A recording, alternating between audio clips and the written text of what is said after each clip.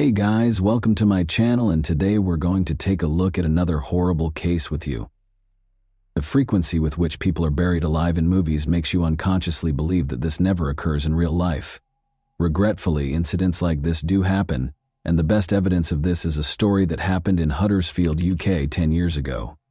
Marcin and Michalina fell in love right away. When their feelings waned, however, Michalina insisted that it was time for her to move abroad and begin a new life. Marcin, though, would sooner kill her than let it happen. Not all people separate like well-mannered adults do. Some people think they can literally bury all of their problems in the ground. Here, 19-year-old Marcin Kaspak and 21-year-old Michalina Lewandowski first crossed paths in their home country of Poland in 2005. A year later, Marcin asked Michalina to marry him, and the two of them relocated to the UK to begin a new life together. But things soured between them in 2008 after Michalina found out she was expecting a child. They canceled their engagement, but they still lived together in Marcin's parents' home. Michalina wore her engagement ring even after the engagement ended because she still loved Marcin and hoped they could resolve their differences. That was not meant to be, unfortunately. By 2011, Marcin's lack of interest in making amends with Michalina was clear.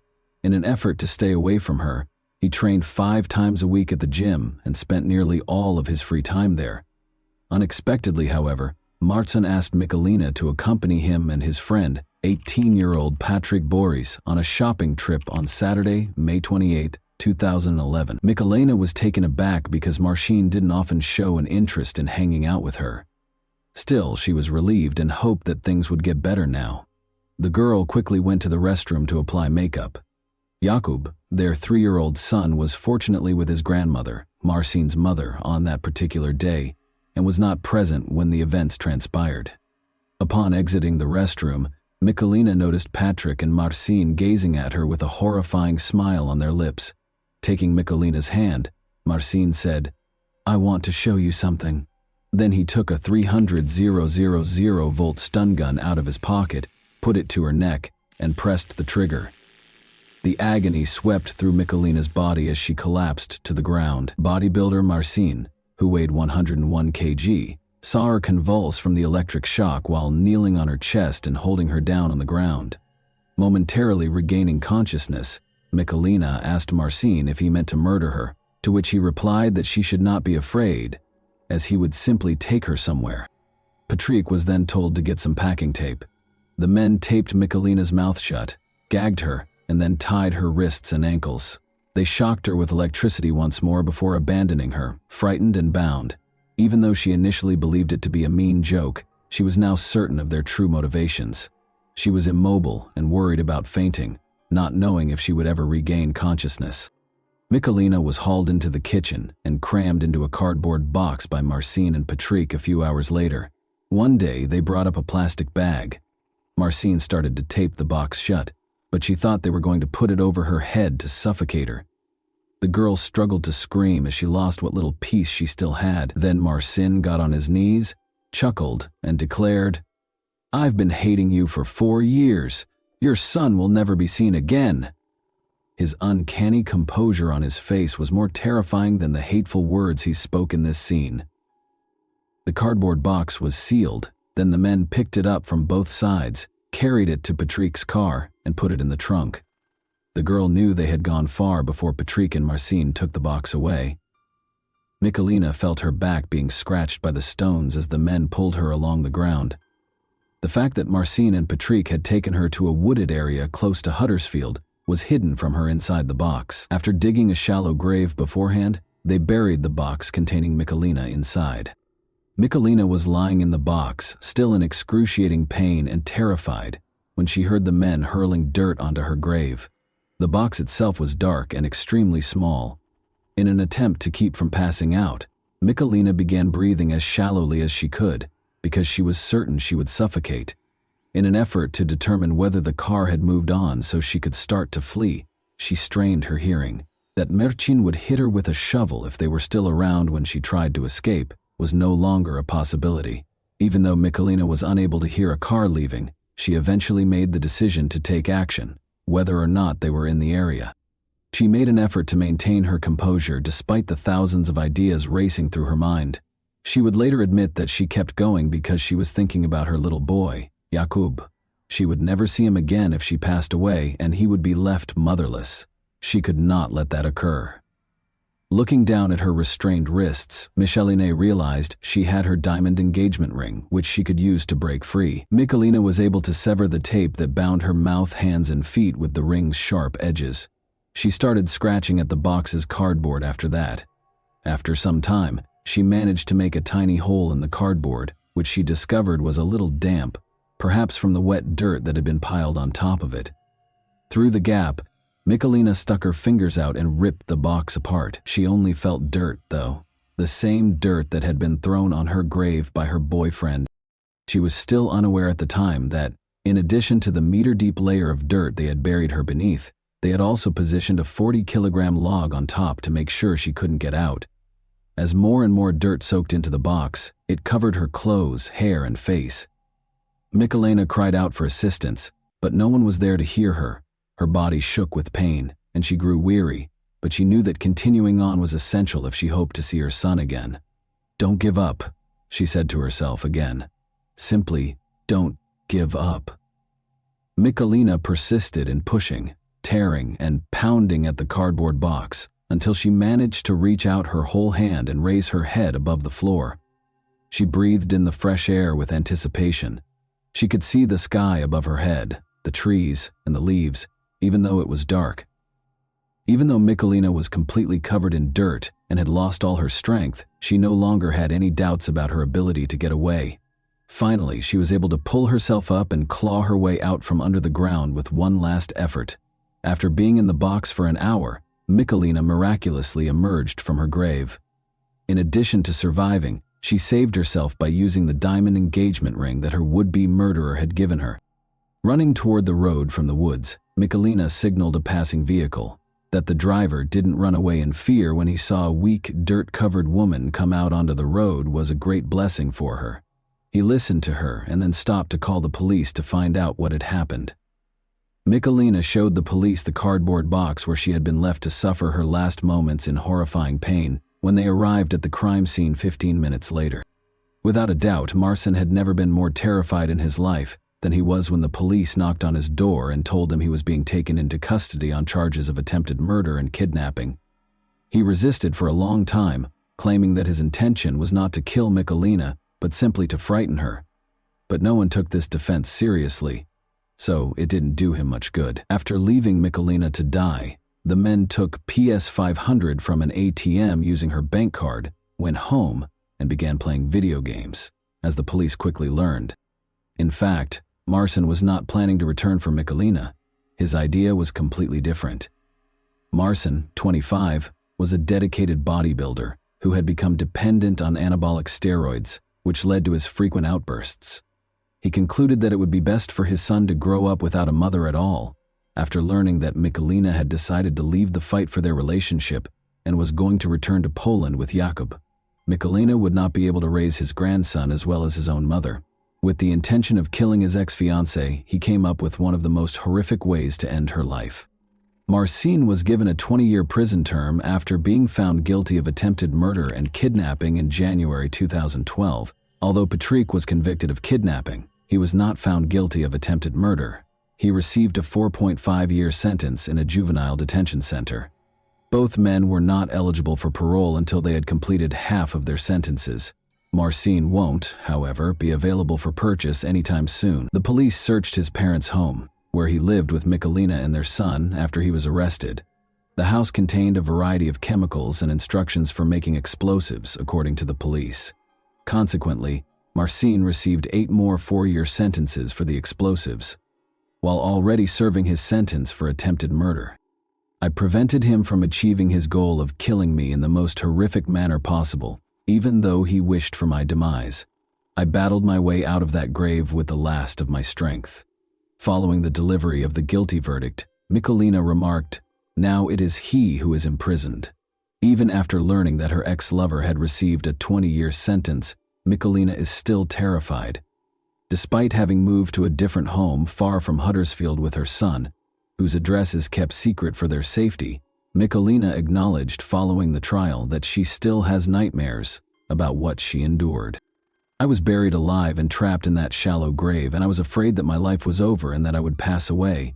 In order to survive and care for my young son, I prayed to God. I had the courage to leave that box and flee when I thought of my son. I had a deep affection for Marcin Kasbak for many years, but after the terrible attack on me, my affections for him deteriorated into hatred.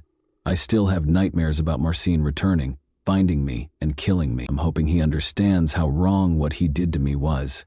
The difficulties I faced that day, at the hands of a man I trusted and loved, are something I hope no one else will ever have to go through. And that wraps up today's chilling story. If you enjoyed this video, don't forget to like and subscribe so you never miss a new upload. Also, let me know in the comments what part of this story shocked you the most. Thank you for watching, and I'll see you in the next video.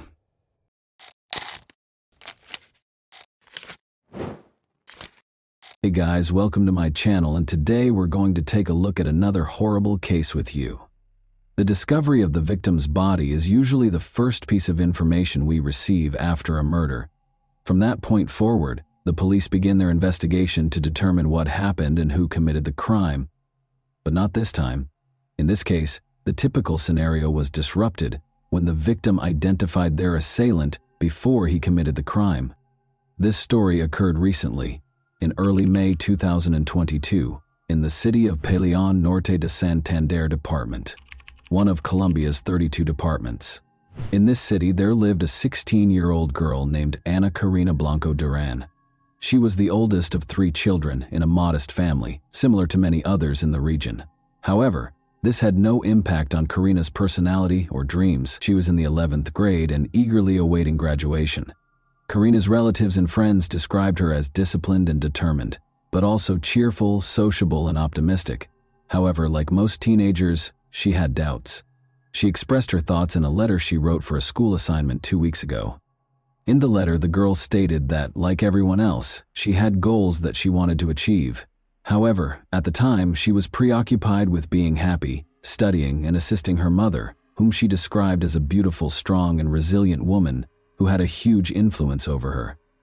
The following year, the girl intended to attend university and study psychology or philosophy. This would allow her to pursue her dreams, the most important of which was to buy a house for her mother. At the same time, Karina acknowledged her overwhelming fears and doubts. She wrote that she was afraid of growing up and facing the big world alone. She sometimes wished she could go back in time and play with dolls again, something she didn't get to do as a child because she had to grow up quickly and help her parents. Karina, almost prophetically, explained what would happen to her in 2 weeks in her final sentence.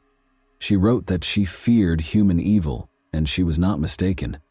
What she was afraid of eventually shattered her dreams. Karina awoke early on May 3, 2022, as she usually does. She lived in La Vega, a village in the Cashra municipality. Karina had to walk for at least an hour every day along several country roads to the bus stop that would take her to school because her village was relatively remote. The morning progressed as usual. The student awoke, ate breakfast, said her goodbyes to her family, and left the house at 5:30 a.m. However, shortly after Karina left, her father began receiving messages from her. It was unusual.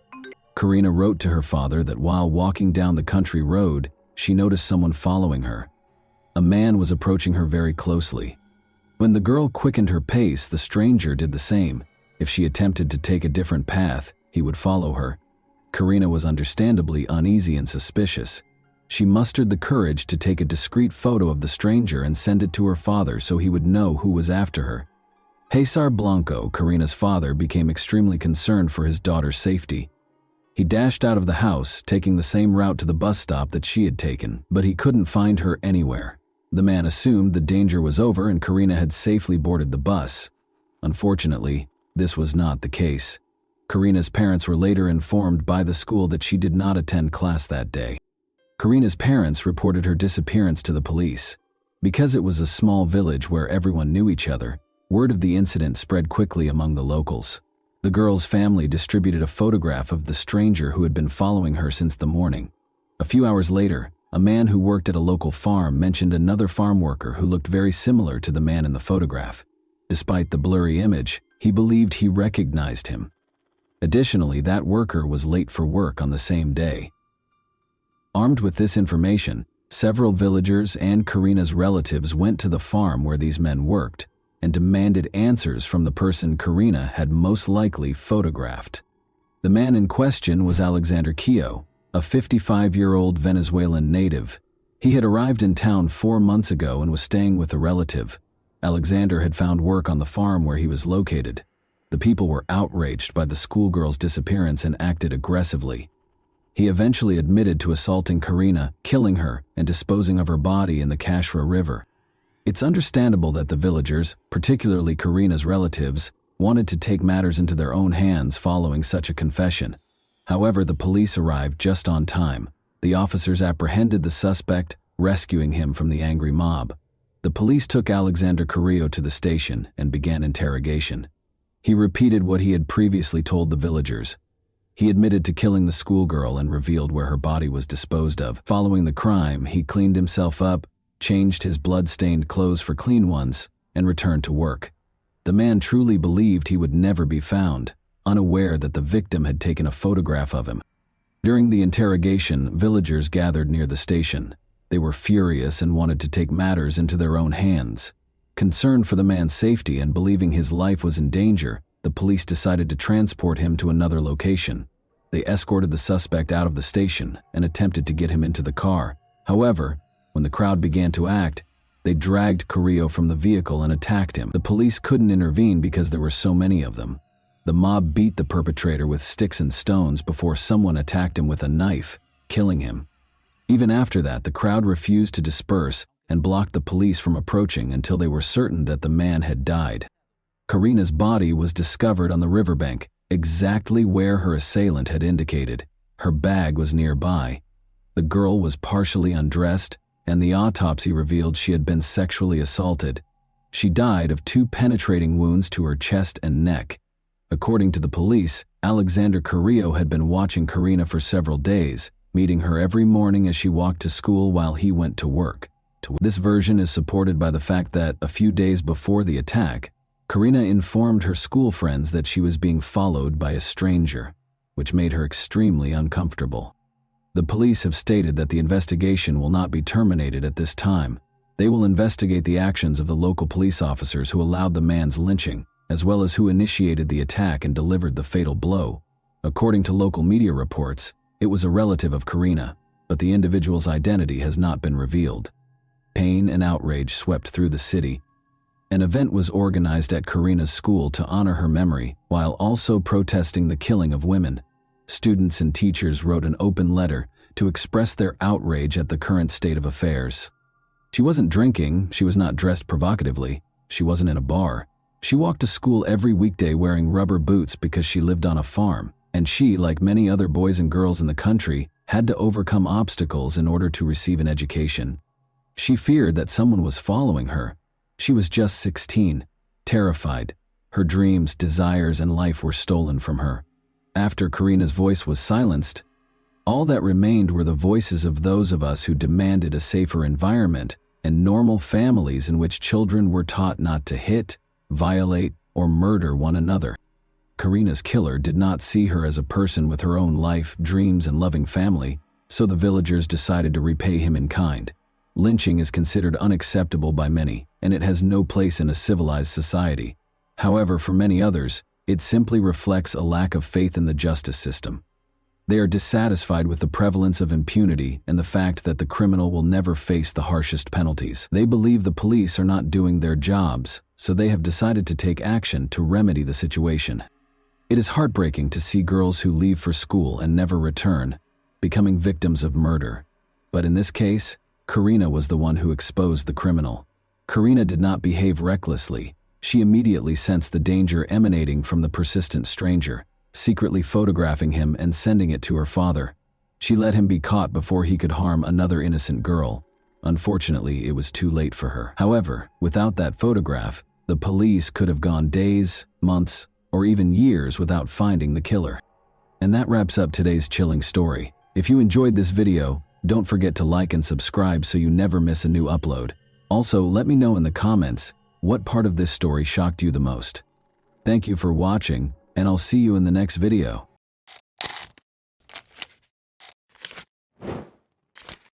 Hey guys, welcome to my channel, and today we're going to take a look at another horrible case with you.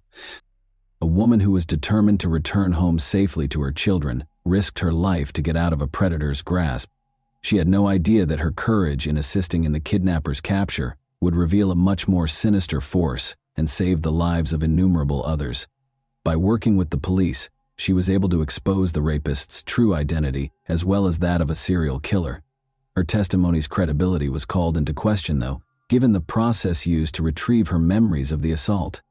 Shackled in chains, the prisoner paced the field, moving across the ground with deliberate steps. He lost himself in recollections, his gaze never leaving the tall yellow grass.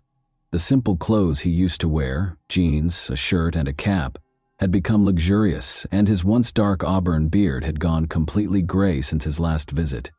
He was now with police officers, the very people he had avoided for almost 20 years. The prisoner had recently broken his lengthy silence by confessing to the disappearances of multiple young women in the 1990s and agreeing to help the police locate their bodies, which were buried in a field outside of Houston, Texas. Families in Texas and Oklahoma had been tormented for years by the loss of their daughters, who had disappeared in the middle of routine situations, like going for a morning run, getting washed, or coming home from a theater group party.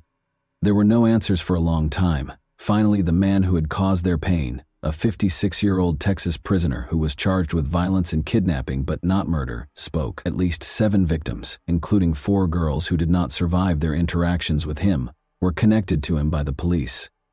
When taken as a whole, these cases depicted a serial killer posing as a good Samaritan who preyed on a particular kind of young brunette who was discovered on the streets.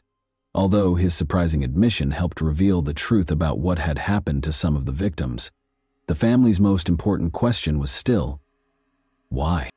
Sandra Soppel, then 19 years old, completed her high school education and began working as an exotic dancer in May 1997. She was bringing up 2 kids and getting ready to have a third. Sandra's intelligence and determination, which would ultimately save her life and open a Pandora's box of horrific crimes, were characterized by those who knew her. An frightened young woman called the police on May 17, 1997. Sandra was the one. She described the nightmare she had just gone through. She had been abducted and had thrown herself out of a moving car in a last-ditch attempt to get away. She was taken to a nearby hospital after reporting the crime, and despite her severe injuries, she insisted on talking to detectives. Keeping the kidnapper from hurting anyone else was her top priority. But the fall from the car had messed with her memory, and she had forgotten important details of the crime in her subconscious. Later on, Sandra's recollection would prove to be crucial in cracking the case. After failing to find any early leads, the police changed their strategy and had Sandra put under hypnosis. She remembered specifics of the attack after the session. She remembered the kidnapper's face in addition to the make, model, and color of his vehicle. The police's suspicions about a possible suspect were confirmed by this discovery. Sandra was asked to choose her assailant from a lineup a few weeks following the hypnosis. A man named William Lewis Rice was indicated by her gesture. The police had seen Rice before. He had long been of interest due to his criminal past and actions. Although Rice had a challenging upbringing, he had a strong bond with his mother, who would stop at nothing to help him. Rice was born and raised on a farm in Yukon, Oklahoma. He left school to work as a horseshoer in the 9th grade. He married Judy Fleming, a shy girl he met in Anadarko, Oklahoma, when he was 19 years old. Judy remembered that if she didn't date Rice, he would shoot himself. She initially thought he had good intentions, but she quickly discovered he was capable of extreme cruelty. Their turbulent marriage was characterized by violence and adultery. After Rice broke into her new house, beat her, and put a knife to her throat, Judy finally filed for divorce. Even after getting married and getting divorced once more, Rice's violence spiraled out of control due to his growing hatred of women. Rice's first attack is known to have occurred in the spring of 1986, when her Mustang broke down on Interstate 35. The 19-year-old aerobics instructor, daughter of a sheriff's deputy, found herself stranded. Rice offered to help, but instead he kidnapped her, taped her hands together, and pushed her into his truck's sleeper cabin. After saying he loved her and that they would live together in Houston, he later attacked her. By calling her family from a payphone and feigning the need to use the restroom, the girl was able to get away. For the kidnapping and assault, Rice was taken into custody and given a 25-year prison term. However, because of prosecutorial misconduct, an appellate court lowered his sentence to 10 years in October 1996. Following his release, Rice went back to Anadarko to live with his mother, where he assimilated. His background was unknown to many locals, and he came across as modest and courteous. But by the spring of 1997, local young women were starting to go missing. Now in his late 30s, Rice had relocated to Houston, where he continued shoeing horses and working on construction sites. Although his actions raised suspicions, there was no hard proof that he was responsible for the crimes. When Sandra Sapal identified Rice, it was the last straw for the police. By connecting him to Sandra's attack and other unresolved crimes, they compiled evidence against him. Rice's trial took place in April 1998. In her testimony regarding her kidnapping, Sandra described how Rice had threatened her with a knife, cut her tire, and enticed her to his vehicle. She talked about how she thought her risky escape had saved her life. The defense, however, contested her testimony, claiming that Rice's name and photo might have distorted her memory and that hypnosis was unreliable. In spite of these defenses, the jury convicted Rice of aggravated kidnapping and gave him a 60-year prison term. The community experienced brief respite after Rice was imprisoned, but it wasn't until years later that he came forward with his most sinister secrets. Detectives were able to re-examine cold cases in the mid-2000s thanks to developments in DNA testing. In one instance, Tiffany Johnston, a 19-year-old recently married woman, was kidnapped in July 1997 from a car wash in Bethany, Oklahoma. Although her body was discovered the following day, the case wasn't resolved until 2015, when Rice was connected to the crime by DNA evidence.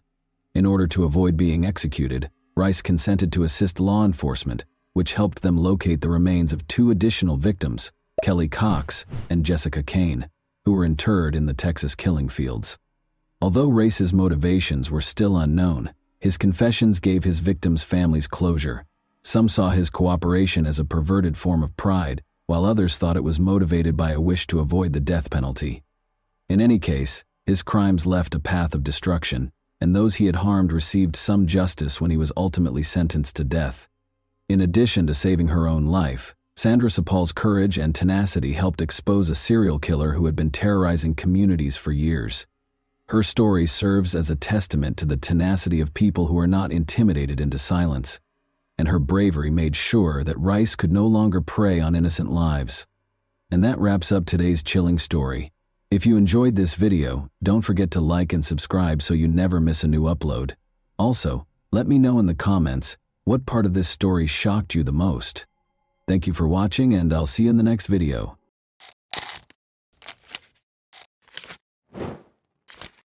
Hey guys, welcome to my channel, and today we're going to take a look at another horrible case with you. Many people can get to the point where they suspect a loved one of betraying them. Others may give in to the influence of fantasies of retaliation against the betrayer, while others may decide to end the relationship due to such suspicions. However, what if a katana were to make these fantasies come true? The setting for this story was Camas, Washington, in 2018. The topic of discussion was a woman who lived in a nice home in a quiet neighborhood. Alex Lovell was the man's name. For 29-year-old Alex, playing video games was his main passion. He was in front of the computer for about 12 or 13 hours every day. Alex took his pastime so seriously that he routinely performed shoulder, wrist, and hand exercises. He even worked on a unique mouse control method to improve his efficiency as a gamer or player. At the age of 30, Alex's girlfriend Emily Javier was not pleased with his obsession. After 2 years of dating, the young couple noticed that Alex was spending more and more time playing games and having less time for her. Emily, of course, did not like this situation. When Alex made the decision to pursue a career in professional gaming, her patience reached a breaking point. Emily struggled to accept a gaming rival, even though she was somewhat comfortable sharing her boyfriend's gaming habits. When she found the Tinder dating app on Alex's phone, her resentment reached new heights. She became very suspicious of this. She therefore realized that Alex had found another girl when she saw red hairs in the shower and scratches on his back, even though her hair was then dyed green. Convinced that he would simply deny everything, Emily started to plot a retaliation that would enable her to permanently get rid of him, rather than confronting him head-on. She considered purchasing poison, getting a gun, or hiring a killer. No, she purchased a katana at a shopping center. That was the only thing she could think of right now, driven by anger. She therefore made the decision to give herself an additional week to polish her strategy. She entered the question, how to kill someone with a sword, into a search engine while she was at home with the katana. Not surprisingly, her question was answered in a rather direct manner. In order to start their last journey to the Hawaiian Islands with Alex, the girl bought plane tickets at the same time. She confessed that she was tired of life in 2 notes, one to her mother and the other to a close friend. She also wrote Alex a note, though it's unclear what it said and when he was meant to read it. At first, it seemed as though she wanted to do something to herself while on vacation. However, how did she intend to exact revenge on Alex? Kill him too? It's feasible, particularly considering that she could have brought the sword with her if she had checked it in with her bags, rather than bringing it on her person. One evening, though, Alex came home at about 9. He wanted to go to bed and hardly gave his girlfriend any attention. Emily became emotionally unstable as a result of this. She taped 2 additional knives to her side of the bed in case her sword plan didn't work, and she concealed the katana there because she felt she could no longer stand such treatment. She went back to her boyfriend after completing her preparations and offered him a drink to help him fall asleep more quickly while intoxicated. Emily hid the man's phone, which he would need to call for assistance after he fell asleep quickly. She illuminated his neck with the light from her own phone so she could see better and aim more precisely. Her hand went to the katana, but just as she was about to attack, she unintentionally struck Alex in the head with the katana's back, waking him up. An adrenaline rush helped Alex quickly regain his sense of direction and start using his hands and feet to block Emily's next blows. At last, he was able to hold her tightly. He exclaimed in his final moments that he loved her and was shocked that she was attempting to murder him. Alex was on the verge of fainting and begged her to call for assistance or he would perish. Emily, oddly enough, listened. A dispatcher received a call from a girl who was hysterical at 1:54 a.m. on March 3rd. She was yelling that her boyfriend had been hurt. When she inquired as to where the girl had hurt her boyfriend, Emily exclaimed, "Everywhere! Everywhere!" The dispatcher wanted to know where the knife was. The girl responded, shocked, that she had used a samurai sword to attack her boyfriend. The dispatcher advised her to bandage her boyfriend's wounds and asked her to go back to the bedroom where he was to see if he was still breathing. Emily, however, insisted that she couldn't go there because there was too much blood. She snapped back to reality and saw that her boyfriend was actually dying. She even considered the possibility that he was already dead. Officers soon showed up on the scene. Alex was curled up, covered in blood when they entered the bedroom. He had deep gashes on the left side of his head, neck, and torso, among other potentially fatal injuries. Emily had nearly severed 3 fingers on his hand, cut his legs, and broken his wrist. Emily was taken into custody without protest and with tears in her eyes. While Alex was taken to the hospital, she let the legal system take care of her. A $350,000 bail was set for her. Alex's body had 26 wounds, according to the doctors. 6 major surgeries were required for him. 45 of the 150 staples they applied to him were on his head alone. However, the medical staff miraculously succeeded in reattaching his fingers. He would undoubtedly need to see a physical therapist for a while, but the fact that he lived was more significant. Because of Emily's weapon choice, the ferocity with which she executed the attack, and Alex's incredible fortitude, this attack garnered a lot of attention in the US and made headlines in numerous media outlets. Even though he had a long recovery ahead of him, he maintained an exceptionally optimistic outlook. He amusingly posted a question on the internet a day after the attack, asking if anyone could split a picture of him and Emily together. Some of his remarks were repeated by the media, though it's unclear how he was able to take the attack so lightly. One example would be, "I'm really proud that I was beaten with a sword and by a girl, man. I must sacrifice it for her. I certainly took a lesson from this. There's no comparing the feeling of when I overpowered her," he continues. I've participated in sports, taken first place in major competitions, and more. I've performed snowboard tricks. This is superior. I believed it was right to defeat someone who was determined to do me harm. I had spent my entire life anticipating this. Alex credits his love of kung fu movies and his habit of competing against other gamers with helping him win. He says he never cheated on Emily, but acknowledges that he likely spent too much time in front of the monitor. He remarked, "I hardly had time for one girl, much less another." He simply was too worn out to give her the affection she so richly deserved. Tinder was on his phone, he clarified, but he hadn't used it since it became apparent that he and Emily were seriously dating. Alex even acknowledged that the exhaustion from playing video games all day was the reason for his low libido.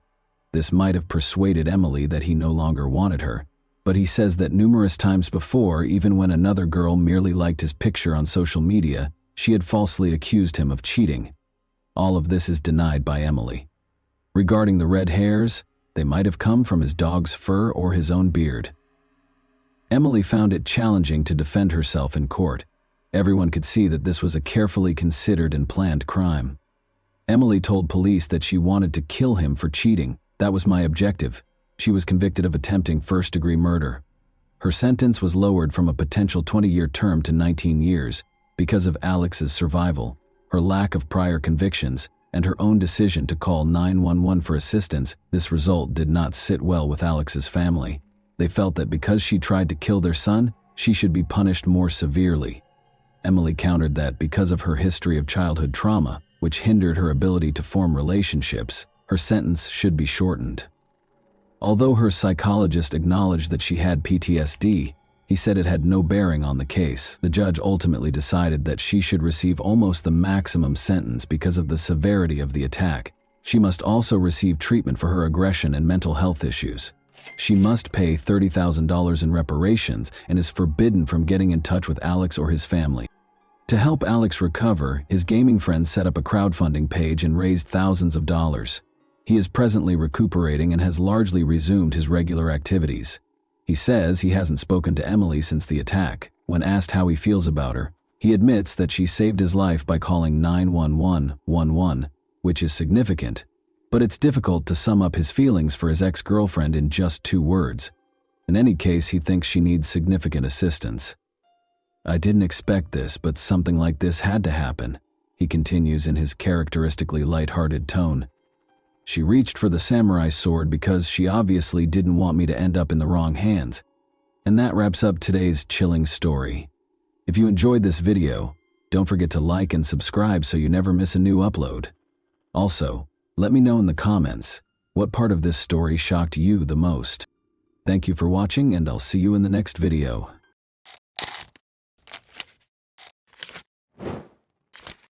Hey guys, welcome to my channel, and today we're going to take a look at another horrible case with you. When 9-year-old Charlotte Senna abruptly vanished in the middle of the crowded park in Greenfield, New York, a fun and laid-back day in the park turned into every parent's worst nightmare.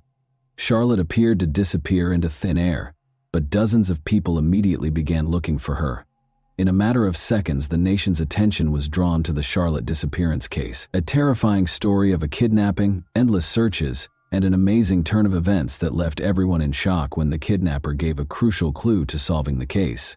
Possibly more than one, this thriller is full of unexpected twists and events that unfold before our eyes. Charlotte Senna, a 9-year-old 4th grader, lives in Greenfield, Saratoga County with her 2 sisters ages 4 and 10 and her parents, David and Trish. Her mother is a food inspector for the Stewart Shops chain, and her father, David, is a pipeline mechanic. Charlotte's parents are a typical working family, and they never would have thought that their daughter would be the object of a repeat criminal who wants to use her to help him out financially. Evidently, though, nobody is immune to the nightmare that has become reality. Charlotte was having a picnic with her family and friends on Saturday, September 30th, 2023, at Morrow Lake State Park, which is only a 15-minute drive from their house.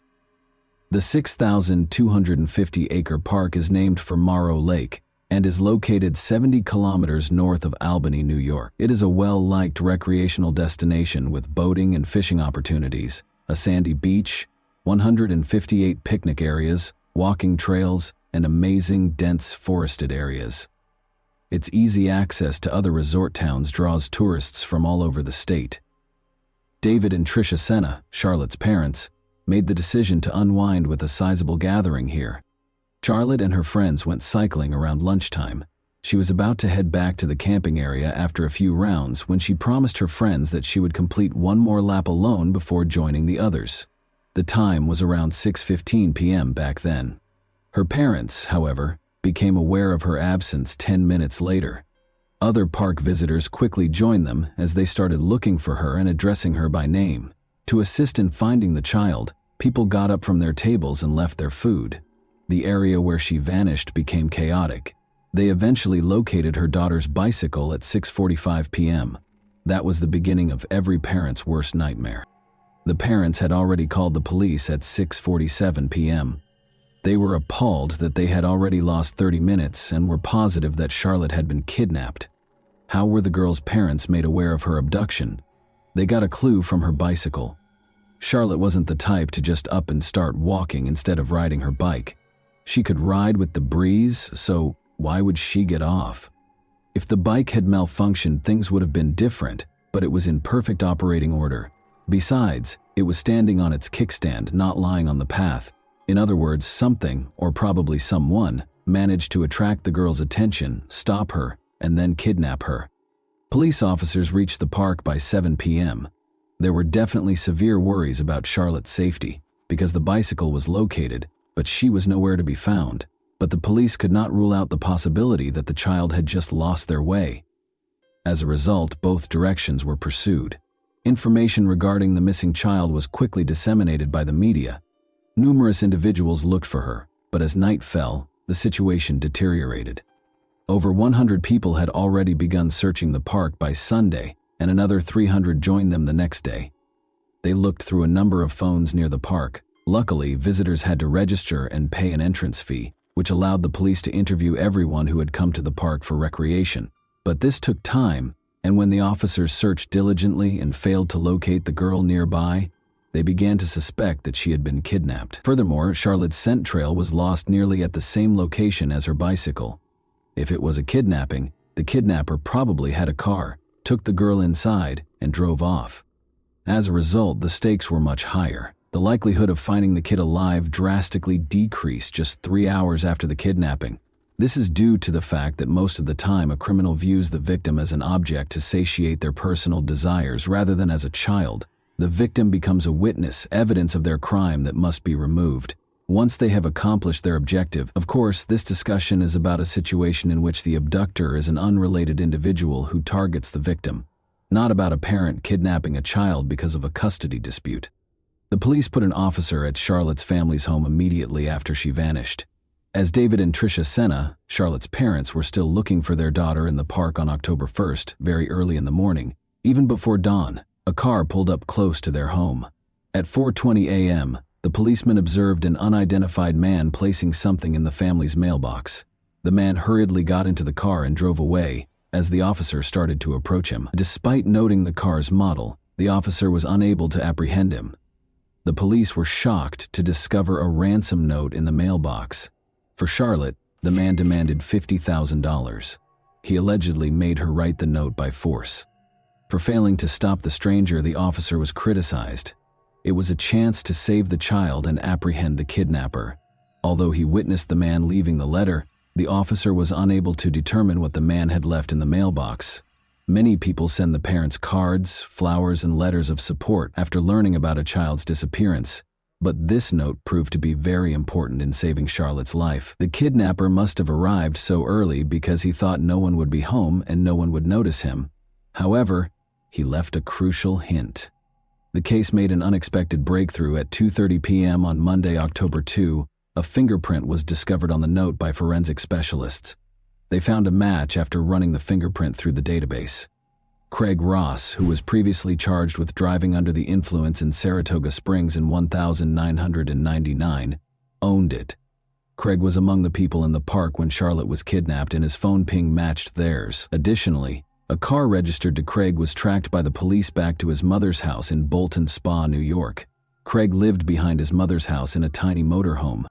DNA frequently plays a big part in cases like this, But in this instance, the letter contained an old fingerprint that was found to match a prior drunk driving case. Given the fingerprint, DNA would undoubtedly be present on the note, but fingerprint comparison is 1,000 times quicker. 2:30 p.m. was when the match was found. The FBI and police had already encircled Craig's home by 6:30 p.m. When a child's life was on the line, they didn't need a warrant. Craig's neighbors said they never expected to see something like that, and that the suspect's capture was more akin to a crime thriller. Approximately 6 p.m., about 200 meters from their home on Monday, Charlene and her 11-year-old daughter Bella spotted a number of police officers. Around 6 p.m., a neighbor of Craig's reported that she saw 2 cars stop on her lawn and went outside to eject the rude drivers. Then, out of the cars came police officers fully armed and wearing bulletproof vests. At least 15 police and apprehension team vehicles gathered close to Craig's residence. Armed with weapons and flash grenades, at least 30 officers in full uniform poured out of them and went into action right away. The neighbors at the time found it incomprehensible that their neighbor was detaining the missing girl against her will. But when they saw a convoy of police and FBI cars close to their homes, an ambulance and a helicopter hovering overhead, all of their doubts were dispelled. When the suspect was apprehended, the neighbors were afraid he would rush them and kidnap them and their kids. However, the officers took prompt action and prevented the situation from getting out of hand. Craig was taken into custody after 20 members of the apprehension team barged into the house. During the arrest, he resisted and was slightly hurt. The man was only wearing his underwear when they caught him. It was difficult to find the girl. She was also covered and concealed in the man's bedroom in a tiny closet. Charlotte realized right away that the officers were there to save her. When she realized that everything would be all right and that she would soon be seeing her parents and sisters, it was an extremely emotional moment. The girl was wearing a sweatshirt that was too big on her, which is interesting. One can only be thankful that Craig's motivation was financial, given that he was wearing his underwear and the girl was wearing a sweatshirt. Even though he had complete control over her, he could have done anything he wanted with the girl, and the rescue effort would not have ended as happily. The authorities notified Charlotte's parents that their daughter had been saved, was alive and unharmed at 6:32 p.m. According to Craig's neighbor, she saw Charlotte's face and exclaimed, "It's her! She's there!" as she watched Charlotte being loaded into the ambulance. The woman acknowledged that until her mother showed up and reassured her daughter that Charlotte was safe, she longed to embrace and hold her. Over the course of these few days, the girl became like family to everyone who had been worried about her. Everyone, including the police officers, prayed for her and hoped she would return home safely. As everyone saw the successful operation to free kidnapped Charlotte, they all exhaled, celebrated, gave each other pats on the back, and congratulated one another. The police officers' discovery of the potential kidnapper was a startling moment. Their 2 objectives when they stormed the house were to capture the kidnapper and save Charlotte's life. In this instance, things turned out better than anyone could have imagined. The criminal has been apprehended and the girl is safe and unharmed. But what if money hadn't been his motivation? It would have been too late by the time they recognized him. The mere thought of it is terrifying. Charlotte was taken to the hospital right away, and following a medical examination, her family was allowed to return home. Charlotte is in excellent health, aside from the evident shock following the kidnapping. She will still have to respond to inquiries regarding the kidnapping and her experiences during her captivity, so it's not quite over for her. To prevent Charlotte from experiencing more trauma, investigators will enlist experts who are trained in communicating with young victims. A significant development in the 3-day search for the girl was revealed to the media at a press conference on October 2. Craig, 47, faced first-degree kidnapping charges on October 3, the very next day. He had previously dealt with the police. First of all, he was arrested for driving while intoxicated in 1,999. His fingerprints were taken at that time and added to the police database, allowing the authorities to connect him to Charlotte's kidnapping. After he was arrested for second-degree stalking in 2016, his girlfriend sought a restraining order against him a year later, after he tried to strangle her by grabbing her by the neck. The police were looking into his involvement in violence against his 12-year-old relative just 1 month prior to Charlotte's abduction, but the case was closed. According to reports, the man, who has multiple sclerosis, moved into a trailer on his mother's property. Due to missed payments, his condition became so bad that he was unable to stay in his previous home in Porter's Corners, New York. Craig has an 11-year-old daughter and 2 grown children. He is characterized by his neighbors as a reclusive individual. They did, however, occasionally catch him working in his home's yard and interacting with his daughter, who is 11 years old and lives with him most days of the week. In reference to the man's older children, Craig's son said he doesn't want to get involved with his father, doesn't want to hear anything about him, and finds his behavior disgusting. Craig is currently detained without the possibility of bail on a first-degree kidnapping charge. He will be represented in court by a free attorney who has been given to him. Although the motive for the kidnapping is not officially stated, based on the ransom note, it is reasonable to assume that money was a major factor, even though the police are not very forthcoming with information. Craig's former girlfriend, Amanda Priest, had a lot to say. According to her, Craig hated his job and was constantly looking for people he could trust to help him. Amanda is certain that money was the driving force, but it's interesting to note that Craig appeared to have targeted Charlotte in particular, rather than just any child. The problem stems from an incident in which Patrick Senna, Charlotte's grandfather, sued Greenfield after a sledding accident in 1998.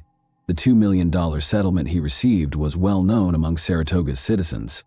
Given this knowledge, Craig may have been monitoring the family to learn more about their residence, regular locations, and other details. This is exactly why Craig kidnapped the man's granddaughter and demanded a ransom, Amanda claims, in an attempt to obtain funds to help him out financially. Amanda also mentioned that Craig had covered his trailer's windows with tarps not long ago. She is certain that everything was carefully planned as a result. He kept an eye on the family, observed them, was aware of Charlotte's routine, probably followed them from their house to the park, and waited for a chance to see the girl by herself. Investigators are looking into whether the suspect in Charlotte Senna's case is connected to any other crimes, such as the kidnapping and killing of 18-year-old Jennifer Hammond and 19-year-old Christina White. As is customary, investigators are looking into his involvement in any significant incidents in the area, even though there is currently no evidence connecting him to these cases, since their disappearances in 2003 and 2005 respectively, from Milton, the same town where Craig spent decades. The cases of Jennifer and Christina, whom investigators believe to be connected, have remained unsolved. On November 2, 2003, Jennifer went missing according to her boss. No one saw her after co-workers dropped her off at the Creek and Pines trailer park, where she was supposed to sell magazines. Later, all of the girl's possessions were discovered in an Albany hotel room where she was lodging with co-workers. After Christina's family last saw her in the evening on June 30, 2005, 2 years later her disappearance came to light. 5 kilometers from her home, witnesses reported to investigators that they saw her strolling down a road. In March 2006, hunters discovered Christina's remains, which were essentially just a skeleton, 16 kilometers from her last known location in the D-Town forest in Greenfield.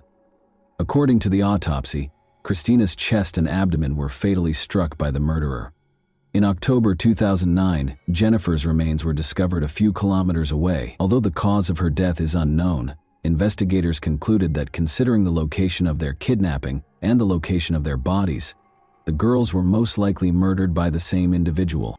According to criminal profiler John Kelly, who was familiar with the area and probably liked red-hamed girls, Craig Ross presumably abducted Charlotte, but we know that the best predictor of present or future behavior is past behavior. Therefore, it's always important to find out if a person has committed abductions in the past.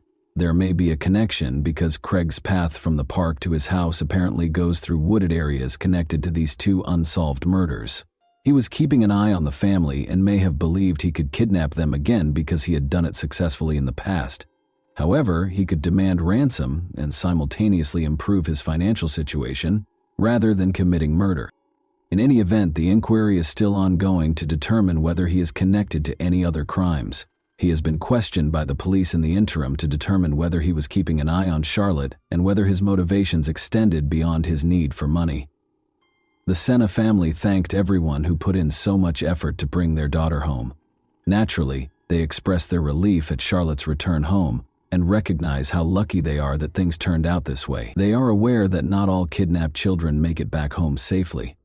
And that wraps up today's chilling story. If you enjoyed this video, Don't forget to like and subscribe so you never miss a new upload. Also, let me know in the comments, what part of this story shocked you the most? Thank you for watching, and I'll see you in the next video.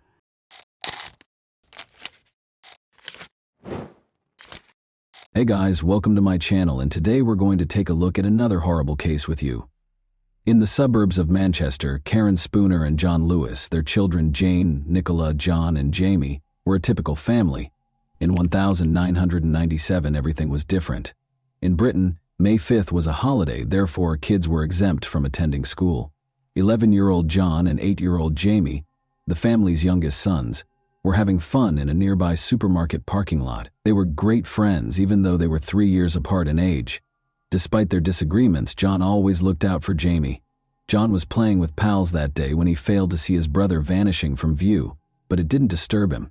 An 8-year-old being bored and going home, or to see a friend, was not unusual. But his brother was still gone when John got home at around 6 o'clock. When the two brothers left the house at 8 a.m., Jamie had not been seen since.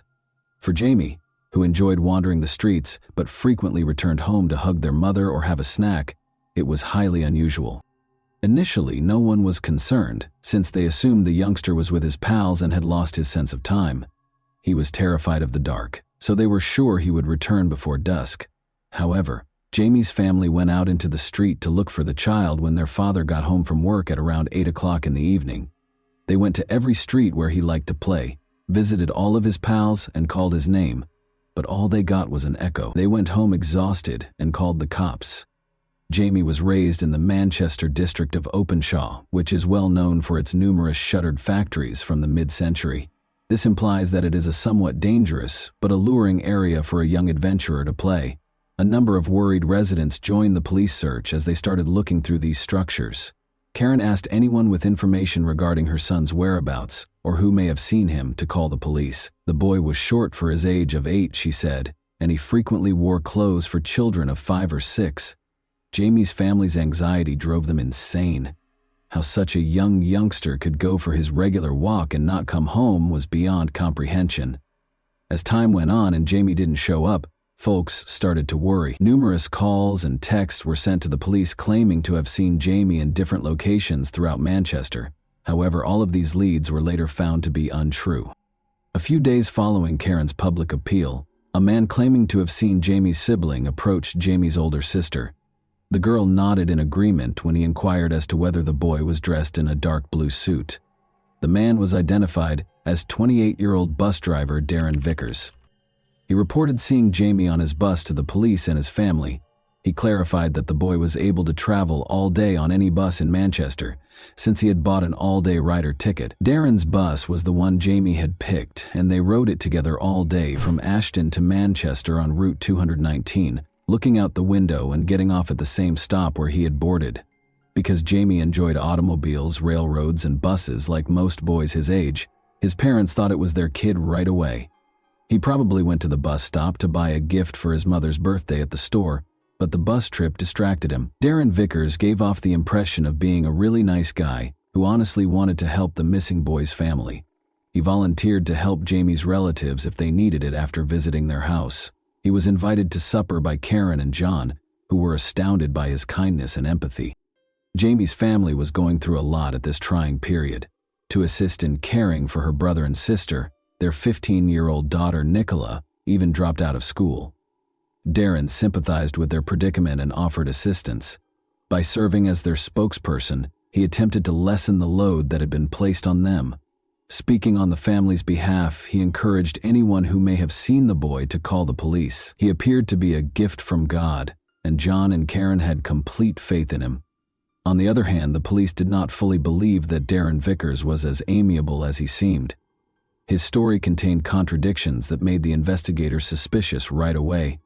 First off, it was illegal to sell tickets to minors, so the boy could not have had the one that Darren claimed he had, allowing him to go all day on any bus in Manchester. Why then would the driver let Jamie accompany him for 6 hours? Out of compassion for a youngster who is enthralled with transportation, or for a worse motive? Other travelers on Route 219 also started calling the police. They claimed that Darren had misled them regarding Jamie's actions that day. Instead of spending the entire day sitting by the window, the child transformed the bus into his playground. Because Jamie was permitted to sit close to the driver, play with the controls, hand out tickets to passengers, and even use the gear lever, witnesses deduced that he must have been the driver's son or younger sibling. The detectives were certain that Darren had done something to win the child's trust. They discovered that Vickers had been lying to them from the start after watching the security camera tape. The camera at the bus stop captured Darren getting off the bus and going up to the boy. Before they boarded the bus, Darren even brushed the child's hair during their brief talk. In the evening, Jamie and Darren did not show up at the same bus stop. Prior to the youngster going missing, Darren had only been a bus driver for 2 weeks, the police found out. Darren had submitted bogus references on all of his prior employment applications, with the exception of one that belonged to a convicted felon with a history of targeting minors, according to more research into his background. The investigators invited Darren Vickers, who was a very nice person, to the station to be questioned when he unexpectedly became the main suspect. Unexpectedly, Jamie's family was incensed by this. They thought the cops were desperate, so they concentrated all of their attention on their new acquaintance, since they had no other suspicions. They waited for him outside during his time at the station, supporting him in the same way that he had always supported them. The detectives had to free Darren because they had no concrete evidence against him, and their investigation of his house turned up nothing. Jamie's family organized a party for him right away. Not only that, but Darren also moved in with them, taking up residence in Karen and John's bedroom while the parents, unable to find any rest, slept on the living room sofa. This was shocking and unbelievable to the police and many residents of the community who suspected that Darren was not who he claimed to be. The more he spoke to the media on behalf of the family, the less people thought he was innocent and sincere. Darren specifically gave himself away during interviews by repeatedly shaking his head and shrugging his shoulders when addressing reporters, according to body language and gesture expert Cliff Lansley. Because people make these tiny head motions without realizing it, and because they obviously contradict the statement they are conveying, they were a gift for a gesture master. In an attempt to restore control, Darren called a radio station and begged everyone to stop holding him responsible for the kidnapping of the boy. He said that because he lived close by, he offered Jamie a ride home in his own car after the boy had spent the entire day on his bus. This claim exposed more contradictions in his account. After all, he first stated that he had driven him to his grandmother's house after dropping him off at the same bus stop where he had picked him up. Darren seemed to have taken the child home now. The man's feigned affection and his desire to bring their kid home alive blinded the Lewis family, despite the fact that everyone could see through his falsehoods. He stayed with them all the time, going to locations where they might have seen the youngster and occasionally even taking the lead in the hunt. One of the cops even claimed that the family trusted him more than the police because of his peculiar behavior, which made their job much more difficult. Given that the police have a duty to tell the victim's family during the inquiry, Darren likely believed it was shrewd of him to try to persuade them to back him. However, it was not a good idea to be as open with the family as he wanted to seem when the police knew that the enemy was inside the family. They had to be separated by the investigators. Luckily, the police used Darren's traffic infractions as justification to put him in jail for 10 weeks in September. The investigators searched for any evidence against him during this period. They determined on October 14 that they had sufficient circumstantial evidence to accuse Darren of kidnapping the child. Even though they were certain that Jamie was dead, they were still unable to charge him with murder. Luckily, Darren's frequent TV appearances worked against him. 2 adolescents came to the police and told them a terrifying story about how a man who looked like Darren had attempted to kidnap them one night. After luring the kids to a quiet area of the neighborhood park, he showed them a picture of Jamie and yelled, "There he is! He was there, you see!" and tried to guide them deeper into the park. The children, however, were alarmed by the man's peculiar actions and were able to flee. The detectives shared their findings with Jamie's family. When Jamie's brother John told them a similar story, they were even more shocked. John held himself responsible for his younger brother's disappearance during this period. Darren became aware of this and began to show John more love by buying him gifts and supporting him all the time. But Darren took John to the park a few days after he moved in with the family, handed him a smoke, and said that his younger brother was there. However, John would wind up there himself if he spoke to anyone. and neither he nor Jamie would ever be seen again. John was frightened and startled by this confession, so he honored his oath and vowed to remain silent. It's interesting to note that the boy's older sister acknowledged that she was first uneasy about Darren's treatment of John. He obviously became attached to him, purchasing him a variety of things, such as a bicycle and pricey shoes, while utterly disregarding the older girls. Like the rest of the family, though, she soon came to feel that the man had been sent to support them at their darkest moments. The police and forensic specialists started searching the location that the teenagers had told them was where Darren had tried to lure them. Police found a jacket that matched Jamie's outfit and children's sports pants during the search. They discovered a piece of a jawbone when they took the garments to the lab for analysis and spread them out on the table to dry. According to experts who examined the bone, it was a human bone and belonged to a child between the ages of 7 and 9. The jawbone was identified as belonging to Jamie Lewis by subsequent DNA testing. Jamie's torso was eventually found in a secluded area of the park close to Stockport by the Reddish Vale Golf Course. A sizable percentage of the remains, nevertheless, were never located. The investigators came to the conclusion that Jamie was still alive when the murderer carried him to the spot, which was hard to get to. When Vickers gave his cellmate a different account, he was charged and in prison awaiting trial. He said Jamie was fatally struck after he fell and struck his head on a handrail in the bus. The bus driver threw him in the trunk and hurried him into the woods in a frenzy. The prosecutor, however, was certain that this account did not accurately reflect the events that took place. Even though it was challenging to pinpoint the exact cause of death due to the body's decomposition, Jamie's family's suffering persisted as the trial got underway. They were the targets of the murderer's horrible charges, in addition to being made to listen to what he had done to their son. Darren claimed to have a close relationship with Karen and that she was expecting his child. He also claimed that his father John killed Jamie. Even pictures of Darren and Karen touching hands were used as evidence by the defense lawyer. In order to show that Darren was lying and to stop the rumors that were spreading about her behind her back and creating repulsive graffiti on the walls, poor Karen had to submit to a DNA test. Darren Vickers was convicted guilty of kidnapping and murder by the jury following 7 weeks of trial proceedings. He was given a life sentence in jail with the chance of release after 25 years in April 1999. He unexpectedly asked to speak with the case's main investigator a day after the guilty verdict was handed down, and he admitted to killing, raping, abducting, and dismembering Jamie. According to the murderer's detailed account of the incident, Jamie called for his mother, but that didn't stop him from strangling him. He then made several trips back to the crime scene, most likely to dispose of the body pieces one at a time. Darren made this startling admission in the hopes of receiving a lighter sentence, but as his ruse backfired, he made a last-ditch effort to recover control by calling the media and taking back his confession. Another prisoner used a hammer to strike Darren in 2014. He suffered multiple severe head injuries. Despite spending some time in the hospital, the man recovered completely. In 2024, 3 years later, he is requesting a parole hearing.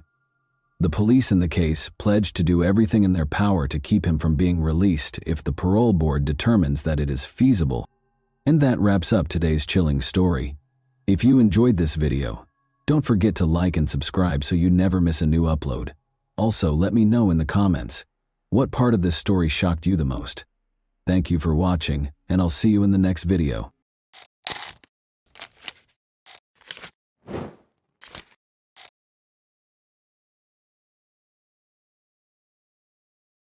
On Thursday, December 16, 2004, Bobby Jo Stinnett, a 23-year-old woman who was 8 months pregnant with her first child, eagerly awaited the arrival of her baby girl.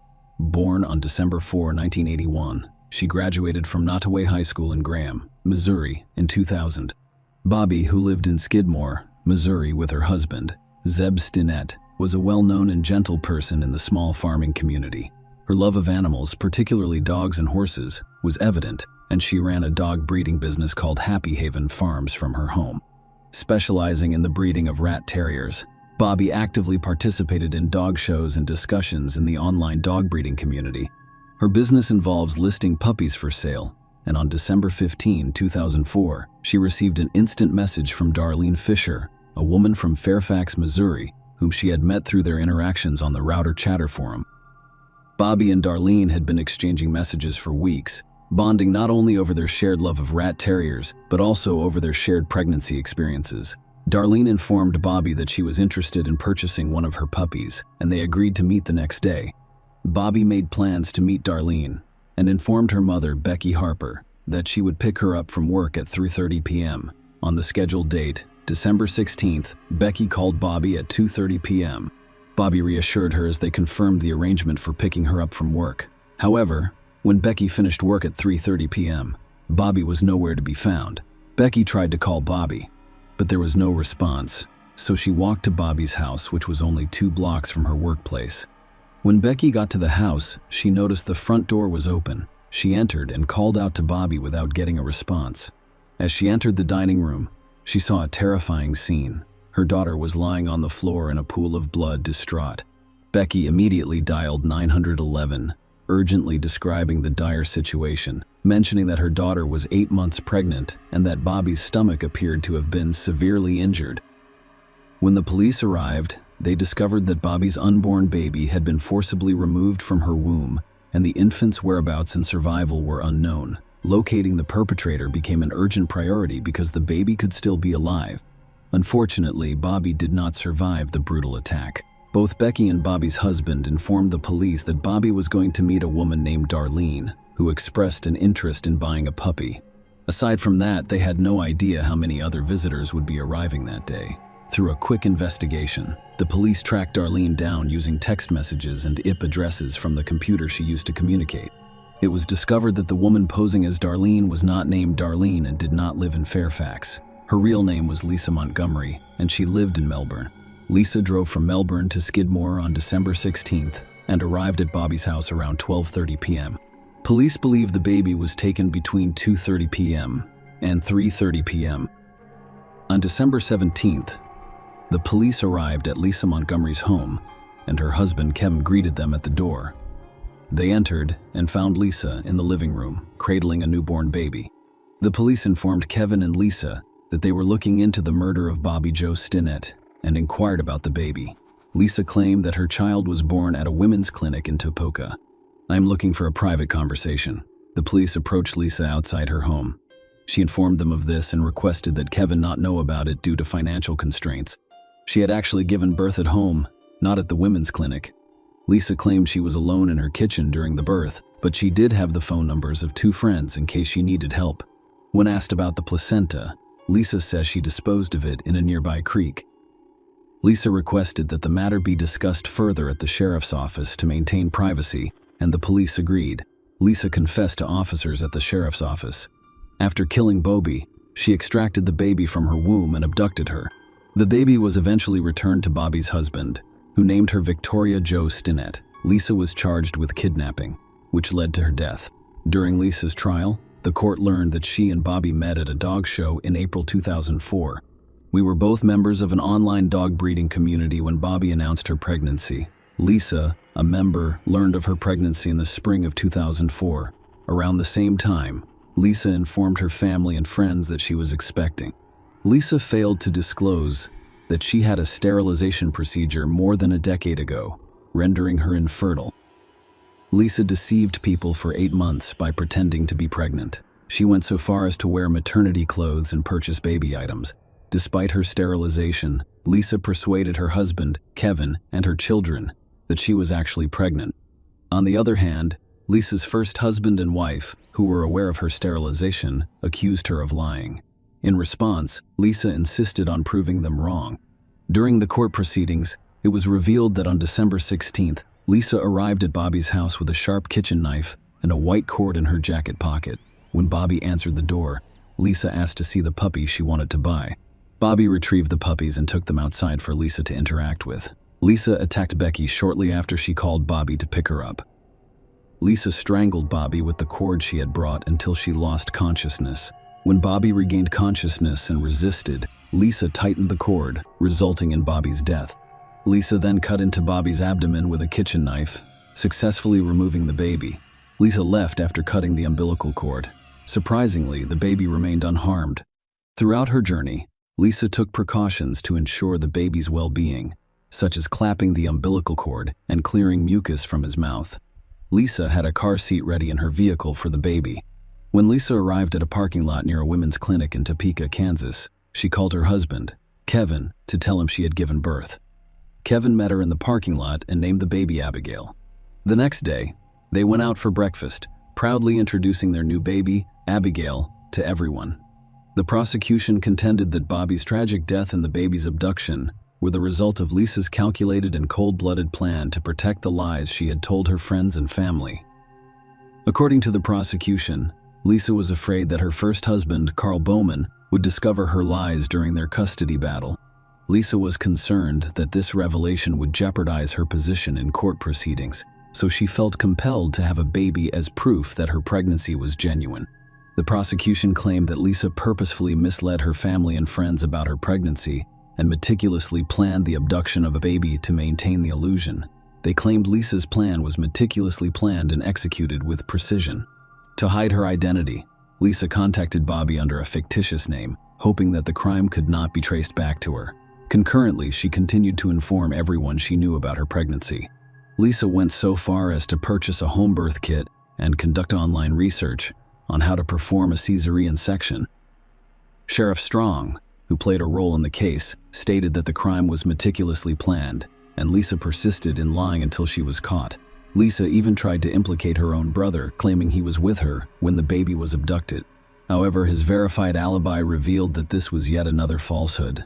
The prosecution claimed Lisa was involved in a custody battle with her first husband, who, upon learning that she had informed her second husband, Kevin, about her pregnancy, questioned the veracity of her claim.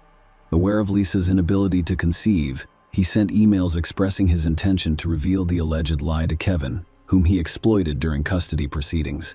In response, Lisa, determined to prove him wrong, took a series of actions that culminated in the tragic events less than a week before Bobby's death on December 10th. Lisa's first husband formally filed a motion seeking a change of custody for the two minor children who lived with Lisa. To back up their case, the prosecution called Dr. Dietz as an expert witness. This move was prompted by the defense's prior notification that they intended to pursue an insanity defense, claiming Lisa was experiencing pseudopsychoses. During the trial, Dr. Dietz testified that there are two types of phenomena known as pseudoscience, the first of which involves a woman genuinely and sincerely believing she is pregnant. Typically, this belief ends when the woman is presented with concrete evidence that she is not pregnant. Individuals with this type of pseudopsychosis are not considered mentally ill and do not have delusions. Dr. Dietz describes a second type of pseudoscience that is linked to mental illness, specifically schizophrenia.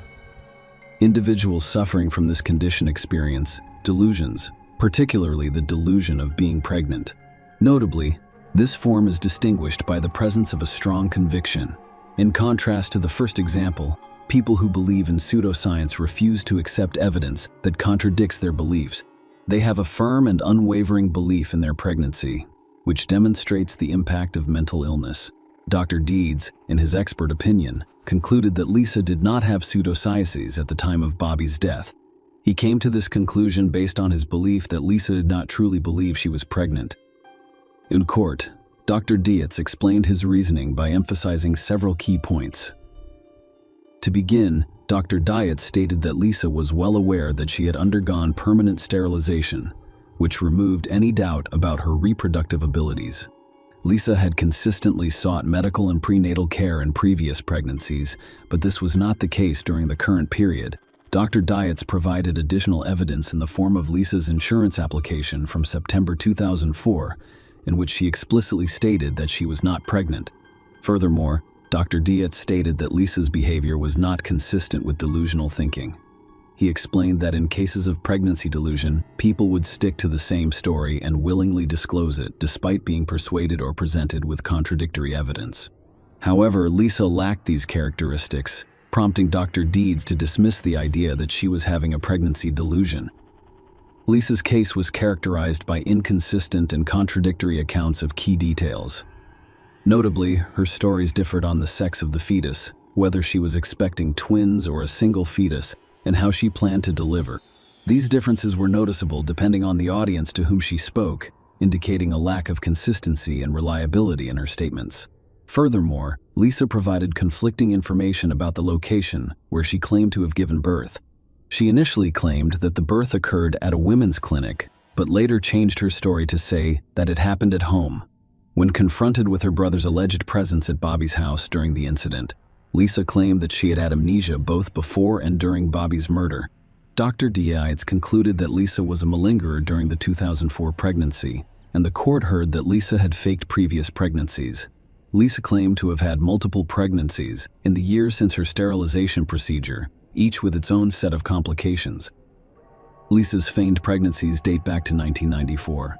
Subsequently, in 2000, before marrying Kevin, she informed him of her pregnancy and expressed a desire for an abortion. Kevin gave her $40, but there was no further discussion or evidence of pregnancy. Lisa claimed to be pregnant again in 2002, informing Kevin of a doctor's appointment while denying him the opportunity to accompany her. However, her doctor testified that he only tweeted Lisa about unrelated issues, such as ankle pain and a cold, and did not provide prenatal care. Lisa later informed Kevin that the baby had died and claimed to have donated the body to science, adding to her history of deception surrounding food and pregnancies. The defense's case focused on the defense of insanity, and they planned to call experts to testify about Lisa's mental disease or defect.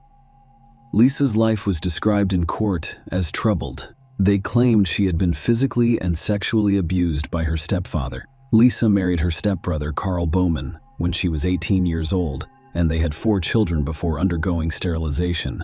Following their divorce in 1998, Carl remarried, and Lisa later married Kevin to back up their insanity claims. Dr. Logan and Dr. Ramachandran were called as expert witnesses by the defense. Lisa was diagnosed by both experts with a variety of mental health issues, including depression, borderline personality disorder, post-traumatic stress disorder, and pseudopsychosis. Dr. Ramachandran testified about pseudopsychosis, describing it as a somatoform disorder in which the patient develops the delusion of being pregnant. According to his testimony, this delusion is driven by a strong desire to become pregnant, which causes hormonal changes that result in physical changes consistent with pregnancy. Dr. Ramachandran believed Lisa suffered from an intense pseudopsychosis delusion. During his testimony, he claimed that Lisa was in a dissociative state when she killed Bobby and delivered the baby. Dr. Ramachandran suggested that Lisa's childhood sexual abuse made her susceptible to pseudopsychosis. He claimed Lisa's internet searches and purchases of baby-related items indicated pseudopsychosis. Furthermore, Dr. Ramachandran believed Lisa was suffering from a severe mental illness or defect that prevented her from fully understanding the nature and quality of her actions. Following 5 hours of deliberation, the jury returned a unanimous verdict, finding Lisa guilty of kidnapping resulting in death. The following day, she received a death sentence. The jury unanimously agreed that the government had proven all statutory and non-statutory aggravating factors beyond a reasonable doubt. The prosecution contended that these factors included the crime being committed in a particularly heinous or depraved manner, involving serious physical abuse of Bobby Joe Stinnett. The jury agreed with this argument, and Elise was sentenced to death by lethal injection with pentobarbital at Terre Haute Prison in Indiana. Lisa eventually found herself on death row in a federal prison in Texas, designed for female inmates with special medical and psychological needs. She received psychiatric care while incarcerated there. Lisa formed a new defense team in an effort to have her death sentence commuted to life in prison. Their central argument was that, given Lisa's history of horrific abuse, the death penalty was unjust. They claimed that her legal representation during her initial trial failed to fully disclose the extent of her thesis's profound hardships and that the defense presented was inadequate. Lisa was in a psychotic state, according to the new defense team, when she committed the crime. Furthermore, they presented evidence that Lisa's history of abuse began before her birth, as she was born with fetal alcohol syndrome as a result of her mother's heavy drinking. The defense detailed specific instances of abuse, claiming that Lisa was subjected to physical beatings and that the mistreatment worsened after her mother remarried. They claimed Lisa had been sexually abused by her stepfather. Despite the efforts of Lisa's legal team, who argued that pressure and the threat of exposure from her first husband drove her to fabricate a pregnancy, their objections and appeals to have her removed from death row were denied. The execution went as planned. Lisa received a lethal injection in Terre Haute, Indiana, after the United States Supreme Court lifted a last-minute stay of execution. As the sole female inmate on federal death row in the United States, she was the first female federal inmate executed by the government in 67 years preceding her execution. When asked if she wanted to make a statement, Lisa declined. She was officially declared dead at 1:31 on January 13, 2021. Share your opinion with us in the comments and subscribe to the channel for more.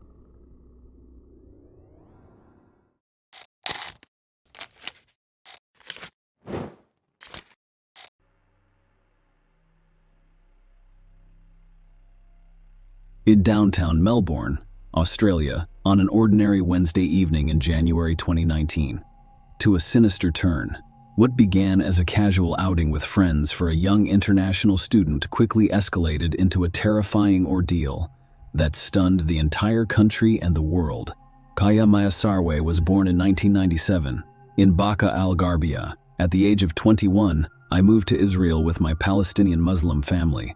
Aya Mayasarwe, a Palestinian citizen of Israel, embarked on a journey that was meant to be transformative.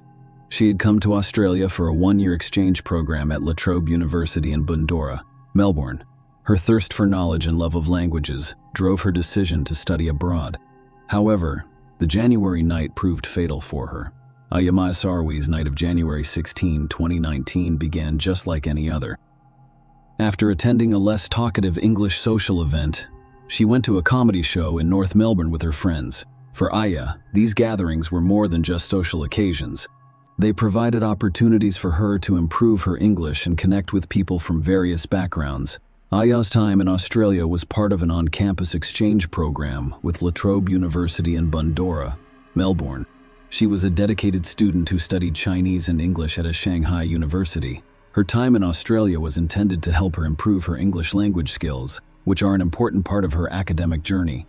Australia had quickly become a place she adored, a place where she could discover new places, try new experiences, and form meaningful bonds. Her enthusiasm for life was contagious, and she possessed an innate ability to see the beauty in every moment. But Aya was more than just an adventurous spirit. She was a conscientious student who took her studies seriously. Her language skills were impressive, as she was fluent in Arabic, Hebrew, and Mandarin. Her commitment to learning and personal development was demonstrated by her decision to spend a year in Australia, pushing her limits and broadening her horizons. Throughout her time in Australia, Aya maintained regular contact with her family back home. She spoke with her parents and sisters almost every day. Her family was preparing to visit her in Australia, a prospect filled with excitement and anticipation. The prospect of reuniting with her loved ones on the other side of the world sparked great excitement. On that fateful Wednesday night, after attending a comedy show with friends, Aya returned to her student housing at La Trobe University. The night appeared ordinary, with Aya taking the tram to her destination. She disembarked at her usual stop on 23 at 12:05 a.m. He was concerned for her safety, as he often was when walking alone at night. Aya made a phone call to her sister Ruba. This precautionary measure was Aya's way of feeling more secure during late-night walks. Ruba was at home in Israel and answered the phone, not expecting her sister to answer at that time. What happened during that phone call sent terror through Ruba's heart and soul. The sound of her sister's screams and shouts pierced the telephone line. In a matter of moments, Ruba went from hearing her sister's voice to witnessing a terrifying and unexpected silence. Ruba remained on the line, heart racing as she listened to the eerie silence. She could hear the distant hum of a passing car, but her sister never returned her call. It was a moment of terror, helplessness, and dread. You were panicked and worried because you had no idea what had happened on the other end of the line. Ruba immediately contacted her other sisters who were in China at the time. They tried to contact Aya by phone and text message. However, there was no response. Their anxiety increased with each unanswered attempt to reach Aya. Dawn approached, but Aya had still not returned their calls. Ruba and her sister took a fateful decision. They reported the disappearance to the Australian police. It was approximately 6 a.m. When they took the step, they had no idea a horrifying truth that would soon be revealed. Around the same time, A passerby on his way to work discovered the lifeless body of a young woman behind a hedge, changing his life forever. That young woman was Aya's. The discovery of Aya Mayasarwe's lifeless body behind a hedge on the fateful morning of January 16, 2009, marked the start of a perilous journey into the heart of a heinous crime. Her body was discovered just 100 meters from the tram stop, where she had disembarked in less than a mile from her student housing at La Trobe University, and word of Aya's brutal murder spread. The Australian authorities responded quickly, and when police arrived at the crime scene, they were met with a killing tableau of violence and brutality. Aya had sustained serious head injuries as a result of a relentless and brutal assault. Her body was covered in burn marks, adding to the horror she had experienced. The discovery of a hat and a shirt thought to have been left behind by the person responsible for Aya's murder was one of the first clues that proved critical to the investigation. These items would be sent for forensic testing, providing crucial evidence in the pursuit of justice. From the start, the authorities assumed they were dealing with a random attack. The community, still reeling from the shock of Aya's murder, was gripped by fear and anxiety as they tried to comprehend how such a heinous act could have occurred. Seemingly at random, the police, determined to bring Aya's killer to justice, launched a thorough investigation. They meticulously reviewed CCTV footage from the area, piecing together the events leading up to the murder. They interviewed people who had been in the area at the time of the crime, hoping to learn anything that could lead them to the perpetrator. In their unwavering pursuit of justice, the authorities also focused on a known offender, investigating their whereabouts in the hopes of determining a connection to Aya's murder. The investigator felt compelled to solve this case because he recognized the profound impact it had on the community and the international community as a whole. Only 2 days after Aya's lifeless body was discovered, a breakthrough occurred. Australian police arrested Cody Herman, 21, and charged him with rape and murder in connection with Aya's death. For those following the case, the arrest brought both relief and shocks. The swift apprehending of a suspect demonstrated law enforcement's dedication to finding answers. Cody's arrest sent shockwaves through the community and around the world as the horrific details surrounding Aya's death emerged. Surveillance footage and forensic evidence were crucial in his identification. What was most astonishing in this case was Cody's decision to plead guilty to rape and murder charges before the trial began. This plea spared Aya's family and the court from a long and painful trial. However, the key questions about the crime's motivations and circumstances remain unanswered. The guilty plea was a significant development in the case because it indicated that there would be no traditional trial. Instead, the court would hold a sentencing hearing in which the prosecutor would explain the details of the attack. This would provide a glimpse into the horrifying chain of events that resulted in tragic and premature deaths. The court proceedings revealed a chilling account of what occurred on that fateful night. While Aya had never met Cody prior to the attack, disturbing details about his previous interactions and intentions emerged in the month before the murder. Cody had made attempts to enter her apartment complex, raising suspicions of premeditation. In December 2018, just 4 months after arriving in Australia, Aya attempted to gain entry into the apartment building by falsely claiming to have misplaced his key.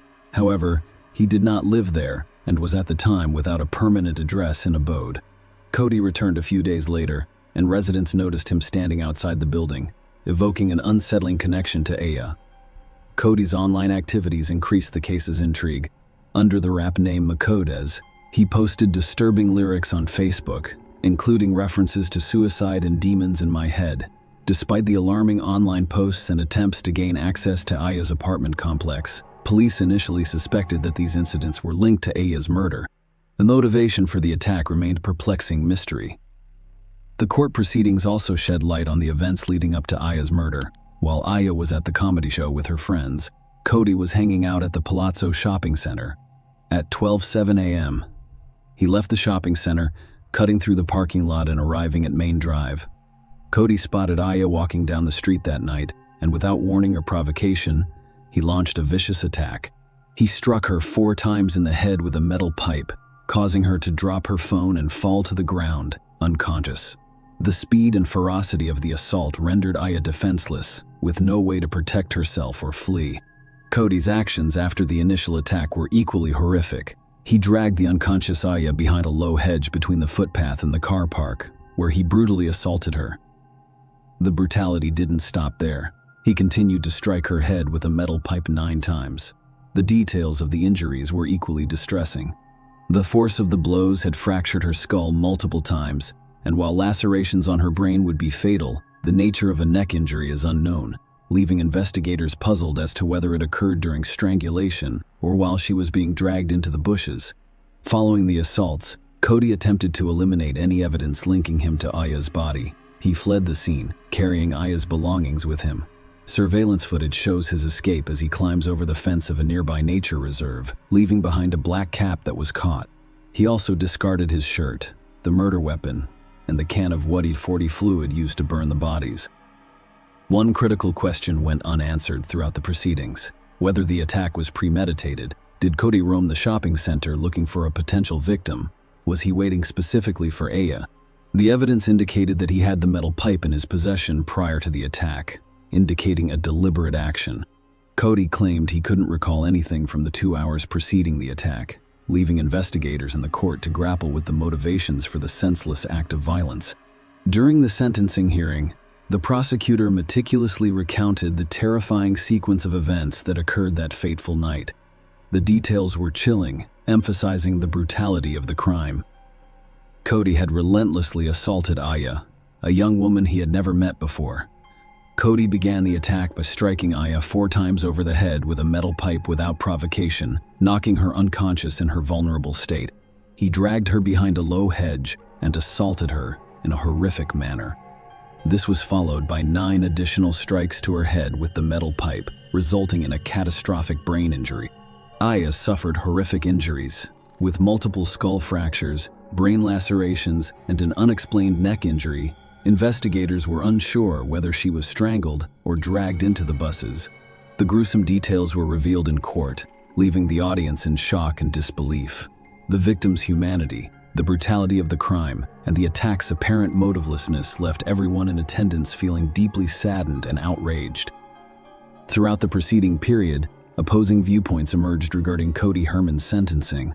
The defense claimed that Cody had a troubled upbringing characterized by instability and substance abuse. His attorney acknowledged the gravity of the crime, claiming that there was no justification for the attack. He portrayed Cody as someone who, despite committing a heinous act, was not inherently a monster. Instead, he contended that Cody's life had been plagued by extraordinary disadvantages, resulting in a distorted view of the world. A forensic psychiatrist provided insight into Cody's psychological profile, describing him as having a severe personality disorder. A forensic psychiatrist described the attack as the result of male rage directed at a female. He suggested that Cody's actions were motivated by a combination of humiliating experiences, including a broken relationship, substance abuse, a worsening mood state, and unresolved anger. In a handwritten letter to the court, Cody apologized for his actions. Recognizing that there was no excuse for what he had done, he expressed deep regret and promised to spend the rest of his life trying to make amends. On the other side of the courtroom, the prosecution argued for a harsh sentence, claiming that Cody should not receive leniency. They highlight the attack's sheer violence and depravity, emphasizing the importance of justice being served. Throughout the preceding period, Aya's family provided victim impact statements, which provided a moving glimpse into the profound loss they had suffered and would continue to suffer. Ruba, Aya's sister, described Aya as someone who looked up to those who knew how to deal with difficult situations. Her mother, Kidam Aya, described her daughter as a beautiful girl and expressed his deep sadness when speaking of her.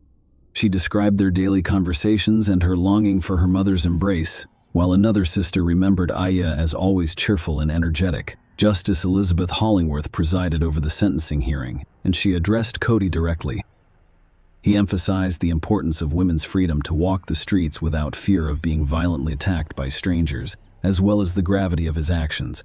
According to Justice Hollingworth, Cody struck Aya with the clear intention of killing her, and his savage attack left her physically small, unprepared, and alone with no way to defend herself.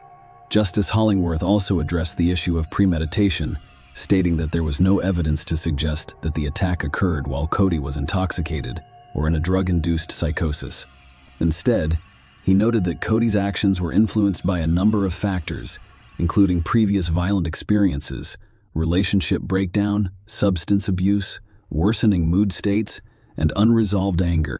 Finally, Cody Herman sentenced Justice Holly to 36 years in prison with a 30-year non-parole period. Share your opinion with us in the comments and subscribe to the channel for more.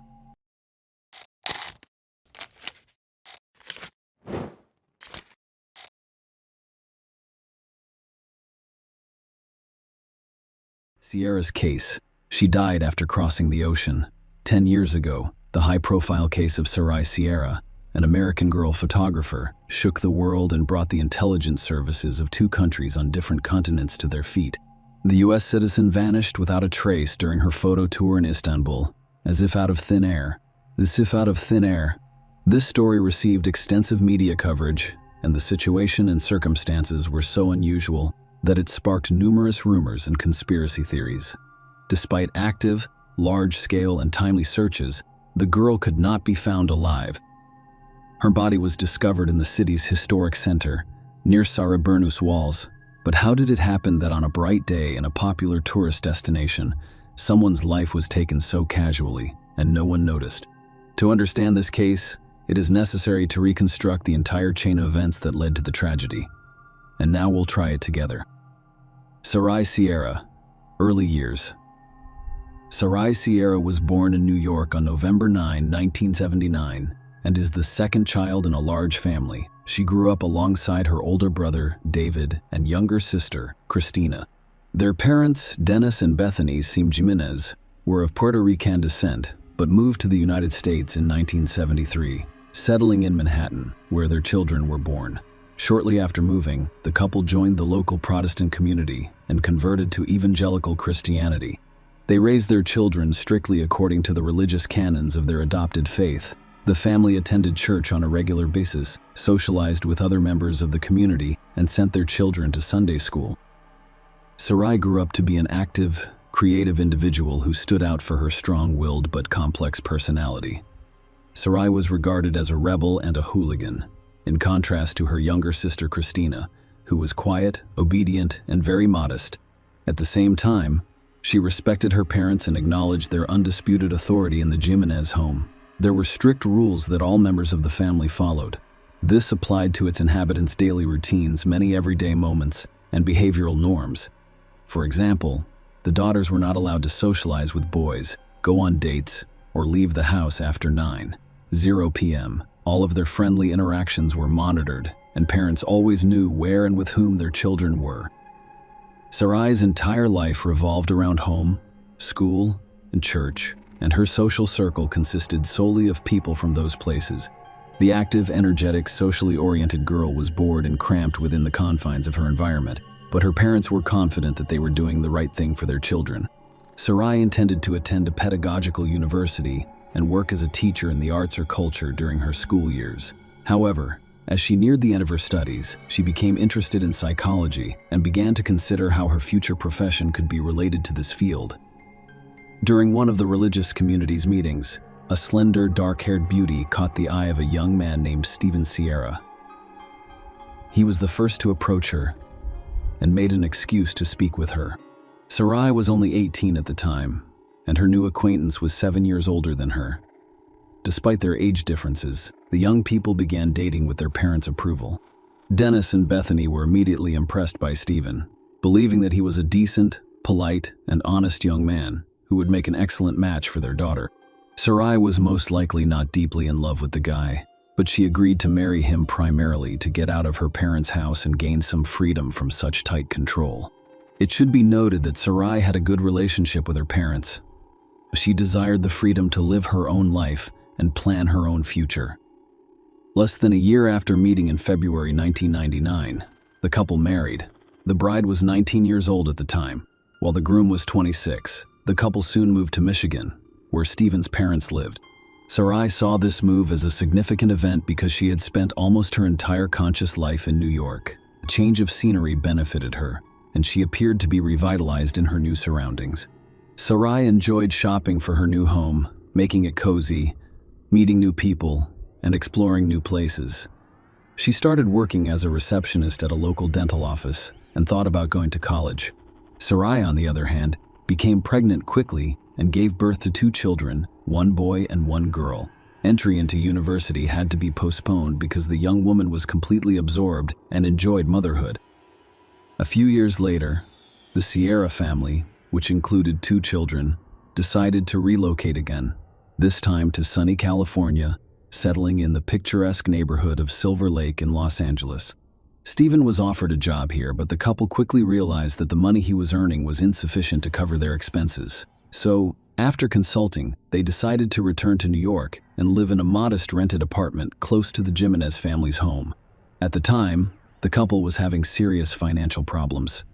Sarai remained at home with the children, and her husband had to rely on sporadic income, which caused them to accumulate debt.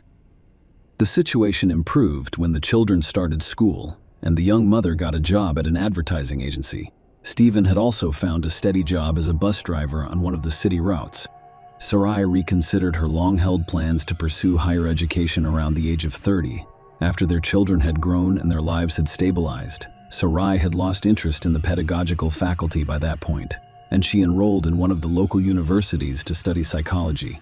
However, Sarai quickly became disinterested in her studies, finding the long hours of lectures tedious. She decided to look into other fields and find an occupation that she truly enjoyed, one that allowed her to express her creativity.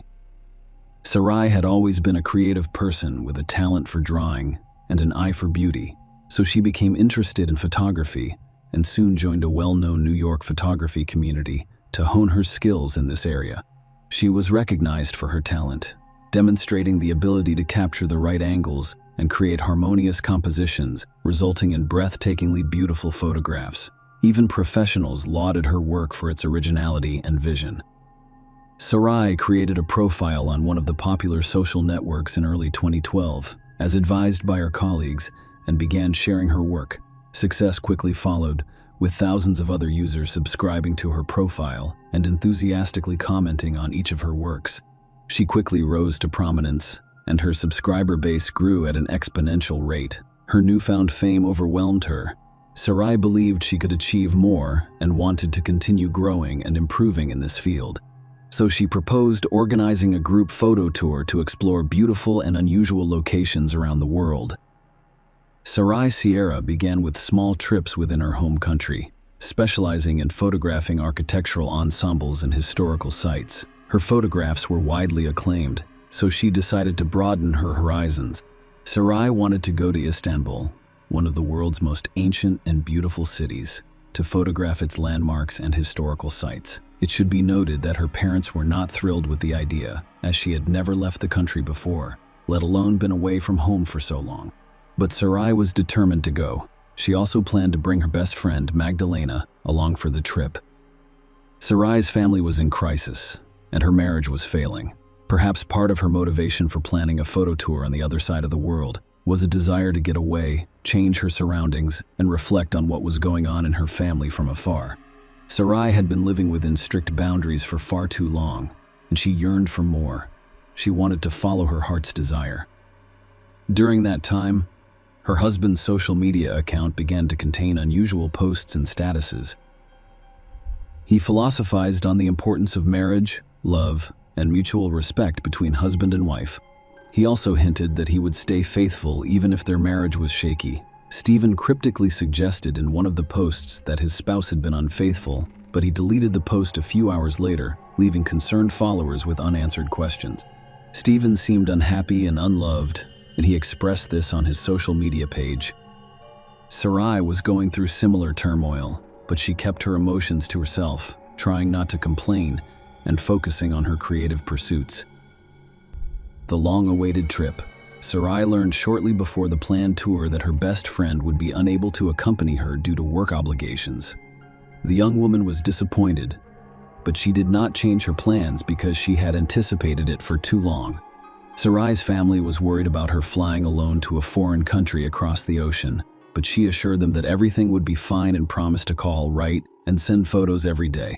Sarai also planned to visit Germany and Austria, where she already had several commercial photography assignments scheduled. Her entire trip was literally planned by the hour, and she was not going to deviate from it. On January 7, 2013, a young American woman took a flight from New York to Istanbul. She was carrying a small amount of cash, a smartphone, a tablet, a low-cost DSLR camera, and several lenses designed for professional photography. Sarai called her family to let them know she had arrived safely and was on her way to check into the hotel she had reserved ahead of time. It should be noted that she had a limited budget, so she had to stay in a remote location that the locals deemed unsafe. Sarai Sierra went straight to the nearest metro station to reach the historic city center after leaving her belongings in the room and changing her clothes on the road. She wandered Istanbul's streets until nightfall, photographing its beauty and savoring each shot. During the evenings, she would call her parents and husband via video call to share her impressions and plans for the following day. She would also process new shots and share them on her social media accounts. Sarai was accompanied in Istanbul by a young man named Taylan, who would later become her new friend. They met through social media in the middle of 2012, and Taylan persuaded the American to fly to Turkey. For a few months, they communicated frequently and grew close during this time. Sarai placed complete trust in her new acquaintance. They saw each other almost every day and visited a variety of attractions. The guy was an Istanbul native who knew the city like the back of his hand and arranged for Sarai to go on exciting excursions to the most interesting and sometimes unusual places. After a week in Turkey, the photographer planned a trip to a couple of European countries, where she, as previously stated, arranged several commercial photo shoots. Sarai saved money on hotel accommodations by agreeing to be hosted by her long-term subscribers. These moments had been pre-negotiated and agreed upon, so, at Vienna's airport, she was greeted by a young man in whose home she spent a few days. Sarai was a few years younger than her Austrian acquaintance. He enjoyed photography and admired her work, so he was eager to communicate with such a talented photographer. The trip went according to plan. Sarai went to all of the places she had planned and met everyone she had scheduled to meet. On the third day, she flew to Berlin, where she was met at the airport by her subscribers who took her on a tour of the city. After finishing her business in Germany, the photographer returned to Istanbul, where she planned to spend 2 more days before returning home. Taylan greeted her upon arrival, and they spent the day driving around the city before heading to a popular local bar together. After midnight, the Turk escorted Sarai to her hotel, where they said their goodbyes. A strange disappearance in a foreign country. Sarai called her parents and husband on the last day of her photo tour, January 21, 2013, to inform them of the time and flight she would be taking to New York. She had never been away from home for so long, so everyone was relieved when her trip came to an end. Sarai, on the other hand, decided to take one final walk around the city and capture some more stunning photos for her account before leaving. Sarai's father arrived at the airport on time to pick up his daughter because her husband was working and couldn't make it. He arrived early to avoid getting stuck in traffic and being late. They announced the arrival of the plane. All of the passengers disembarked except Sarai. Her phone was also unavailable, and all attempts to contact her were unsuccessful. Dennis waited a little longer before approaching airline representatives, concerned about his daughter's absence. However, Dennis was shocked to learn that a passenger with such a name had not boarded the aircraft. Dennis immediately called Stephen and informed him of what had occurred, emphasizing the importance of organizing a search right away. Sarai's husband first contacted the hotel where his wife was staying in Istanbul, but was told that her belongings were still in the room and that she had not checked out, despite the fact that she should have done so yesterday, and did not return to the hotel for the second day. This information caused a real panic among the family members because they didn't know where Sarai was or how to proceed. Stephen, who had access to his wife's accounts, decided to check them for any clues. He discovered his wife's correspondence with Taylan, which seemed very suspicious to him. Nonetheless, he decided to contact the Turk directly to find out what he knew, but Taylan claimed to have seen the missing woman the day before the planned departure and flight. She did not call him, despite her promise. Sarai's family immediately reported the incident to the American embassy in Turkey, and a day later, a large-scale search operation was organized on the spot, with a special unit even established. Sarai's husband and parents flew to Istanbul almost immediately, deciding that they needed to be personally involved in the search. After all, it hadn't been long since her disappearance, and there was a good chance she'd still be alive. Investigating police officers. The first step was to determine the American social circle and speak with those who saw her shortly before she disappeared to testify. which included employees of the hotel where she stayed and her friend Talon. The hotel manager stated that he last saw Miss Sarai the night before her departure. She was leaving with a small bag and a camera in her hand. She was supposed to check out later, but she never showed up, and the next morning they received a call from her concerned husband, who informed them that Sarai's belongings and documents remained at the hotel. The receptionist also described Sarai's outfit that day. The situation with Talon was far more interesting and ambiguous. First, the guy's real name was Tarkan, and it was unclear why he introduced himself to his new acquaintance under an assumed name. Second, they had been in close contact for several months prior to their meeting, and Sarai had traveled to Istanbul at his invitation. All of this suggested that they had a romantic relationship, but Tarkan categorically denied it, claiming that they were just friends. The next step in the investigation was to recreate Sarai's route as accurately as possible. Her cell phone data and street CCTV footage were examined for this purpose. It was discovered that the young woman took the subway to the Sultanahmet district, visited the promontory between the Bosphorus Strait and the Golden Horn Bay, and visited Eminönü Market, but became lost in a large crowd of tourists. The trail was then retraced to the subway, where she was about to descend to the Sarıburnu walls, but she quickly vanished from the camera's view.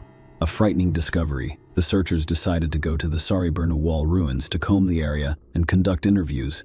Perhaps someone remembered seeing a lone woman holding a camera. After several hours, the search was deemed successful, if you can call it that. A young woman's lifeless body was discovered near the ruins of the ancient Constantinople walls. It was covered with an old dirty blanket, making it less noticeable. Investigators assumed Sierra had been brought here in this blanket. Forensics believed the body had been there for 10 to 12 days before it was discovered. There were no clothes on the lower half of the body, which immediately prompted a version of violence that was later confirmed by specialists. Sierra died as a result of a blow to the head with a blunt, heavy object, but she also had several hematomas and a couple of broken ribs, according to the autopsy. Pathologists discovered particles of epithelium and blood under Sarai's fingernails, indicating that she defended herself and scratched the perpetrator. The crime appeared strange and even ridiculous because the victim's bag, smartphone, and camera were stolen. However, she was wearing gold earrings, a wedding ring, and an expensive watch, which immediately caught my attention. On camera footage from the area, all that could be seen was a young woman who appeared to be Sarai filming something on her phone, followed by a man who approached her and either hit or pushed her, before they both vanished from view. The attacker was not immediately identified. Versions and conspiracy theories. Almost immediately, the information was leaked to the media, nearly causing an international scandal. The main point is that people have been asked to help in the search for the missing American woman and to report any information they may have. However, the investigation remained silent, and when the body was discovered, the situation became even more complicated. Many people wondered why a young married woman flew across the ocean alone. What was she doing in Istanbul in Europe? And how did she pay for her trip? It all looked suspicious. Investigators initially believed Sarai had gone to see her lover, Talon, aka Tarkan, and then flew to another man in Austria. However, neither of her friends admitted to having an intimate relationship with the victim. Later, it was discovered that the man who sheltered Sarai in Vienna had a criminal record, leading to speculation that he might use the American as a drug courier, but a thorough investigation found no evidence to support this theory. There were also rumors that Sarai could work for us intelligence services and collect information in other countries, which explains the money for intercontinental flights. This version appeared untenable, so it was not seriously considered. Turkish special services and the FBI worked together to investigate this high-profile case, but they initially found no serious leads. Only a few weeks later, the police discovered the alleged perpetrator, a previously convicted and unemployed man named Tal Salih, collecting waste paper on city streets. But it was impossible to communicate with him because, almost immediately after the crime, he borrowed money from relatives and fled the country, most likely to Hatay province, where he illegally crossed the border into Syria. After obtaining a warrant, police searched the suspect's home, extracting a sample of his DNA and comparing it to skin particles and seminal fluid found on the murdered woman. That cleared up any remaining doubts. Tal Salih was the perpetrator of the crime. Furthermore, the victim's phone was last turned on in the neighborhood where he lived. When it was discovered that the criminal had fled to Syria, the special services had given up hope of locating him. But fate soon surprised them. This man was detained while attempting to cross the border illegally again, this time to return to Turkey. He joined the rebels in Syria and obtained firearms, but after being injured in the conflict, he decided it was safer to stay at home. However, he returned with his weapon, which was the initial reason for his arrest, but the local police quickly recognized who was in their hands and immediately reported him to security services. When Tal Salih was brought in for questioning, his story was literally depressing, with graphic details. He saw a young woman on a hiking trail along Sarayburnu's walls and spent a few minutes admiring her and watching her take pictures. Sarai tried to ask him something with gestures as he approached, but the language barrier prevented him from understanding what she wanted. However, he noticed a brand new iPhone in her hands and a high-end camera around her neck. As Sarai walked on, he followed her, determined to rob her. It was getting dark outside, and there were no other people near the wall that I could see. Sarai turned around and, it appeared to him, took a photograph of him. That action served as a trigger for Tal Salih, who grabbed a boulder and lunged at Sarai, striking her hard in the head. After that, they literally rolled together down to the ruins of the wall, resulting in bruises and broken ribs on Sarai's body. Tal Salih then decided to commit intimate-related violence while the victim was unconscious. The perpetrator then delivered another severe blow to Sarai's head to finish her off. Tal Salih took the victim's bag, camera, and phone before walking away. On his way, he came across the same blanket that had been discarded and decided to use it to cover the victim's body again.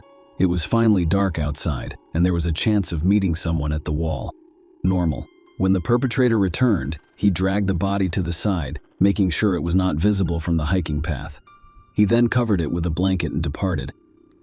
Surprisingly, while the search for the American woman was ongoing, the perpetrator returned to the crime scene to ensure Sarai was dead, and her body was where he had left it. When Tal Salih heard that his victim had been found, he realized that the police would soon be on his trail, so he fled the country, borrowing money from his sister, who always felt sorry for him. By the way, he was never able to realize the stolen goods. The camera was broken in the process of falling, and the smartphone had a password that the criminal unsuccessfully attempted to unlock while at home, resulting in the signal and all of the other stolen items he threw away when he fled. The defendant did not deny his guilt, and according to his accounts, he had no regrets about what he had done, nor did he experience pangs of conscience, which was key evidence. DNA forensic evidence was presented, confirming that his skin was found under the murdered woman's fingernails, as well as his seminal fluid on her body. In addition, Sarai's cell phone was last turned on near his home. In addition, the case file now includes a video surveillance camera recording of the attack. After all of the evidence was presented, it was determined that a psychiatric examination was required due to the belief that Tal Salih was insane. This idea was supported by his actions, behavior, and the calmness with which he described the atrocities he had committed, but experts concluded that he was sane and fully aware of his actions when he attacked his victim in the summer of 2014. The judge eventually delivered the final verdict.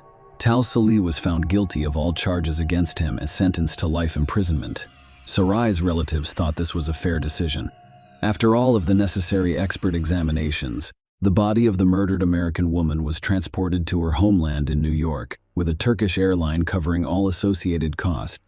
Sarai was buried in accordance with all religious rituals and traditions. The deceased's family members created an internet site dedicated to her memory, where they published previously unpublished works. The photographs were a huge success, with people from all over the world eager to purchase them. The proceeds from the sale of pictures were saved by the family for orphaned children's college education. Sarai, Stephen categorically denied that there was a crisis in his and his wife's family life that prompted the young woman to embark on that fateful journey. Stephen quickly became close to a girl from the Christian community who helped him through a difficult time and frequently visited his home to assist him with his children and household chores. 2 weeks before his wife's first funeral anniversary, Stephen walked down the aisle with his new chosen one. When the perpetrator was finally sentenced, Stephen was already married and about to become a father again. Sarai Sierra's story inspired a number of television programs, talk shows, and detective documentaries. It has also served as the foundation for several feature projects. Share your opinion with us in the comments and subscribe to the channel for more.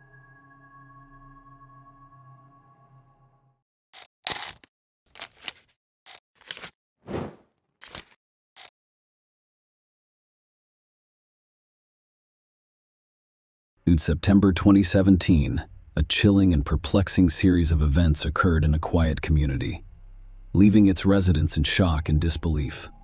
What started as a seemingly routine missing person case turned into a harrowing story of love, betrayal, and tragedy. On a sunny Tuesday in September 2017, a young woman named Laura Wallen awoke in her cozy home in Olney, Maryland. She was 31 years old and loved her job as a teacher at Lake High School. She was so good at her job that she was named Teacher of the Year just the previous year. Laura had worked hard to prepare for the new school year. She spent weeks getting her classroom ready for her students. She was looking forward to starting school again. However, something strange occurred on that fateful day. Laura didn't show up for work, which worried everyone. Her family, particularly her parents, became concerned after receiving a call from her boss informing them that she had not arrived at school. Laura was never one to miss work, particularly on the first day of school. She was passionate about teaching, and her students adored her, so when the Lauras received that call, they knew something was seriously wrong.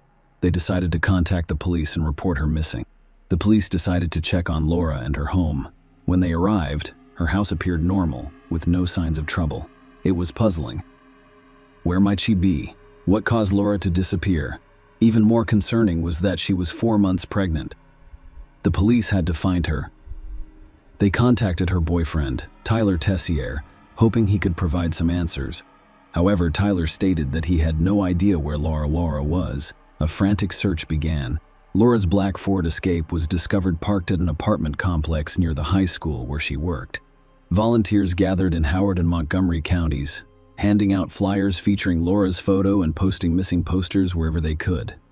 Tyler and Laura's parents even went on television to ask for assistance and promise a reward.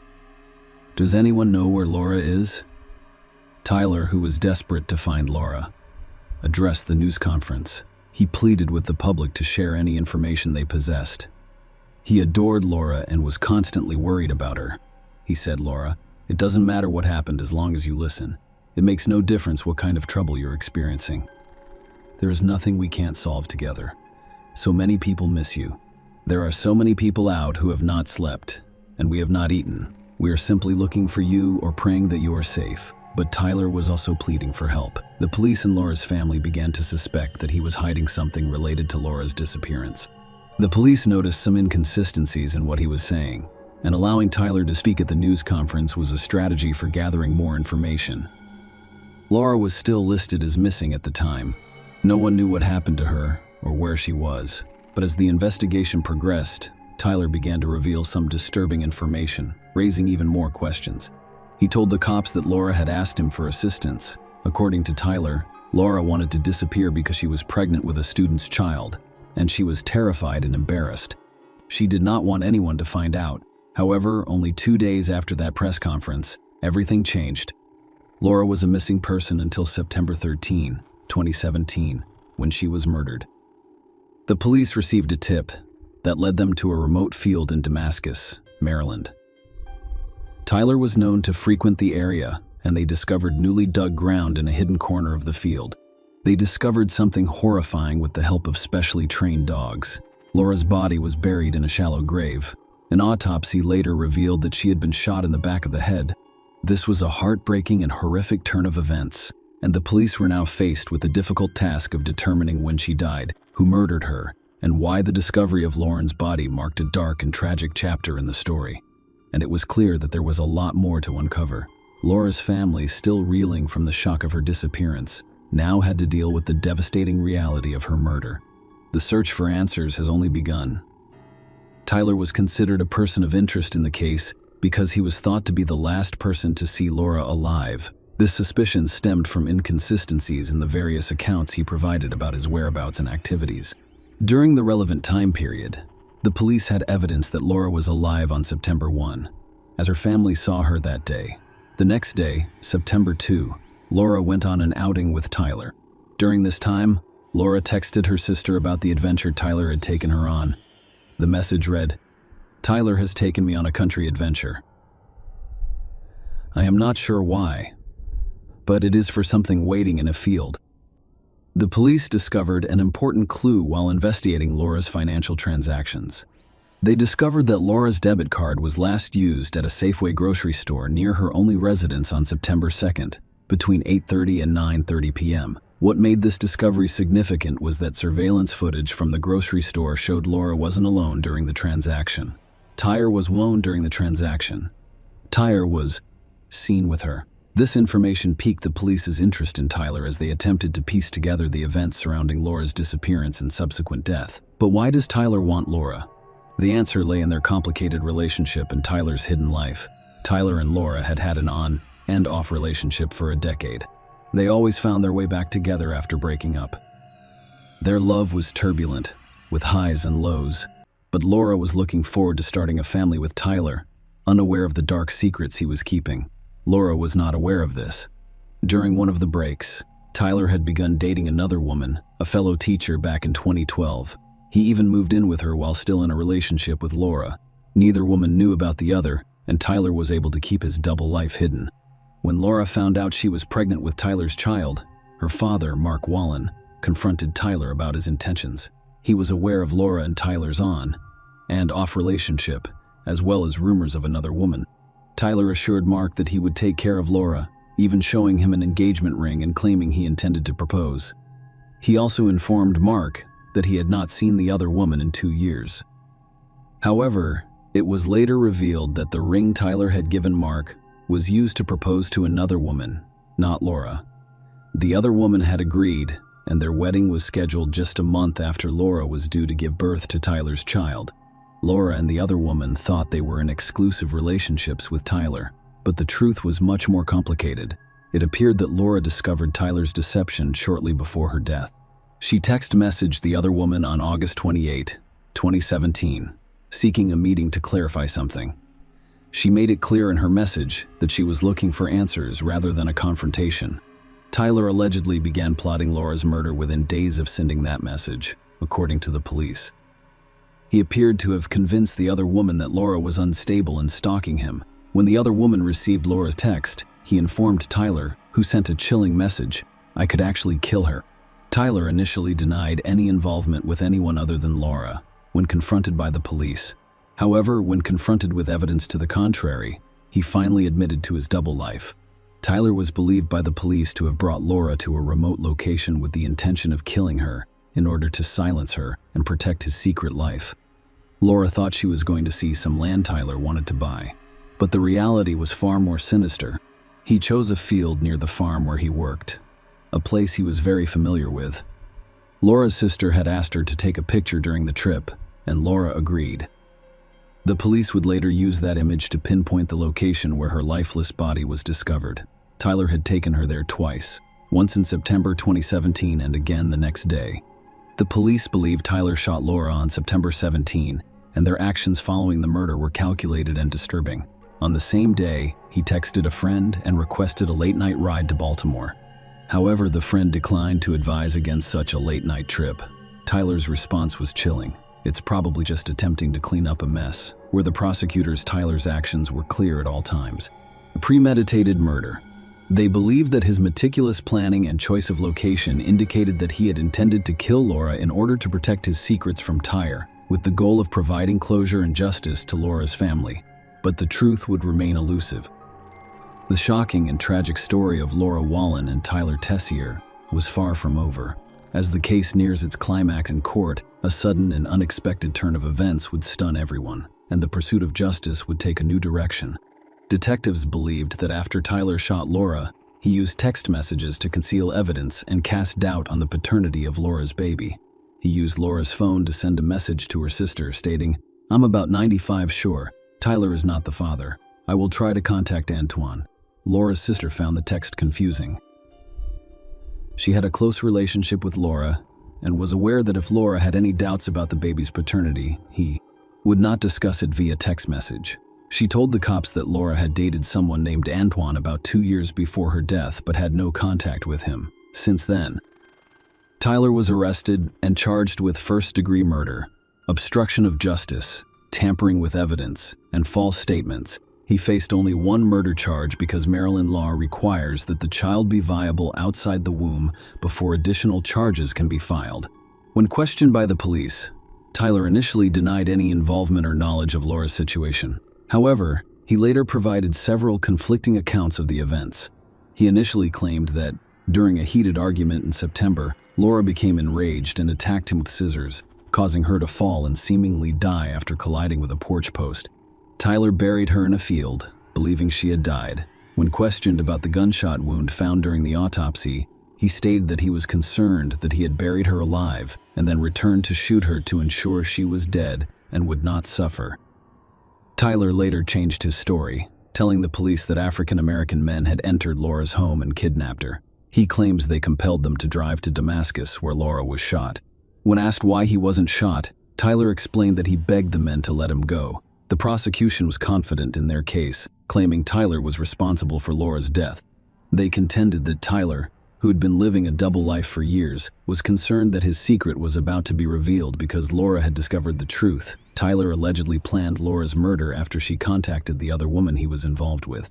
Tyler was supposed to spend the weekend of September 2 with the other woman in Pennsylvania, ostensibly to look for bridesmaid dresses. Instead, he claimed he couldn't go because of a knee injury sustained while walking her dog, which proved to be a lie. He arranged to meet Laura and transport her to a remote field in Damascus, Montgomery County. The prosecution contended that Laura's murder was premeditated, as evidenced by the isolated location where she was killed and buried. They wanted to take the jury to this remote location to show the extent of its seclusion and the planning required. This visit would necessitate four-wheel drive to navigate off-road terrain, ascend a curved hill, and descend to the corner of a grassy field, demonstrating the location's remoteness and hidden nature, supporting their claim of premeditation. They also planned to show the jury an animal processing facility near the field. Prosecutors believe Tyler used a skid loader on the property to dig a shallow grave for Laura's body. Laura's front license plate and cell phone were found in a dumpster on the property. The prosecution was concerned that photographs alone would not accurately depict the field's hidden maker, implying that someone familiar with the area had chosen. They had an aerial image of the site with a tree line and a photograph of Laura in a truck at the same location. Laura had sent her sister a photo of herself from that location. Furthermore, phone records for Tyler and Laura showed them at the location where Laura was later discovered, and the prosecution planned to tell the jury that after burying Laura, Tyler drove her car to a Columbia apartment complex, where it was later discovered. They planned to call witnesses, including one of Tyler's friends, who claimed Tyler asked for a ride from the apartment complex and requested the opportunity to present their case to a jury on September 28. At 5 a.m., Tyler's lifeless body was discovered in his jail cell only hours before his trial was scheduled to begin. He hanged himself inside the Montgomery County Correctional Facility in Rockville, Maryland, leaving 5 suicide notes on the top of his bunk bed. This tragic turn of events meant that the prosecution would be denied the opportunity to outline and prove their case to a jury. Tyler's death brought an abrupt and unexpected conclusion to a case that had sparked widespread interest due to its complex and disturbing circumstances. Share your opinion with us in the comments and subscribe to the channel for more.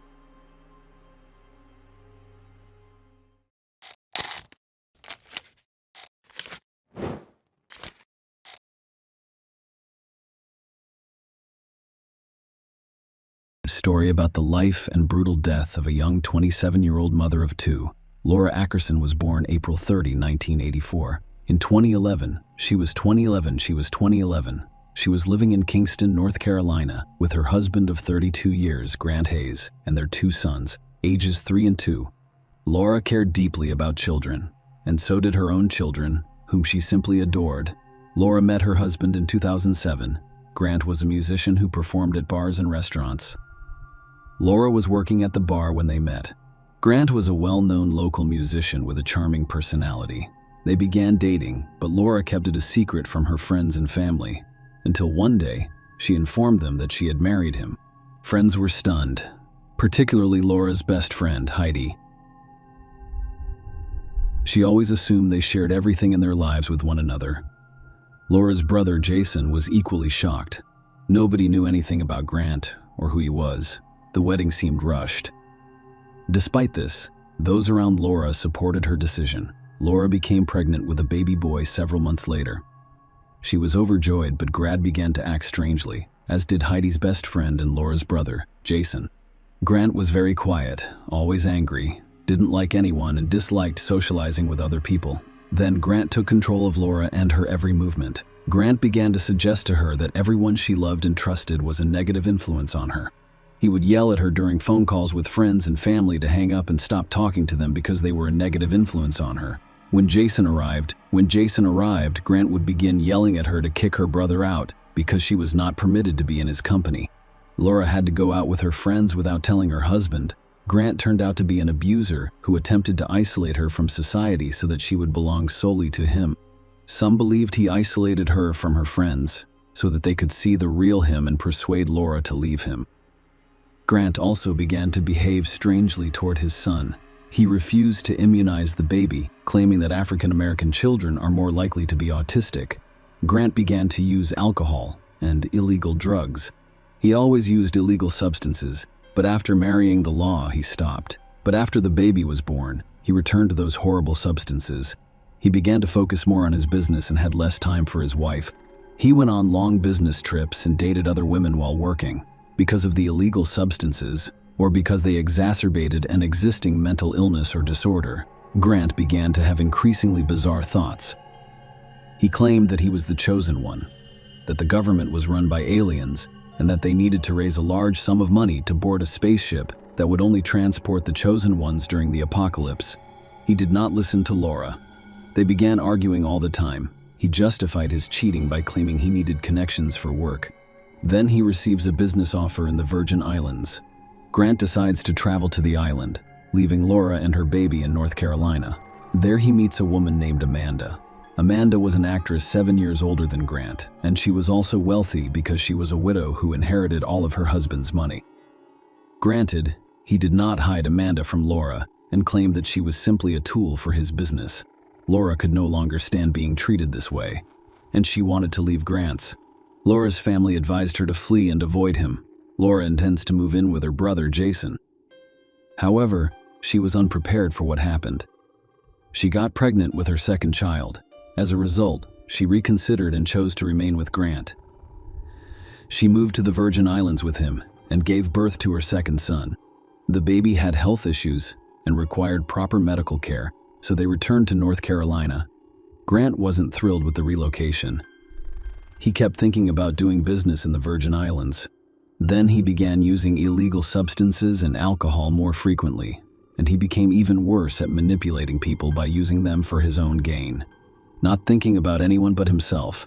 Amanda, a resident of the islands, was in New York at the time. Grant continues to socialize with her while humiliating Laura in every way possible. In the same room as Laura, he told Amanda over the phone that he loved her and wanted to marry her. Soon, he began to leave for New York, claiming that there were more business opportunities. However, Grant wanted to accompany Amanda. He left Laura at home with the kids. Laura had completely lost her patience at this point. Grant was not only constantly humiliating her and cheating on her, but he also spent almost no time with his family, oblivious to their disappearances. While Laura was preparing to leave her husband, Grant wanted to take her eldest son to New York for a couple of days to shoot a diaper commercial. Laura declined to give her consent. Laura, however, wanted the children to have a positive relationship with her father. She gave her son to Grant, but he did not return after a few days. Laura discovered a week later that there were numerous photos from Grant and Amanda's wedding on Facebook. Laura was shocked and called him, asking, "Are you married to me? What wedding?" Grant replied, "I am not married to you. I did not sign any papers." Following Grant's statement, Laura discovers their marriage certificate, which does not bear his signature. Consequently, they were never married. Laura lived a lie for almost 4 years. Laura was in a panic, unsure what to do or how to reclaim the son he refused to give up. Grant and Amanda eventually sued for custody of Laura's sons, but she was not invited to the hearing. Grant appeared before the judge alone, claiming that Laura was a terrible mother and that their son should be in Grant and Amanda's custody. The court ruled in Grant's favor 30 days before the trial began. The court also separated Laura's youngest son from her and gave him to Grant and Amanda. Most likely, the court granted Laura's custody request because she did not have a job or a place to live. But Laura refused to give up. She got a job and found an apartment in a secure neighborhood with a surveillance system. She was willing to do anything for her kids. Grant and Amanda were then relocating to Raleigh, North Carolina, to deal with custody issues. Laura was fully prepared for the trial. She needed her children back. She was assisted by a friend, Heidi, a lawyer. Laura planned to tell the court about his addictions, manipulative behavior, and mental illness. Laura believed Grant possessed sociopathy. Laura provided all of this information to the court, and the judge determined that a psychological evaluation of both parents was required in this case. This analysis or examination also involved observing how the parents and children interacted with one another. For several months, there was a legal battle. Laura tried not to give up. She knew she had to work with Grant for the benefit of the children. She was allowed to spend weekends with the children and to call them every day. But Grant made things difficult. He kept the kids distracted, played loud music during phone calls, and constantly complained about his ex-wife. Laura recorded and saved all emails and voicemails. She was extremely serious about custody. She recorded everything she did with the kids, including what she played, what she fed them, and when she put them to bed.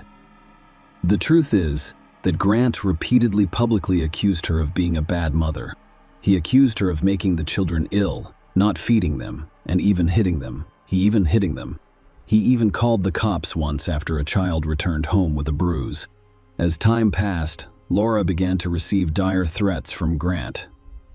She told her friend Heidi that if anything happened to her, whether it was an accident or a natural death, Grant would be to blame. Laura turned out to be a wonderful mother after the psychological evaluation was completed. They had a great relationship with the kids. Laura's children adored her because she had a steady job and income, whereas the Grant evaluation was unsuccessful. He did not have a strong bond with the children, which is understandable given that children form attachments to those who care for them. Grant never sat with them. He also frequently spoke disparagingly of Laura, saying some horrifying things about her. As a result of Grant's impaired thinking, the woman conducting the assessment recommended that he undergo further psychological evaluation. Grant and Amanda's lack of stable employment had an impact as well. Also, they had a daughter. Following that, both parents were given an equal amount of time to spend with their children. Almost no one believed Grant anymore because there was no evidence of his baseless accusations against Laura. Grant was very enraged. A court date was set, but Laura died before she could see it. Grant occasionally allowed Laura to take the kids to a children's center on Wednesdays after work. However, after the results of a psychological evaluation, he stopped giving her that time on Wednesdays on July 13. However, Grant still allowed Laura to meet with the children. Laura experienced a joyous and unexpected event. She finished her chores for the day and had several appointments. Then she called her friend and told her she was on her way to meet the children and that they could meet afterwards. In the evening, she was supposed to call her friend and co-worker Shavon Mathis about their joint venture. Laura, however, never called either of the girls. Shavon didn't wait for Laura to call and instead tried calling herself but couldn't get through. However, after a few days, she became concerned and drove by Laura's house. That's when she noticed Laura's car wasn't in front of the house. She waited another 2 days but received no response from Laura Shavon. She then asked the landlord to open the apartment Laura was renting and see what had happened to her. They entered the apartment, but no one was present. Shavon then requested a couple of Laura's diaries, knowing that Laura recorded everything in those diaries for her own safety. On Monday, July 18, Shavon went to the police station to file a missing persons report. She gave the police the diaries and stated that Laura was now fighting for custody of the children and that she was extremely concerned about Laura's safety. The cops read her journal and her concerns about her safety, and they became concerned about having the police check the security cameras at Laura's apartment building. Laura was last seen there on Wednesday, July 13th, at Ninium. She was leaving the apartment with all of her possessions. They checked her appointments all day, and she had been everywhere, meeting with everyone about everything in her diary that she had completed. She made her final call to Grant at 5 p.m. She was 3 kilometers from his home. The police contacted Grant over the phone. He spoke with calmness and confidence. When asked when he last saw Laura, he replied that she had come to pick up the children at 6:40 p.m. She was to take them to the children who had sent her and spend time with them. But first, he wanted to talk about the details of custody. Grant stated that Laura agreed to give him full custody of the children if you paid her $25,000. She then left with the children, returning between 9 and 9:30 p.m. She left at 10:15 p.m., and it was the last time he saw her grandfather testify that he would deliver the children to Laura on Friday. He arrived at the usual drop-off location, but Laura didn't show up. The police checked the surveillance cameras at the location. Indeed, Grant appears to have arrived with the children, and he left without waiting for Laura. His story seems to make sense. The police have yet to speak with Grant in person. Everything so far has been done over the phone. Grant was avoiding meetings with police officers, which was very suspicious. Laura's bank account and phone had been monitored by police to see if they were being used. However, all was quiet on Wednesday. On July 20, Laura's car was discovered. It was parked outside the apartment complex where Grant and Laura previously lived before Amanda. The interior of the car was spotless, with no fingerprints. The police then decided to check Grant's cell phone, which revealed that he was not in North Carolina. He was in Texas, as he had stated from the beginning. The two investigators decided to make the 18-hour trip to Texas to find out what Grant was up to while they were on his trail. A search warrant was obtained for Grant's Raleigh apartment on the grounds that he'd been ordered by the court not to leave the state with his children. He had violated this during the disappearance of his ex-wife, whom he is now suing. Bleach stain remover was discovered at the apartment's entrance. The entire apartment smelled of detergent. There were furniture marks on the carpet. In addition, one of the bathrooms was missing an item and smelled like bleach again. The bedding was removed from the mattress, but anything the police could collect as a sample for examination yielded no results. A letter in 2 different handwritings was also found in the apartment, stating that Laura was giving Grant full custody of the children in exchange for $25,000. One handwriting was Laura's, while the other was Grant's. Everyone who knew Laura agreed that she would never sign something like that in her life. Everyone had witnessed her fight for the children. When the detectives arrived in Texas, Grant, Amanda, and the children had already driven back. Amanda's sister, Karen, lived in Texas. Detectives interviewed her, and she had some fascinating things to say. Amanda and her new husband, Grant, whom Amanda's family had never met, had decided to pay a visit unexpectedly. They brought a truckload of different items such as coolers, furniture, and suitcases. To all Amanda's relatives, Grant seemed strange. Amanda and Grant asked the relatives strange questions. They inquired whether there were any plots of land nearby with holes. They inquired about the well in the yard, how deep it was. Amanda confided in Karen that she had caused Laura a great deal of pain and didn't know what to do, but she couldn't go into detail. When the detectives asked Karen if she thought Laura's body could be in the truck, she burst into tears. Karen said yes. Then she instructed investigators to check the river near her house. Amanda and Grant made a sudden decision to go boating. It was strange because Karen's house had invited visitors to see Amanda, whom no one had seen in a long time. However, Amanda abandoned all of the guests and went on a boat ride right away. Police began searching Karen's home and property, and divers were dispatched to search the river. Karen showed the police the machete Grant and Amanda had left behind, which he had picked up with a towel and hidden in a wall in the garage. She did this in case it became evidence. She also kept an unwashed towel that Grant had asked her to use to wash something in her truck. Karen's son informed the police, and Amanda also questioned him. They tried to ask him about the local animals, such as whether alligators lived near the river and where they were usually found in large numbers, and whether they could eat an entire person. They also inquired whether sharks lived along the coast. Water lilies hampered the divers' search, but they were able to discover several white objects floating among the lilies. The police began finding the bodies in the water one by one. Initially, it was parts of the torso, legs, and arms. Finally, they discovered the head in Karen's home. They discovered items Amanda and Grant had left behind, including a receipt from the store. They purchased salty acid gloves and a large garbage can at the store. Grant and Amanda arrived at Grant's parents' house in North Carolina around this time, and the police had already obtained a warrant to seize the phones and truck. Grant remained calm and confident as he handed over the items. He was unaware that the police had already discovered the remains. Although the body had not yet been identified, police had enough evidence to charge Grant and Amanda with murder. On July 25, they arrested Grant and Amanda. When questioned, Amanda and Grant's statements shifted, and they eventually started pointing at each other. Grant claimed that Amanda accidentally killed Laura and that he was only covering for Amanda because he wanted to protect her and was scared. Amanda claimed to have been a victim of his control, aggression, and manipulation, just like Laura.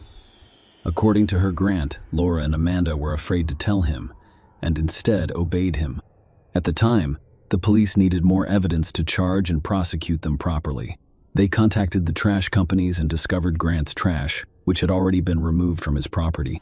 They found gloves, women's jeans, women's underwear, masks, a vacuum cleaner, a shower curtain, a bleached towel, and a drop of blood on a glove. DNA testing confirmed that it was Laura's blood. However, it was unclear who used the glove. Amanda's blood was also discovered on Grant's boat, after which Amanda went for a ride in Texas.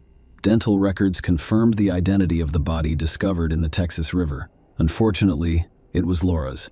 It was also discovered that the body had been decomposing in hydrochloric acid for quite some time. The receipt clearly stated that they were purchasing that acid. Later, a surveillance camera in Texas captured Amanda throwing away the acid residue after they had gone on a boat ride. Laura's body was in terrible condition, making it impossible to determine the cause of death. There were obvious deep stab wounds that left marks on the bone. Based on a neck and head analysis, experts believe that death by strangulation is entirely possible.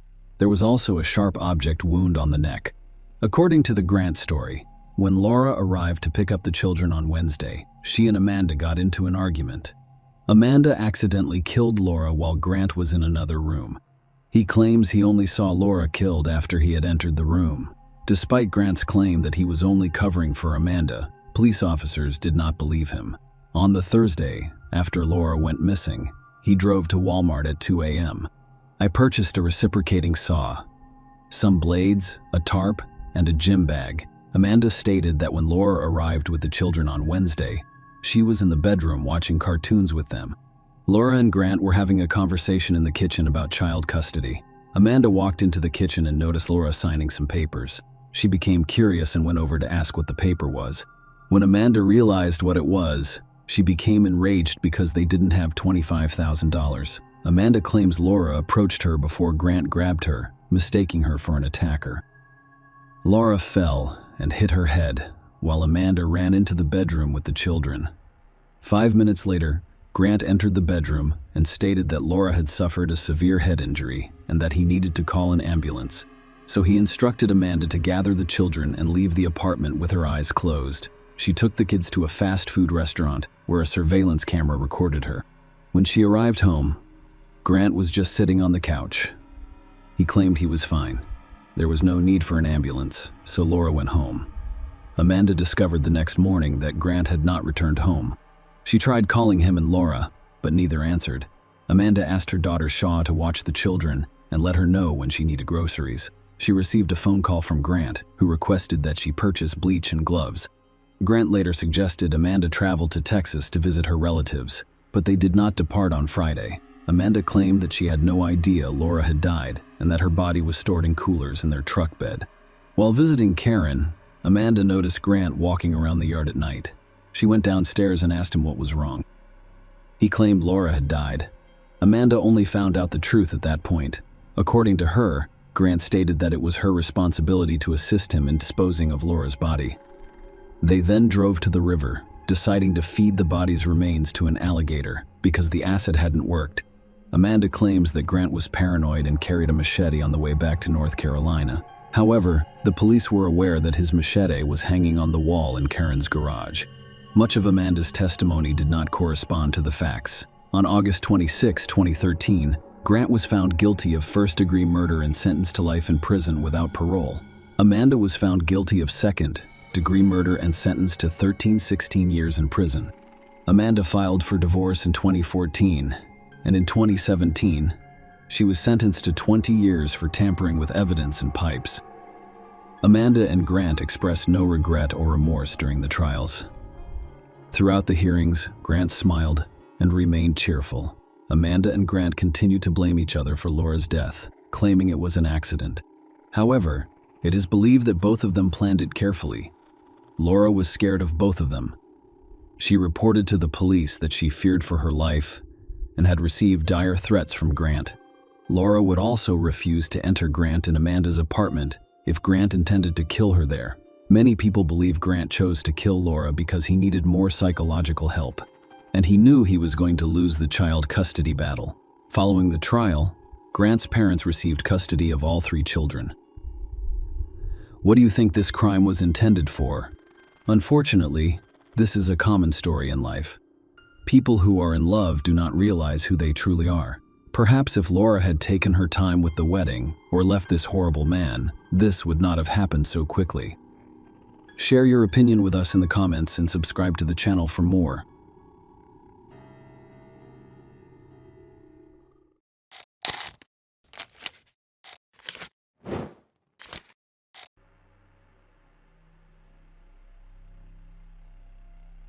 On the evening of August 29, 2014, a Friday, Christina Morris, a 23-year-old, planned to spend the night in Plano, Texas, USA. Despite growing up in Plano and maintaining friendships there, she had moved to Fort Worth, Texas, with her boyfriend, Hunter Foster. Following up on his job opportunity, Christina had settled into her new life in Fort Worth and was working at a dating service over Labor Day weekend. On Friday night, Christina Morris returned to Plano to reunite with her high school friend, Paulina Petrosky. The two had met at Allen High School. Paulina lived in the shops at Legacy, and Plano hosted Christina and a few Allen High School friends at her apartment. The group, mostly Allen High School acquaintances, gathered at Paulina's apartment at 9 p.m. After some drinks, around 11 p.m., a portion of the group went to Harry's Tavern for 30 minutes before reconvening at Scruffy Duffy's. As the night progressed, the bar closed at 2 a.m., causing some of the group to leave. However, Christina, Sabrina, Enrique, and Steven decided to return to Paulina's apartment. On their way back, Sabrina, Enrique, and Paulina stopped at Whataburger to eat through the drive-through. Back in Pauline's apartment, the group enjoyed the food from the drive-through. However, Paulina and Steven noticed that Christina appeared distressed. She revealed that she had been texting her boyfriend Hunter all night, hoping he would join the party, but then discovering he had gone out with friends. Despite her request that he pick her up, Hunter stopped responding to her text messages. It was now 12 a.m., and Christina sent Hunter numerous messages for the next 90 minutes without receiving a single response. Christina's texts began by asking the Hunter to come get her, followed by questions about what was going on. She pleaded with him via multiple messages, informing him of her work obligations the following day, and even informing him that she had misplaced her car keys. By 3:01 a.m., frustration set in as Hunter remained unresponsive. Christina texted him, expressing her disappointment, wishing him good night, and conveying the sentiment that you had lost the best thing that could have happened to you. Christina then sent Hunter additional text messages informing him that she was taking a taxi home and saying, "See you one day between 3:20 a.m. and 3:48 a.m. and 3:48 a.m. She kept sending messages, letting Hunter know she wasn't angry. Her phone had died and she had found her car keys, so she decided to drive home. Christina's final text to Hunter was sent at 3:48 a.m. Christina's emotional state worsened as she messaged Hunter, Steven, and Paulina, who all tried to console her. Initially, he considered spending the night in Pauline's apartment. Christina eventually changed her mind and expressed a desire to return to Fort Worth. Despite Steven's offer to drive her home the next morning, Christina insisted on going home that night. Given that she had not consumed much alcohol and had done so earlier in the evening, the others did not consider her intoxicated enough to drive. At the same time, Christina decided to leave. Enrique also decided to go home, expressing his intention to walk Christina to her car while en route to see his girlfriend. As they left Pauline's apartment, Steven called Christina to see how she was doing, as she had been crying just before leaving. She assured him she was fine and was almost to her car. However, when the 30th of August arrived, Christina did not show up for work, causing concern among her colleagues. Despite multiple attempts to contact her via text messages, phone calls, and social media, Christina remained unresponsive. This behavior was unusual for her, given her responsible work ethic. Her colleagues saw a Facebook post from a friend urging Christina to call them, expressing deep concern. Fearing that something may be wrong, Christina's colleagues contacted her friend, who then contacted Christina's family, only to find out that they had no idea where she was. Christina's parents and stepmother contacted her friends to find out where she was, and they discovered that the last known location was when Pauline was in his apartment. When they contacted Enrique, he informed them that he had left with Christina, but they went their separate ways down the sidewalk. Enrique mentioned that Christina was on the phone when he parted ways with her, but he had no idea who she was talking to. Christina's parents reported her missing due to concerns for her well-being. During the investigation, the police interviewed Hunter. Hunter was initially uncooperative with the police, but eventually agreed to hand over his cell phone. He did so reluctantly. After deleting several text messages, Hunter informed the police that he was not home on the specified Friday night. Instead, he claimed to have been at Concrete Cowboy in Dallas, admitting that he had received multiple text messages from Christina that evening. He claimed that he hadn't read them and wasn't actively checking his phone. Hunter stated that he only returned home on Saturday morning around 10 a.m. or 11 a.m. or 11 a.m. to discover Christina absent, assuming she was upset and staying with friends. He did not express any concern. On Saturday night, still without hearing from Christina, he went out with friends again. Hunter stated that he only became concerned when Christina's father contacted him on Sunday to inquire about her whereabouts. Despite Hunter's claims, some of Christina's friends and her father suggested to the police that Hunter was involved in illegal substance use or distribution. Hunter admitted to the police that on the night of August 29, he was selling and using prohibited substances, as well as drinking alcohol. When the bar closed at 2 a.m., Hunter explained that he had gone to the W Hotel with friends. When asked if he followed the plan that night, Hunter denied it, but admitted that the events were somewhat hazy. Despite the suspicions surrounding the Hunter's account of the Friday night, the police had to carefully verify and corroborate the information provided. Despite suspicions about the Hunter and a possible connection to Christina's disappearance, there was no concrete evidence that he had harmed her or was involved. As part of the investigation, the police went to the parking garage where Christina had left her car on that Friday night. Christina and the group from Pauline's apartment had all parked in the Harry's Tavern parking garage. There, they discovered Christina's Toyota Celica was still securely locked. There were no signs of a struggle or evidence of foul play discovered in the parking garage. In order to piece together the events, police obtained surveillance footage from the area. Christina and Enrique entered the parking garage together at 3:55 a.m., according to security camera footage. On August 30, however, only 2 minutes later, Enrique's car was seen backing out of its parking space, leaving the garage at 3:58 a.m. Unfortunately, the footage did not show Christina or her car leaving the parking garage. During their conversation with Enrique, he told the police that he left Pauline's apartment with Christina and that they parted ways at the end of the apartment complex because their cars were parked in different parking garages. Rene told the cops that the last time he saw Christina, she was on the phone with someone. However, Enrique claimed that he had no further information because he had called his girlfriend at the time. When the police asked to see his phone log to confirm the timeline, Enrique stated that he was texting his girlfriend rather than speaking to her on the phone. When the police asked to review these text messages, Enrique explained that it was not possible because his phone was set to automatically delete older messages. The police discovered that Enrique sent a text message to his girlfriend on the night of August 29 at 8:02 p.m., followed by a brief exchange at 10:38 p.m., followed by a brief exchange at 10:38 p.m. When his girlfriend requested a call, Enrique responded at 10:41 p.m., stating that he was sleepy. Despite his girlfriend's belief that he was at home in bed, Enrique was actually at Pauline's apartment at the time. Enrique's next text to his girlfriend came the next morning at 10:52 a.m. During further questioning, he claimed he didn't know where Christina had parked her car. However, surveillance footage contradicted his statement, revealing that he entered the parking garage at the start of the night, with his car one space across and one space over Christina's. When asked if Christina had been in his car, Enrique claimed she had never been there. He claimed he left the shops and drove home on Highway 75, which contradicted toll road and cell phone records, indicating he took the Dallas North Tollway to Highway 121, passing through the Highway 121 toll garage at 4:08 a.m. When confronted with video footage of him entering the same parking garage as Christina, Ricky claimed his intoxication was so severe that he couldn't remember where he had parked his car that night. In the absence of information about Christina's whereabouts, the police concluded their investigation and believed they had enough evidence to charge Enrique with aggravated kidnapping. Christina remained missing throughout his arrest and trial, and Enrique pleaded not guilty. The prosecution based their case on 5 key elements. First, Enrique was the last person to see Christina that night. Second, Enrique's car was damaged in the front, and it had been thoroughly cleaned. Third, in any case, injuries. Fourth, cell phone data.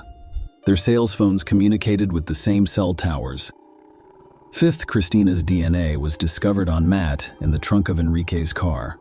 The jury was told that Enrique and Christina walked to the parking garage together after leaving Pauline's apartment around 3:55 a.m. Their cars were parked next to each other, and the prosecution speculated that the kidnapping happened inside the garage or at a later time. The prosecution suggested that Enrique may have intentionally or unintentionally injured Christina in the garage, possibly by placing her in the trunk. They suggested that Enrique drive out of the parking garage with Christina in the trunk, or that she accept a ride, but later decides against it. Later, surveillance footage from the parking garage was presented as evidence, contradicting Ricky's initial statement to the police that they had parted ways. The recorded footage showed that a single car left the parking garage a few minutes later, and no other people were seen leaving for the next 20 or 30 minutes. During the trial, it was revealed that Enrique was set to start work at 8 a.m. On that Saturday morning, however, he only arrived at 10:51 a.m. According to a colleague, he appeared to be hungover from the night before and disheveled. The coworker described Enrique as having bruises and scratches on his arm, as well as a noticeable limp. Furthermore, the coworker noticed what he thought was a bite mark on the inner part of Enrique's forearm. Enrique claimed to have been involved in a fight at Legacy's shops, claiming that the person he was fighting with bit him while in a chokehold.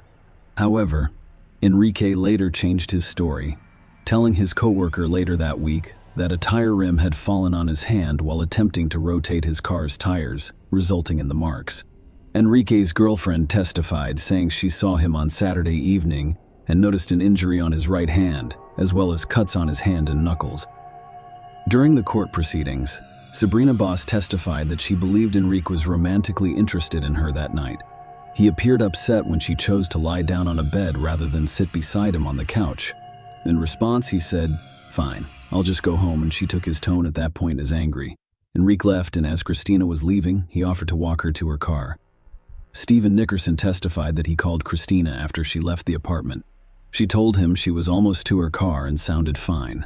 She promised to text him once she arrived at her car, but she did not follow through. He texted her a few minutes later to see if she had made it to her car, but received no response. Despite calling her several times, all calls went to voicemail. The following day, it was called again, but went unanswered. The prosecution used security camera footage from the Kroger gas station as evidence. On September 3, the footage showed Enrique cleaning the passenger side of the car with a rag before cleaning the trunk and washing the car. Police found an odor remover bottle, a multi-purpose cleaner, an all-purpose cleaner, paper towels, and rags in his trash. The prosecution presented evidence about the cell phones, claiming that Christina's and Enrique's devices were connected to the same cell towers when Enrique left the parking garage. Christina's phone pinged off the Spring Creek Boulevard cell tower at 3:46 a.m., according to court documents. On August 30, at 3:00 a.m., Enrique's phone pinged from the same tower. Both phones also received signals from the 5,800 Granite Parkway cell tower within a few minutes of each other. Later, they pinged off a tower on East Bethany Drive near Enrique's home on Harvard Lane in Allen. Details about the armride case car, a 2010 gray Camaro, were revealed in court. A dent was found on the front passenger side, specifically on the right front fender. When the police searched the car, they discovered that the interior, particularly the front passenger side floorboard, had recently been vacuumed and cleaned. However, what drew the most attention was the remarkably clean condition underneath the car. An accident investigator testified that the car's damage appeared to be the result of a soft impact, possibly involving the body, buttocks, and hips. NATSP provided the jury with DNA evidence, and DNA analyst Christina continued to swab areas of Enrique's car's trunk mat that reacted with blue stars until DNA profiles could be extracted. Both matching Christina's DNA profiles confirmed that the DNA discovered was more likely from a significant source, such as bodily fluid. The defense presented its case, focusing on four main arguments to counter the prosecution's perceived weakness. First, consider injuries. The defense called forensic dentist Dr. Paula to testify about the prosecution's assertion of a bite mark on Enrique's arm after Christina went missing, as well as third and fourth cell phone data. After reviewing photos of Enrique's injuries, Dr. Broom concluded that the marks and scratches did not indicate bite marks. Christy Wilson, the Plano Police Department's evidence supervisor, testified that the trunk mat was removed from Enrique's car and placed in a box. However, the box was too large for the evidence locker, so it was closed as best as possible, but left unsealed for 3 days, which was recognized as a violation of protocol. The defense attempted to cast doubt on the DNA evidence's reliability, claiming that the trunk mat's unsealed condition compromised its integrity. They also suggested that the person who examined Christina's car prior to the MRI may have transferred DNA. To back up their claim that there were alternative lines of inquiry, the defense called Lateral Rinse Dunbar to testify. He was a private security contractor who claimed to have met Christina at a nightclub in Uptown on August 22 or 23rd, when she became quiet in front of Hunter Foster. Hunter Foster, who was serving a 33-month sentence for conspiring to distribute Mia, testified during the trial. It was discovered that he sold prohibited substances to an undercover federal officer on the night of August 29, 2014. His cell phone records showed a call from Enrique at 3:50 a.m. on August 30 with a message requesting an ounce of a substance known as that good rock. Detective Robin Busby suspected that the conversation was about illegal substances. However, it is unclear whether Enrique or Christina were using the phone at the time. Witnesses at Pauline's apartment confirmed that Christina's phone had a low battery when she left that night. The defense argued to the jury that, despite the lack of surveillance footage showing Christina leaving the parking garage, it was possible that she left by another means. The police acknowledged that someone could leave on foot without being recorded. Regarding cell phone data, the defense presented a cell phone forensics and cell tower data analyst. He testified that records from both Enrique's and Christina's phones showed that after 4 a.m., they were only making data connections to cell towers. He emphasized that data connections were the least reliable method for determining a cell phone's location and that it was impossible to predict the phone's likely location based on this data. Despite the defense's arguments, Enrique was convicted of aggravated kidnapping and sentenced to life in prison with parole eligibility in 2046. Almost 2 years after the Enrique case, conviction remains were discovered in a wooded area of Anna, Texas, and identified as Christina's.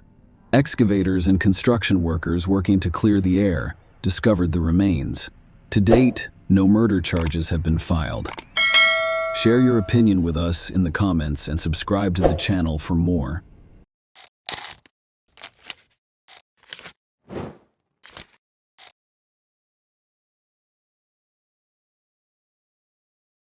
On a Sunday afternoon in 2000, a tragic event occurred in a peaceful seaside community. A distress call to 911 signaled the start of a story that would captivate a community.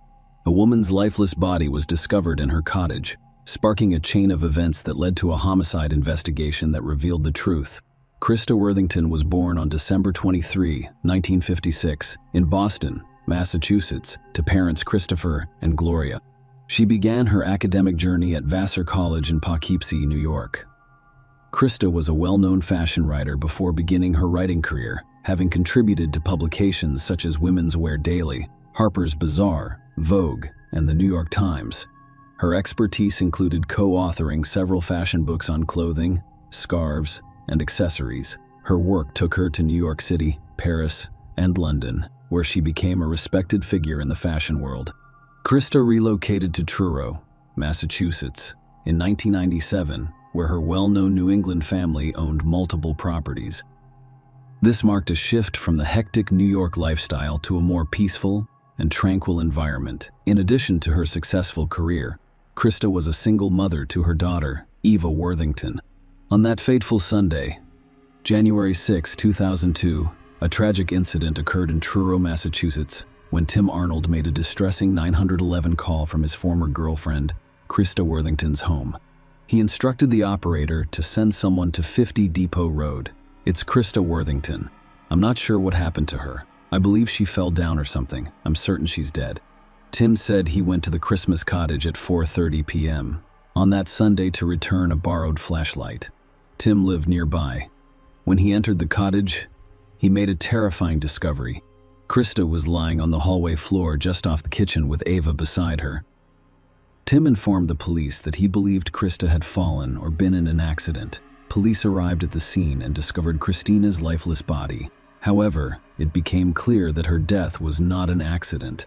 Krista was discovered naked from the waist down, her legs spread apart, and her body covered in blood, particularly around her torso. Her face was covered in bruises, and she had been stabbed once in the left lung.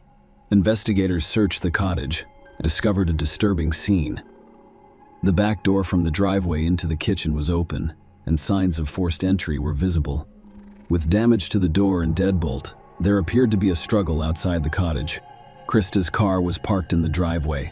Between the car and the cottage, police discovered several items, including glasses, a barrette, keys, and socks. Drag marks in the dirt on the driveway indicated that Krista had been attacked outside her cottage and then dragged inside. The police discovered Eva's small bloody handprints all over the cottage. Her bloody handprints were discovered on a Disney videotape, and it appeared that Eva had attempted to insert them into the VCR. Her bloody handprints were also on her sippy cup and a box of Cheerios. How long had Eva spent in the cottage with Crystal's body? At that point, the cops had no clue. Krista's body was transported to the medical examiner's office for an autopsy. Traces of dried blood were discovered under her fingernails, as well as small pieces of grass in her hair and pubic area. These findings support the police's belief that the attack took place outside the cottage. The investigation evolved into a homicide case, Truro's first murder in 30 years. Tests revealed the presence of male biological material in Krista's genital area, leading the police to believe she had been raped, with the assumption that the same person who raped her was also her murderer. The focus shifted to finding a DNA match. Establishing a timeline, the police determined that Krista called her babysitter at 8 p.m. on Friday, January 5, because she had a hair appointment scheduled for noon on Saturday, January 5, but did not show up and did not show up, and did not show up and did not provide notice of her absence. This led police to believe that the crime took place between 8 p.m. on Friday and noon on Saturday. The presence of undeliverable newspapers at the bottom of her driveway provided additional support for this time frame. As part of their thorough investigation, the police interviewed people who knew Krista or had been to her home. Investigators approached Tim because he had discovered her. There were also rumors that, despite the end of their relationship, Tim may have desired a more permanent connection. When the police arrived at the cottage, they found Tim's biological material on a blanket covering Krista. Despite his denial of any involvement, the police eventually ruled him out as a suspect. Given Tim's previous romantic relationship with Krista and his time at her cottage, the discovery of his biological material on the blanket was not surprising. Furthermore, forensic analysis revealed that Tim's biological material did not correspond to the biological material discovered on Crystal's body. The investigation into Krista Worthington's murder took a significant turn as police looked into possible connections with people close to her. Tony Jackett, Eva's father, was married and had an extramarital relationship with Krista. When Krista discovered she was pregnant, she urged Tony to tell his wife, Susan. Eventually, Tony told Susan about Eva and the affair. Krista did not insist that Tony leave Susan, but she did ask for his assistance in supporting Eva. They made arrangements for child support, and Tony set aside time to spend with Eva. His wife was very forgiving, and she forgives him and even accepts Eva into her life. Tony and Susan both cooperated with the police, with Tony claiming that he had no intention of harming Krista. Susan confirmed Tony's alibi, stating that he was with her at the time of Crystal's murder. A year after the crime lab performed DNA tests as part of the investigation.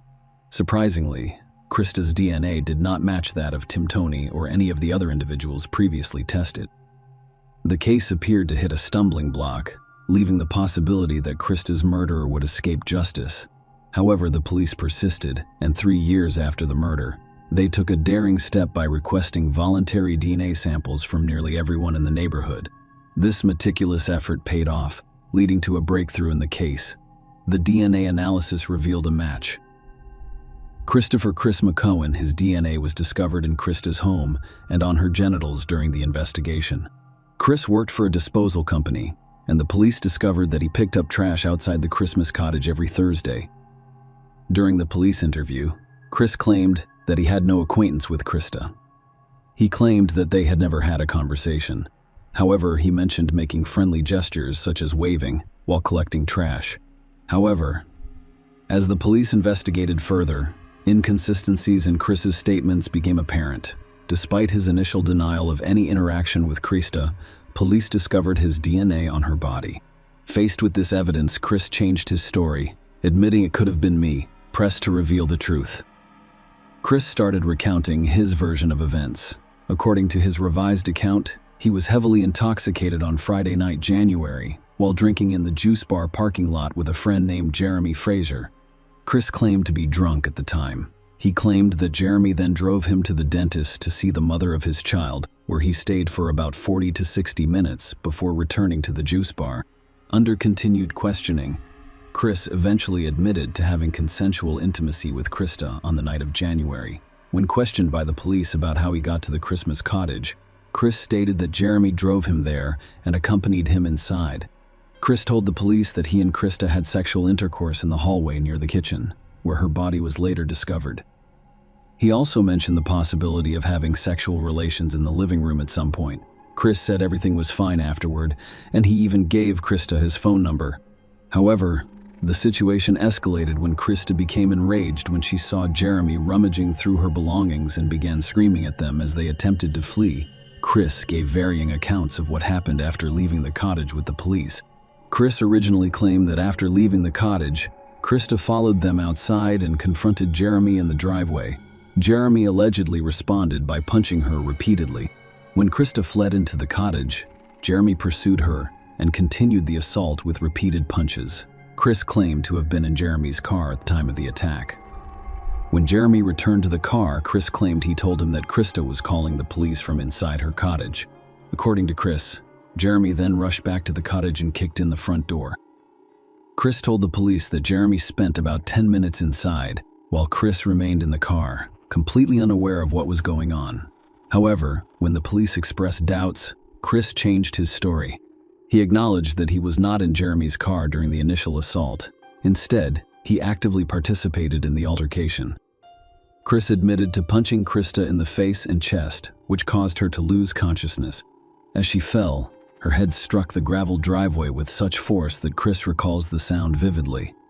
Despite this, Chris admitted that the brutality did not end there. He told the police that they continued the assault, claiming that we put the boots on her. Later, Chris and Jeremy dragged Krista back into the cottage. Chris, on the other hand, admitted to beating Krista and engaging in sexual activity with her, but he denied killing her. He blamed Jeremy for the fatal act, claiming that he stabbed Krista in the chest with a knife from her own kitchen. When asked about Jeremy's potential contradiction, Chris admitted that if Jeremy could provide an alibi, it would be entirely on me. However, Jeremy told police a different story. He confirmed that he met Chris at the juice bar on Friday night and drove him to Dennis. According to Jeremy, he returned to the juice bar and attended a house party in East Ham with a friend who confirmed his account. Jeremy claimed that Chris was also at the party, but he arrived separately in a different vehicle. He said he stayed at a friend's house that night, and his friend confirmed it. Furthermore, Jeremy's DNA was not found on the Christmas body, so the police leaned toward believing Jeremy's version of events. Chris faced several serious charges, including first-degree murder, aggravated rape, and aggravated burglary.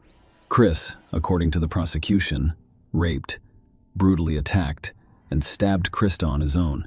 The court was presented with compelling evidence, including DNA analysis that proved Chris's sexual relationship with Krista.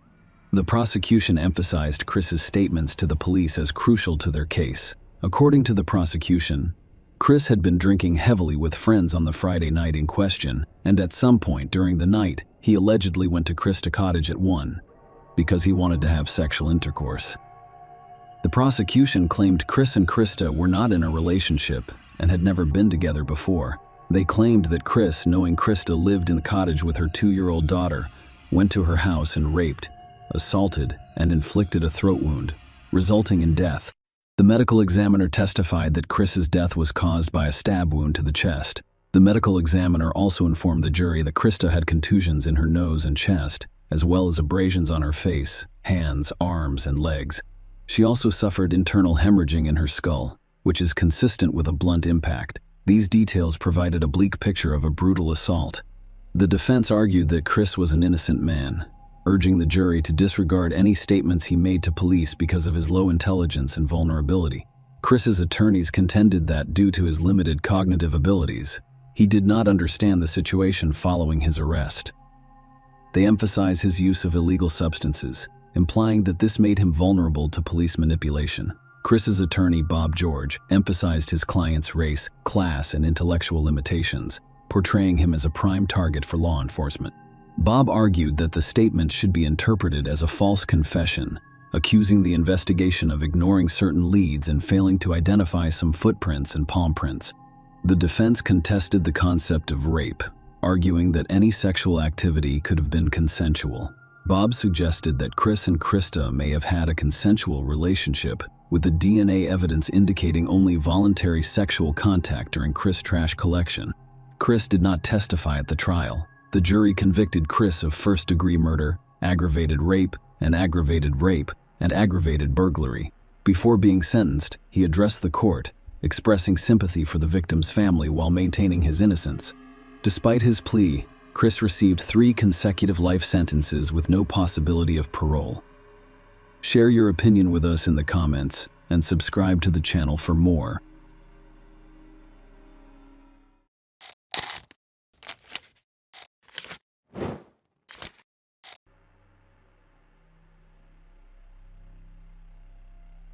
Blessy Godinko, a 56-year-old woman, finished her workday on Saturday, May 24, 2014, and was on her way home.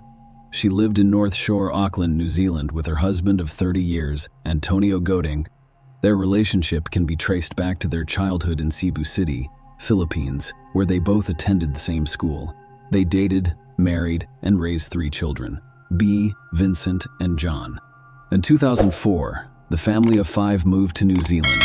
Blessy grew to love Auckland because it allowed her to indulge in her favorite activities, such as exploration, walking, and discovering new places.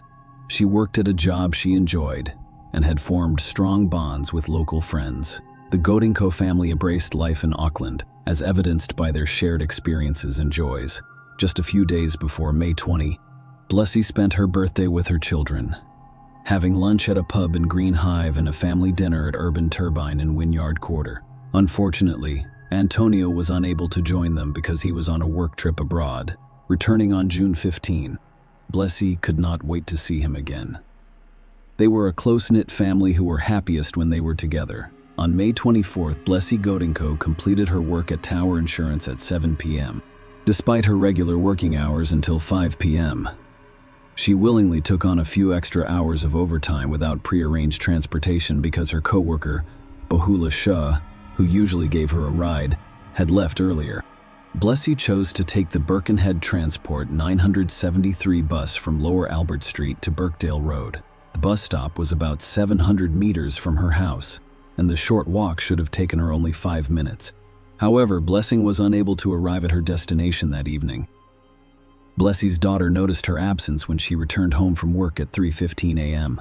The following day, concerned B contacted her 2 brothers to inquire about their mother's whereabouts, but both were unaware.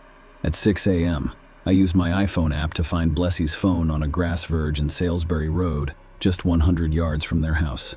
Blessy's shoes and the Tupperware container she used for her daily lunch at work were also found near the verge. When the police arrived, they initially suspected a hit and run, The scattered nature of Blessing's belongings on the verge raised the possibility that she had been struck by a vehicle and was now disoriented and lost. However, it became clear that something more sinister had occurred. A young girl living on the same street reported hearing the woman's scream at the time.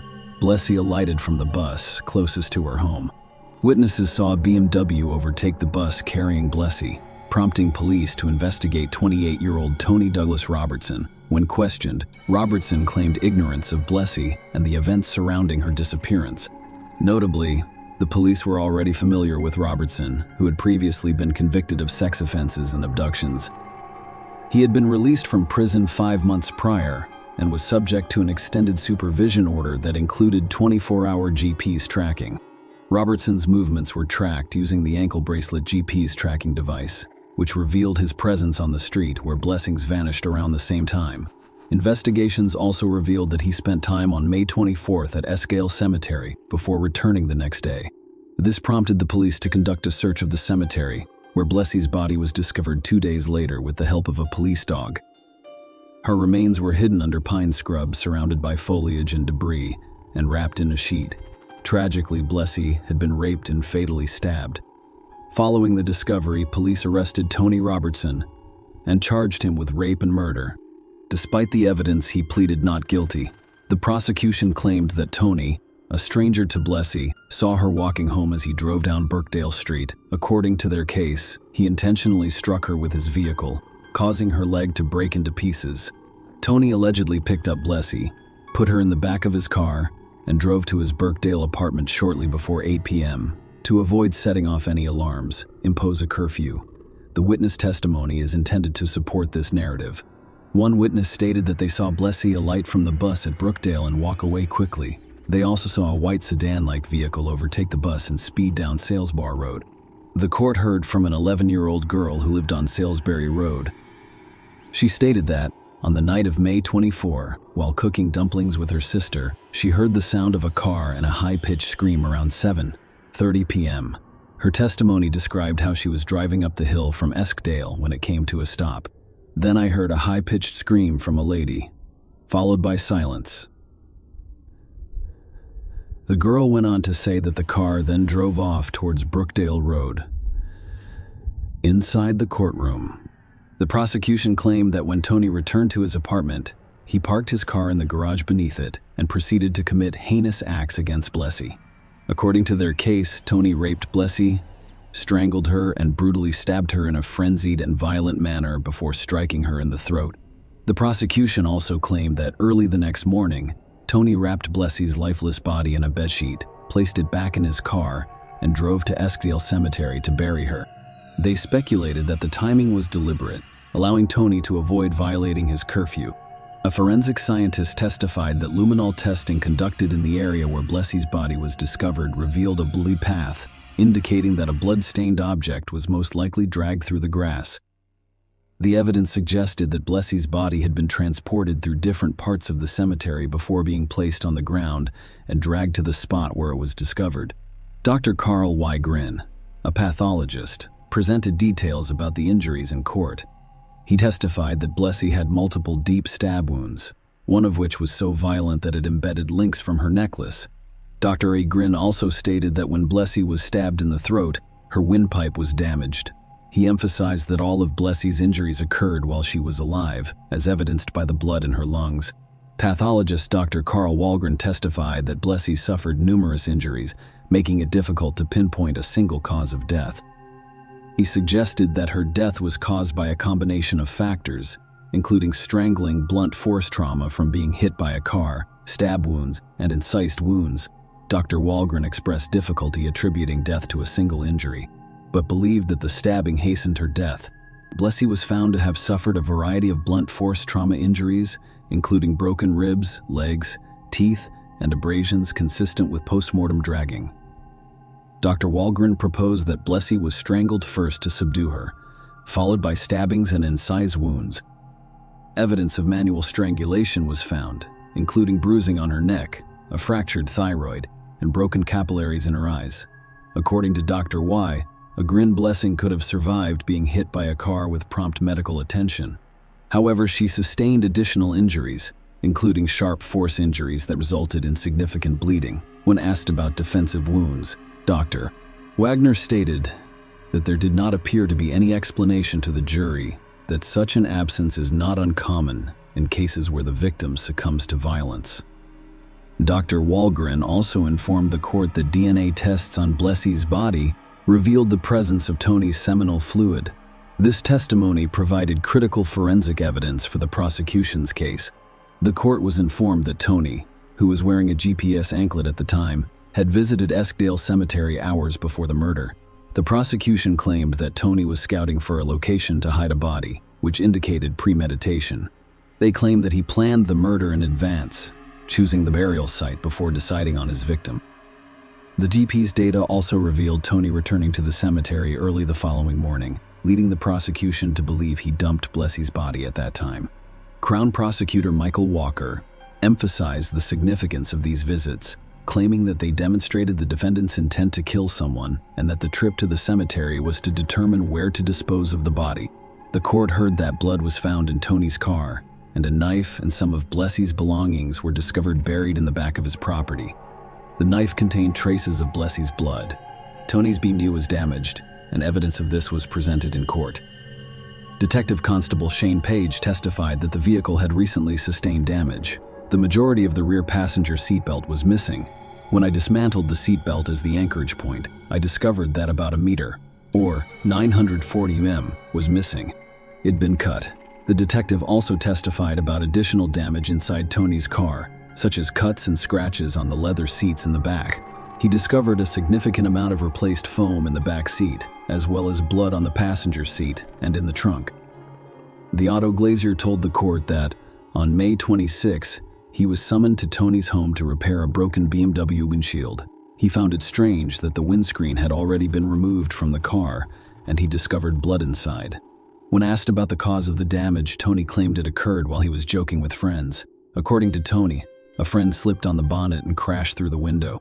A sergeant from the serious crash unit testified that he thought Blessie was intentionally struck.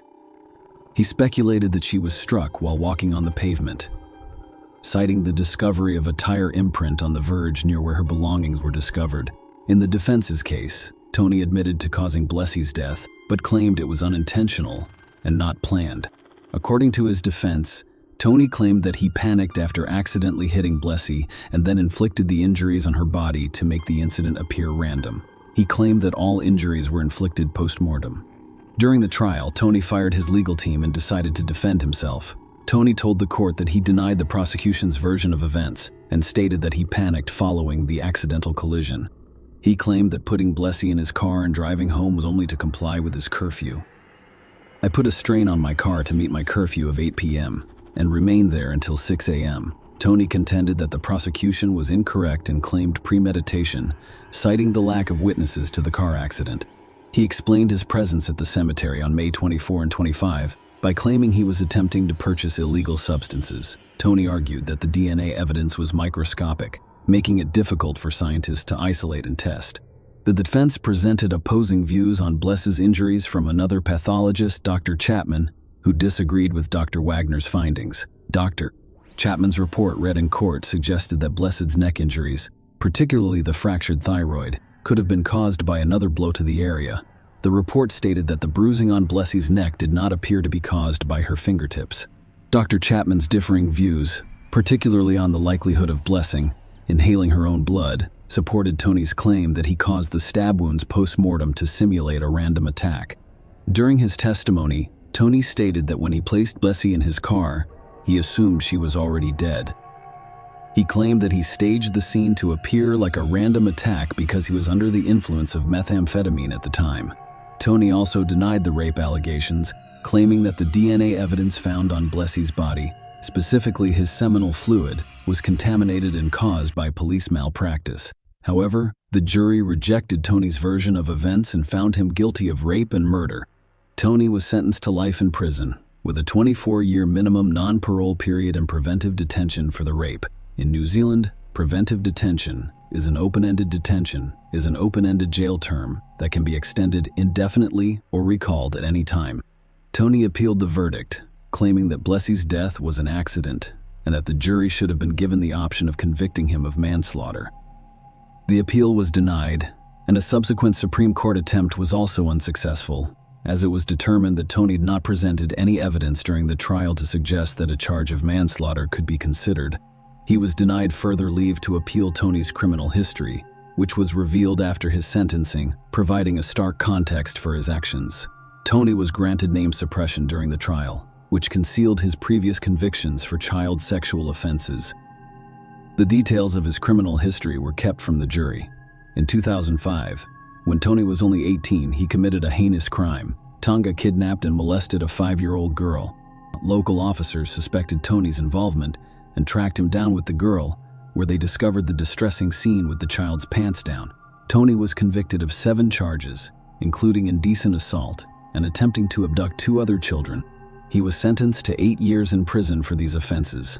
Tony was released in December 2013, just 5 months before Blessie's tragic murder, and he violated his release conditions twice in a short period.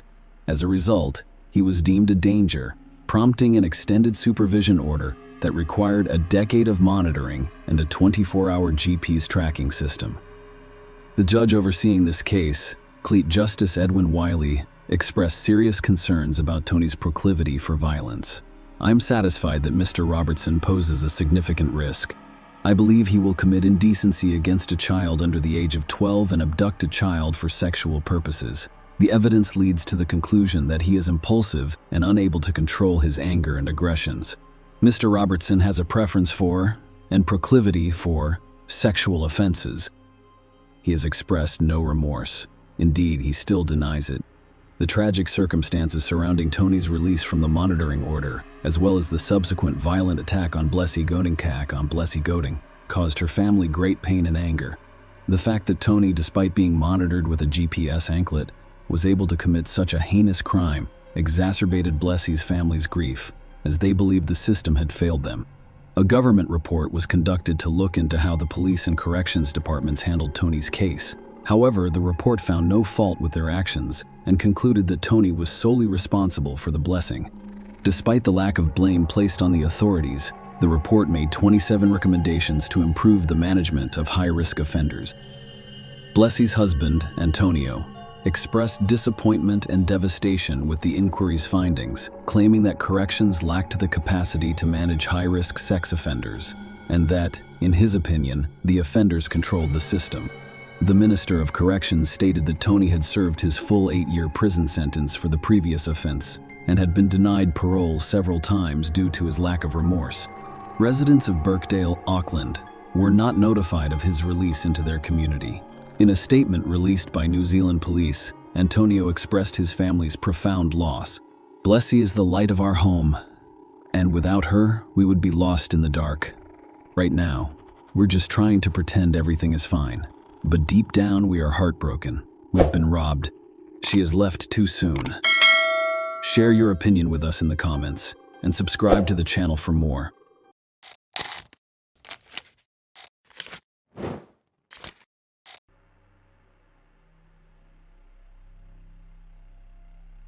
Daniel and David, twins, have always made important decisions together since they were children.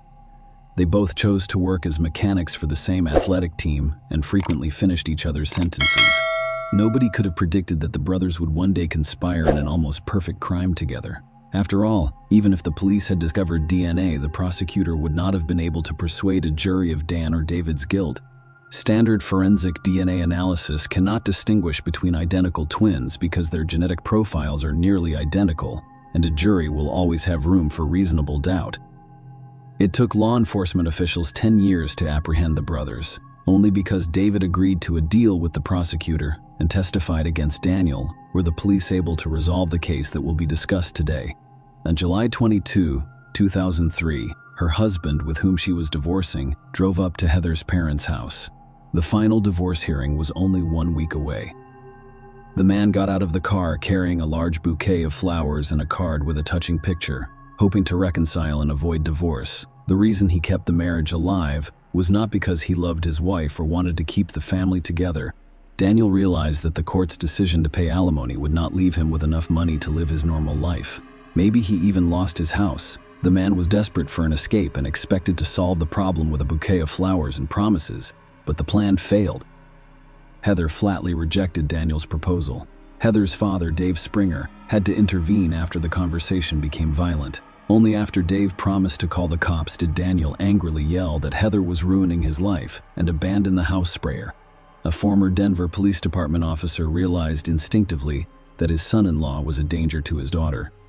He asked her not to see him during the remainder of the divorce proceedings. He later stated that I was concerned about what my son-in-law Dan Wild might do as the final divorce approached. He wanted to keep everything under his control. However, control was slipping away from him. He was becoming increasingly desperate and hostile. I advised Heather not to date him, and I didn't believe she would, but she did. Dan called Heather 2 days later and offered to pick up the children's medical records, as well as the assigned child support check. Initially, the almost ex-spouses agreed to meet at McDonald's. The young woman did not want to be alone with her ex-husband and planned to meet in a crowded location, taking her 2 children, aged 5 and 3 at the time. She said nothing to the father, only alerting the mother to the meeting. Clearly, something went wrong. To appease her mother, she changed the plan and named the nearest fast food restaurant as the meeting place. Heather went to Daniel's home in Edgewater, Colorado, where he lived with his identical twin brother David and David's then girlfriend Roseanne, rather than McDonald's. Heather believed that in the presence of the children, Jacob and Hannah, their father would not be aggressive and that he was not alone at home. And then the young woman vanished. She was not seen alive again. Heather Springer was born on April 21, 1973, in Arvada, Colorado. Her father, David Springer, worked for the Denver Police Department and was well respected by his colleagues. The man did everything he could to ensure his beloved wife, Carol, Heather, and her 2 older sisters, Rebecca and Jennifer, had everything they needed. The family provided a friendly, warm environment of mutual understanding for her sisters. Their father exemplified masculinity, responsibility, and care. During her youth, Heather attempted to form relationships with her peers, but nothing came out. When she met Dan, Wild was 10 years her senior. Heather saw in him an adult, responsible, caring man who made her feel as calm and safe as her father, Daniel. Being a mature man won Heather over his peers. The 23-year-old young woman fell in love and did not look back. The couple started dating in 1996. A year later, Dan made Heather an offer, which she gladly accepted. She grew up in a family where her father was always in control due to his professional activities, and she saw the same quality in the groom as a manifestation of love and protection. Unfortunately, she was mistaken. The young couple relocated to Edgewater, Colorado, where Dan owned a home and the Wild family welcomed 2 children, Hannah and Jacob. Heather devoted herself completely to her daughter and son's household chores. Dan was the family's main breadwinner and worked as a mechanic in the transportation department. However, family life was not entirely cloudless. The young woman gradually realized that Dan's excessive control did not reflect care and love. Over time, he became more overwhelming and restrictive, and his dreams of a happy union did not come true. After 5 years of marriage in 2002, Heather began to complain to her parents about her spouse. She stated that she was tired of Dan's constant control. It was unbearable to live in the same house as him. 1 year later, in the spring of 2003, the young woman informed Dan that she wanted a divorce. She packed her belongings and moved with her children to her parents' home in Arvada. Dan reacted negatively to her legal spouse's actions, even threatening her, which strengthened her resolve to protect her interests and those of her children. She filed for divorce, requested custody of the children, and required her husband to pay child support. Daniel became stressed because he was unprepared for the additional significant financial obligations. He was afraid he wouldn't be able to pay his bills and would lose his home. In the early summer, Dan's brother David and roommate Roseanne came to his aid to provide support and assistance with a difficult situation. Dan and David DeWild, identical twins with only 1.5 minutes of age difference, have been inseparable their entire lives, always helping each other and keeping in touch. Friends of the twins observed that Dan always acted as a leader, making key decisions, whereas David preferred to remain in his brother's shadow and hold secondary positions. After arriving, David began working as a mechanic at the same shop where Dan worked and gave his brother a large sum of money to pay the house bills. David suggested that Dan try to avoid a final divorce and supported his plan to visit Heather on July 22, 2003. As previously stated, the trip failed and nearly resulted in a police call. The brothers then devised a new plan, inviting Heather to their house on July 24. Heather's parents' house and the nearest McDonald's were only a few kilometers apart. Carol Springer became concerned when Heather's daughter, who had only gone to pick up her papers, did not return after an hour. Carol called her son-in-law to find out where Heather was because her daughter would not answer her phone. Dan reported that she had arrived at his house, left the kids, and drove to the store. Carol found all of this alarming. She knew her daughter's wallet and credit cards were still at home. She couldn't go shopping without money and cards, and she would never leave her grandchildren with Dan. Carol dialed Dave's number and told him who their daughter had gone to see, and Dave Springer went straight to his former son-in-law's house. Heather was not present, and her car could not be found. Dan insisted that Heather had gone away on her own business, leaving the children with him and would be back soon. The grandchildren couldn't tell their grandparents where their mother was or had gone. Dave contacted the emergency services. With his police background, he claims that his daughter was in trouble. Soon, patrol officers arrived at Dan Wild's house. The officers inspected the area around the house and the house itself, which Dan allowed to enter, but found nothing suspicious outside or inside, so they left. The officers only discovered that the medical records Heather had requested were at Dan's house, and the child support check had yet to be signed. Dave Springer got behind the wheel of his car and drove through the city streets, hoping to find his daughter alive. Passing through intersections, he stopped to observe passers-by, looked at the faces of women, and interviewed local residents, but his efforts were futile. Heather D. Wild was officially reported missing the following morning, on July 25. Detective Mark Kreider of the Denver Police Department has joined the search for the woman. The detective took Dave's suspicions seriously. Nobody believed Heather would simply decide to flee her family after the trial and go on vacation. Lidar told reporters that Dave was obviously very concerned. The case was unusual because the daughter of a Denver police officer went missing, which added a personal touch to the situation. Mark's first stop was the Wild home. The detective arrived at the address and rang the doorbell. Dan the Wild appeared on the doorstep. He refused to let the detective into the house, without Wild cooperation. Kreider had no right to inspect the house, which meant that crucial evidence could be overlooked. The detective inquired about the reason for the refusal and why the Wild was unwilling to assist with the investigation. If everything was as he said, he responded that he had a personal attorney and would only answer questions in his presence. At that point, David, Dan's twin, drove up to the house. Dan immediately called out to his brother, telling him not to talk to the detective. As Kreider watched, he realized Heather's father was correct. Daniel DeWild was hiding something. Why did he hire a lawyer if Heather simply grew tired of the family and left? He's not concerned about the woman or searching for her, despite the fact that he swore his love for her just a few days ago. Everything appeared as strange as possible, but the detective was unable to do anything without a warrant, so he was forced to leave. By the time police got a search warrant for the Wild home, Heather had gone missing for 6 days. Inside the house, Kreider stated that the task force discovered no evidence of a crime weapon. There was no sign that Heather had been in the house. However, investigators soon discovered that on the day the young woman vanished, David drove his Chevrolet to a car repair shop about 15 miles from home. Why would David drive so far when the twins, who worked for the transportation department as mechanics, could have done the repairs themselves? Kreider obtained a warrant to search the several locations, and a detective speculated that Heather had died and David had managed to hide her body away from home. To inspect the car, they used specially trained dogs that detect the odor of a decomposing body. While checking David's car, the dogs began barking near the driver's side rear side door, indicating that Heather's body had been in the vehicle for some time. Detective Kreider met with David and discussed the search dog's reactions. At one point, the detective asked David, looking directly into his eyes, "Did you kill Heather?" The man lowered his head, and you could tell he was nervous. The man stated that he needed to speak with his lawyer and last. After speaking with David, the detective had no doubt that both twin brothers were involved in Heather's disappearance, a day after being informed that the dog smelled decomposition.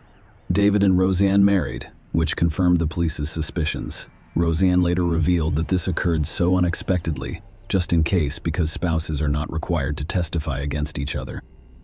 Then, on August 4, 2003, 2 weeks after Heather's disappearance, police discovered her white Nissan Sentra in the parking lot of an apartment complex in Wheat Ridge, Colorado, about 5 miles from Dan's home. According to locals, the car had been parked for several days. With the passenger side window fully open, detectives spent the entire day inspecting the car. It appeared so clean that there was no sign that Heather had ever ridden in it. We discovered no evidence of Heather's DNA inside or outside the car. We also found no fingerprints or other evidence that Heather had used the vehicle. The expert explained to Detective Kreider, apparently the perpetrator or perpetrators were meticulous in wiping out all traces qualitatively. Investigators searched the wooded area south of the apartment complex where the car was discovered. They utilized trackers, thermal imaging cameras, and a police helicopter. The search turned up nothing that could lead them to Heather. Carol and Dave realized at that moment that they had lost their daughter for good. Exactly 1 month later, on September 4, 2003, Heather's body was discovered by a road worker while shoveling dirt on the canyon road. He noticed a large trash bag on the ground and called the cops as he approached. Meanwhile, the body had decomposed to the point where dental records could be used to identify it. The woman's face was covered with a duct tape mask, and rope was wrapped around her neck and wrists. The body was wrapped in garbage bags and duct taped before being buried in a shallow grave. Heather's clothes were identified by family members as the ones she left in to meet Daniel on July 24. Heather's exact cause of death could not be determined by the medical examiner, but the nature of her injuries suggested that she was strangled or died of asphyxia. Investigators discovered that the twins were involved because the body was discovered on the same day in Brooklyn, which is the workshop that David visited on the day Heather went missing. The trash bags in which the body was wrapped had the same general class characteristics as the bags taken from the wild home. However, it was circumstantial evidence. Direct evidence was lacking, and Kreider was unable to apprehend either of the brothers.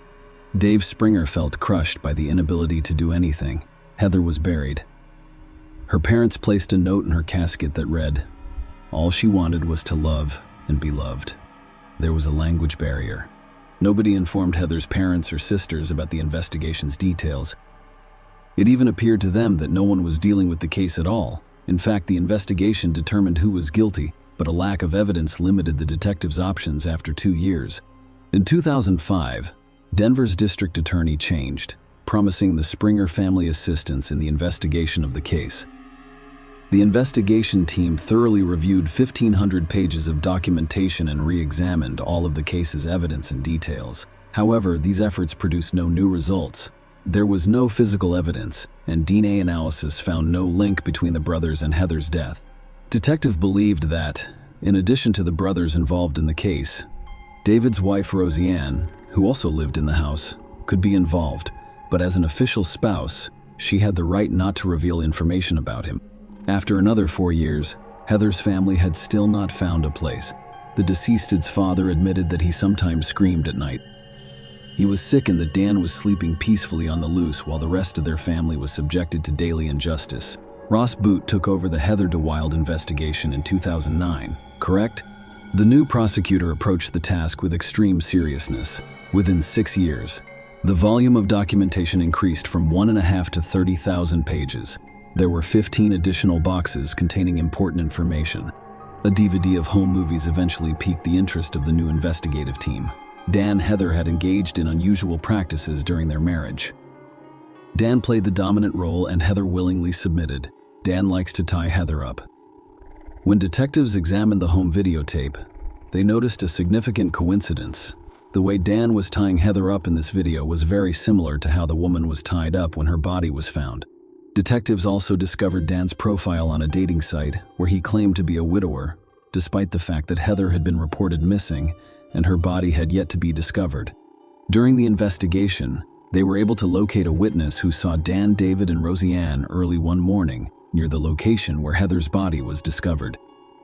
Furthermore, using new technology developed in recent years, experts were able to reinvestigate phone conversations between David, Daniel, and Roseanne on the day of the crime. All three made 14 calls to each other. and detectives were able to determine each caller's geographical location. David's cell phone was discovered near Heather's car, and from there, he called his brother and then Roseanne. Using all of the information gathered, detectives apprehended the perpetrators more than 8 years later, with only circumstantial evidence. Dan, David, and Roseanne Wild were arrested on December 14, 2011. Both were charged with first-degree murder and conspiracy to commit first-degree murder. As prosecutors prepare for trial, investigators hope to provoke the Wild. They speculated that Roseanne could be the weak link and attempted to turn her against the brothers. It did not work. The woman maintained that neither she nor the twins were involved in the crime. Dan, David, and Roseanne spent 8 months in jail awaiting trial, with Dan being the first to fall out with David. 9 years after the crime, the man admitted to Heather that he killed his twin brother Dan. Maybe it was the arrest, the billing records, or he genuinely loved Roseanne and wanted to keep her safe by making a deal with the prosecutor. Or perhaps he simply weighed all of his options and chose freedom after 12 years over a lifetime of sentencing. Regardless, David accepted the deal. Without his testimony, the brothers would likely have gotten away with the crime. David described the gruesome details. According to the man, his brother Dan began planning the crime in April 2003, after he was ordered to pay child support. He carefully considered every move he made. Don told David about his plan and asked for assistance. He stated that if Heather refused, he would still get rid of her, but only on her own. David acknowledged that he was concerned for his brother. He assumed Dan couldn't do it alone. He would be apprehended and put in jail right away. David agreed to help. Heather and the children arrived on July 24, 2003 at noon, as planned. When Dan went to meet them, David allegedly tried to stop his brother, but he ignored him. While the kids played in the house, Dan took her to the garage, promising to return the now almost ex-wife joint videos that were allegedly kept there. In the garage, Dan grabbed her by the shoulders and threw her to the ground. According to David, he had the opportunity to prevent the crime, but chose to stand there and watch in silence. His brother took a hammer from the shelf and struck Heather several times in the head, knocking her out. Dan immediately took a rope and tied his wife up in the same way he had done during their intimate games. But this time, he also made a noose around her neck and suspended her from the garage roof. Dan's plan was to make it appear that his wife's death was accidental during their role-playing sessions. Leaving Dan in the garage, David drove Heather's car back to the apartment complex parking lot and thoroughly cleaned it inside and out. By the time David returned to the garage, his brother had wrapped his wife's body in garbage bags and placed it in the backseat of his car. David checked the woman's pulse and determined she was dead. He then got behind the wheel of the Chevrolet and drove to the predetermined location where he would bury the body. How there might never have been discovered if it wasn't for a transmission problem in the car that forced him to hide the body somewhere along the way to the canyon. Because David had to visit an auto repair shop to have his car fixed, the investigation uncovered clues about the car's movements. When the investigators asked how the brothers were able to dispose of all of the evidence so professionally, David explained that they watched crime shows on TV on a regular basis and knew a lot about the subject. For example, they used double gloves to leave no trace. David Wild had to take a polygraph test to confirm the veracity of his testimony. Prosecutors offered him a deal following the test. David pleaded guilty to conspiracy to commit second-degree murder and received a 12-year sentence instead of life in prison. Daniel's trial began in November 2012 at the Jefferson County Courthouse. David testified, blaming the crime entirely on his brother, rehabilitating his wife Roseanne through his testimony, apologizing for all the pain he had caused Heather's family, and receiving 12 years. Daniel pleaded not guilty and continued to claim he had no idea where Heather went after she allegedly left the house. According to his defense, Heather murdered his brother David. After all, he admitted that he was responsible for disposing of the car and the body. However, the jury did not believe that version. They found Daniel guilty of conspiracy to commit a first-degree felony, but could not determine whether he actually did it. As a result, the judge scheduled a new trial for just a month later, fearing he would end up in prison with no chance of parole. Dan accepted a plea agreement, pled guilty to a second-degree felony, and waived his right to appeal. He was sentenced to 74 years in prison, which he currently serves at Colorado State Prison. He will be eligible for parole in May 2045. His mandatory release year is 2084, when he will be over 100 years old. Daniel DeWilde will probably not live to see that date after the trial. During a press conference, prosecutor Roz Boot examines the dynamics of what occurred. Daniel clearly set David up. He had control of the situation. Regarding Mary Rose and Wilde, we eventually concluded that her knowledge of the events was less than previously assumed. The case against her is dismissed because there is no reasonable chance of her conviction at trial. Roseanne maintains that she had no suspicions and is simply waiting for David to be released. After Dan was arrested, Hannah and Jacob were placed in foster care by their own grandparents. Heather's parents, Dave Springer, and her father has finally begun to sleep soundly. Share your opinion with us in the comments and subscribe to the channel for more.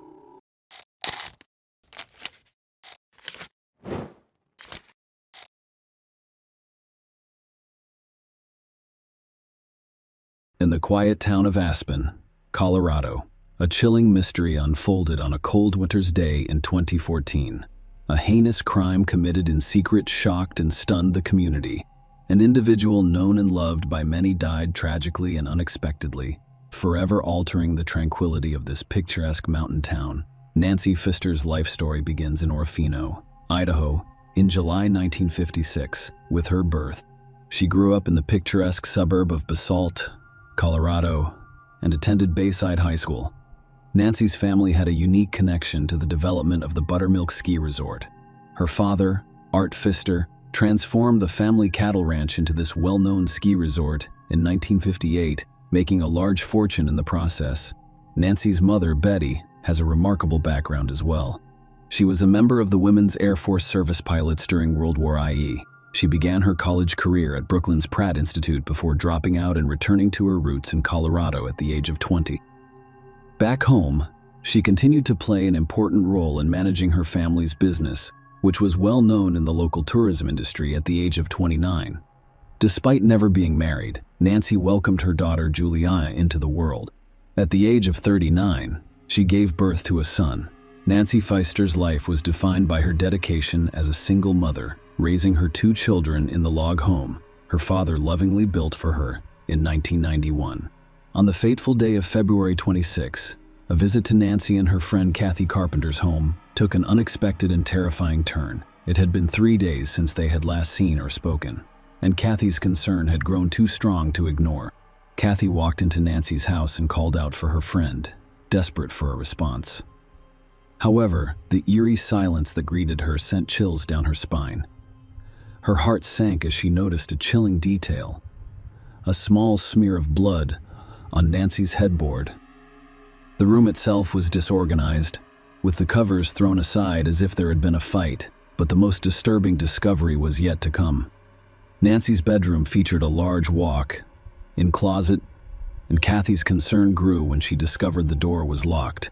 Desperate to learn the truth, she retrieved a spare key from the closet and cautiously opened the door. What she sensed was beyond her worst nightmares: a nauseating, unbearable stench. Inside the closet was a lifeless body. Kathy called 911 at 6:15 p.m., her voice trembling as she described the grisly discovery. She believed that the lifeless figure in the closet was Nancy herself. The arrival of the cops only confirmed Kathy's suspicions. Nancy's lifeless body was indeed hidden in the closet, shrouded in a heavy-duty trash bag from the neck down, with additional kitchen trash bags covering her head. The scene was a horrific display of violence. Nancy had been brutally beaten to death, her head showing signs of multiple blunt force traumas. An electrical extension cord had been cruelly wrapped around her neck, adding a chilling element to the crime. Despite the brutality of Nancy's attack, there was very little blood at the scene, with the exception of a small smear on the headboard.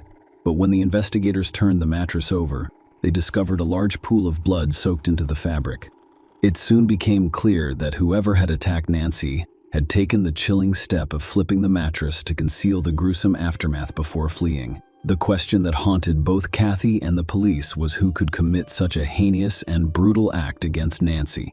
It was a question that sent shockwaves through their peaceful community, leaving them to deal with the unsettling realization that a heartless killer lived among them. Kathy Carpenter's revelation added another layer of complexity to an already perplexing case. She informed the police about recent tensions between Nancy and her tenants, William Trey Styler and his wife, Nancy Styler. This information immediately cast doubt on the Stylers and sparked speculation about their possible involvement in Nancy's brutal murder. The day after Nancy's lifeless body was found, an autopsy was performed by Dr. Steve Ayers, the Pitkin County coroner. His findings shed light on the severity of the crime. Dr. Ayers determined that Nancy died from 3 or 4 vicious blows to the head delivered with a hard object with a slightly curved edge. Although he couldn't identify the exact weapon used, he could tell that the business end of the instrument was small, about an inch or 2. The exact timeline of Nancy's death remained unclear. Dr. Ayers estimated that the fatal assault occurred between the evening of February 24th and the morning of February 25th. Nancy's injuries were concentrated between her right forehead and right temporal bone, indicating 3 or 4 severe blows. In addition, several bruises covered her left upper arm, right neck, and right jaw, painting a bleak picture of the brutal violence she endured.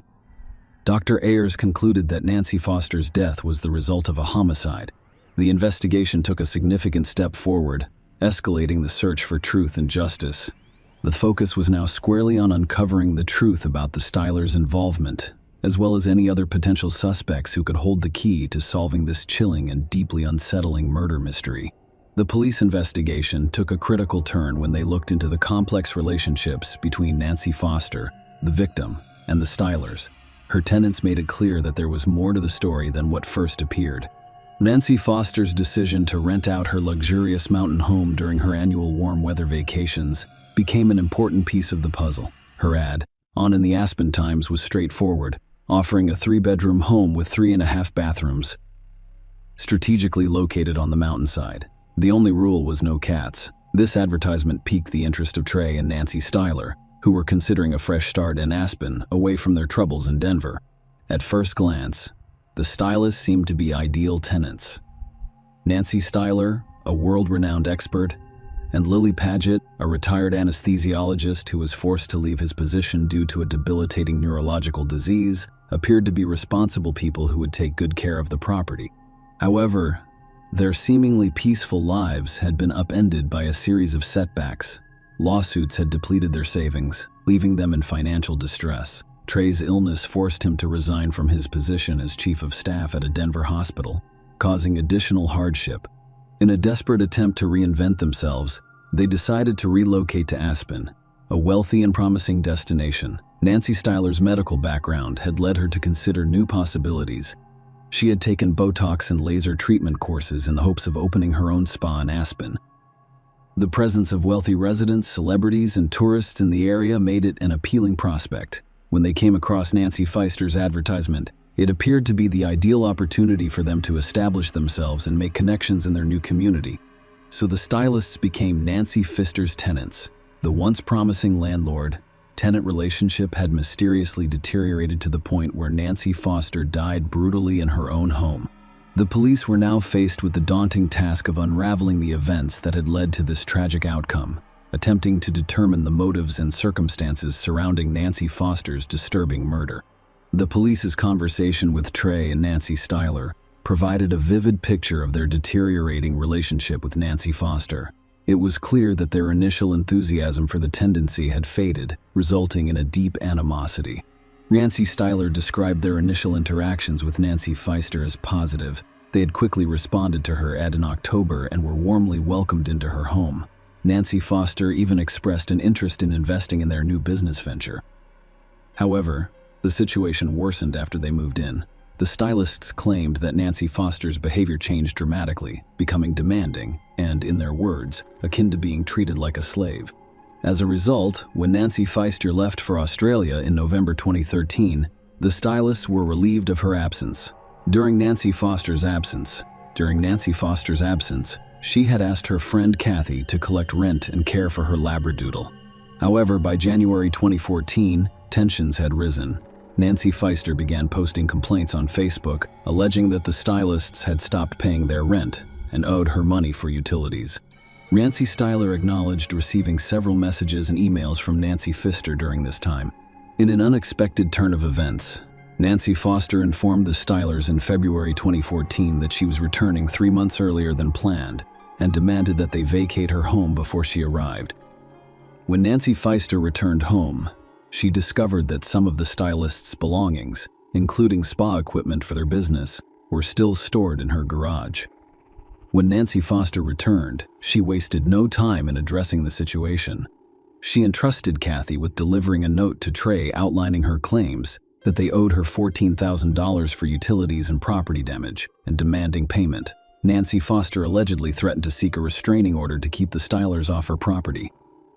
Although the Stylers questioned the legality of such an action, Nancy Styler's version of events indicates that they went to the house to retrieve their belongings after receiving Nancy Foster's note. Nancy Foster was not present at the time, so they entered the house to collect their belongings, staying until 4 p.m.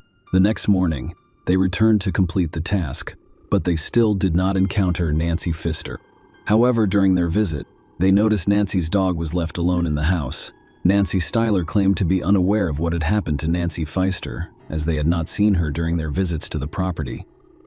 The Nancy Foster case, which involved her complicated relationship with the Stylers and her disappearance, added intrigue to an already enigmatic story. Investigators were intent on determining what happened when Nancy confronted the Stylers about the alleged deaths. The police's initial release of Trey and Nancy Styler following a 12-hour interview raised concerns about their involvement in Nancy Foster's murder. Aside from Kathy's report of a dispute, there was no concrete evidence linking them to the crime. However, the discovery of crucial evidence soon after their release would cast new light on the case. The breakthrough came when a man collecting trash just 100 yards from the motel where the stylists were staying stumbled upon Nancy Foster's belongings. I learned about her murder from the news. He recognized the significance of the discovery and immediately notified the police. After investigating, law enforcement discovered the bag mentioned by the informant, which contained some of Nancy Foster's personal belongings. Intriguingly, the Stylers' Jaguar vehicle registration was found in the same bag, raising questions about why it was in Nancy's possession, but the discoveries did not end there. The police on Earth have an old hammer that they believe is the murder weapon. Testing revealed that the hammer contained traces of Nancy Pfister's blood. Even more damning, Trey Styler DNA was discovered on the plastic bag containing the hammer. Furthermore, a key to Nancy's closet was discovered just a few yards from the Stylers' motel room. With this new evidence, the police rearrested Trey and Nancy Styler, charging them with first-degree murder.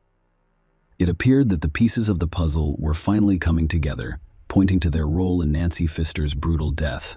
However, a cloud of uncertainty hung over the case, and the police were open to the possibility of other people being involved or the Stylers being framed.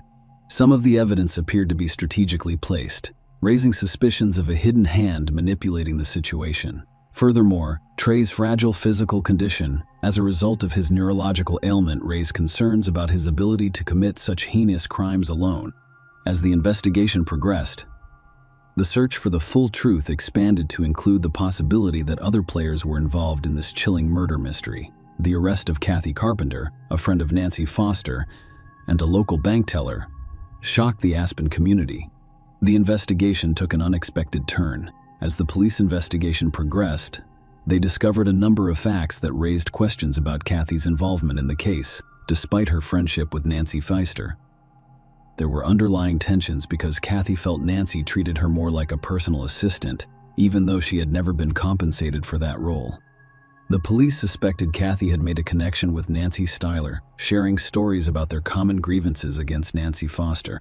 One particularly disturbing discovery was that Kathy went to Nancy's Alpine Bank safety deposit box and removed $6,000 of Nancy's money, as well as 2 family rings, just one day after discovering her lifeless body. When questioned about this, Kathy stated that Nancy had granted her legal access to the safe deposit box and that she had taken these items with the intent of delivering them to Nancy's daughter, Juliana. Despite the complexities of their relationship, Kathy remained devoted to Nancy and considered her a close friend. She admitted that Nancy could be demanding and frequently gave orders, but she also emphasized the enjoyable times they had together, which fueled the police's suspicions. According to records, Nancy Styler called Kathy 3 or 4 times on February 26th, shortly before Nancy Foster's lifeless body was discovered. This communication pattern fueled the investigators' belief that the 3 individuals were somehow connected to Nancy Foster's murder. The twists and turns of Nancy Pfeiffer's tragic death continued with a shocking revelation. Just weeks before the trial was scheduled to begin, Trey, a key figure in the investigation, made an unexpected decision. He approached the judge and expressed his willingness to confess to the crime. Trey's confession resulted in a shocking plea deal in which he pleaded guilty to second-degree murder and accepted a 20-year prison sentence. Trey offered to reveal the horrific details of what had happened to Nancy Pfister. However, a critical and fateful aspect of this plea agreement was that Nancy Styler, Trey's wife, would be granted unconditional freedom from all charges relating to Nancy Foster's death. Before the judge, Trey said the words that sealed his fate. "Your Honor, I am guilty." He went on to give a chilling account of what happened that fateful night. Trey confessed that he initially went to Nancy Pfister's house to reason with her. When he left his motel room, his wife was sleeping, unaware of the approaching tragedy. As he entered Nancy Pfister's unlocked home, he discovered her sleeping peacefully in her bedroom. The sight of Nancy sleeping peacefully became unbearable to Trey's already troubled mind. His life was unraveling, plagued by financial ruin, and Nancy Pfister's relentless demands for money, combined with her retention of his spa equipment, left Nancy seemingly unaffected by the chaos, sleeping soundly in her bed. It was a tipping point for Trey, causing him to lose his grip on reality. In a shocking turn of events, Trey described going to the garage and retrieving a trash bag and a hammer. He returned to Nancy's bedroom and brutally bludgeoned her with the hammer, striking her repeatedly until she died, to reduce the evidence of the heinous crime. After Nancy died, he placed the bag over her head and carefully moved her body to a sheet on the floor. She dragged Nancy Pfeiffer's lifeless body into the closet, concealing it from the outside world, tying it with an extension cord tray. Trey's 20-year sentence, as stipulated in his plea agreement, marked the start of a dark chapter for him inside the prison walls. Simultaneously, Nancy Styler, now known as Nancy Styler, now known as Nancy Massey, made a dramatic escape from the shadows of her past.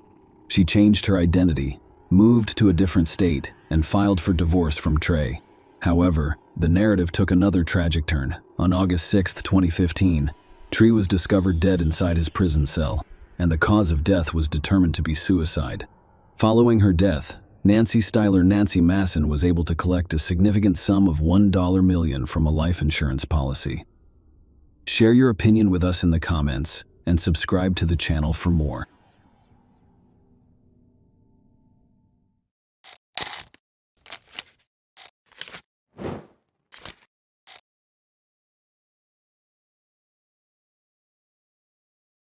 Have you ever wondered how often people are forced to do terrible things out of love? In most cases, completely innocent people who have no idea they have become victims in such stories suffer. The story begins with the protagonist, a lovely girl named Kendra Hatcher, who, without realizing it, becomes a victim in a love triangle. How did it all start? Who is Kendra Hatcher? We'll find out today. It occurred from September to 2015. On Wednesday, Kendra Hatcher, 35, drove into the parking garage of a Gales Park 17 home. She lived in a house where everyone, including Kendra, felt completely safe because there was a 24-hour concierge on duty. And it was a lively and luxurious apartment building with a saltwater pool, a fitness studio, and a gourmet coffee bar in the uptown neighborhood of Dallas, Texas, USA. But let's go through everything in order. Kendra Hatcher, 35, a pediatric dentist from Springfield, Illinois, was born on February 3, 1980. She came from a good family that could afford many things for her, including a good education, a good university, and a job. She grew up in Pleasant Plains, Illinois, and attended dental school before moving to Dallas for work. She had recently taken a job at Smile Zone. It seemed like an ideal fit for her during her spare time. Kendra led Bible study classes, and not just any Bible study classes, and not just any Bible study. She was a devout Christian who wanted to use her dental skills to benefit others. She took part in volunteer programs such as building churches overseas and providing free dental care to children in Ecuador. Kendra's professional and personal lives were both very active. On May 24, 2015, she started dating a doctor named Ricky Paniagua.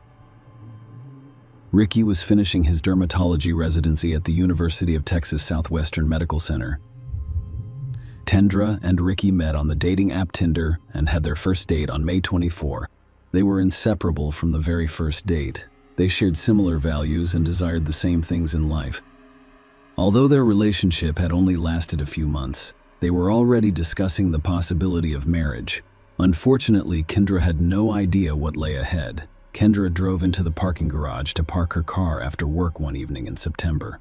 She arrived at 7:42 p.m. She did this every day, but she was looking forward to the upcoming weekend because she had planned to spend Labor Day in Mexico with Ricky, but Kendra was not going to make it there. A few minutes later, she pulled into the parking lot. Two men walking nearby overheard screams and gunshots. After the shots were fired, a Jeep Cherokee pulled out of the parking garage. Hashim said, who lives in the apartment complex, overheard the screams and called 911. The police arrived and discovered Kendra's body in the garage. She'd been shot. It was initially thought to be a robbery. Kendra's expensive purse went missing. Bullet fragments and a gun magazine were discovered on the ground near her body. However, after further investigation and examination of the scene, police determined that the manner of the shooting did not indicate a robbery. Rather, it resembled a shooting. The gunshot residue discovered indicated that Kendra's hands were up and behind her head at the time of the shooting. The entry point was at the top of her head, and the bullet exited through the chin. But who could have intended to kill Kendra as a result of the shooting? Everyone was in deep despair. How could this have occurred? She had never disagreed with anyone. Everyone had no idea what could have happened. There were numerous questions, but no answers yet. The police started their investigation. Police recovered surveillance footage from Gallus Park 17. The video shows a Jeep Grand Cherokee driving into the parking lot at 7:15 p.m. At 7:42 p.m., Kendra returns home and pulls into the same garage. The footage shows a man walking to Kendra Scott, R., and then returning to the Jeep. Police believe this is the man who shot Kendra. The video showed that there was another person involved. The driver of the Jeep was a woman, and she drove out of the parking lot as soon as the man returned to the Jeep, but they could not be identified. So police released images of the Jeep and its driver to the media and asked the public for assistance. The appeal worked. Police were contacted by a man named Jose Luis Ortiz, who claimed ownership of the Jeep but was not involved in the shooting or driving at the time. Jose stated that on September morning, two of his friends, Brenda Delgado and Crystal Cortez, approached him and asked to borrow his Jeep. They explained that Crystal was having car problems, so they left the car at Jose's house for him to fix, and he loaned them his Jeep. They were supposed to return the Jeep to him that evening after work. Instead, Brenda requested that he meet her at Chili's that evening, and he agreed that Crystal was not at the restaurant, nor was his Jeep. Jose told police that he was at the restaurant with Brenda when the shooting occurred. Later that evening, the Jeep was returned to Jose's residence. Jose didn't expect his Jeep to be used as a getaway vehicle. He said he became aware of it when he saw the police address and recognized his Jeep. When he asked Brenda about it, she said it wasn't his Jeep. But Crystal used it to get dangerous substances for someone, and something went wrong. Jose told the police that Brenda convinced him not to say anything because it was his Jeep, and he could get in trouble with the cops, jeopardizing his citizenship. It appeared to him that she was attempting to manipulate him. According to Jose, Brenda offered to pay to have his Jeep repainted a different color. After speaking with Brenda, Jose called the police. The police officers approached Brenda and asked if she knew who Kendra was. Brenda said she had no idea who Kendra was and had never seen her. At 7:42 p.m. on September 2, the police asked where she was, and Brenda said she was at Chili's with Jose, showing them the dinner receipts. Nonetheless, the police realized Brenda was involved in the crime. The first suspect in the case stepped forward. The cops questioned her about Jose's Jeep. Brenda said she gave Crystal the Jeep. When the police questioned Crystal, another suspect came forward. Crystal turned out to be a 23-year-old single mother. They asked if she was the woman on videotape driving the Jeep. She confirmed her identity and explained that an armed carjacker forced her to drive to the parking lot that evening. She stated that her 9-year-old son was with her, but the videotape shows that the child was not in the car. When the police informed her of this, she altered her story. She claimed there was no carjacking and that she voluntarily drove the man to the garage, but she assumed it was only for the robbery. She insisted that she knew nothing about the shooting. The police officers questioned her about why she had agreed to drive there, even though she suspected it was a robbery, and she admitted that Brenda had asked her to do so. The cops asked her what Brenda wanted from Kendra, which revealed new information. Kendra was dating Brenda's ex-boyfriend. It is about Ricky. Brenda and Ricky had dated from 2012 to early 2015. When they broke up, he began dating Kendra, which upset Brenda. However, Ricky was unaware of her unhappiness. In February 2015, he ended the relationship and began dating other women. When he met Kendra in May, he realized things were serious, and as a courtesy, he sent Brenda an email informing her that he was in a serious relationship. He didn't tell her Kendra's name, and Brenda seemed fine with it, saying she hoped to stay on good terms with Ricky as the interrogations continued and evidence piled up. Crystal sought a plea bargain and agreed to testify in exchange for a lesser sentence. She told the police that Brenda wanted to kill Kendra and that the murder was her idea. Crystal claims that within 2 weeks of meeting Brenda, they began planning to kill Kendra. Brenda was not simply upset that her relationship with Ricky had ended. According to the police, she was obsessed with him and desperately wanted him back. She pretended to Ricky that she was content with their friendship, but her life began to unravel. She was ready to hit rock bottom, so she began missing work. Brenda decided to make it her full-time job to bring Ricky back. She stalked Kendra and Ricky on social media, hacking Ricky's email and discovering their plans and travel arrangements. She started to hate Kendra even more. She believed Kendra had taken her place. In other words, she determined to get rid of Kendra Hatcher. Brenda asked Crystal if she knew of anyone who could help, and Crystal agreed to assist. They started devising a plan to kill Kendra. They met multiple times and devised various plans. Initially, they intended to inject Kendra with an illegal substance or sedative before discussing shooting her. Brenda asked Crystal if she could find someone to do it or if she knew anyone, as she was from a low-income neighborhood. They drove around the neighborhood asking people if they could help. Later, they met Christopher Love. He agreed to assist, and they started talking about different ways to kill Kendra. They decided that shooting her would be the most effective way to kill her because it was quick. Crystal told the cops that Brenda had agreed to give her $500, and she agreed to give Christopher both the money and the illegal substances. Crystal told police that they decided to kill Kendra on September 2 because they knew she and Ricky had plans for Labor Day weekend and would leave Dallas for a vacation in Mexico on September 3. Brenda felt they should have finished it sooner. Brenda was aware of all their plans and activities after learning that they intended to relocate to San Francisco upon their return. Brenda told Crystal that because she had downloaded Ricky's iPhone account to another phone and used it for snooping, she wanted the murder to appear to be a botched robbery. To determine where to commit the murder, Brenda and Crystal decided to follow Kendra to see how she got around on her typical day. They followed her to work. They sat outside the Salvation Army store and used binoculars to observe her movements while she was working. Brenda didn't realize Ricky's obsession with her head had turned her into a terrifying person, and Crystal didn't discourage her friend, instead assisting her for money. After work, they followed her and discovered the best way to get into the parking lot. They realized they could easily get in by parking in the visitor spot first and then following another car into the garage. They followed the same procedure for several days to ensure that nothing changed. They were confident that they knew exactly what Kendra would be doing from September 1 to the day before. Brenda, Crystal, and Christopher completed one last check and clocked in. They took gloves, syringes, disinfectant spray, and wipes from Kendra's workstation. The murder was planned to be committed by Crystal and Christopher alone the following day, September 2. Brenda and Crystal picked up the Jeep from Josie's early in the morning before meeting Christopher at Jack in the Box. Brenda was dropped off at the Carrollton Library, while Crystal and Christopher went to Kendra's apartment complex alone. They waited across the street for about 30 minutes before driving to Kendra's place of employment. Crystal left to get her son and nephew from school and dropped them off at her grandmother's house. She drove back to Kendra's workplace and followed her as she left. They lost her in traffic, but returned first, so they pulled into the garage and waited for her there. When Kendra arrived, Christopher got out of the car. He was wearing gloves, approached Kendra with a gun, and shot her as she exited the car. Crystal stated that she heard the shot rather than seeing it. They left and Crystal collected her son after dropping Christopher off at home. Later, she met Brenda at Josie's house, where she returned his Jeep. Under the terms of the agreement Crystal made would be the prosecution's star witness. There'd be 2 trials. Christopher and Brenda were charged with capital murder and tried independently. Crystal received a 35-year prison sentence in exchange for her testimony and guilty plea to murder charges.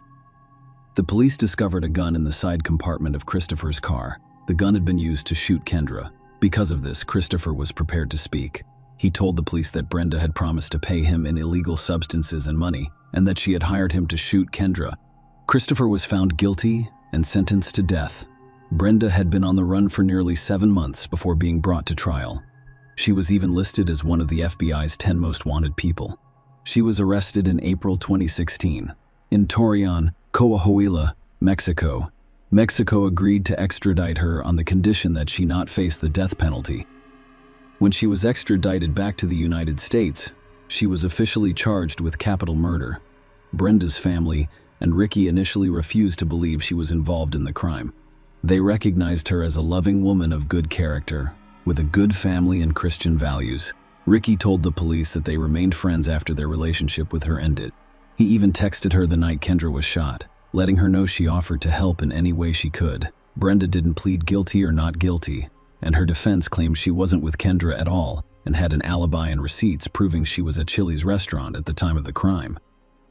However, the prosecution claimed that Kendra was killed as part of a contract-killing scheme orchestrated by Brenda. Brenda did not have to be present during the shooting to be convicted of the crime, and she could still be found guilty because she planned and organized the entire event, and she hired Crystal and Christopher to commit the murder. Brenda's motive for wanting Kendra dead was revealed in court. She saw her as a hindrance to getting what she desired. She wanted to get back to Ricky. Brenda became increasingly obsessed with Kendra and Ricky in the months before her death, according to the court. Several people who knew Brenda testified in court about her obsession.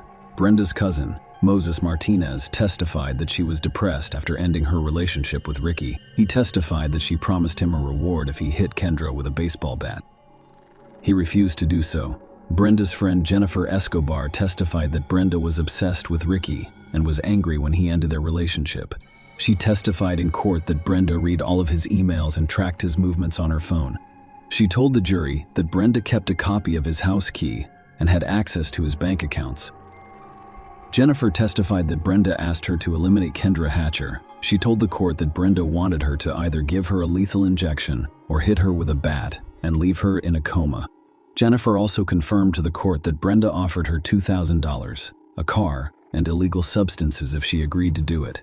Jennifer discussed the offer with her parents and then declined.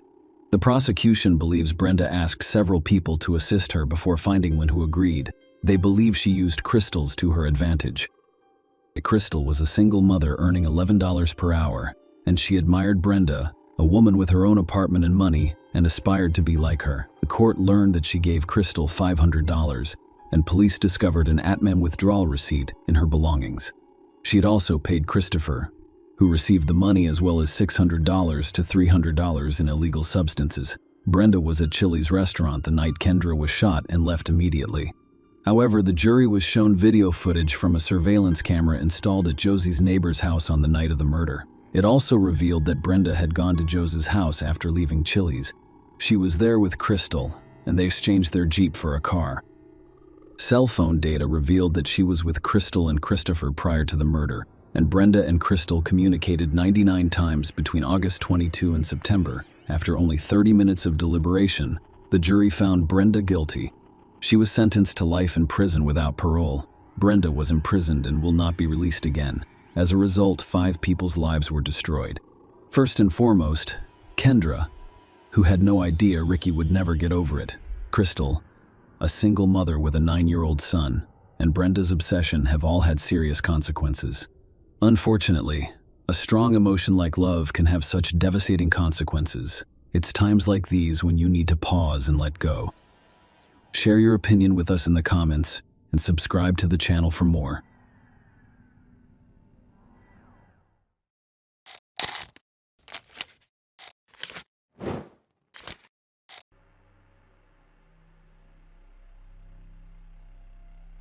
On Saturday, June 28, 2014, Erin Corwin, 19, informed her husband Jonathan John Corwin that she planned to hike some trails in Joshua Tree National Park.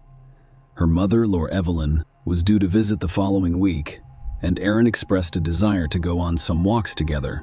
Aaron and John had been married for over a year and had known each other since 5th grade when they met in Oak Ridge, Tennessee. When Aaron turned 16, John asked her parents and Bill for permission to date her, and they agreed. John appeared to be a good match for their daughter, with gentlemanly characteristics. The couple married in November 2012 and moved to California in September 2013. John lives at the 29 Palms Marine Base, where he served as a Marine. Two other young couples, Connor and Isley Malachi, live next door to John and Aaron, sharing a downstairs apartment with their son Brian. While Chris and Nicole Lee lived next door with their daughter Liberty, Aaron and John had a difficult start to 2014 as Aaron miscarried. Seeking solace, she volunteered at the White Rock Horse Rescue Ranch, where she cared for horses and made friends. Aaron discovered she was pregnant again in April 2014, which excited John on the morning of June 28. When Aaron left early, John expected her to return later in the day.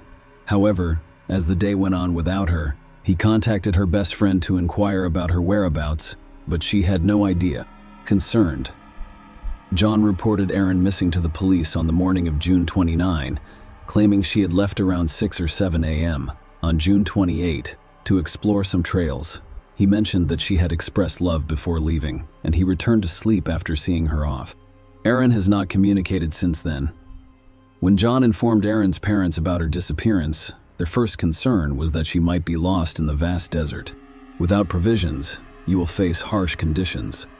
Military troops joined the search, conducting a massive operation across 300 rugged acres of desert. The San Bernardino Sheriff Search and Rescue Team worked with Nancy's agents to navigate the treacherous terrain, which included over 1,000 abandoned mines. Questions arose about John's decision to wait 24 hours before reporting Aaron missing. He then underwent a polygraph test, which he passed, allowing the police to rule him out as a suspect. Aaron's car was discovered 20 to 30 miles east of the military base, parked quite far from the Joshua Tree National Park entrance. Authorities were perplexed as to why Aaron did not park closer if she intended to explore the nearby trails. Notably, shoe prints were discovered leading from the driver's side of Aaron's vehicle to a location where investigators suspected another car had been parked. The question arose, had Aaron gotten into another vehicle? According to John's information, Aaron intended to go alone that day and had not mentioned meeting anyone else. Laura, Aaron's mother, contacted one of her best friends, Jessica, who revealed that Aaron had planned a special date at Joshua Tree National Park on June 28th. Aaron was secretly having an extramarital affair, which shocked her. It seemed at odds with Aaron's apparent devotion to John, as she had written him love letters and poems. Jessica informed the authorities that Aaron intended to meet Chris Lee, a Marine living next to John, and that Aaron lived with his wife Nicole and their 6-year-old daughter. When police approached Chris and asked about Aaron's whereabouts, he initially claimed he didn't know her well and that they had only exchanged brief greetings. Chris claims that on the day Aaron went missing, he was coyote hunting near Gold Crown Road and had no contact with her.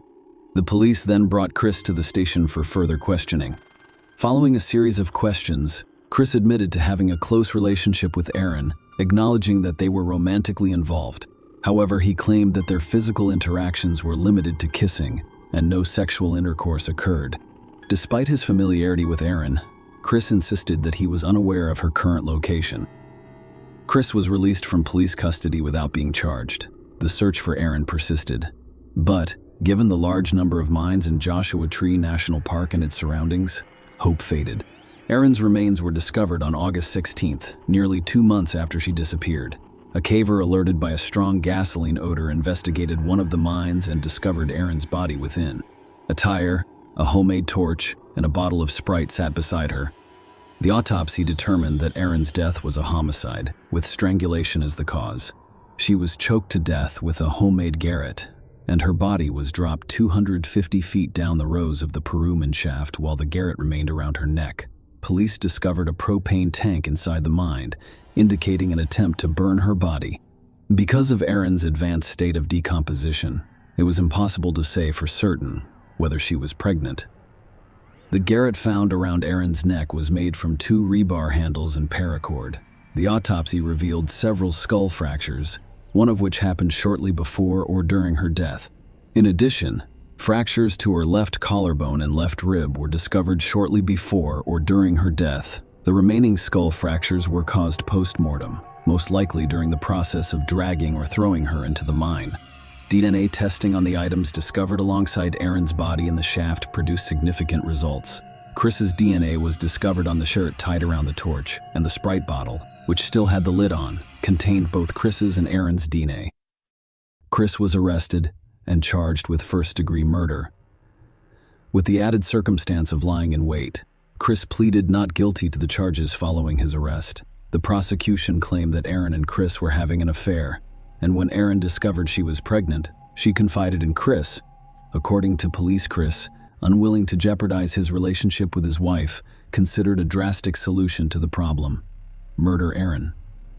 The prosecution claimed that Chris meticulously planned the murder over several weeks, researching effective methods for disposing of a body. He had a plan in place. He allegedly enticed Aaron to the desert and killed her with a garrote he had brought with him.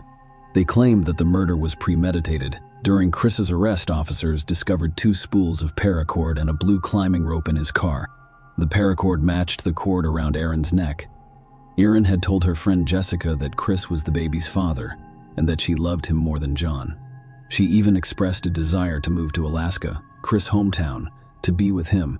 The court heard that their affair became public in April 2014 when their neighbor Islington saw them kissing.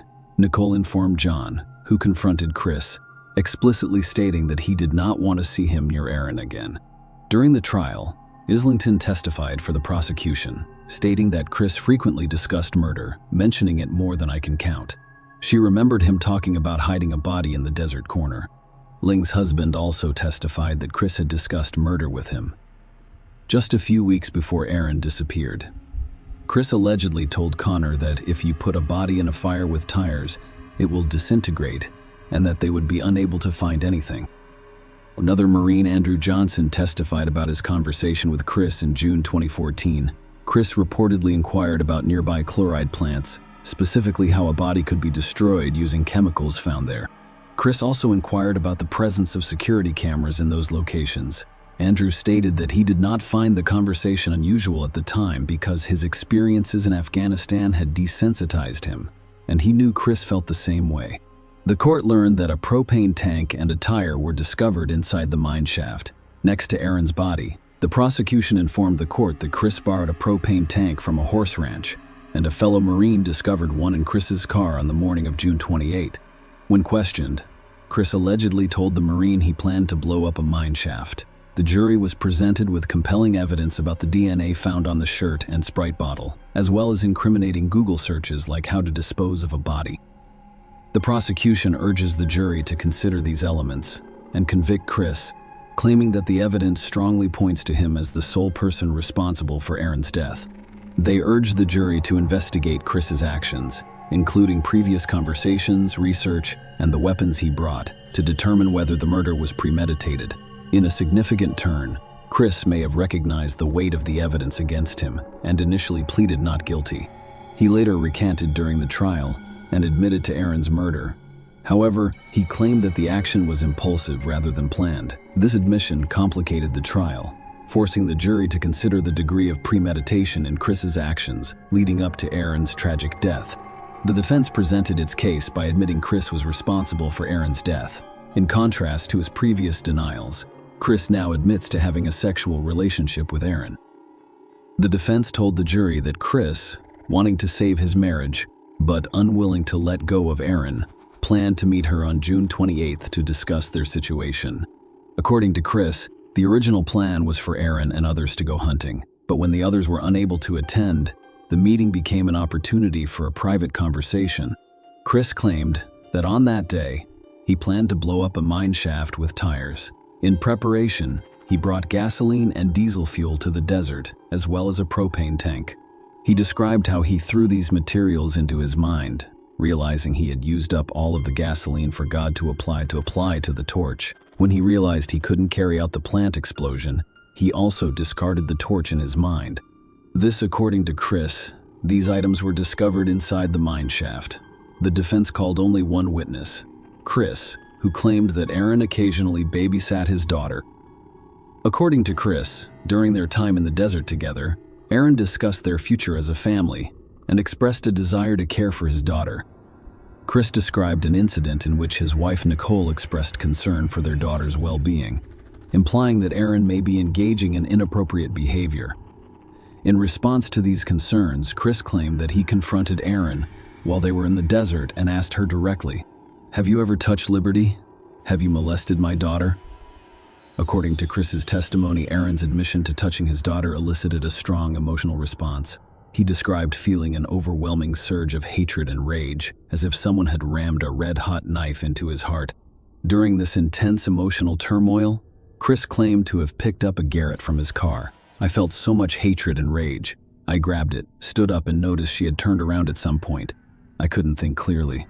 I just felt a lot of hatred, and I came up behind her, put it around her neck, and my training kicked in. Then I turned around and began pulling, but I couldn't pull hard enough because I was so angry." Chris went on to explain, "I just continued choking her. I'm not sure how long it was. It could have been 5 minutes or 10 minutes. It seemed like forever, and I just kept choking her." After Aaron stopped moving, Chris admitted to using the Garrett to drag her body to the mine shaft's edge and push her inside. The defense asks the jury to find him not guilty of first-degree murder based on his claim that he did not intend to kill Aaron and only killed her in the heat of the moment. The prosecution strongly contested Chris's defense, claiming that it was a fabrication. The emphasis emphasizes that no one had previously expressed concern about Aaron's behavior.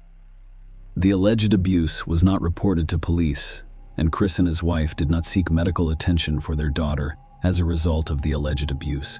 The prosecution claimed that Chris made up this story during the trial in order to get a lesser charge of involuntary manslaughter, with the expectation of a shorter prison sentence due to the overwhelming evidence against him. The prosecutor pointed out that Chris only admitted his involvement in front of the jury, implying a calculated move for attention.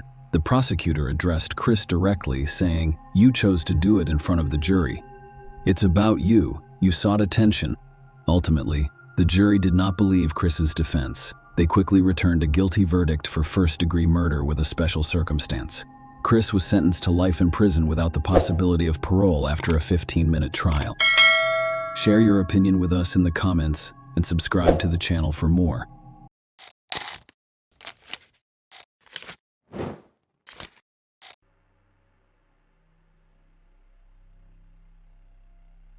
On a quiet, unassuming Tuesday in 1992, a series of events would set the stage for a mystery that would live on in the collective memory for years. A young man known for his charm and popularity found himself in the midst of a perplexing situation within the walls of his own home.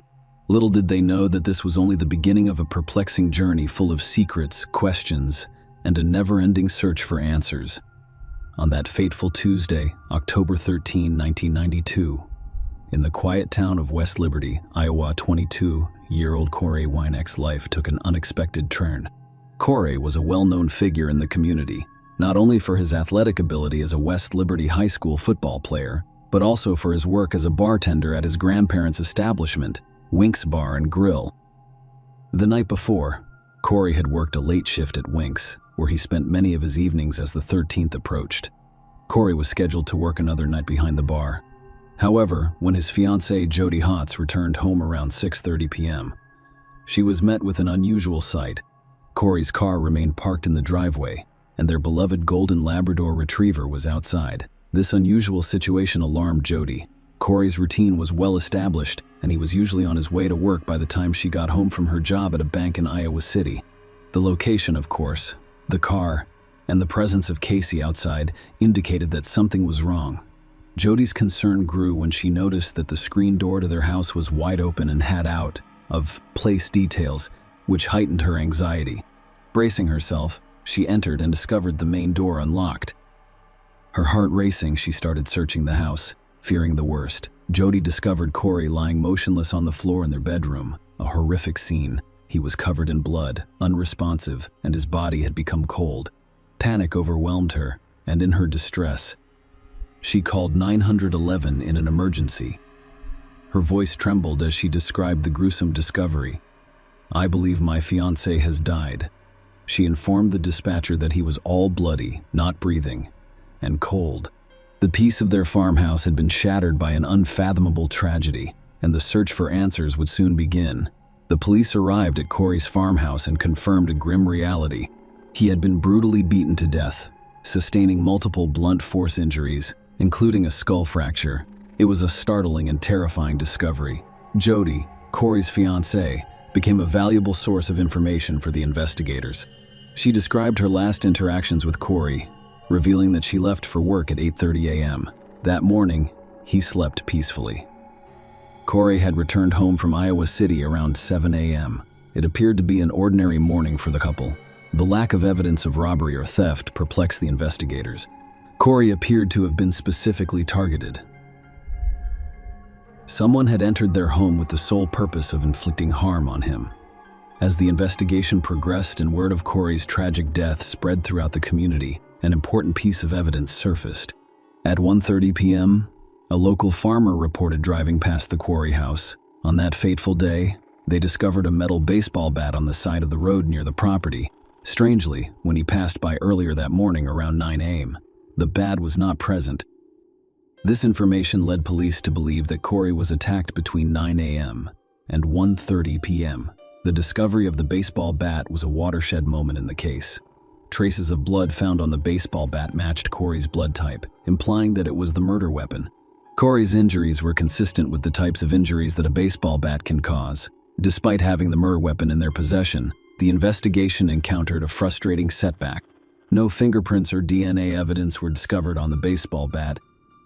This perplexing lack of conclusive evidence added another layer of complexity to the case, leaving investigators with a haunting mystery about who had targeted Corey and why the investigation into Corey's tragic murder took an unexpected turn as police delved deeper into his personal life.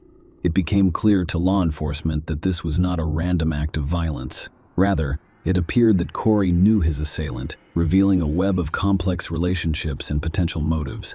The police made a startling discovery. Corey had romantic relationships with several women before his death, in addition to his fiancée, Jody.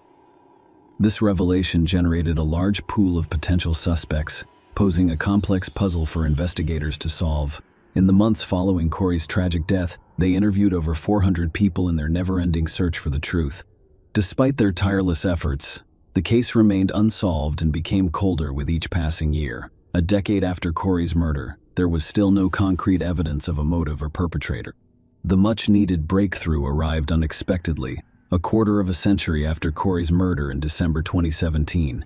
The information they received had the potential to uncover the truth about Corey Wienecke's tragic and long unsolved murder. In December 2017, a chance encounter at an Iowa hospital gave new life to the long unsolved murder case of Corey Wienecke. Special Agent Trent Villeda of the Iowa Department of Criminal Investigation had gone to the hospital for an unrelated reason when he struck up a conversation with a nurse named Jessica Becker. When Jessica discovered Age's work on cold cases, she felt compelled to share a haunting story from her childhood. Jessica described an incident from 1992 when she was only 9 years old. She had spent the night at a friend's house on a sleepover. Annette Cahill's sister-in-law happened to be the daughter of Jacques Hazen-Jacques. One of Corey's 4 romantic partners at the time of his murder was a woman known to the police for her involvement with him. When questioned by police, she claimed to have been shopping in Iowa City with Jack when Corey died, citing store receipts as alibis. However, Jessica's recollection cast doubt on Annette Cahill's alibi. She admitted that during her sleepover at Jack's house following Corey's murder, she and a friend sneaked downstairs after bedtime. At the bottom of the stairs, Jessica overheard Annette Cahill in the dining room, seen from behind with people crying and lighting black candles. Jessica could clearly hear Annette Cahill uttering regretful phrases. "I never intended to hurt you, Corey. I'm very sorry. I never intended to kill you, Corey. Corey, I love you." Overwhelmed and afraid of being discovered, Jessica went upstairs without Annette Cahill noticing her presence. She later told her mother about what she had witnessed, but her mother declined to report it to the police at the time. Agent V's most recent conversation with Jessica prompted a fresh look at the investigation into Corey's death. In the case files, They discovered an interview from 1996 with a man named Scott Payne, who was friends with Jocks and Annette Cahill. Scott's interview report included a critical detail. Scott Payne claimed that Annette Cahill was seen burning a lot of stuff after Anna Kay was killed.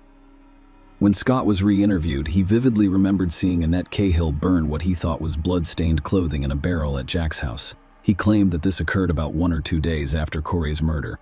Annette Cahill claimed to be disposing of paint-stained clothing, but Scott, who had previously worked in a meatpacking facility, was convinced it was blood. With this new evidence and testimonies, the police took a significant step. They arrested and charged him with first-degree murder, signaling a watershed moment in the long-running investigation into Corey Wienick's death. Annette Cahill was 56 years old when her trial began, and she was accused of a heinous crime. The prosecution's case was based on Annette Cahill's claim of first-degree murder, accusing her of killing Corey with deliberate, premeditated, and malicious intent. However, her initial trial ended in a mistrial. Despite nearly a full day of deliberations, the jury was unable to reach a unanimous decision. Their initial vote was 11-1, with the majority favoring acquittal to ensure a fair and just decision. The judge granted the jury additional time to deliberate. Despite the extension, the jury remains deadlocked, unable to reach a consensus.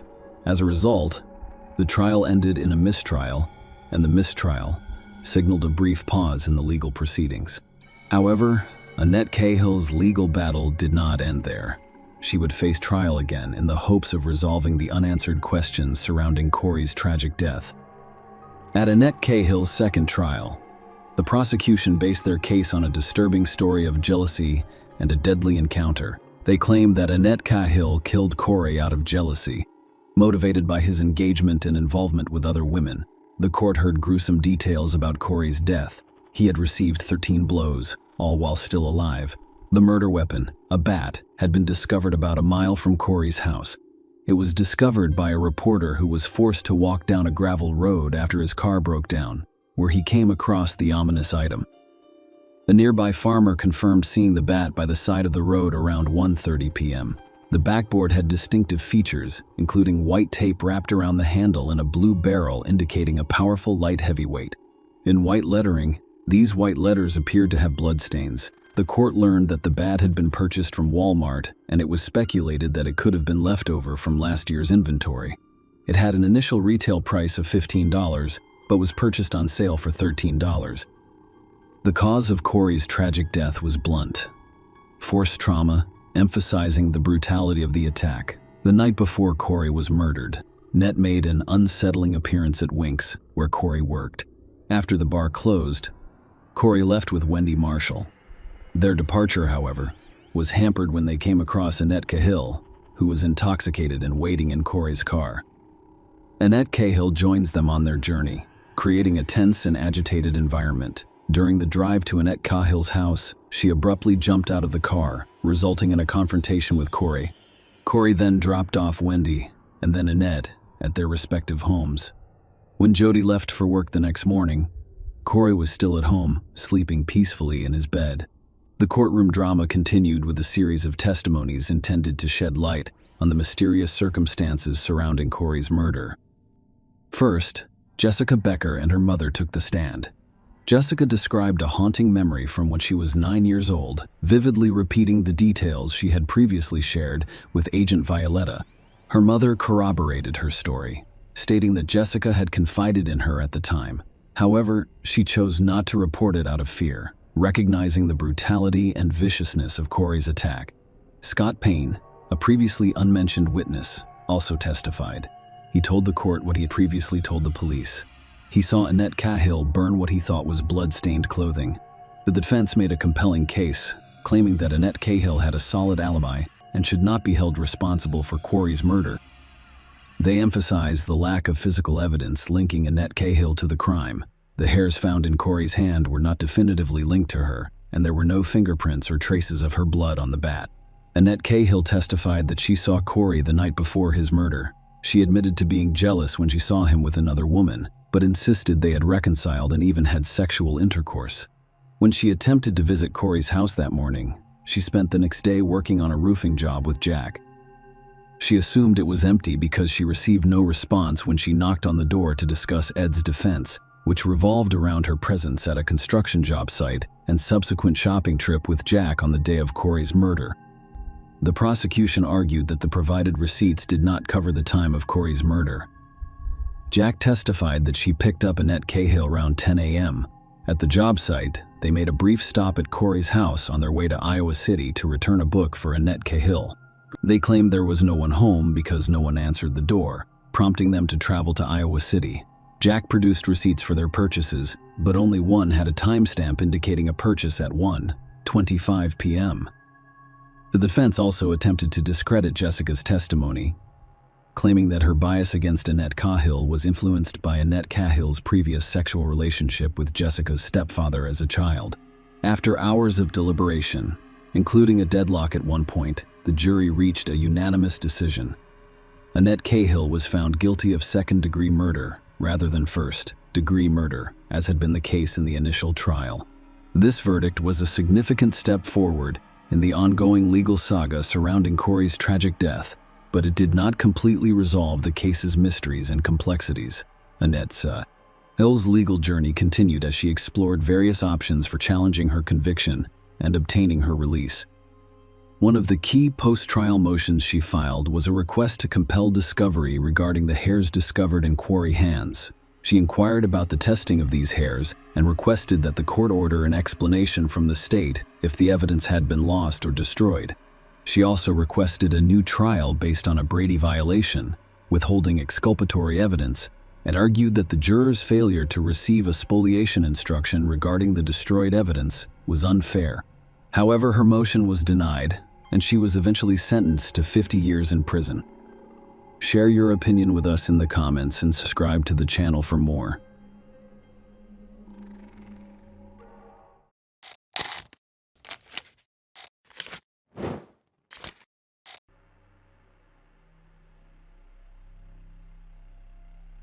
Donna Ellen Brown was born November 10, 1963, in Florida. Donna was the eldest of three girls. She was attractive, intelligent, and successful in her job as an operating room technician. She met nuclear engineer Mark Winger, and the two married in a traditional Jewish ceremony in 1989. Donna and Mark appear to be the picture-perfect couple. They were successful and had a nice house in a nice neighborhood. However, not every story ends perfectly from the start. On Tuesday, August 29, 1995, at 4:27 p.m., Mark Winger called 911 to report that a man was harming his wife, Mark, who lived in Springfield, Illinois. His 31-year-old wife, Donna Winger, called the dispatcher to report that he had shot the man. When the cops arrived, Donna was in critical condition after being hit in the head with a hammer 7 times. A 27-year-old man named Roger Harrington was found beside Donna in critical condition, having sustained 2 gunshot wounds to the head. Both victims were immediately transported to the hospital, where Roger died shortly after arrival and Darla died a few minutes later without regaining consciousness. The police secured the residence and discovered no evidence of forced entry. Mark, visibly distressed, told the police that he shot the man after witnessing the attack on his wife. Mark described how he was in the basement on the treadmill when he heard noises upstairs, prompting him to investigate. He found their adopted baby Bailey on the bed in the master bedroom, but no sign of Donna. When Mark heard more noises downstairs, he grabbed his handgun from the bedroom nightstand and headed for the dining room. Mark saw a man in the hallway wielding a hammer and assaulting Donna. Mark shot the man, and as he attempted to rise, he fired a second shot. The police discovered the bloodied hammer used in the assault, which belonged to both Donna and Mark. The house also contained a .45 caliber semi-automatic handgun, which Mark confirmed was the weapon used. When Mark asked about the identity of the man who had attacked his wife, the police confirmed that it was Roger. Mark then said, "That's the man who has been harassing my wife this week." According to Mark, Donna had traveled to Florida to visit her parents 6 days before. Her mother dropped her off at the airport, and a driver named Roger, hired through a limousine company in St. Louis, Missouri, drove her back to Springfield. According to Mark, Donna, Roger was excessively talking and flirtatious during the 2-hour drive, expressing a preference for older women and inviting them to intimate parties. The conversation took a dark turn when he revealed hearing a disturbing voice named Dom instructing him to harm others. Mark called the cops, saying the guy scared her. She stated that he was extremely frightening. He threatened to kill people, set car bombs, and mutilate them. Dawn has returned to Springfield. She informed her family about the unsettling encounter, expressing fear and discomfort as a result of the disturbing conversation and erratic driving. Mark told the police that, despite safely returning home, the situation persisted. Donna received several strange phone calls, and based on the timing, she suspected Roger was the caller. The police found a note in the house that described Donna's unsettling car ride. Mark also told the police that he reported the incident to Roger's employer, which resulted in Roger's suspension, which Mark believed could have exacerbated the situation. The police discovered Roger's car parked outside the Winger house, facing the wrong direction. They discovered various weapons inside, including a knife and a tire iron. Authorities concluded that Mark acted in self-defense, and they chose not to press charges due to the traumatic circumstances. The case was closed with an acknowledgement that Mark had already experienced significant distress. Mark appeared deeply affected by the events. Mark and Donna had moved to Springfield shortly after their wedding, where they discovered happiness.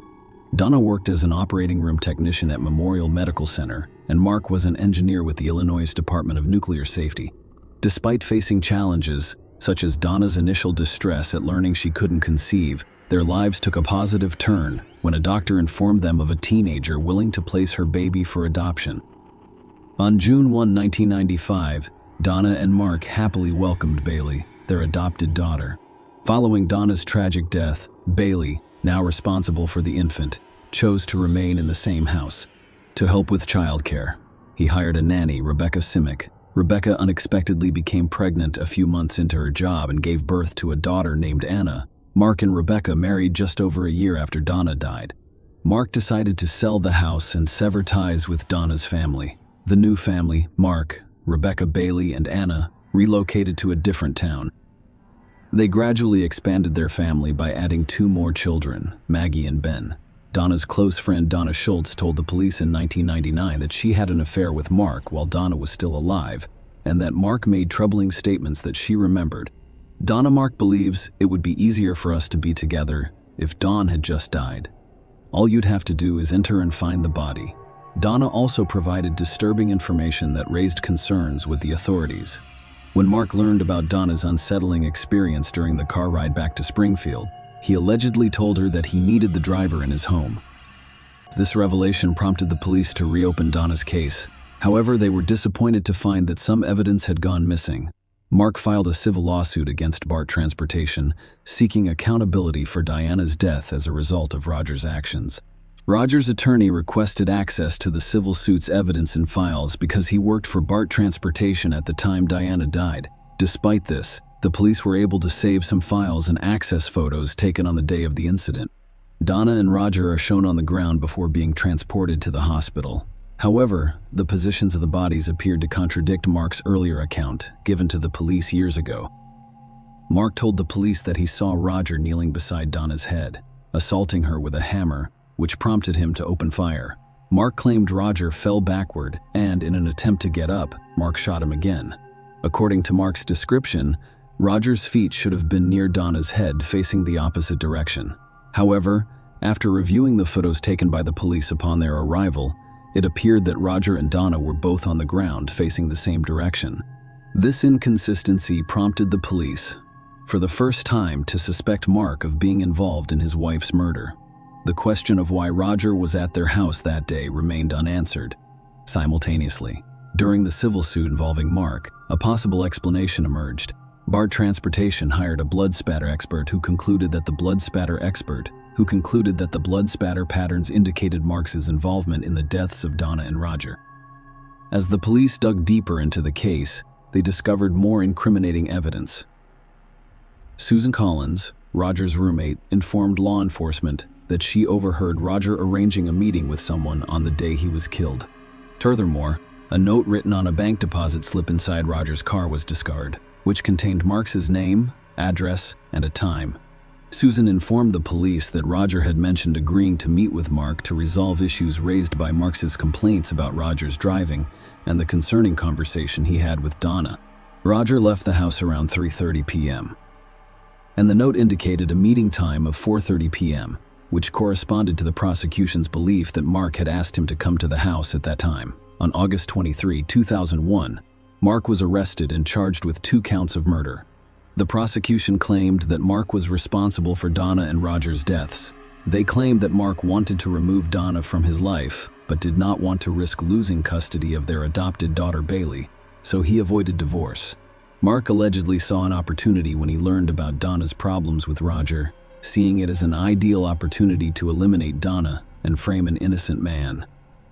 The prosecution proposed that Mark contact Roger, whom he had never met before that day, and invite him to the house. When Roger arrived, Mark allegedly led him inside and fatally shot him. This narrative was supported by the fact that there was no forced entry at the residence. The prosecution also claimed that Donna, who was in the master bedroom with Bailey when she heard the gunshot, went downstairs and was beaten to death with a hammer by Mark before dialing 911. The prosecution used a note found in Roger's car, which contained Mark's name and address, to prove that Mark had lured Roger to the house. The jury discovered that despite having weapons in his car, Roger did not bring them into the house and instead used Donna's hammer to attack. This raised questions about Roger's intentions, assuming he had gone there with the intent of assaulting Donna. The court was also made aware of inconsistencies between the location Mark claimed Roger was in when he shot him and photos taken on the same day, which contradicted Mark's account.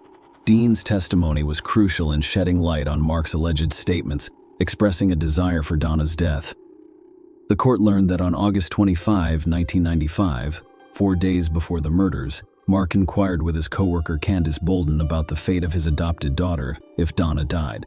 Later that day, Mark complained to Ray Duffy, the president of the transportation company where Roger worked, about Donna's ride. Mark called back a few days later, asking for the driver's full name and expressing a desire to speak with him directly about the situation. During the trial, the court was informed of Donna and Roger's severe injuries. When the cops arrived at the house, Donna was found face down on the floor, with Roger on his back. Donna died from brain trauma caused by multiple blunt force injuries to the head, consistent with hammer strikes. Roger died from brain trauma caused by gunshot wounds to the top left side of his head and above his left eyebrow, as well as contusions on his chest from hammer strikes. The defense argued that Roger's erratic decisions that day, such as his weapon choice and unusual parking, demonstrated mental instability. His behavior during the car ride with Donna supported the claim they made. Concerning the position of the bodies in the photos, the defense argued that while Donna and Roger were critical when paramedics arrived, they were not dead and they may have moved in an attempt to save their lives. However, the paramedics denied moving them before the photographs were taken, and Mark did not testify at the trial. Regarding Deanne's testimony, the defense claimed she was motivated by personal feelings of rejection. While Mark admitted to having an affair with Donna, he married the nanny he hired shortly after Donna died. The defense claimed Donna harbored resentment for not being chosen by Mark to marry. Despite the defense's arguments, the jury convicted Mark of 2 counts of first-degree murder and sentenced him to life without the possibility of parole. While still serving time for his first-degree murder convictions, Mark became involved in a failed murder, for-hire plot in 2005. He allegedly attempted to orchestrate attacks on Deanne for testifying against him, as well as on Jeffrey Gilman, a childhood friend, for failing to post his $1 million bail. Investigators discovered 19 handwritten pages that detailed Mark's desires for Donna. He allegedly wanted her kidnapped and forced to write a statement recounting her testimony, claiming Mark's innocence before plotting her death. Mark claimed in court that these notes were simply a fantasy he never intended to carry out. Despite Mark's assertion, he was found guilty of soliciting murder and sentenced to an additional 35 years in prison. Donna's mother, Sarah Jane, and stepfather, Ira Drescher, responded strongly to the evidence against Mark, emphasizing the brutality of Donna's murder. What makes it difficult to understand is how he murdered Donna in such a vicious and violent manner. Throughout the legal proceedings, Mark has maintained his innocence. Donna, who testified against him, was granted immunity and received no charges as a result. Share your opinion with us in the comments, and subscribe to the channel for more.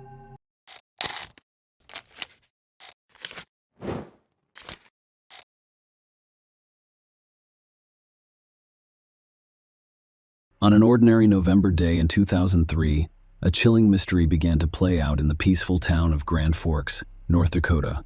Drew Joden, a vibrant young woman known for her compassion and community service, went missing after leaving Victoria's Secret. What followed was a harrowing journey through cryptic phone calls, shocking revelations, and a never-ending pursuit of truth and justice. Drew, a vibrant and ambitious 22-year-old, had deep roots in the town. She worked part-time at Victoria's Secret while attending the University of North Dakota and majoring in visual arts. Drew, however, was much more than her academics and work. She was a unique combination of creativity and compassion. Her passion for art knew no bounds, and she expressed herself in a variety of ways, from sketching to painting to capturing the world's beauty with her lens. However, it was her unwavering commitment to assisting others that truly distinguished her.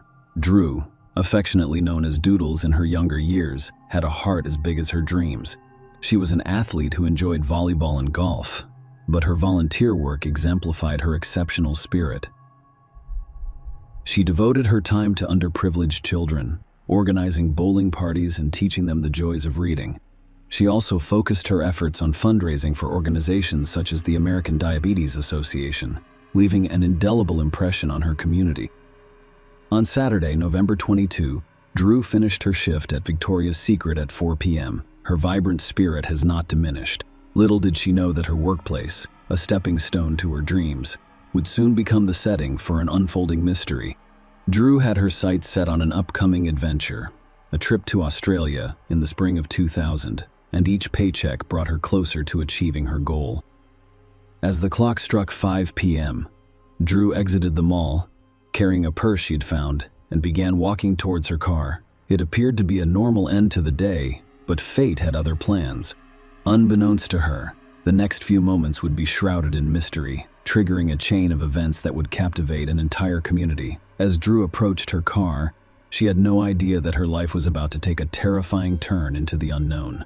She was scheduled to work that evening, but when she didn't show up, her friends and colleagues became concerned. It was unusual for Drew to miss work without notice, and her absence raised concerns.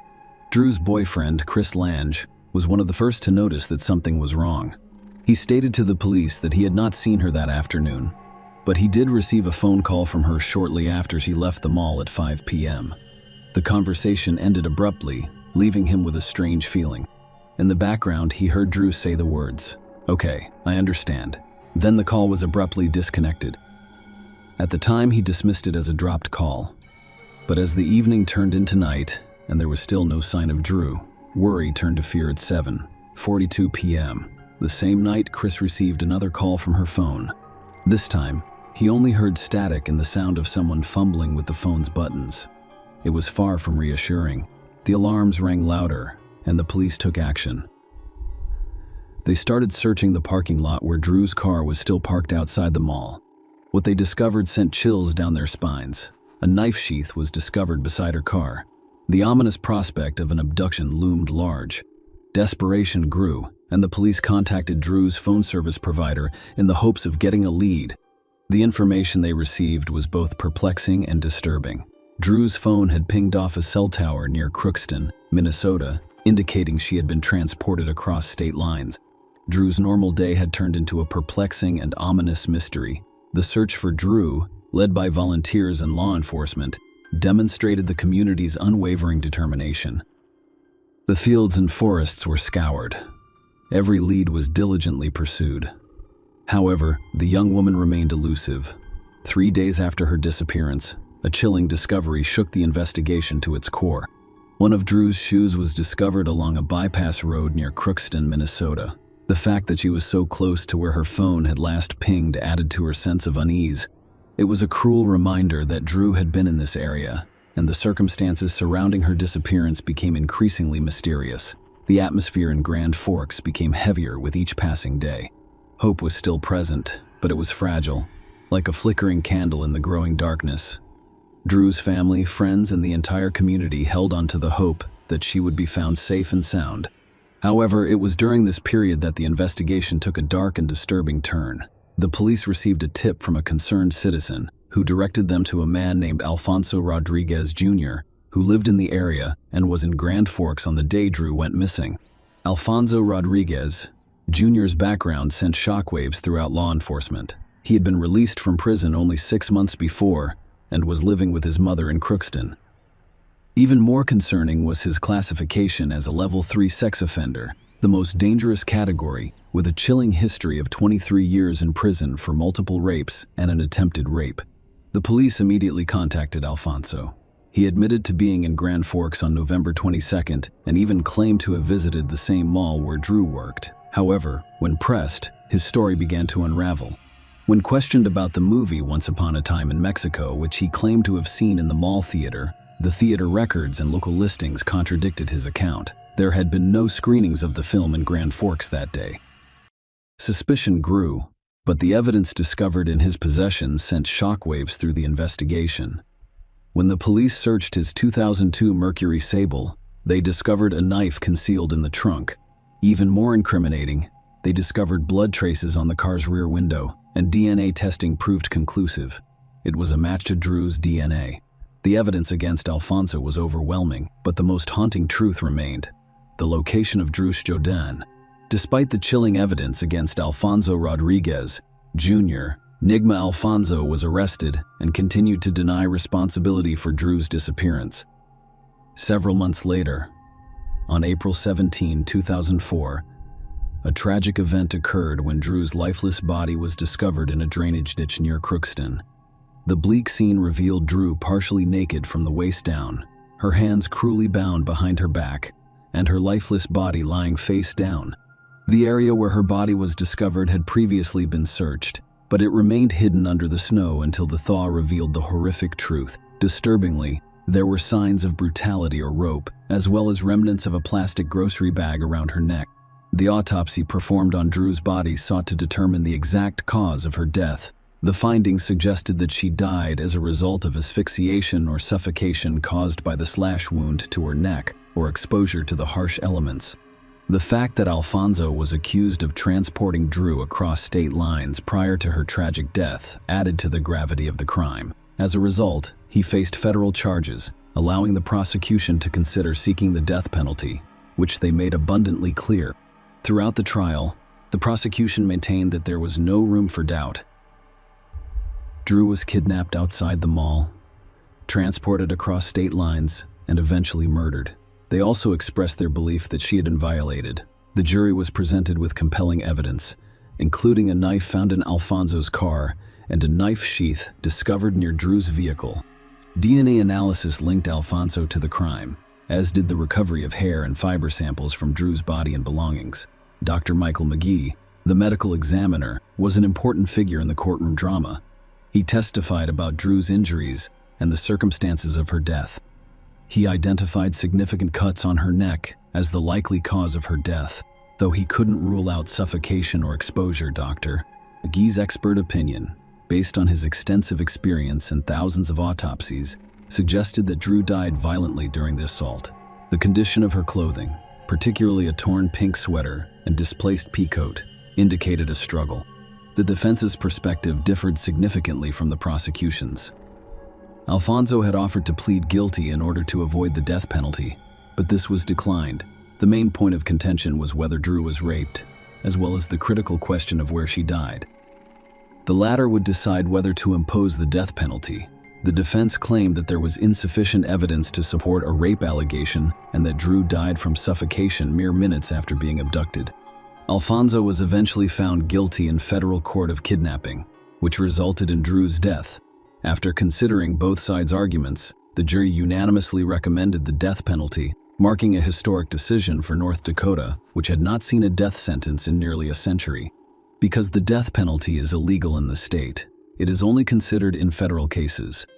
The sentencing was a difficult moment for Judge Ralph R. Erickson, who acknowledged the gravity of the situation, saying it was the worst day of his life.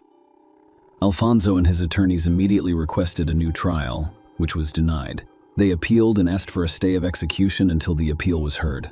In 2021, Ralph R. Erickson The same judge who sentenced Rodriguez to death overturned his sentence and ordered a new sentencing phase due to misleading testimony from a medical examiner and limitations on mental health evidence.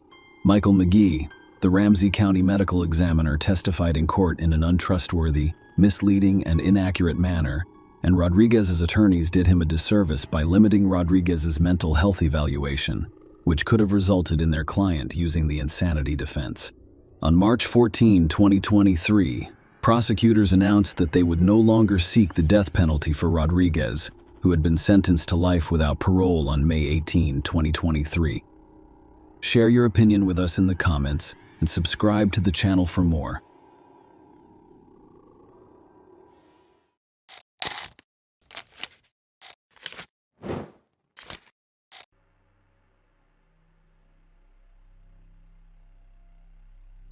On Tuesday, January 14, 2014, just before noon, law enforcement officers were dispatched to a residence in Frisco, Texas, USA, to conduct a welfare check on Anna Moses, a 43-year-old woman living independently. Her boyfriend, Michael Stodnick, expressed concern when he couldn't reach her. They were scheduled to meet for a date the night before, but when Michael arrived at Anna's house at 7:30 p.m., it was dark, or the lights were turned off, and her car was not in the driveway. This was unusual because Anna usually left her car in the driveway except for inclement weather when she parked it in the garage. Michael rang the doorbell, called, and texted, but received no response. Following his initial attempt to contact Anna, Michael drove to a nearby Starbucks and waited 15 minutes. He returned to Anna's house and found no apparent change, so he decided to go home. The next morning, Michael tried again to reach Anna via text messages and phone calls, but received no response. Concerned, he contacted some of her friends, who also reported not hearing from her at 9 a.m. On the morning of January 14, Michael returned to Anna's house and discovered that her trash bins were still at the front, and packages remained unopened on her doorstep. Despite having a house key, Michael refrained from entering because he was unfamiliar with the alarm code. The situation indicated that Anna had not returned home from work on the 13th. Michael contacted the police and requested a welfare check after becoming concerned about Anna's well-being. The police advised him to contact the University of Texas at Dallas Police, which was Anna's last known location. Anna worked as a statistical analyst in the UDA's strategy department and had worked all day on January 13th. Michael went to the campus and spoke with the police, but they did not appear concerned. They only took Anna's disappearance seriously after her boss reported her missing. His boss also informed them that she had not been at work on the morning of January 14. Following this report, a 911 call was placed, prompting the police to arrive, but as residents, nothing seemed out of place. There was no evidence of forced entry. They contacted Anna's son, Igor, who had a key and met them at the house. The alarm was disarmed at 12 or 5 p.m. According to the alarm log, for the first time since January 13 morning, the question remained, where was Anna? The police searched several rooms and found Anna's lifeless body in the garage, where she had been fatally shot. Despite her death, she remained dressed in her coat and scarf. Surprisingly, nothing seemed to be missing other than her car. Her purse containing money was discovered next to her, and mail was scattered around her. Notably, an empty Taco Bell sack with a quesadilla wrapper was on the ground nearby. Anna had 7 gunshot wounds distributed as follows: 1 in the neck, 2 in the chest, 3 in the back, and 1 that did not break the skin, with the bullet lodged in her clothing. She also had abrasions on her left hand and a minor abrasion on her right hand, which could be the result of a fall or defensive wounds. Surprisingly, the police discovered 11 cartridge cases in the garage, which contradicted the initial count of 7. Interestingly, there were no bullet holes in the garage. This led the police to suspect that the crime scene had been staged to give the appearance of a robbery. Notably, no fingerprints were found on the patio door or the interior garage door. The police believe Anna was murdered on the evening of January 13 as she returned home from her job at the University of Texas at Dallas. The crucial question remains: who is responsible for Anna's murder? The investigation into Anna's death generated more questions than answers. Originally from Russia, she moved to the United States after meeting Robert Moses. Their union led to marriage, and Robert was formally adopted by his son Igor. Initially, the family appeared close-knit, with Robert and Igor having a strong bond. However, as the years passed and Anna gained confidence in her new American life, she began to engage in activities separate from Robert, causing strains in their relationship, and his interactions with other men contributed to the breakdown of her marriage. One of these connections was with Dr. John Wheeler-Kowski, a colleague who would generously provide her with financial assistance when necessary. Anna also spent time with Jerry Casper, a man who shared her passion for opera and musicals. Jerry was so taken with Anna that he dedicated books of poetry to her. Despite this, he claimed there was nothing romantic between him and Anna because he was married. During their investigation, the police spoke with one of Anna's friends, Dr. Jacques, a Christian who worked at the University of Texas at Dallas.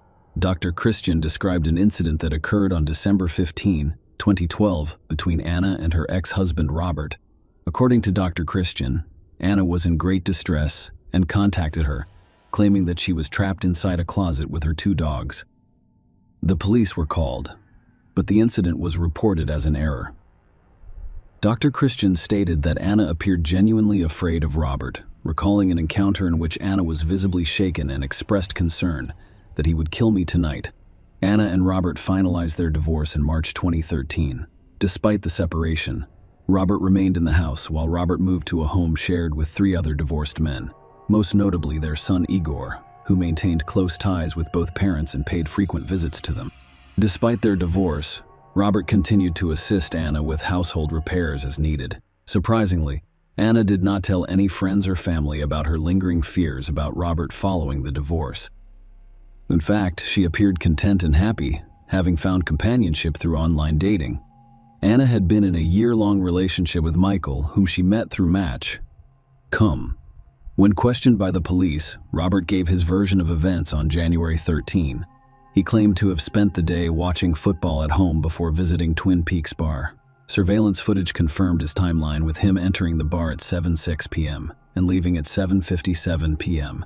During the questioning, the police discovered a small cut on Robert's right hand, just above the knuckle of his ring finger, with blood seeping through the bandage. Despite this, Robert cooperated with the investigation, providing a DNA sample and allowing the police to search his room.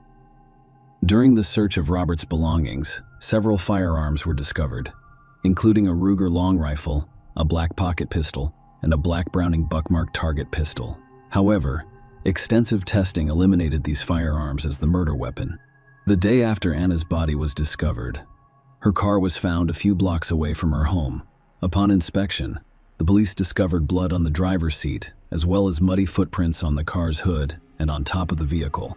Inside the car, a Red Bull can on the backseat passenger side and a cigarette butt on the floorboard raised suspicions because Anna was not known to smoke or drink energy drinks. The police believed that the blood found in the car was consistent with the type of injury on Robert's right hand. Subsequent DNA testing revealed that the blood in Anna's car matched Robert's DNA sample. When asked about the blood, Robert initially claimed ignorance, saying he couldn't think of a reason for its presence. He later admitted to being in Anna's car on January 28, 2015, explaining that he was fixing a broken water pipe in the garage at the time. Following these findings, Robert was charged with murder. The prosecution built its case on the assertion that Robert was the only person with the motive, means, and opportunity to commit Anna's murder, claiming that everything pointed to him. It points to nowhere else. Their disagreements revolved around the belief that Robert murdered Anna for personal financial gain. The court learned of this on January 13. Anna left for work at 8:23 a.m., as she usually does, and setting the house alarm before she leaves. She spent the day at work, with a tea break around 2 p.m. Alongside Dr. Wheeler-Kowski, Anna finished her workday at 5 p.m., her usual departure time. At 5:02 p.m., video surveillance captured her walking into the parking garage at work. At 5:07 p.m., Anna drove away from the garage, stopping at a Taco Bell drive-thru to buy a chicken quesadilla. Crucially, surveillance near an elementary school near Anna's house captured a car resembling Anna's passing by at 5:44 p.m. This begs the question, if Anna drove home, was someone waiting for her inside the garage? The prosecution's case was heavily based on establishing the timing of Anna's death, which the police claimed occurred between 5:50 p.m. and 5:50 p.m.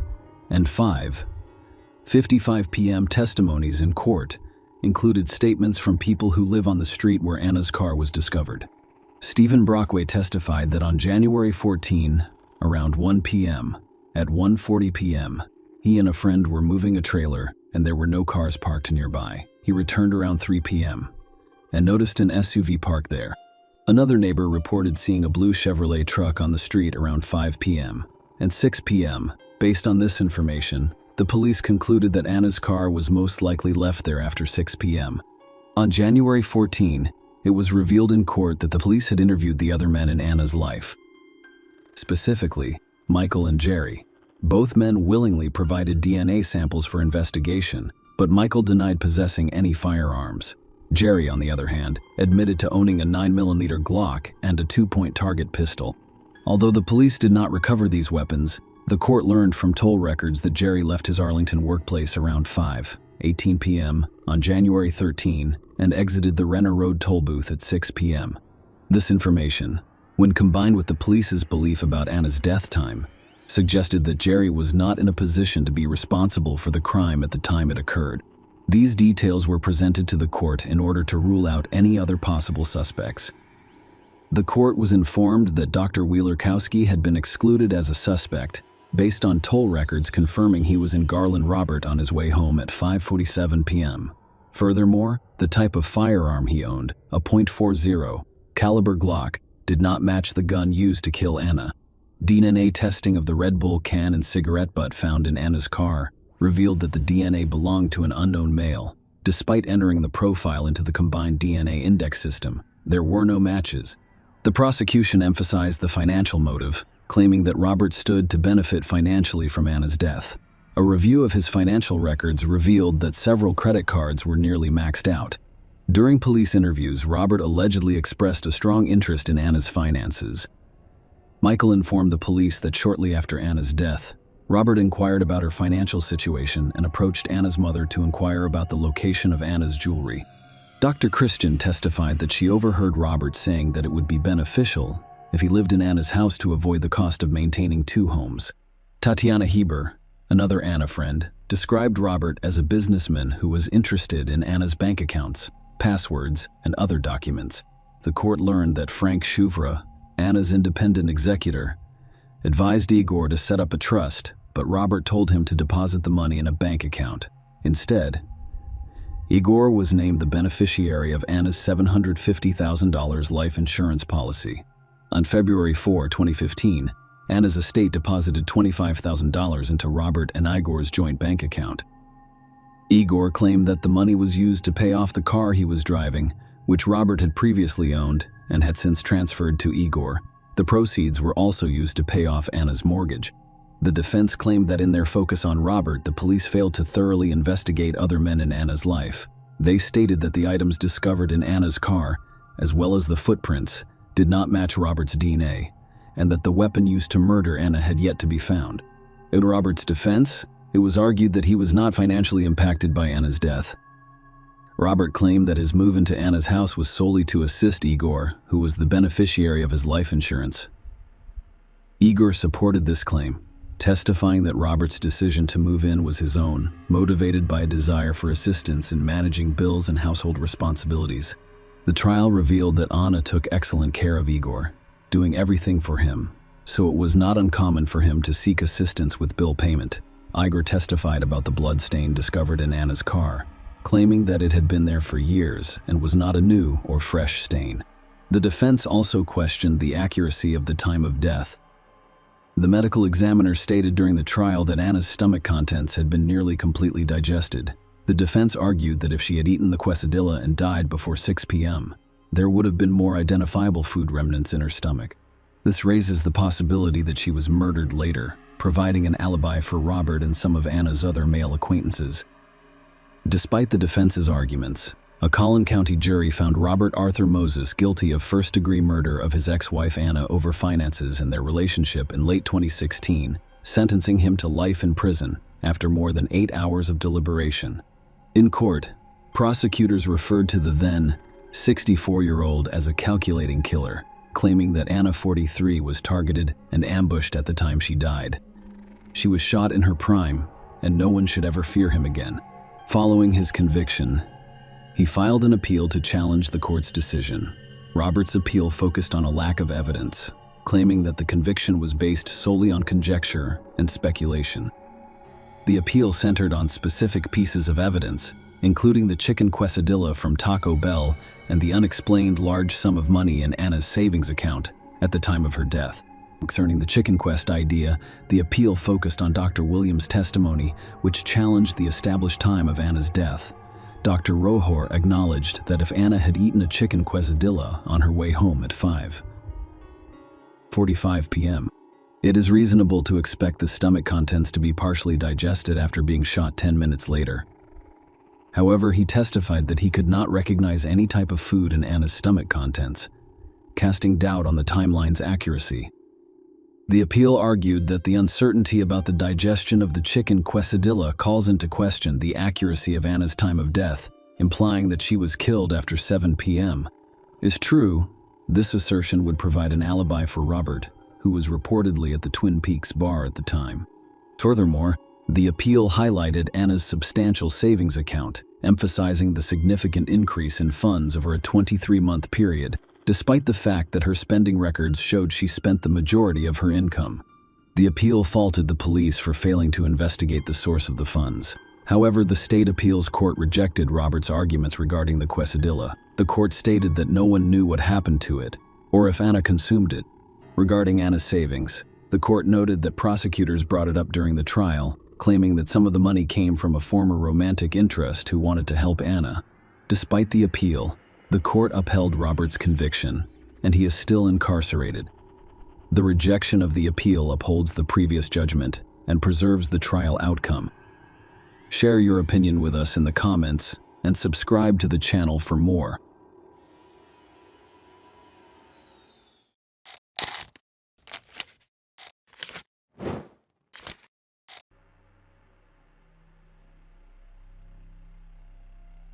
Where is the line that cannot be crossed again? How does an ordinary woman go from being a loving wife and mother to a cruel murderer capable of dividing a country into two opposing groups? And how did her name become a hot topic among locals and make newspaper headlines for years? Roxana Valdez could respond to this question. Murderers do not stand out in a crowd, are unrecognizable at dinner, and may even live under the same roof without revealing their true identity. They are indistinguishable from those who have never crossed the line. Thus, no one could have predicted what Roxana did on the spring evening of April 5, 2014. And when they found out, they couldn't believe it. But let us start at the beginning. Roxanne died, and little is known about her. Despite the efforts of numerous Chilean reporters who competed to tell her story, they were unable to find much information about her. Her criminal record provided little information beyond the fact that she was born in 1957 in a small village in Chile's Punta Arenas province. That was it. Perhaps the lack of information was due to journalistic ethics, as the locals, known for their fiery tempers and unique customs, may have retaliated against Roxana and his relatives for her crime, potentially turning their lives into a living hell. Valdez married a man whose name, for unknown reasons, is either unknown to the press or not disclosed. She had a son with him, but it's clear that her marriage was not the dream every girl hopes for, as the couple split up in 2011. As a single mother in a small village with few jobs, Roxana faced significant challenges. In such communities, the primary occupation was growing and selling fruits and vegetables, and even local educational institutions emphasized agriculture. Roxana found work at the Don Gregorio boarding school, where students were trained to become agricultural technicians. She worked as a night supervisor at the school, ensuring that students slept and did not engage in disruptive activities. Her responsibilities did not include the actual care of the children. Roxana's son also attended this boarding school because she worked in the fields during the day and was unable to give him the attention he required. Claudio Munoz Ramirez, who worked at the same boarding school as Roxana, was the head of grounds maintenance. His duties often required him to work at night, which is how he met Roxana. Despite being 14 years younger than her, they had a lot to talk about. Roxana would spend entire nights discussing school issues and her own failed marriage to Claudio. They also shared similar experiences in their personal lives. Claudio had 2 daughters that he adored, but he felt disconnected from their mother and considered divorce several times. However, he stayed in the marriage because of a promise he made to her late father. Claudio appears to have forgotten his promise and began spending his free time with Roxana, away from his family. Finally, he made a decisive move. He did not explain himself to his wife. Claudio gathered his belongings and left the house. He clearly went to Roxana, who gladly accepted him into her life. Their relationship developed quickly and effectively. Roxana invited a man she barely knew into her home, with whom she had only shared nighttime conversations. She seemed to overlook the fact that there were children nearby who required constant attention. Amid these enjoyable and heartfelt conversations, Roxana failed to notice his true personality. He was actually quite temperamental and sometimes even cruel. However, it was probably too early to say who was more cruel of the two. Claudio's first serious outburst of aggression occurred inside the boarding school. On a scheduled community cleanup day, students were given different areas to clean up. Brooms, buckets, dustpans, and rags were distributed to ensure a thorough cleaning. As is often the case, some students protested and refused to participate. Claudio, who was in charge of cleanliness but had no teaching experience, became enraged by these students and threatened to beat anyone who refused to participate in the absence of teachers at night. It is unclear whether he would have carried out this threat, but the students eventually began cleaning and later complained to the principal about Claudio's threats of physical violence. The principal was displeased and requested Claudio's voluntary resignation. It's worth noting that the Don Gregorio boarding school was practically the only place in the area that provided stable and reasonably paid employment. Claudio spent some time looking for work, fields, and fruit, but it became clear that his efforts had been in vain. He and Roxana decided to seek a better life elsewhere, leaving her son at the boarding school to complete his education. They thought it was too risky to go on this adventure with him. To avoid relying on employers after being burned once, the couple decided to start their own small business, a fruit kiosk, and relocated to a favorable location, the commune of Molina, a few hours' drive from Chile's capital. This region is well known for its vineyards, which produce renowned wine brands that are exported around the world. Roxana and Claudio bought a kiosk near their new home, found suppliers for vegetables and fruits, and began their small family business. Claudio oversaw the purchase and transportation of products from suppliers to the kiosk, while Roxana was in charge of sales throughout the day. Hiring an employee was not feasible due to the additional costs. Furthermore, they feared that an employee would fail to closely monitor the perishable goods, resulting in additional losses. Claudio was visibly upset and even angry when he learned that Roxana was expecting their first child together. Perhaps it was a moment for serious thought. But Roxana, perhaps blinded by her new relationship and their thriving business, did not oppose her husband's viewpoint. She agreed that once the child was born, they would quickly turn it over to her relatives for upbringing. Unfortunately, there was no child to give away. Claudio's behavior has dramatically changed since then. He frequently yelled at his wife and occasionally resorted to physical violence. Neighbors from nearby houses, irritated by their noisy new neighbors, frequently called the Chilean police, the Carabineros, to intervene and settle domestic disputes.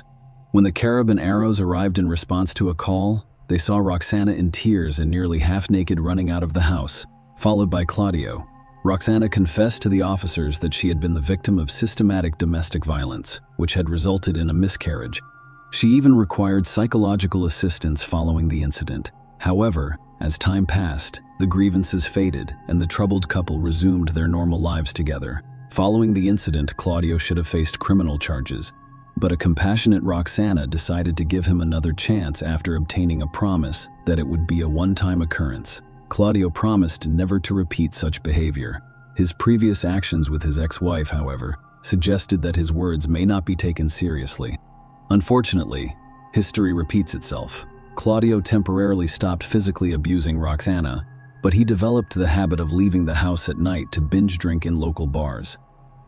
He spent a significant portion of their family budget not only on alcohol but also on local women of questionable character. Roxana tolerated her husband's behavior, believing that Claudio would calm down once they had a child together. In a sense, she was correct. After Roxana gave birth to a healthy child in 2013, Claudio stopped carousing and fully immersed himself in their business, which needed to expand. They purchased another kiosk in the surrounding area, as well as a vehicle for product transportation. Roxana also invested in firearms for protection because they lived and worked in dangerous areas. The family's wealth rose dramatically, but only on paper. Claudio reverted to his old ways, squandering money on drinking and committing domestic violence against Roxana. In her testimony, Roxanne described the escalating abuse in her relationship with Claudio. Claudio's drinking was infrequent at first, but it quickly became more frequent. He would return home and accuse Roxana of imagined infidelities, resulting in physical and sexual abuse. Despite her pregnancy, Claudio's actions appeared deliberate, culminating in a miscarriage in August 2012 that sent Roxana into a deep depression. Claudio went out to a local bar one night and did not return home until the following morning, as is his usual routine. Roxana was used to his behavior but still worried about him. Claudio had stolen 5 million Chilean pesos, approximately $6,000, from Roxana's sale of her mother's house to spend on alcohol and brothels. This betrayal shocked Roxana because the money was for their joint business and was hidden in their daughter's room. Claudio eventually returned home late that evening. Roxana confronted him over the missing money. Claudio, uninterested in discussing the matter, hit her and admitted to squandering all of the money. This was the final straw for Roxana. Without saying anything, she went into their bedroom, retrieved a revolver meant for protection against local criminals, and shot Claudio in the chest. He died instantly, stunned by her drastic action. Roxana, equally shocked by her own actions, attempted to stop the bleeding from the fatal gunshot wound, but it was too late. The close, range shot with a .38 caliber bullet was fatal. Roxanne's desperate act was a tragic culmination of ongoing domestic turmoil. Roxanne's testimony reveals her deep regret and awareness of the immorality of her actions. She admits that when she reached for the revolver, her intention was not to intimidate Claudio, but to kill him. She recalls Claudio abusing and assaulting her numerous times, as well as her failure to report him to authorities or retract her complaint due to fear. She dreaded being alone even before they had a child together. After shooting Claudio, Roxana's immediate concern was the potential impact on their daughter, particularly if Roxana was imprisoned and the child was placed in an institution. That night, Roxana determined that the best way to handle the situation was to dispose of the body and report Claudio missing. He was aware that the police knew about his frequent disappearances during drinking binges. Disposing of the body was a difficult task for Roxana, a delicate woman who decided to remove it piece by piece. She began by severing the limbs and head with kitchen knives designed for cutting meat. This process required 5 knives because they kept doubling. Then she boiled the dismembered parts in the largest pots she had, all while playing with her young daughter, who was completely unaware of her mother's actions and her father's fate. Roxanne's calculated approach to disposing of the body while maintaining a sense of normalcy for her daughter exemplifies the complexities and desperation of her situation. The day following cooking and cooling of the body parts, Roxana organized them into plastic containers by hand, leg, head, and torso. The containers were then placed in garbage bags. She loaded the bags into her car and drove to St. Lucia, where she scattered them on a vacant lot. Before leaving, she thoroughly cleaned her home with bleach. Despite finding a suitable location, she lacked the courage to dispose of the bags from her car once she arrived in St. Lucia. Roxana's testimony revealed her internal conflict. It's strange that I had the courage to commit such a heinous crime and dismember a human body like it was a piglet. But I couldn't bring myself to get rid of the evidence. I was nervous the entire drive, fearing that police would stop and search my car at any turn. This fear caused panic, despite the fact that I had a backup plan in place, which involved my daughter pretending to rush her to the hospital if she was stopped. I even considered pinching her to make her cry more loudly. Unable to discard the remains, Roxana returned home with them and hid the bags in the garage. She cleaned the interior of her car with bleach again and went to see Claudia's relatives, claiming that he had stolen a large sum of money and hadn't been home in days. They simply shrugged in response. She then went to see her mother and brother. Her mother was extremely concerned about Roxanne's behavior. She was not eating, had a glassy-eyed expression, and kept asking the same questions. The only question she promptly answered was about Claudio's absence, stating that he had gone to buy goods for their store, but was delayed due to a flat tire. Returning home, alone with her thoughts and the hidden evidence, Roxana broke down and called her brother for assistance. When he arrived, she confessed all and showed him the containers. Her brother was understandably shocked. Roxana called her brother to vent and share the nightmare years she had with Claudio, but most importantly, she needed his assistance in disposing of the containers containing the body. However, her brother refused, fearing police involvement and being charged as an accomplice. He urged her to confess to the Caribou Narrows, with Chilean police insisting he would do it if she refused. She was disappointed but realized she had no other option. Roxana complied. That night, Roxana went to the 4th police station and announced her intention to make a significant statement. Officers who knew her assumed she wanted to report her troublesome husband. However, they were taken aback by her confession. Roxana was immediately arrested. The news quickly spread throughout the area, attracting a large number of journalists to the station. They waited eagerly to photograph Roxana as she lay down, hoping to capture a few images, and, if they were lucky, ask her some questions in front of the officers. As the journalists waited, Roxana was eventually brought out handcuffed and in distress. She stated, "I'm afraid he'll kill me one day," before being led into a police car. The case appeared straightforward. Roxana had confessed, provided evidence, and voluntarily surrendered. However, prosecutor Monica Ballesteros requested a more thorough investigation. She was skeptical of Roxana's easy confession and requested an extended arrest to conduct a forensic examination.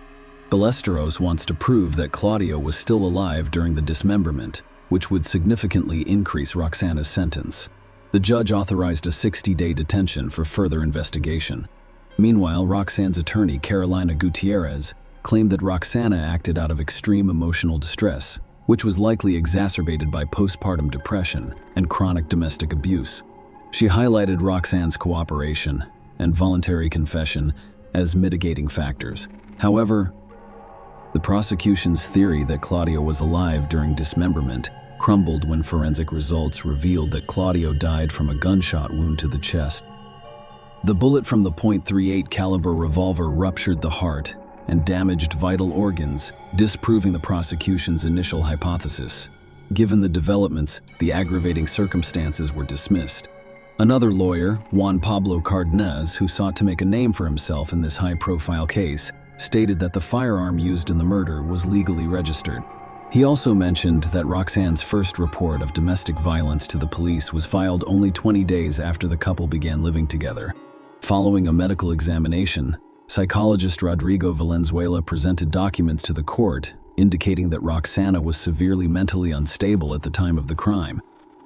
This meant she wasn't fully aware of her actions, and her emotional instability was linked to the deaths of 2 children, one in August 2012 and the other only 3 weeks before the crime.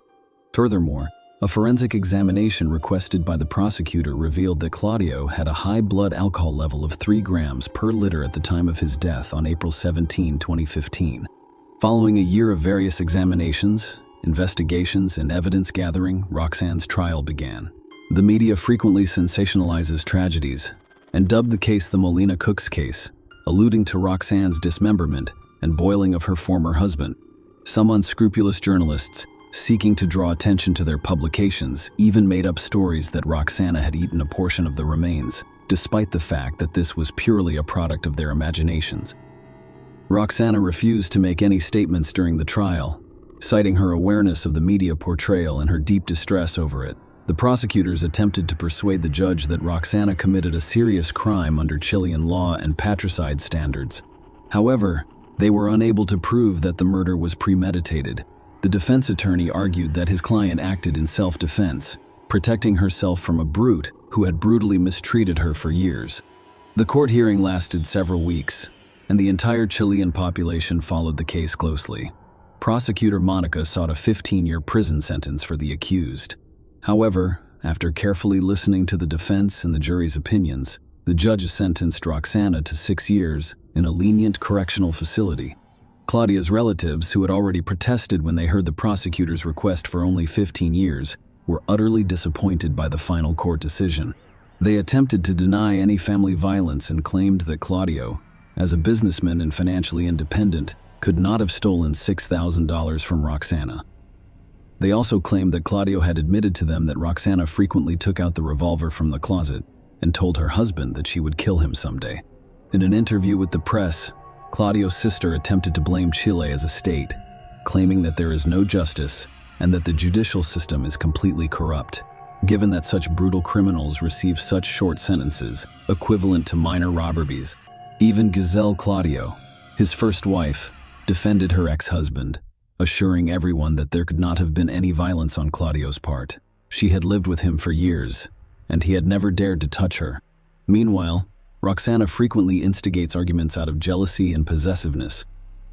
Regarding Roxanne's subsequent imprisonment, she served only 2/3 of her sentence in the colony before being transferred to a semi-open education center in Tulsa due to good behavior. Roxana was able to communicate with her daughter and was eventually released early. The press, of course, became interested in this case again, and the public was outraged that the cook from Molina was released so early. However, there were those who, while considering Roxana a murderer, justified her actions by viewing her as a victim in the overall situation.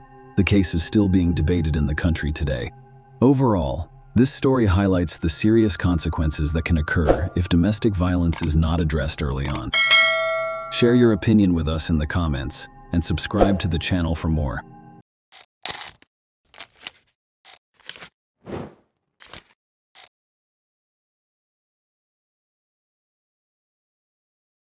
On the fateful night of February 24, 2006, Imete Sanquien, a 24-year-old criminal justice student at John Jay College in Manhattan, went out to celebrate with a friend.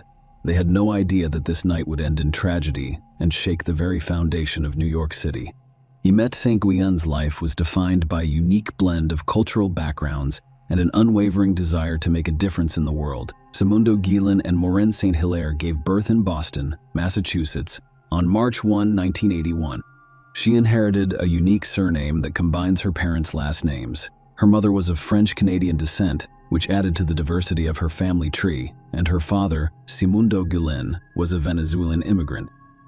Imete tragically lost her father when she was 9 years old, leaving a lasting impact on her childhood. Her mother, widowed by this loss, eventually remarried, causing additional changes in their family dynamic, and her educational journey was nothing short of remarkable.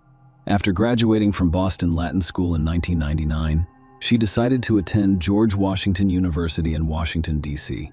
Following in her father's footsteps, she earned a degree in criminal justice, demonstrating her dedication to understanding and addressing legal issues. In 2003, she proudly graduated magna cum laude, signaling the start of an ambitious quest for knowledge. Her academic journey did not end there. Imete St. Guillen continued her education at John Jay College of Criminal Justice, where she pursued a master's degree. Initially, she intended to study forensic psychology, but she made a critical decision to shift her focus to criminal justice. Her dedication was evident, as she consistently ranked in the top 5 of her class and was set to graduate in May 2006. With an exciting future ahead, unfortunately, a man's life was cut short in a horrific and chilling manner. She is in the process of celebrating her upcoming birthday with her mother and sister in Florida. She returned to New York on a fateful day in February of 2006. The events that night would send shockwaves through her family and the entire country. On February 24, 2006, Imete Sanquien met with her best friend, Claire Higgins, to continue celebrating her upcoming birthday. Their night out took them to a nightclub until the early hours of the morning, when a disagreement led to Higgins leaving via phone call at 3:50 a.m. During the meeting, Higgins was assured that she would be returning home soon. Unfortunately, this would be Claire's last contact with her friend. Imete Sanquien was last seen at 4 a.m. at the Falls Bar. 17 agonizing hours later, police in Brooklyn received an anonymous call that led them to a grisly discovery. A lifeless body, identified as St. Julian's, was discovered on Fountain Avenue at Spring Creek Park. The horrific details surrounding her murder painted a bleak picture. She was discovered naked, wrapped in a comforter. Her broken fingernails a testament to her desperate struggle against her attacker. Her fingers and toes were bound. A sock had been stuffed down her throat, and her head was encased in packing tape. Even her hair had been brutally cut. An autopsy revealed a horrific sequence of events, with men suffering a brutal beating, sexual assault, and disfigurement at the hands of her attacker. The investigation into Imete Sanquien's murder quickly became a harrowing and high-profile case, that drew the attention of not only New York City, but the entire country, and was handled with utmost seriousness and determination. The Special Victims Squad and the Brooklyn North Homicide Squad of the New York City Police Department worked together to investigate the chilling circumstances surrounding her death. The investigation into Imette Sanquilin's tragic death took a complicated turn as police dug deeper into the events of that fateful night at the bar. The accounts provided by the employees and the bar manager, Daniel Dorian, added layers of mystery to the unfolding plot. The bouncer's testimony revealed that she was visibly intoxicated, and there were discussions about removing her from the premises. Daniel Dorian, the bar manager with a notable family history in the New York nightlife scene, had explicitly stated that he could be kicked out of the bar by 4 a.m. when it closes. When questioned, Daniel initially claimed to not know Imette. However, he later admitted to ordering his two bouncers, Tim and Daryl, as well as Little John, to accompany her out at the designated time. What raised eyebrows in this scenario was Daniel Dorian's failure to thoroughly vet his employees. It was discovered that Tim and Daryl were on probation and parole, and thus should not have been allowed to work at the bar, especially after curfew. The police then focused their attention on the two bouncers, beginning with Tim. He explained that he left the bar at 4:15 a.m.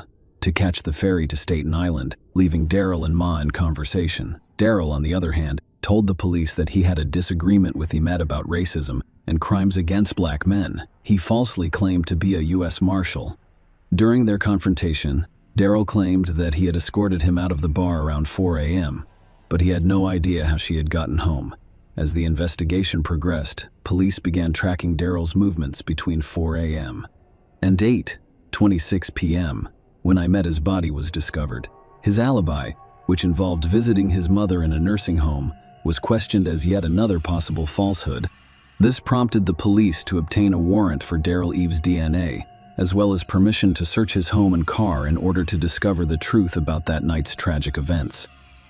The investigation took a significant step forward when law enforcement discovered that Daryl Littlejohn's DNA was on file from a previous bank robbery conviction. A chilling breakthrough occurred when the blood found on the plastic ties used to bind Imette was discovered to be a match to Daryl's DNA. This crucial piece of evidence connected him directly to the crime scene, raising suspicions about his involvement in the heinous murder. With this damning evidence in hand, Daryl Littlejohn was arrested and charged with first-degree murder. The case against him was about to begin in court, with justice being sought for Imette Sanquilin's tragic and untimely death. The prosecution's case against Daryl Littlejohn painted a chilling picture of a man with a troubling history of impersonating law enforcement officers and engaging in predatory behavior. One of the most compelling pieces of evidence presented to the court was Shania Woodard's abduction in 2005. Shania Woodard was walking home when she came across Daryl, who was dressed in a law enforcement uniform, complete with dark blue police pants, a jacket, a cap belt, handcuffs, and a gun. His shirt even appeared to include a police logo and the words "fugitive agent." This guy was convincing enough to deter Shania, who was then subjected to a harrowing ordeal. Daryl requested her identification, handcuffed her hands behind her back, and forced her into a blue van. Shania Woodard's instincts told her that something was very wrong, and she bravely freed herself from the moving vehicle before seeking assistance. Daryl was later arrested in connection with Imette's case, and Sean recognized him, prompting a search of his van. Surprisingly, DNA evidence from both Shania and Daryl was discovered in the van, as well as on the handcuffs recovered during a search warrant. Another alarming incident occurred in the same month as the Shania's attack. A 22-year-old woman had a terrifying encounter with Daryl as she exited the Queens subway station. She assumed Daryl was a police officer based on his clothing, replicating his previous impersonation.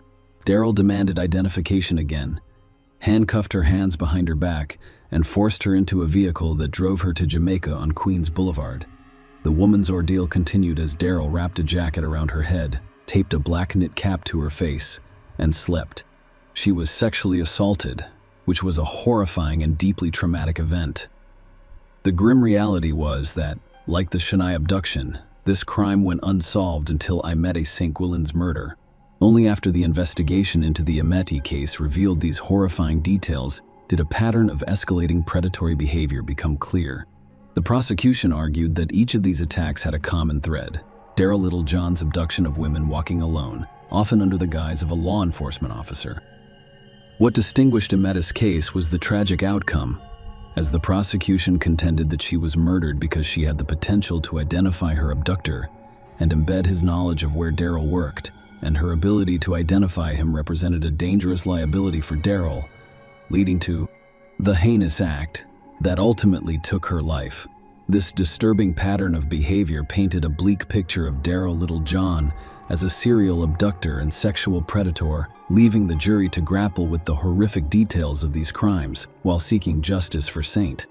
Galen and the other victims. The prosecution's case against Daryl Littlejohn painted a bleak and disturbing picture of what happened after he was tasked with accompanying Imette St. Galen from the bar. According to the prosecution, Daryl kidnapped her during a storm and took her to his basement home in Queens, where she suffered a horrific and traumatic ordeal. It was claimed that he sexually assaulted her, bound her wrists and ankles, and used tape to tightly cover her face and head during the terrifying attack while she fought for her life, resulting in broken fingers and bloodied hands. The prosecution believed that the blood found on the ties used to bind Imetta's wrists was caused by a nosebleed Daryl experienced during the struggle. Additionally, scratches on Daryl's neck during his police questioning were viewed as potential evidence of a violent confrontation. The prosecution also presented compelling cell phone evidence against Daryl, who left his phone near the scene where Imette's lifeless body was discovered. The tracking of his cell phone revealed a brief movement from his Queens home to the vicinity of Imette's body. Mamadou, a security guard en route to his construction site on Fountain Avenue, made an important observation. He saw a light-colored Ford van with tinted windows on Saturday evening. Just after 7 p.m., the van had no license plates, and its headlights were off. Chi claimed he couldn't see anyone inside the van because of the dark tinted windows, but he did notice what appeared to be the glow of a cell phone held to a person's ear. This description fit Daryl Van, adding to the mounting evidence against him. An anonymous 911 call was placed at 8:43 p.m. That night, suspicions grew more intense. Fiber analysis presented in court revealed that the bedspread and tape used to wrap Imette's body, as well as the van, contained fibers similar to carpet fibers, rabbit hair, and mink fur found in Daryl's home. The defense vehemently maintained Daryl's innocence, claiming that he was set up. Attorney Joyce David claimed that Daryl was chosen because of his extensive criminal history. The defense argued that the true perpetrator was Daniel Dorian, the manager of the false bar. They argued that Daniel, a member of a wealthy and influential family, may have had his powerful family cover up the crime. In a pivotal moment during the trial, Daniel Dorian took the stand and admitted that he had initially been less than forthcoming with investigators about kicking Imette out of the bar due to concerns about the negative publicity it would generate. He vehemently denied any involvement with a mass murderer and claimed innocence. The trial produced two opposing narratives. One from the prosecution painting Daryl Littlejohn as a violent sexual predator responsible for Imette's tragic death, and another from the defense, pointing fingers at Daniel Dorian as a potential suspect. Ultimately, it was up to the jury to weigh the evidence and consider the arguments presented by both sides. After less than 7 hours of deliberation, the jury returned their verdict, finding Daryl Littlejohn guilty of the charges against him. This marks the conclusion of a lengthy and emotionally charged trial. Daryl was sentenced to life in prison with no chance of parole, ensuring that he would never again be a threat to society. In addition, he received a 25-year-to-life sentence for kidnapping Shania Woodard. Share your opinion with us in the comments and subscribe to the channel for more.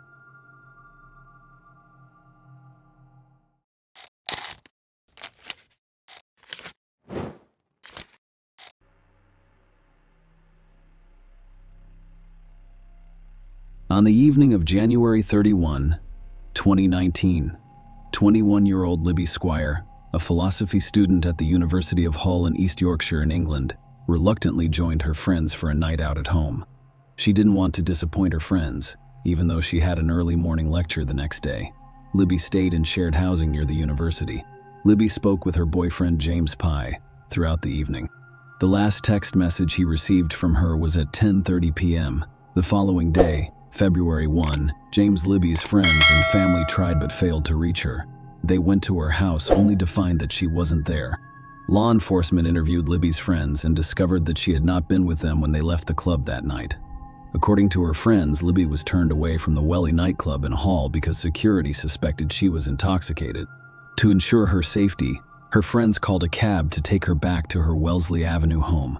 Following the investigation, police conducted a search of the area, which resulted in the discovery of Libby's house keys in a neighbor's garden. Authorities collected CCTV footage from the area and interviewed numerous witnesses. They determined that Libby had arrived home in the cab, but when she exited, she walked down the street without entering her house. Based on CCTV footage and witness statements, the police were pursuing a specific lead in Libby's disappearance, and they were confident they had identified the person responsible. Despite their knowledge of the individual involved, they had no idea where Libby was. 7 weeks after her disappearance, 26-year-old Powell Relowis discovered her body in the Humber Estuary, between Spurn Point and Grimsby, and was later arrested. He was questioned a few days after Libby was reported missing, but was released. Powell, originally from Poland, lived in North Yorkshire with his wife and 2 young children, and worked as a butcher for Caro Foods in Malt. He told police that he saw Libby crying in the street and offered to drive her home. He claimed to have dropped her off near some playing fields because she was ill. This was the last time he saw her. He told the cops, "I had nothing to hide. Just check the cameras." The police examined the surveillance footage and charged him with rape and murder. Powell pleaded not guilty to the charges against him. According to the prosecution, Libby arrived home that fateful night in a very vulnerable state. The weather was bitterly cold, and she found herself alone and intoxicated, having accidentally dropped her house keys in her neighbor's garden. The prosecutor emphasized to the court that Libby was most likely experiencing hypothermia and distress at the time. She was in tears after losing her house keys, and she kept falling to the ground while attempting to walk. Libby was confronted by several witnesses who saw her in distress that night. During the trial, jurors heard from several witnesses who saw or interacted with Libby after the cab dropped her off outside her home.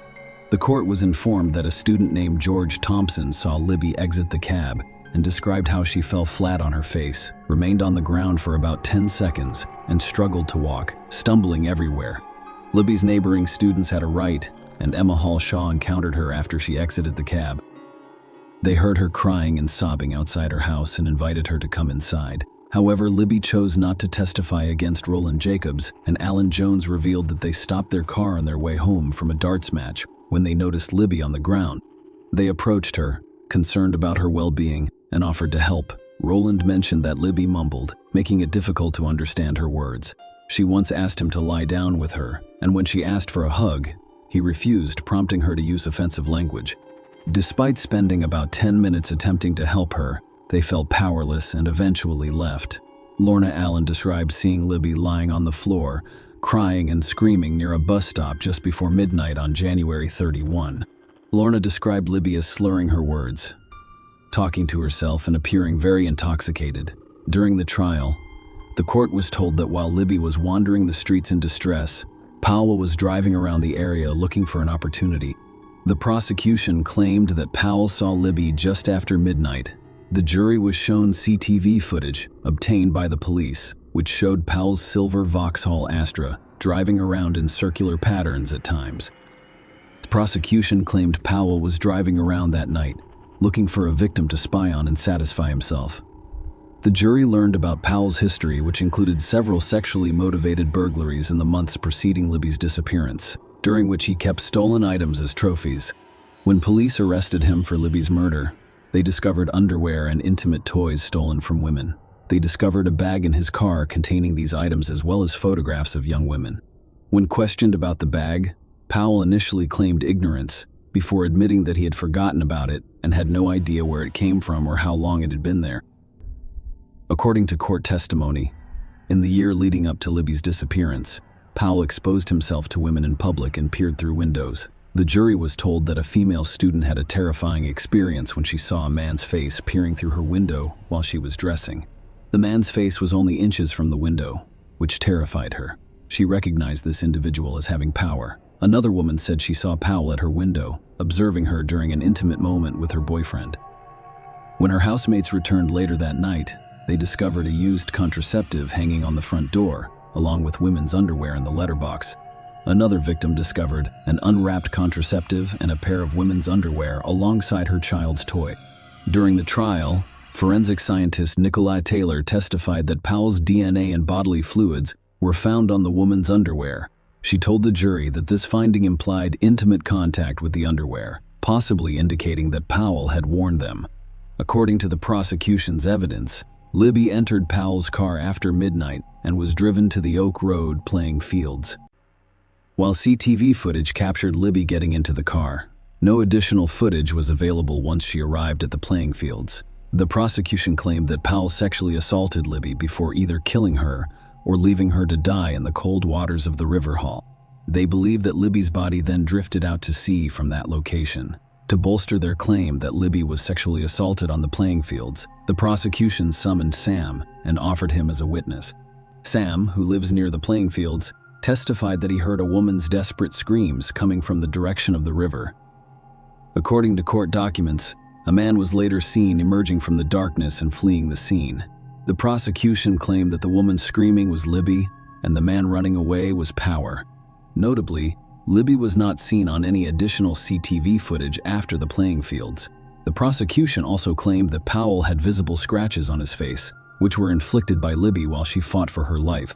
The prosecution summarized their case, telling the jury that the evidence supported the conclusion that Libby was raped by a man whose sole motivation for coming into contact with her that night was to take her away from safety to a remote area well known to him and subject her to his uncontrollable sexual urges. The prosecution faces difficulties in ascertaining the exact cause of Libby's death. As emphasized during the trial, Dr. Matthew Lyle, the medical examiner, testified that the cause of Libby's death could not be determined conclusively. Her body had been submerged in water for nearly 2 months, making it impossible to tell whether she was still alive or dead when she entered the water due to decomposition. Notably, an obvious bruise was found on the inside of her right thigh. Further examination revealed lacerations inside her upper lip, indicating blunt trauma. Small hemorrhages were discovered around her mouth, which the court was told could indicate squeezing or compression of the neck or mouth cover. However, it was also stated that these lacerations could have occurred in the water or in life near the time of death. Dr. Lyle stated that there could have been additional injuries to her body, but we can't see them. The court heard testimony about 3 potential causes of death for Libby: hypothermia, drowning, and asphyxia. In terms of hypothermia, Dr. Lyle explained to the court that in a community setting, death by hypothermia can occur if an individual is inadequately clothed, their clothing becomes wet, or they consume alcohol. Toxicology tests revealed that Libby had 198 drinks per 100 and may have been ill of blood, exceeding the legal driving limit of 80 mugging. Dr. Lyle was unable to definitively attribute Libby's death to hypothermia, but he could not rule it out. Dr. Liesel stated that establishing drowning as a cause of death can be difficult, especially in cases where it is not witnessed firsthand. The classic signs of drowning include froth or foam coming from the mouth, well-expanded lungs that obscure the heart, and a crackly quality to the lungs. Dr. Lyle described Libby's lungs as having a slightly crackly feel, but not being wet or very expanded. Furthermore, no froth appeared from the mouth. As a result, Dr. Lyle could not definitively state that drowning was the cause of Libby's death. Certain findings emerged from an examination of Libby's injuries in light of the possibility of asphyxia as the cause of death. There was no evidence of bleeding in the brain or skull, and the facial bones, including the horseshoe-shaped bone behind the tongue, were still intact. Injury, such as abrasions on Libby's forehead, nose, and eyelids, was determined to be consistent with post-mortem body movement and water. Dr. Liesel testified that there were no tiny pinpricks of bleeding in the eyes or inner surface of the lips, which could indicate physical interruption such as asphyxiation or strangulation. However, their absence did not rule out asphyxiation because such indicators tend to fade quickly, particularly after death. In conclusion, hypothermia, drowning, and asphyxia were all considered possible causes of death, but the true cause remained unknown. Swabs from inside Libby's body also contained seminal fluid cells that matched Powell's DNA profile, according to the court. During the trial, the court heard testimony from individuals close to Powell, who provided potentially incriminating information. Powell's friends stated that Powell told him about offering a ride home to a girl at the bus stop who claimed to have made advances on him. Powell's colleague also testified that Powell offered to drive a girl home, but she began acting strangely and undressing in his car. Powell allegedly instructed her to leave. Another piece of evidence came from Paul's neighbor, who spoke on behalf of the prosecution. He claimed to have seen Powell cleaning the mouths of his car on the afternoon of February 1, describing it as unusual for such a cold day. Professor Charles Deacon provided expert testimony that night, stating that Libby's ability to defend herself would have been limited. He explained to the jury that Libby's alcohol consumption would have caused numb hands and impaired coordination, making her unsteady on her feet and prone to fatigue. Furthermore, her judgment, balance, and ability to flee potential threats would have been severely hampered, leaving her vulnerable. During the closing arguments, the prosecutor urged the jury to consider Libby's state that night, intoxicated and cold, visibly distressed, and in need of assistance. Witnesses reported seeing her cry, lie on the ground, and shiver. The prosecutor asked the jury to consider what might have happened after Libby entered Powell's car. Was it plausible that, in her vulnerable state, she would willingly leave the warmth of the car to lie in the cold snow and engage in consensual activity with Powell? The prosecutor emphasized to the jury that we propose a nonsense proposition, which strengthened the case. The prosecutor reminded the jury of Powell's background, emphasizing that he was not a saint, but rather a person seeking to satisfy his own sexual desires.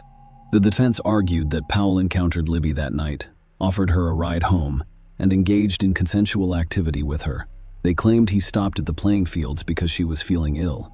As he left, she was still alive. The defense raised the possibility that Libby committed suicide. Powell testified during the trial. According to his account, he offered Libby a ride home after seeing her crying on the street. Out of compassion for her, Powell stated that he found her crying and shouting on Beverly Road's pavement and wanted to help her. He claimed that their sexual encounter was consensual. The jury was shown CCTV footage of Libby and Powell walking along Beverly Road before driving to the Oak Road playing fields. Powell admitted to driving around that night, hoping to find a woman for her. He also confessed to stealing women's underwear and intimate toys, as well as spying on people through windows.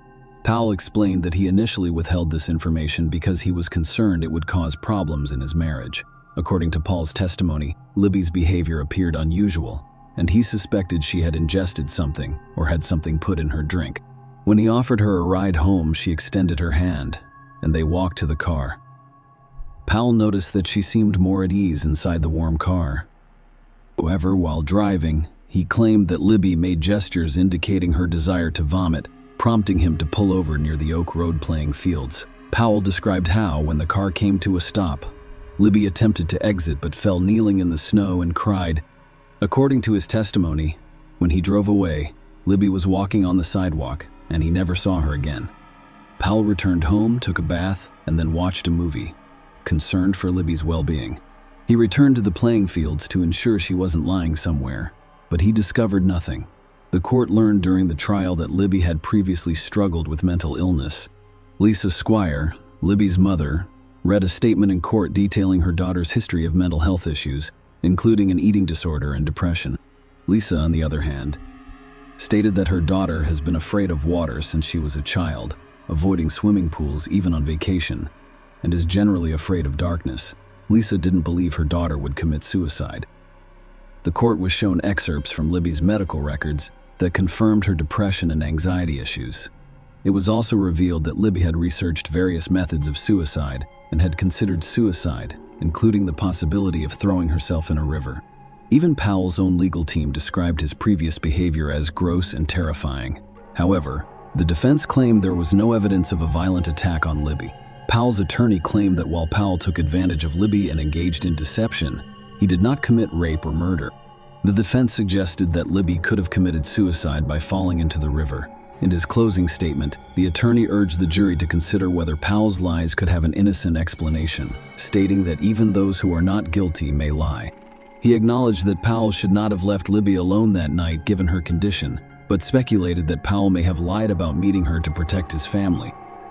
The attorney's closing argument sought to cast doubt on the prosecution's case, emphasizing the lack of conclusive evidence linking Powell to the alleged crimes. The jury was asked to deliberate, but they were unable to reach a unanimous conclusion. So Judge Mrs. Justice Lambert informed the jury of 7 women and 5 men that she would accept a majority verdict of 10-2 or 11-1. They unanimously convicted Powell of rape and later found him guilty of murder by a majority of 11-1. Lisa Squire, Libby's mother, said, "There are no words to describe the agony of living without her. Not only have I lost my firstborn child, with whom I shared a special bond, but I've also lost the opportunity to be a grandmother to her children. Knowing that in Libby's final hour, she needed me, and I wasn't there for her will haunt me for the rest of my life.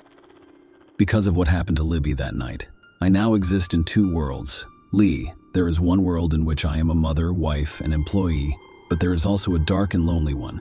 In this world, I wish to die so that I could be with my girl one more time." Russ, Libby's father, also testified in court, expressing his difficulty viewing photos of his daughter after her death. During the sentencing, the judge addressed Powell, emphasizing how, leading up to Libby's murder, his criminal actions grew in audacity and confidence that he would not be apprehended. The judge noted Powell's blatant staring at women, even after they had noticed it. The judge was certain that Powell's intention was to hide Libby's body, with the hope that it would be carried out to sea and never discovered. Powell received a minimum sentence of 27 years for murder and an additional 18 years for rape. Share your opinion with us in the comments and subscribe to the channel for more.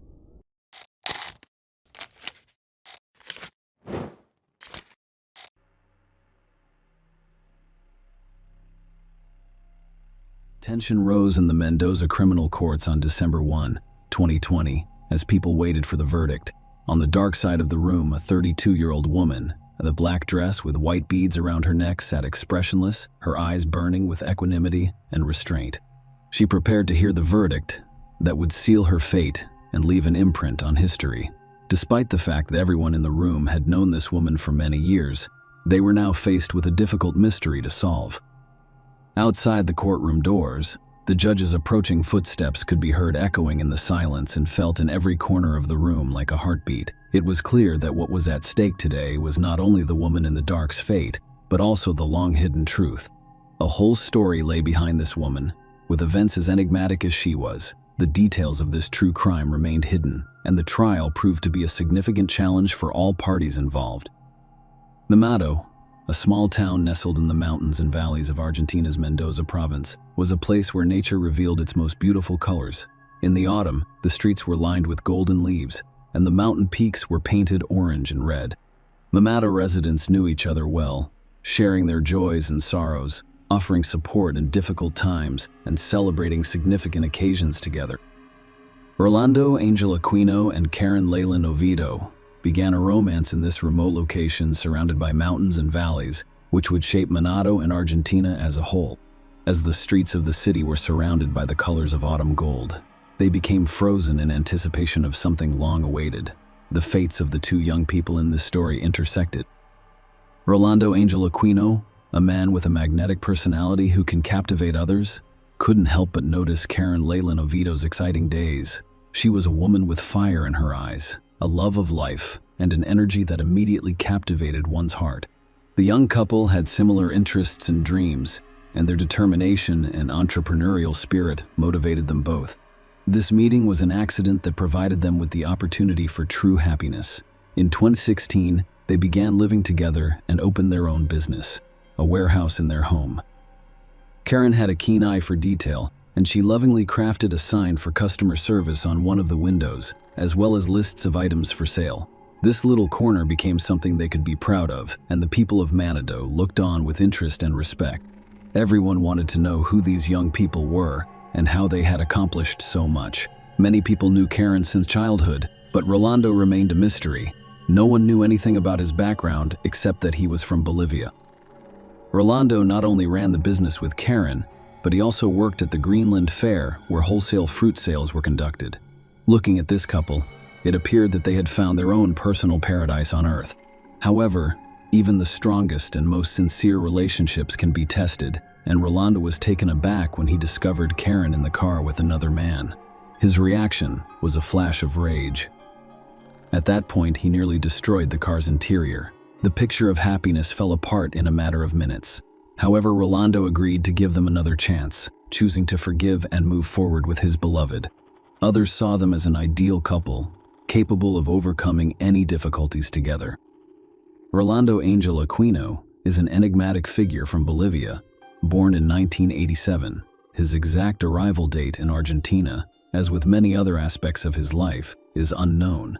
As the eldest of 7 children, Rolando learned at a young age the importance of family bonds and hard work in creating an ideal family filled with joy and laughter. In his youth, he met Carolina Chavez, with whom he had a son.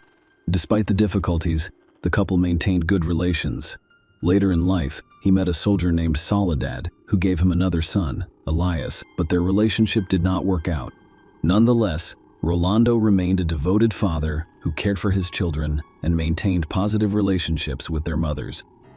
Rolando was physically fit from a young age, maintaining his health through sports and participation on the local soccer team. Colleagues and loved ones described him as a kind and hard-working individual. Rolando got along well with his neighbors, but when it came to socializing, he was always shy. Karen was born on March 30, 1990, and grew up in Manado. She grew up in the same house where she and Rolando eventually established their warehouse. She was well known in the community as an outgoing and open-minded woman. Karen, like Rolando, envisioned a happy and successful family with a caring and loving man. It took her some time to find the right partner.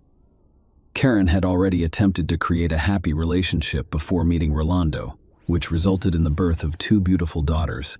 Karen married one of her former partners, Raul or Jada, in 2013 after one of them became a father. However, as time passed, that marriage was on the verge of dissolution, with financial difficulties contributing to the conflict. Raul decided to abandon his family in search of new opportunities, fleeing the city and traveling abroad to avoid any attempts to find him.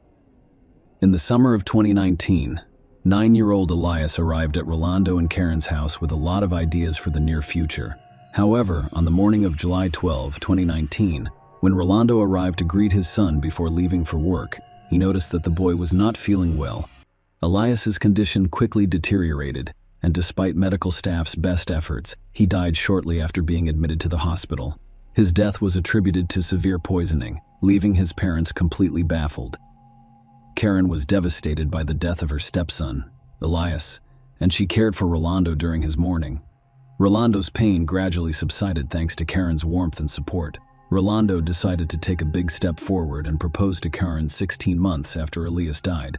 They married, and Rolando was confident that she would always be by his side. However, their happiness was fleeting. Karen returned home on February 6, 2022, from a beauty salon visit and a gym workout, only to discover Rolando was suffering from serious health issues. The following day, February 7, she discovered an ambulance outside their home, and Rolando, 35, was in critical condition. Despite medical efforts, he died on February 9 from severe poisoning.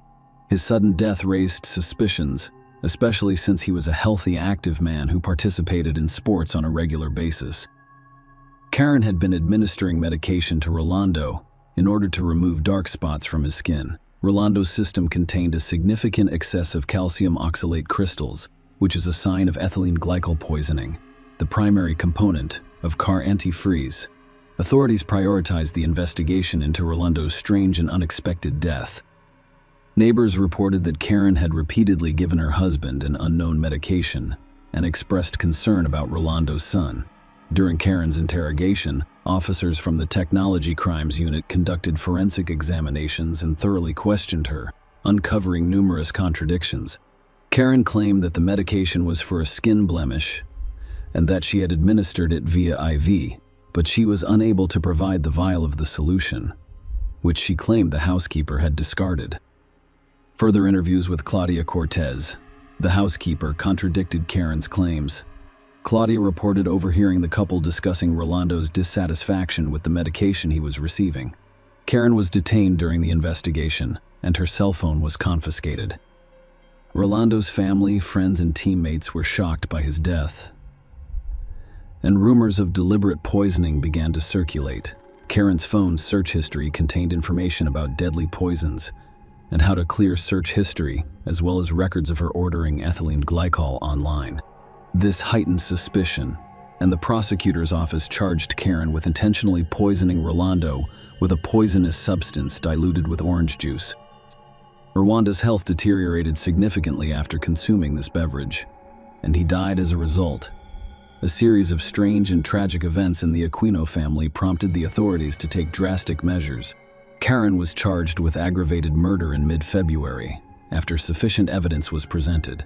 Meanwhile, suspicions arose about the cause of 9-year-old Elias's death, prompting a new investigation. The prosecutor's office decided to conduct a thorough investigation of the boy's medical history. The mother claimed that Elias was perfectly healthy and active before falling into a coma at his father's house and never waking up. The boy's death certificate stated that the cause was a malfunction of his internal system and cerebral thrombosis. However, investigators remained skeptical that Elias, at the age of 9, could have died from such causes, particularly given his overall health. The prosecutor's office requested information on possible ethylene glycol purchases and received confirmation that Karen bought the poison on July 2, 2019. Shortly before the boy arrived at the Aquino home, Elias's relatives confirmed that Karen insisted on cremating his body. However, the birth mother rejected the idea and chose to bury her son. On March 4, prosecutor Claudia Rios filed new aggravated murder charges against Karen for the poisoning of Elias based on the evidence gathered. On March 14, a judge ordered pretrial detention for the woman who attempted to appeal, but the judge denied it, ruling that she should remain in custody until the trial began. That trial began 10 months later and was a critical step toward resolving this complex and dark story. The long-awaited trial began in Mendoza's criminal court, capturing public and media attention. Karen Leyland Oviedo's nationwide trial began on November 28, 2022. Two indictments were pending. The first, led by prosecutor Fernando Gusto, concerned the murder of Elias, and the second, involving Claudia Rio, dealt with the murder of Rwanda. When the trial began, Rolando, the eldest son, Javier Aquino, who was only 15 years old, appeared as a plaintiff, accompanied by counsel. Prosecutor Gusto claimed that Karen killed Elias and then his father by administering ethylene glycol, mixed with orange juice. This resulted in severe poisoning and the deaths of both son and father. Karen's defense team attempted to refute the charges against her. They argued that Rwanda was violent and abusive to their client, and that there was no credible evidence to back up the claim. The defense also claimed that Karen had no motive for the murder. Why would she kill a lion? Obviously, little Elias couldn't resist the threat. Karen's attorney stated that the house, cars, and business belonged solely to her. He also claimed that her client did not make any purchases using her phone. And why would she have looked up poison information on the internet if she had already poisoned a liar with ethylene glycol, as the prosecutor claims? The lawyer emphasized that, while the actions that resulted in the father and son's deaths were heinous, it does not give the right to indict a person until they have been fully proven guilty. The defense attempted to cast doubt on the jury by claiming that the charges against Karen were false. Karen claimed that her partner could have made the antifreeze purchase by hacking into her account. She also claimed to have an alibi for when her husband was poisoned. Karen was not at home on February 6 when he began experiencing health issues. The defendant, known to the media as the Dwayne Allen poisoner, was given the opportunity to speak after the first phase of the trial concluded. Judge Diego Liberty gave her the opportunity to speak, and Karen argued passionately that she was being accused of a heinous crime she did not commit. It was extremely painful for her to realize this, especially as the mother of 2 young daughters. The court hearing continued, and it was the turn of the witnesses to reveal new details about the case. The prosecution decided to ask Karen several questions, with prosecutor Gusto focusing on key points. Karen later suggested that her son Rolando be cremated. Karen emphatically responded to this question, stating that she had never made such a suggestion and that the decision was not up to her. The prosecution called relatives of the deceased to testify and reveal more details about what had happened. Elias's mother, Soledad, told the court that after her son died, Rolando relayed Karen's words to her, in which she suggested that Elias's body be cremated so that both families could keep the boy's ashes. However, Soledad rejected the idea. She also shared her memories of meeting Rolando at the cemetery and learning about Karen's jealousy. According to her, Karen even slept in a separate bed, and Rolando and Karen's relationship was so tainted that they slept apart. Carolina, the mother of Rolando's first child, also testified. She confirmed that, according to her ex-husband, the couple slept separately, but Carolina had no contact with Karen prior to the incident. However, Karen called her on February 8 to inform her that Rolando was ill and in the hospital. Karen informed Carolina that her husband had probably taken medication and was feeling ill.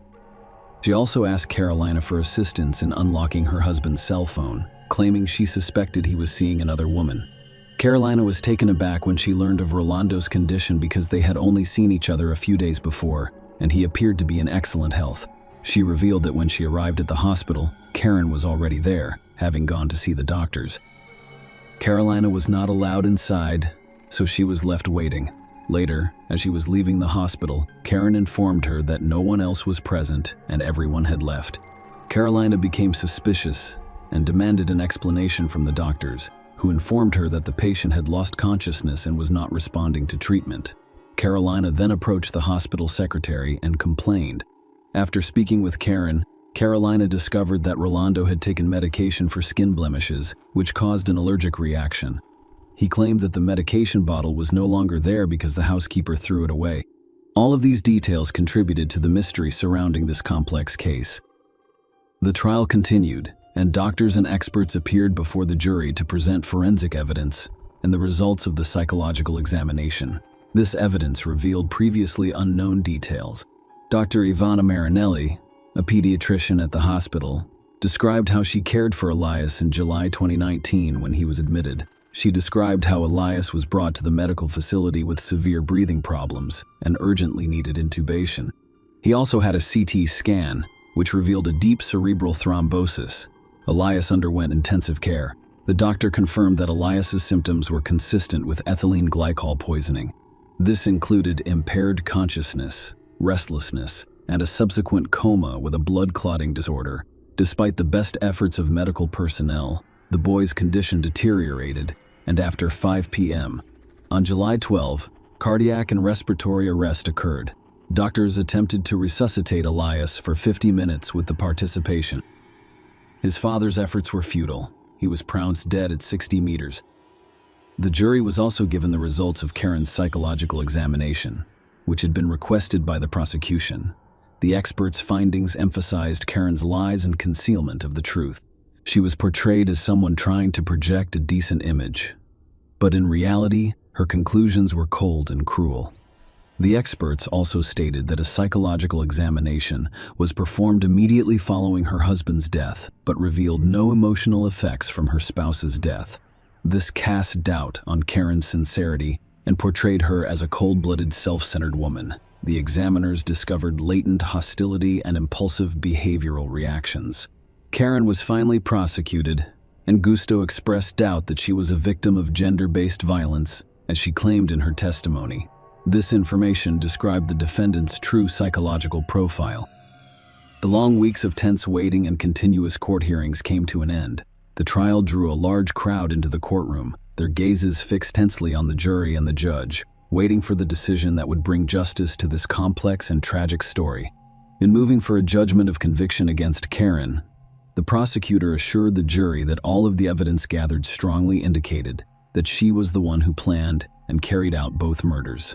She purchased ethylene glycol and discarded the packaging, claiming it was regular juice. Karen watched her loved ones die without offering assistance in their time of need. Cloudy Maria, the prosecutor handling Karen's case for Londo's murder, presented the court with an ethylene glycol purchase receipt paid from Karen's bank account. The prosecution and plaintiff insisted on a unanimous verdict because it was the only way to ensure justice in the case. They insisted that Karen Leyland Oviedo be convicted of murder with evidence of extreme cruelty. The defense, on the other hand, claimed that there was insufficient evidence to establish her client's guilt.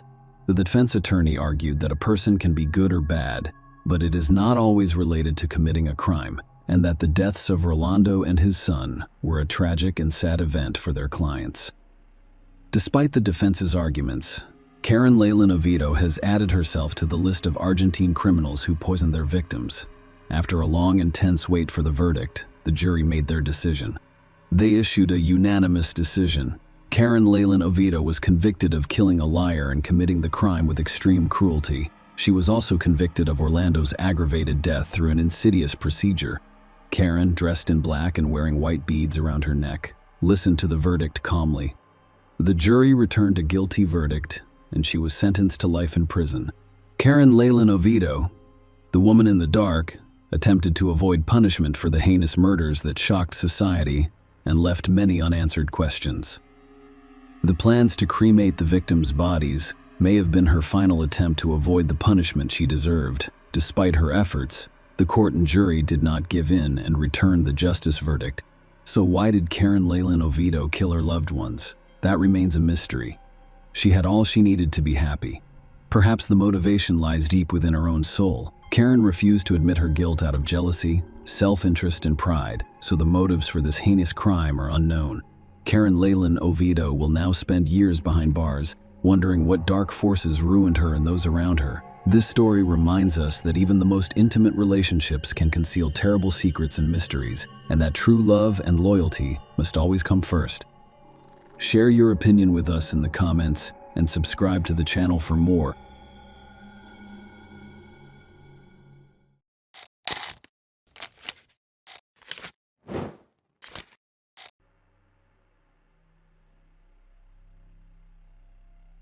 The tragic story of Laci Peterson, a young schoolteacher, not only shocked the public with its unimaginable cruelty and inhumanity, but it also set the stage for the passage of the Laci and Connor Act. Connor was the name of her unborn son, who died alongside his mother, and the law was intended to protect children from violence before birth and punish those who endanger their lives and health. The case is far from unique, but the fact that a pregnant woman was abused by someone close to her, who was supposed to protect and care for her, is shocking and puzzling. Several television documentaries have been produced about the case. Despite circumstantial and controversial evidence, no one questioned the defendant's guilt. And he, in all of his appearances, demonstrated that he is not sorry or repentant for what he did. This is one of those stories that gives you chills all over. But let's try to figure out how the guy who was considered a model family man decided to commit such an atrocity. Who was Laci Peterson? Laci Denise Peterson, maiden name Rocha, was born in May 1975 in Modesto, a small town in the central part of California. Dennis Rocha and Sharon Anderson had known each other since high school, and their teenage romance resulted in marriage and the birth of 2 children, Brandon, the eldest, and Laci, the daughter. Curiously, the mother named her daughter after a local beauty queen that she admired. The family owned their own farm, so the children learned to work in the fields and care for animals from a young age. The girl was extremely close to her mother. They worked together to create a beautiful garden filled with flowers and fruit trees. Then Laci considered connecting her future life to this occupation and pursuing a specialized profession. When the kids were still small, the family faced a crisis, and no matter how hard the spouse tried, they were unable to save the marriage and soon divorced. By mutual agreement, the children continued to live with their mother in their hometown. 2 years later, Sharon remarried. Her chosen one was a childhood friend named Ron Grant Ski. Ron treated his wife's children as his own, and in fact replaced their birth father, who was uninterested in the heirs' lives following the divorce. The girl even started calling him Daddy. A few years later, the couple had a daughter named Emily Laci, who grew up to be a kind, sociable, and open girl. She always had a large group of friends. She did well in school and was a member of the cheerleading team. After graduating from high school, the dark-haired beauty passed her exams and was accepted into the prestigious California State University. She decided to pursue her childhood dream of becoming a landscape designer. Laci has always been a creative person who enjoys drawing, so she found her chosen profession, which is Scott Peterson. Scott Lee Peterson is also a California native, but he was born on October 24, 1972, in the large metropolis of San Diego, in the southwest of the state, to Jacqueline Helen Latham and Arthur Lee Peterson. The boy grew up in a fairly well-to-do family, and from a young age, he knew nothing to refuse. His father owned a business that produced packaging materials, and his mother ran a designer clothing store. By the way, her boutique was located in Hollywood, Among the regular customers were several celebrities. Scott's difficult personality began to emerge in childhood. He enjoyed being the center of attention, did not tolerate bans or refusals, and was described as a spoiled, capricious, and even arrogant child in school. The boy began playing golf at a young age and considered pursuing a professional career in the sport. He was friends with Philip Mickelson, also known as Lefty, the future professional golfer who was ranked second in the world in 2012. As a teenager, Scott was one of San Diego's best athletes. Following graduation, the young man enrolled in one of Arizona's universities, where a promising athlete paid for half of his education. However, Peterson was unable to receive a diploma because he was expelled for inappropriate behavior following a raucous potluck, already consuming strong alcohol in the presence of other students. After months of deliberation and searching for a suitable location, the young man applied to the University of California, where he initially intended to study economics but later changed his mind and transferred to the Faculty of Agriculture. By the way, Scott took the educational process very seriously and responsibly this time, becoming an exemplary student because his parents threatened to leave him without a job if he was expelled again. Scott and Lacey, a love story. Young people met while studying at university. Scott began working part-time in one of the local coffee shops, where he also worked as a waitress alongside a former classmate and close friend of Lacey. Lacey frequently stopped by to eat and see her friend, and when she noticed the handsome young man, Scott noticed the smiling petite brunette and began to give her his full attention. One day, Lacey went to the coffee shop but didn't see her friend. She decided to ask Scott what was wrong. They quickly started talking. However, because Scott had to work, Lacey wrote her phone number on a napkin so they could contact each other later. Scott called her back that evening, and Lacey was thrilled. After speaking with him, he informed her mother that she had contacted her future husband. A few days later, he asked his new acquaintance out on a first date, and Lacey readily agreed. It's worth noting that Peterson had another passion besides golf, fishing, so he invited Lacey to go deep-sea fishing in an open body of water. She accepted the offer, but she became seasick on the boat, forcing the couple to quickly return to shore and family life. Nonetheless, after that not-so-great first date, the couple began to meet, and a few years later, they decided to move in together. Scott had finally abandoned his dreams of a professional sports career and decided to start his own small business. In the summer of 1997, he used the startup capital to help his parents. After Lacey received her diploma, the couple held a traditional wedding with a white dress veil and vows at the altar. They only invited family and close friends to the celebration. And as a venue, they chose the popular Sycamore Mineral Springs Resort, which is located on the ocean in Western California. Following their wedding, the couple moved to San Luis Obispo, a small resort town between Los Angeles and San Francisco. They decided to open their own sports bar, but the idea was doomed from the beginning. There were rumors that Scott's parents once again assisted with the execution of the business plan. However, they later denied it, claiming that their son was a poor businessman who they discovered while he was still attending university. Anyway, the couple's business was not very successful. They initially had constant problems, first with the institution itself, then with the management, but they eventually managed to spin the number of visitors up over time, and by 2000, when the Petersons decided to sell the institution, it was already a well-known and popular destination. The couple decided to settle in Lacey, their hometown, and start a family. They bought a small, cozy house in a good neighborhood, a car, and a dog. And about a year later, the young woman told her husband the happy news that they would soon be parents. Lacey had already decided to change her career path and accepted a position as an art teacher at a local school. Her husband was having difficulty finding work and was forced to accept a position with a fertilizer and organic fertilizer company. Lacey tried to be the perfect wife in order to bring comfort and peace into her and her husband's new home. She kept everything in perfect order, loved cooking, entertaining guests, and had a lovely flower garden on the lawn. Scott appeared to be supportive of his wife in all aspects, and from the outside they appeared to be the perfect couple. He accepted the news of the upcoming addition to the family with joy. When the couple discovered they would have a boy, they actively began to choose a name for him. The future parents chose the name Connor for their son, and everyone was sure that they were looking forward to the child's birth as a pregnant teacher. Lacey, who was 8 months pregnant at the time, mysteriously disappeared on December 24, 2002. Lacey's mother and stepfather, who had been unable to contact her throughout the day, raised the first alarms. She did not answer the phone or return calls, which was unusual for her. As it turned out, the husband had been unaware of his wife's whereabouts the day before. She had visited her parents as well as the beauty salon where her sister Amelia worked. She was cheerful as she prepared for the Christmas and New Year's Eve celebrations. Lacey allegedly went for a morning walk with her dog, but a few hours later, neighbors discovered the Petersons' dog wandering down the street, dragging a dirty leash behind him. At the time, no one suspected anything wrong. The neighbor, he said, simply thought the dog had escaped, so we took him to the owner's backyard. For the evening, the concerned parents called the police and reported him missing, requesting that they begin searching immediately because Lacey was pregnant, and if she was in trouble, she required assistance as soon as possible. However, she was never found that day or the next. A day later, word of the missing teacher spread throughout town, prompting hundreds of volunteers to join the search.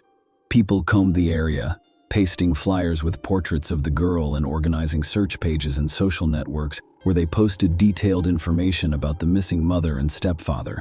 The older brother and younger sister appealed to all concerned on television, requesting assistance in the search and sharing any useful information for which a reward was even announced, except that Scott behaved strangely and even suspiciously, refusing to participate in press conferences, showing little interest in the search results, and appearing unconcerned. Mr. Peterson's behavior, according to the investigator in charge of the case, raised suspicions from the start. He was frighteningly calm, and the police officer's questions annoyed him.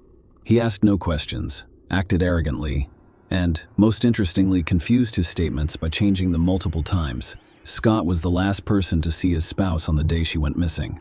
He went to the golf course in the morning to get some exercise and play while his wife stayed at home, intending to walk the dog and do some cleaning later. When he got home, he found the dog in the backyard, but Lacey was nowhere to be found. Scott did not go to the police because he believed his wife was visiting her parents. However, when she still did not show up, he became concerned and called his mother-in-law's house, where he was informed that Lacey had not arrived, and that's when the first inconsistencies in Scott's testimony became apparent. First, no one could confirm his alibi because he hadn't been seen on the golf course. Second, the father-in-law claimed, as confirmed by the taped conversations, that he had called Scott himself while looking for his stepdaughter, but he replied that he had no idea where she could be. Peterson then abruptly changed tactics, stating that he had changed his mind about playing golf and instead planned to go fishing at a secluded location in Berkeley Harbor. He explained the confusion over the phone calls by stating that all of the relatives were on edge and couldn't remember who had called whom or when during the inspection of the couple's home. A strange and frightening detail was discovered. Lacey's purse, which contained her house keys, phone, and some cash, had gone missing. She wouldn't have left the house without at least taking her dog for a walk to the nearby park. How would she lock the front door? This nuance was alarming, raising suspicions that Lacey had not vanished on the street, but rather from her own home. A grisly discovery. On April 13, nearly 4 months after the pregnant teacher went missing, local fishermen noticed something strange on the rocky shores of San Francisco Bay and decided to investigate further. As it turned out, their attention was drawn to the body of an infant that had washed up on shore. The boy's body had hardly decomposed, but it was severely disfigured, apparently as a result of the body being battered by the waves against the rocks for quite some time. His umbilical cord appeared to have been torn rather than cut. A day later, in a different part of the bay, a few kilometers from where the infant was discovered, a severely decomposed body of a young woman was discovered. The corpse was so disfigured that it wasn't immediately identifiable as human remains. But the most gruesome aspect was that the body was missing its head and most of its limbs. There were only a few fragments of clothing left on the body, including a special maternity bra. It was simply impossible to identify the body, so only DNA testing could determine that it belonged to the missing teacher. According to criminalists, the baby was well preserved because he was in the womb the entire time, but the body rejected the fetus during the decomposition process. According to eyewitnesses who discovered the boy, something strange resembling a ribbon or rope was wrapped around his neck, and he had a large cut on his body. Although the autopsy results were never officially released, the experts claimed that the cut was caused by a wave hitting the body against a sharp rock and that the noose around his neck was simply trash. Scott evaded capture during the investigation and search. Furthermore, Lacey's parents actively defended their son-in-law for the first few days, describing him as an ideal husband and their marriage as happy and built on love and trust. But the more the police learned about this man, the more suspicious he appeared to them. Peterson began cheating on his wife almost immediately after the wedding, even before the couple moved to Modesto. Later, he had numerous mistresses with whom he lied about not being married or recently widowed. Thus, in the fall of 2002, Scott went on a blind date with a lovely blonde named Amber Frey. The girl worked as a seuse and raised her young daughter alone. She was looking for a life partner who would love and accept her and her child, and Scott was handsome and polite. She knew the feelings were mutual. Scott almost immediately admitted that he had recently been widowed, and that the upcoming Christmas would be the first without his beloved deceased wife.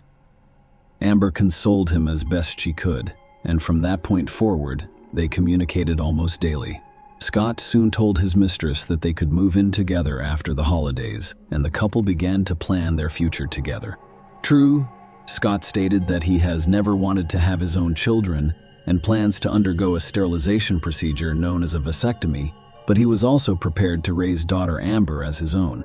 Everything was fine until Amber happened to see a TV report about the disappearance of a pregnant local teacher. Despite the fact that the missing woman's husband did not give an interview or appear in front of the cameras, the broadcast featured photos of her and Lacey together, and Amber recognized her lover. Another intriguing feature was Scott's drastic change in appearance following his wife's disappearance, which included growing a beard and bleaching his naturally dark hair on his head and face. Amber couldn't believe what she was seeing and hoped it was all a dream. However, she soon realized that she was dating the same guy. She went straight to the police and told them everything, even agreeing to record their phone conversations. Amber wondered why Scott had told her he was a widower a couple of weeks before his wife vanished, but he must have sensed something was wrong. Despite his evasiveness, as soon as the bodies of the deceased mother and child were found, the question of immediately arresting Scott as the main suspect arose. Despite the fact that the investigation lacked hard evidence, there was a good chance Scott would try to leave the country. In fact, that was exactly what he planned to do. But, fortunately, he did not have time. On April 18, 2003, the widower was taken into custody, but he refused to admit his guilt. Simultaneously, his house, garage, and car were thoroughly searched, yielding frightening results. Microparticles of Lacey's dried blood were discovered on tools in the garage, the trunk of the car, and the bottom of the fishing boat. Experts discovered several hairs from the deceased woman. The clothes Scott was wearing on that fateful day had long since been discarded. The house had undergone several general cleanings with the assistance of cleaning services, and the building itself had already been listed for sale. But the most difficult aspect of the investigation was the inability to determine the exact date of Lacey's death, which made it impossible to verify the suspect's alibi. Traces of cement were discovered in the garage, trunk, and Peterson's boat, further complicating the investigation. The material was thought to be the foundation for a homemade anchor, with which he intended to dispose of the body so that it would never be discovered. However, there was no direct evidence against Scott. He was found guilty of 2 counts of first and second-degree murder. Despite the lawyer's vigorous and confident defense, almost no one doubted Scott's guilt.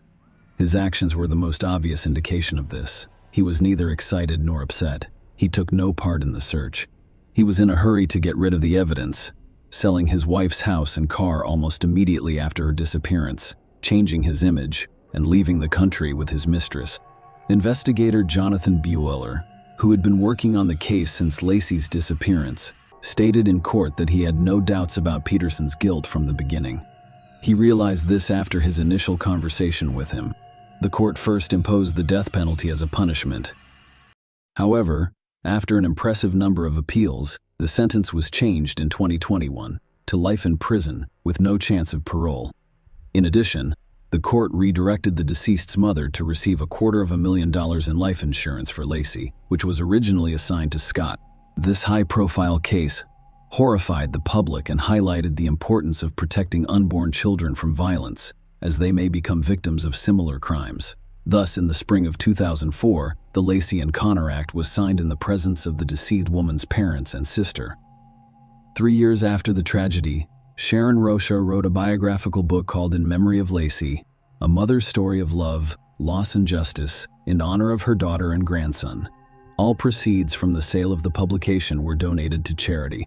The book was one of the top bestsellers in American nonfiction. Lacey, Sharon's husband and stepfather, died of a heart attack in the spring of 2018, just before another court hearing. He was buried next to his beloved stepdaughter and grandson. By the way, Lacey's father died in December of the same year. Share your opinion with us in the comments and subscribe to the channel for more.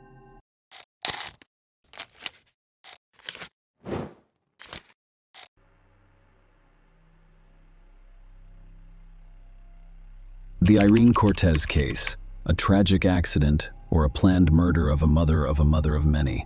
A scorned woman is said to be capable of unpredictable and desperate acts, the most fearsome of which is cold and cruel revenge.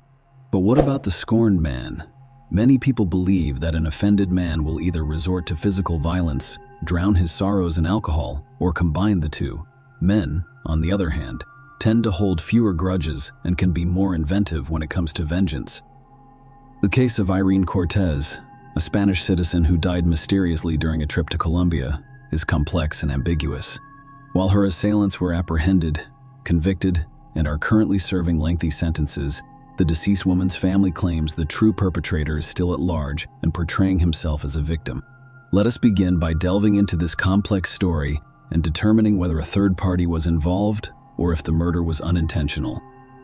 It's worth noting that each party is still attempting to prove their version of the truth. Who was Irene Cortez? Irene Cortez, born Lucas, was born in 1980 in the sunny city of Granada, Spain, which is the capital of the same province. She grew up in a wealthy family with a brother and sister. Her parents operated a small but profitable business. According to some reports, her father died young, but her mother, Maria Lucas, took over the business, expanded it, and made sure her children had everything they needed. Maria's older brother, Uncle Pedro Lucas, was also very helpful. Irene was the oldest of the 3 children. A beautiful and sociable girl, she enjoyed being the center of attention and was drawn to boys from a young age. She married shortly after finishing school and was already pregnant. She gave birth to her first child at the age of 17, and 2 years later, she had her second. Despite being a young mother, her mother and uncle provided her with significant support, allowing her to continue her education. Irene relocated to Malaga, a resort city, with her husband and 2 children in early 2000. She opened an entertainment venue, which quickly became popular and profitable. Originally a small disco bar, it grew into a full-fledged nightclub in Malaga. The couple had their 3rd child, and life appeared prosperous and stable. At the age of 25, Irene's husband was arrested and sentenced to 5 years in prison for trafficking illegal substances. Tragically, he died in prison under mysterious circumstances. Irene was solely responsible for raising her children. Irene was determined to persevere after witnessing her mother raising 3 children on her own. She ran her business successfully, made good money, and had big plans for the future. Relationship with Farid Linus Ariza. Farid Linus Ariza, a native of Barranquilla, Colombia, was born in 1976. He grew up in a large, impoverished family as the youngest of 6 siblings. His parents divorced in the early 1990s when he was still a teenager. His older siblings had become self-sufficient by then, so Farid remained with his mother. Farid moved to Spain with his elderly mother in 2001 at the age of 25 in search of a better life. They settled in Malaga, and Farid worked any job he could to support himself and his mother. In 2005, he began working as a waiter at a nightclub owned by Irene. Irene immediately recognized Farid's dedication and dependability. She was also attracted to him, and Farid did his best to please her. Irene's husband was incarcerated at the time, and she had planned to file for divorce, but was unable to do so before his untimely death. Irene and Farid's employee relationship quickly developed into romance. Farid was not put off by Irene's 3 children from previous relationships, nor was Irene concerned about Farid's humble background as a waiter whose salary she paid. Within months of starting their relationship, the couple decided to live together.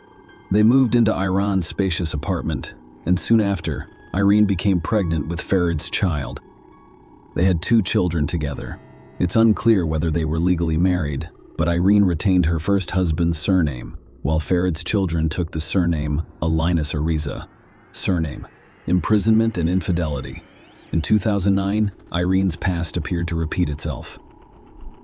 Farid, like her first husband, was arrested for distributing illegal substances and sentenced to prison. Irene was once again left alone, but this time with 5 children. Farid was sentenced to 3 years, but served only 1.5, being released early due to good behavior and cooperation with the investigation. However, shortly after Farid's imprisonment, Irene found solace in the arms of another man and lived with him for 1.5 years. Farid learned of her infidelity only after he was released. Understandably enraged, he threatened Irene and her lover and nearly assaulted the man, narrowly avoiding another legal scuffle. They eventually reached a peaceful resolution to the situation. Farid forgave Irene for the sake of their children, and they resumed their relationship as if the imprisonment and infidelity had never happened. Irene's relatives were always skeptical of Farid. Her mother and uncle disapproved of their relationship, believing Farid was only interested in Irene's money. Furthermore, Iran's older children from her first marriage rejected Farid, whereas the youngest, whom Farid had raised since the child was 2, saw him as a father figure. A fateful trip to Colombia. Farid, Irene's husband, expressed a desire to return to Colombia due to his father's serious illness in early 2011. According to reports, Farid's estranged father has been diagnosed with advanced cancer, and his sister in Barranquilla informed him of the dire situation. Irene, who had long wanted to visit Farid's homeland, agreed to accompany him. She was excited to meet Farid's father, whom she had never met before, as well as participate in the legendary Barranquilla Carnival, which takes place in late February. Furthermore, Irene, who had not taken a vacation in years, due to her commitment to her job and raising her 5 children, saw this trip as an opportunity for a much-needed break. The couple planned a 10-day trip across the ocean, with Irene's mother and younger sister agreeing to look after her children during this time. Despite her mother Maria Lucas's attempts to dissuade her from the journey due to a bad omen, Irene ignored her fears. At the same time, the family was experiencing financial difficulties due to a seasonal downturn in their business. Despite this, Irene had personal savings of $3,000 in cash hidden at home, but on the eve of their trip, she discovered the money had mysteriously vanished, nearly derailing their plans. Irene quickly borrowed the money from her uncle and close friends. She also reserved their flight tickets in a hotel in the city center, thoroughly preparing for what would tragically be her final journey. Mysterious murder. On February 27th of 2011, the couple arrived in Colombia. The flight was uneventful, and they immediately checked into their hotel. Irene called home to reassure her mom. However, 2 days later, Farid informed Irene's eldest son, 14, that his mother had died. Farid initially claimed an accident, but it was later discovered that Irene was murdered during a robbery at a Barranquilla entertainment venue. The case quickly became a major headline in Colombia. The story was that Irene, a Spanish tourist, was murdered by robbers who fled the scene, sparking a citywide police manhunt. However, the circumstances surrounding the robbery and murder appeared unusual and suspicious. The attackers did not appear to be attempting to steal anything. Instead, they shot Irene in the heart and fled quickly. Police and local media representatives arrived quickly, despite the fact that Farid witnessed his partner's shooting during an interview with journalists. He appeared calm, not like a grieving widower. The Spanish embassy in Bogotá confirmed the murder and stated that Irene's remains would be repatriated following the necessary investigations. Investigators are still determining the exact events of the night of March 2nd. In the meantime, authorities are actively pursuing the perpetrators of this senseless crime. Surveillance footage. The case of Irene Cortez's mysterious death appeared to be gaining clarity. After reviewing surveillance footage from cameras installed at the murder scene on March 1st, Irene and her partner, Farid Alinus Ariza, had arranged to meet Farid's brother, sister, and their spouses. The 6-person group attended the carnival, walked around town, and then went to a local bar for dinner and entertainment. As suggested by Farid, by 1 a.m., Irene Farid and his relatives were the only customers at the bar, according to surveillance footage. Around 2 a.m., two young men sitting away from the crowd entered the bar. They didn't order anything and didn't appear to be comfortable, which drew the bar manager's attention due to their suspicious behavior. Furthermore, their young appearance prompted the manager to inquire as to their legal age. The young men refused to show their IDs, and when asked to leave, one of them pulled out a gun and pointed it at the manager. His accomplice produced a knife, but quickly retreated out of the camera's view. The armed assailant pushed the manager aside and approached Irene's table, announcing the robbery and demanding mobile phones and cash. His knife-wielding partner reappeared, presumably to collect valuables, while the gunman continued to threaten the group.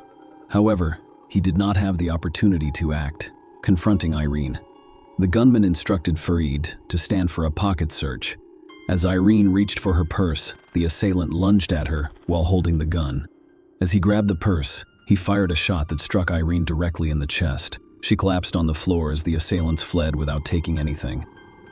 Farid and his brother pursued them while his sister attempted to stop Irene's bleeding and his brother's wife requested emergency assistance. Unfortunately, the criminals were too quick to apprehend. The men returned to the bar and attempted to help Irene, but it was too late.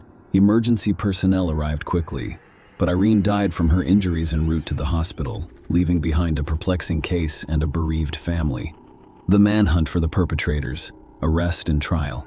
Following the robbery and homicide that claimed Irene Cortez's life, law enforcement deployed all available resources. The city was teeming with tourists for the carnival, so ensuring their safety was critical.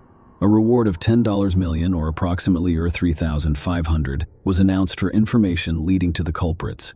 The first suspect, gunman Brian Dario, was apprehended the following day. He promptly implicated his accomplice, Juan Carlos. Juan, 18, surrendered to authorities, hoping for leniency. During interrogation, Dario claimed that dire financial straits, debts, and a sick child in need of costly treatment drove him to commit the crime, which his relatives later confirmed. He insisted that Irene's shooting was unintentional, occurring while attempting to steal her purse.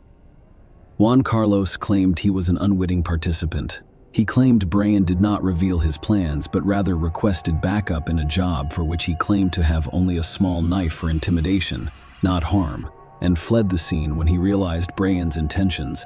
However, surveillance footage contradicted his claims, revealing that he returned to Brian with both perpetrators in custody and their confessions.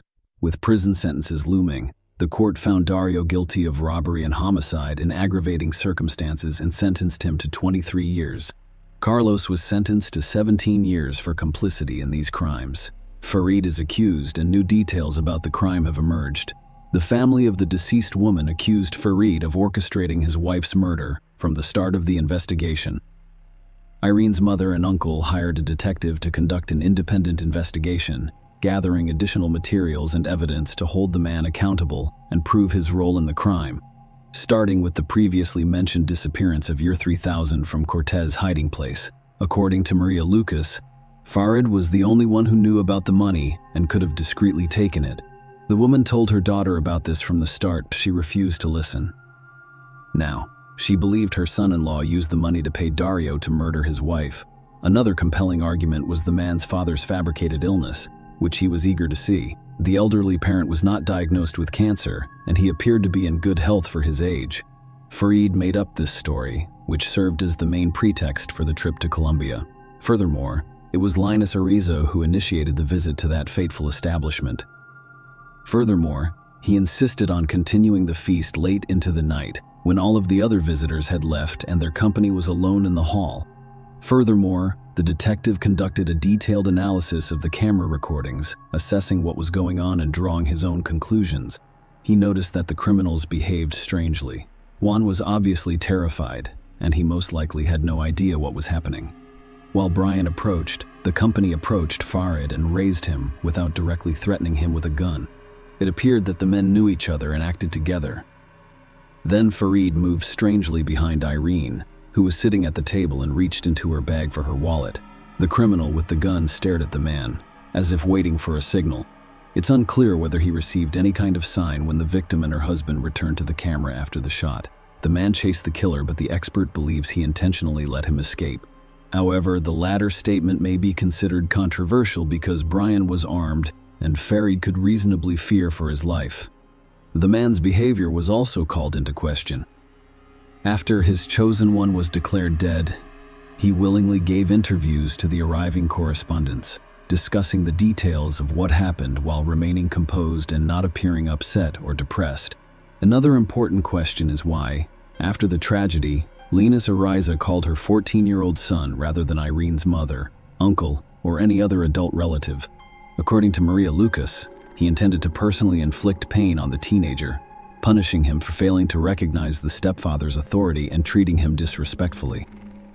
The woman's uncle was the first to give an interview to the press, openly discussing his suspicions and the findings of the investigation. Pedro Lucas was certain that Farid had planned the trip in advance, effectively luring Efrain into a trap.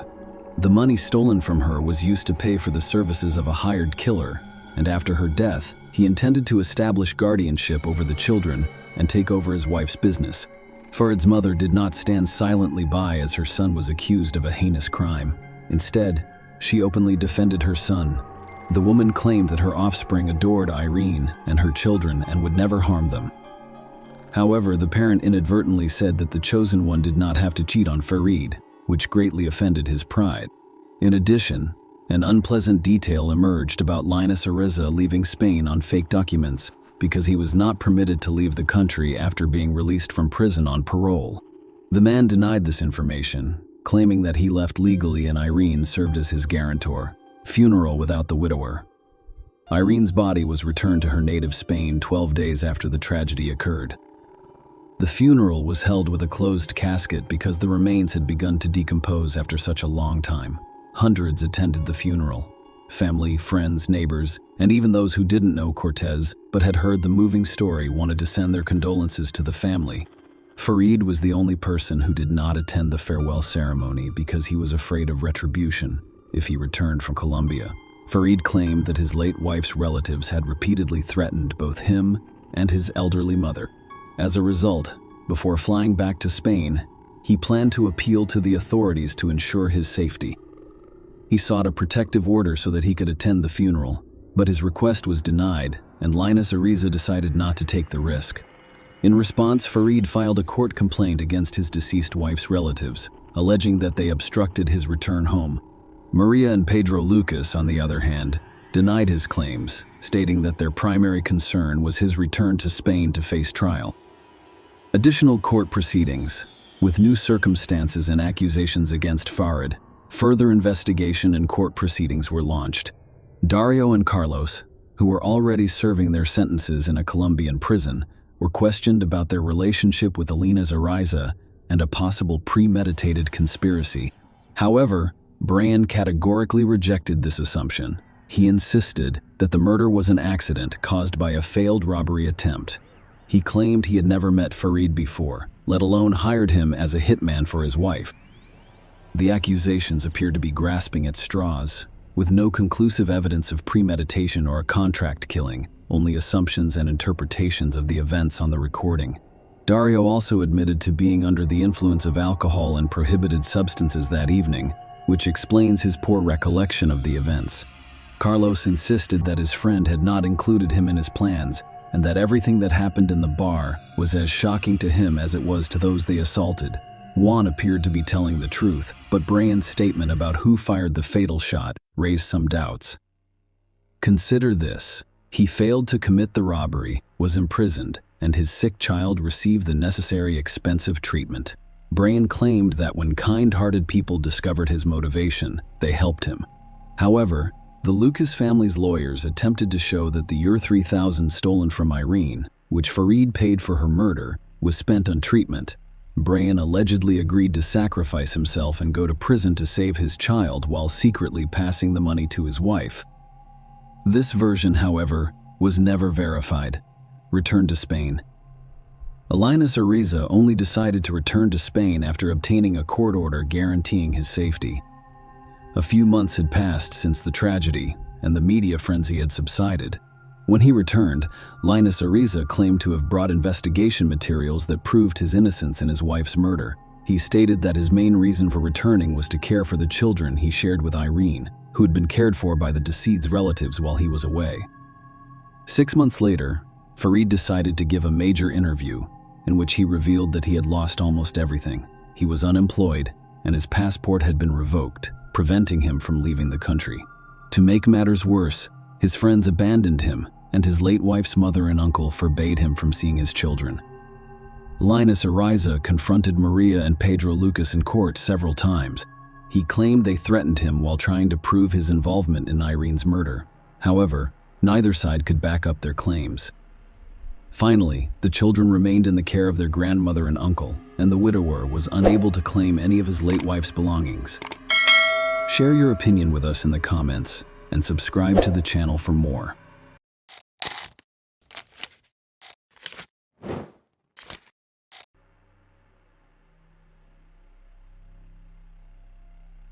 It was the 3rd of November, 2006. Justine Abshir, 27, was in the honeymoon period of her marriage.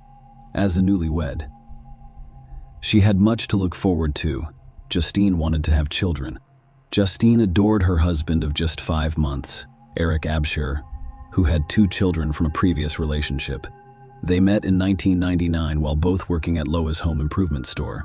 Justine was a cashier, and Eric was her manager. She was only 20 years old.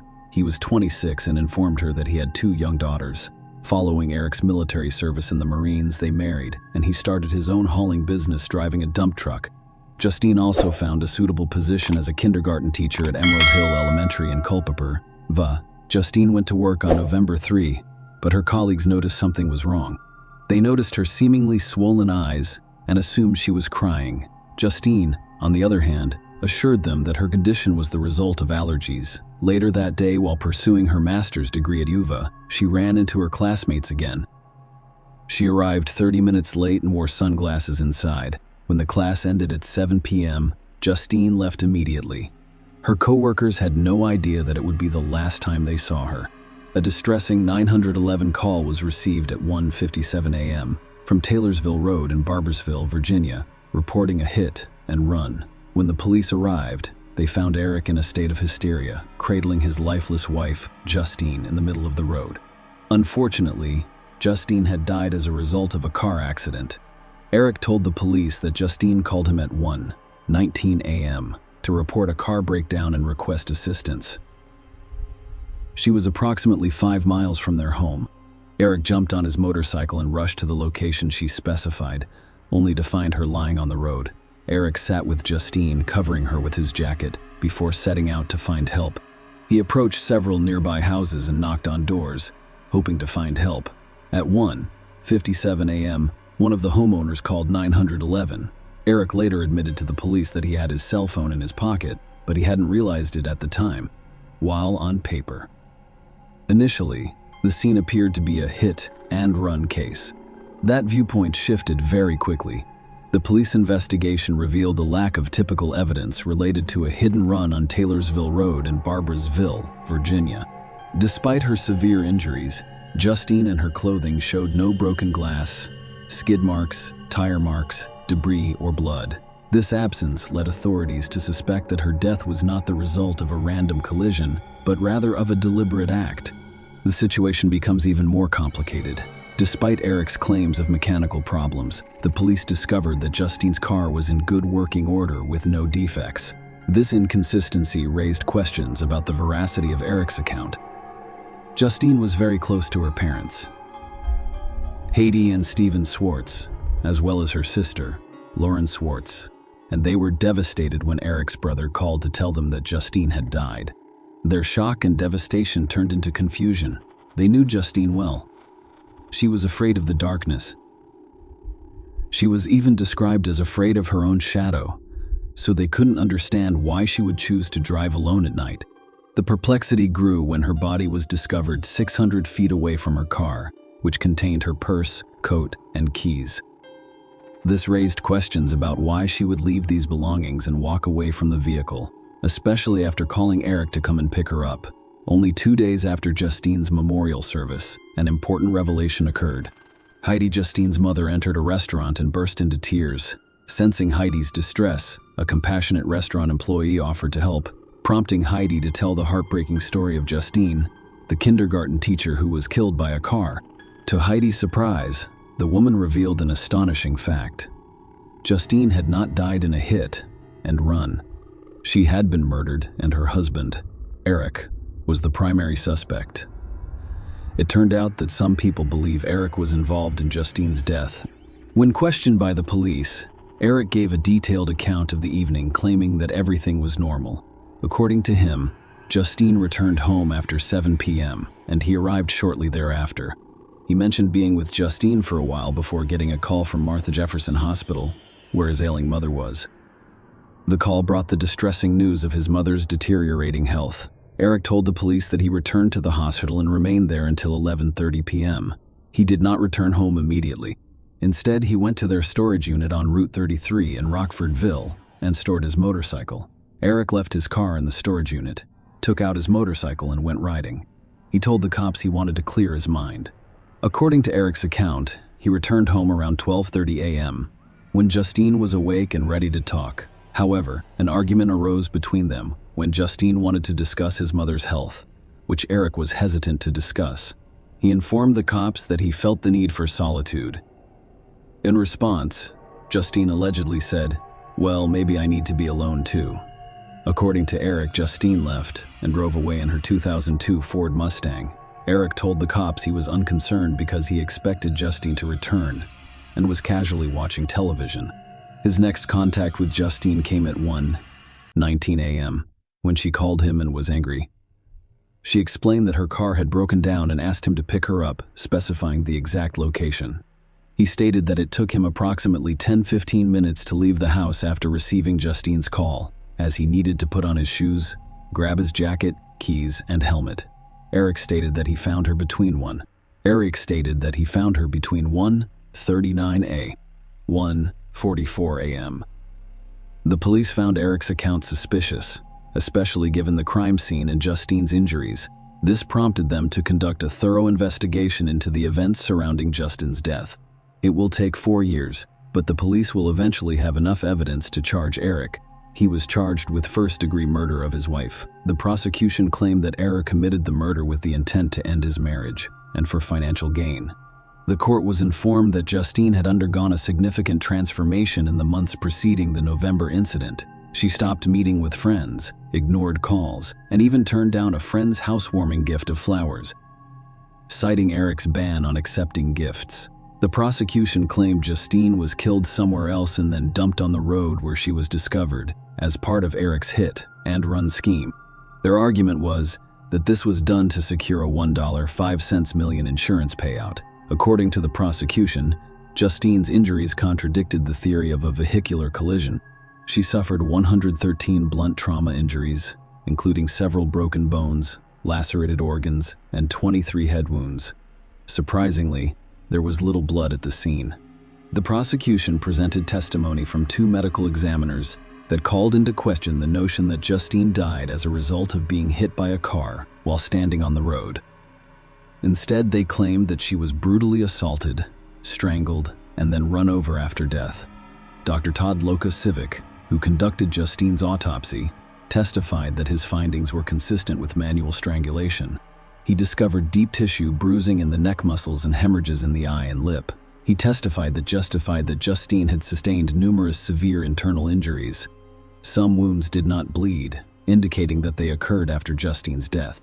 He reported finding less than half of the blood he expected in her chest and abdominal cavities. The second medical examiner pointed out that the average female body contains 5 liters of blood, but Justine had less than 1 liter. This inconsistency, according to the prosecution, contradicted the scarcity of blood found on the road, supporting their claim that she was killed somewhere else. Alla Susan Crawford, Eric's high school girlfriend and mother of his 2 children, testified that less than 2 hours before he discovered Justine on the road, he inquired about their future together. They exchanged 43 calls that day, during which Eric expressed his feelings for Allison.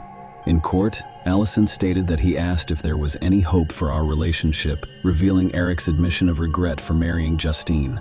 Another witness testified for the prosecution. Cecil Roebuck stated that he was on Greene County's side roads late that night looking for a school bus. He explained to the court that he was unfamiliar with the roads and pulled his car into a driveway to turn around. Cecil claimed that a man approached him and informed him that his wife's car was nearly out of gas. He asked Cecil to follow him to a gas station, but before they arrived, the man pulled over and informed Cecil that his car had run out of gas. He asked Cecil for a lift back to his house, and he agreed.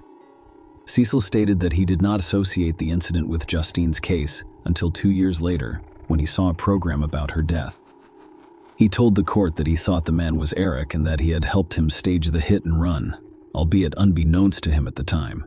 The court was made aware of Eric's financial difficulties during the proceedings.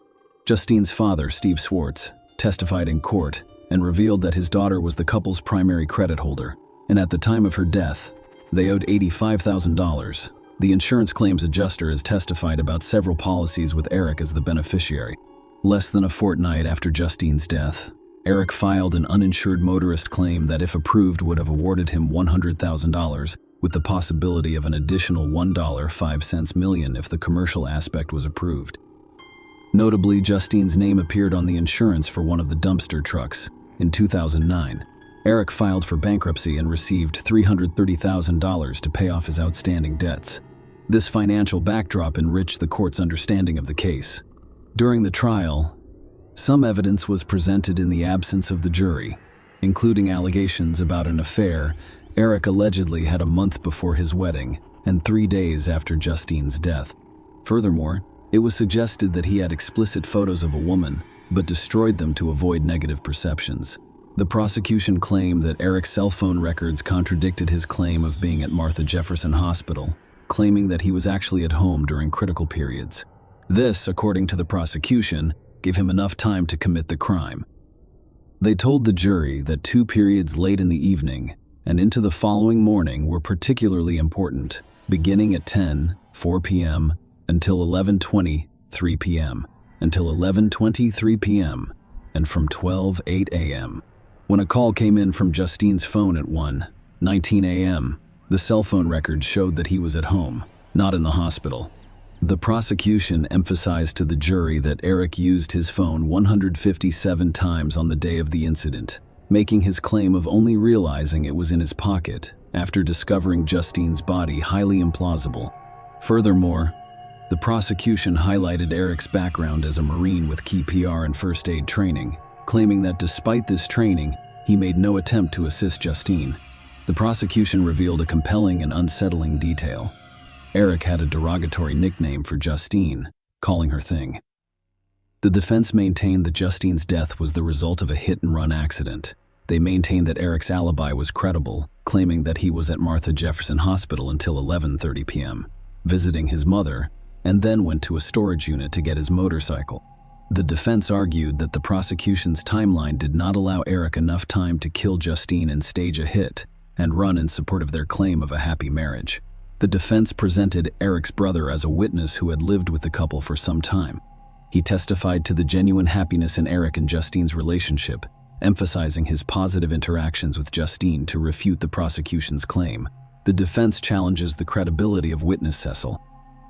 They suspected he was motivated by a $50,000 reward for information offered by Justine's parents, as well as a desire to receive favorable treatment in relation to 2 felony fraud charges he was facing over a $10,000 debt.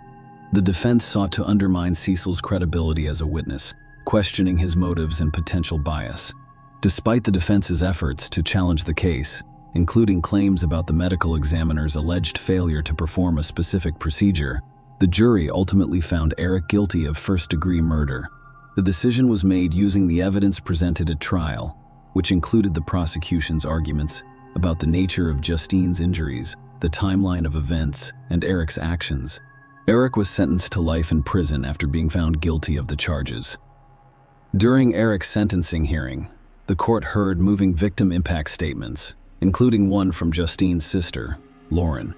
Lauren stated that for the 7 years preceding her death by Eric, I watched my sister's life deteriorate. She became quiet, withdrawn, poor, scared, and a victim of domestic violence, all of which I witnessed firsthand. In retrospect, I feel like I witnessed her death. Lauren's testimony at the sentencing hearing painted a distressing picture of Eric and Justine's relationship. She claimed that she saw Eric physically shove Justine before they married. Justine also confided in her about several other instances of abuse. Justine's family and friends noticed a shift in her personality in the months leading up to November 28th.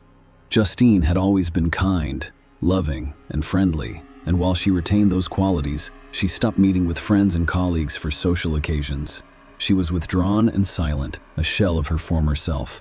The testimony also revealed that Justine, driven by a sense of worthlessness, went to great lengths to please Eric. Even on their wedding day, there were signs of discord. Eric was distant, preferring to go out on his motorcycle alone. Justine missed several wedding-related activities, including lunch, and spent the second night alone in the hotel. Notably, Eric's violent past came to light during the hearing. He had previously been charged with malicious wounding and was under a protective order from the mother of his 2 children. Eric claimed that this was the result of a verbal disagreement that escalated into a physical altercation, in which he attacked him and hit him in the face with a remote control.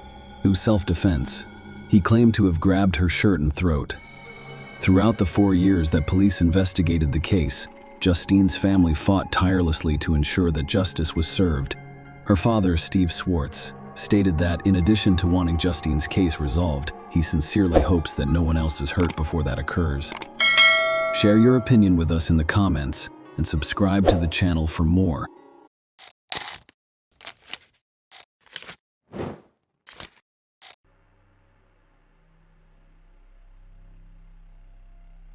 Our story begins with Annie, a beautiful girl.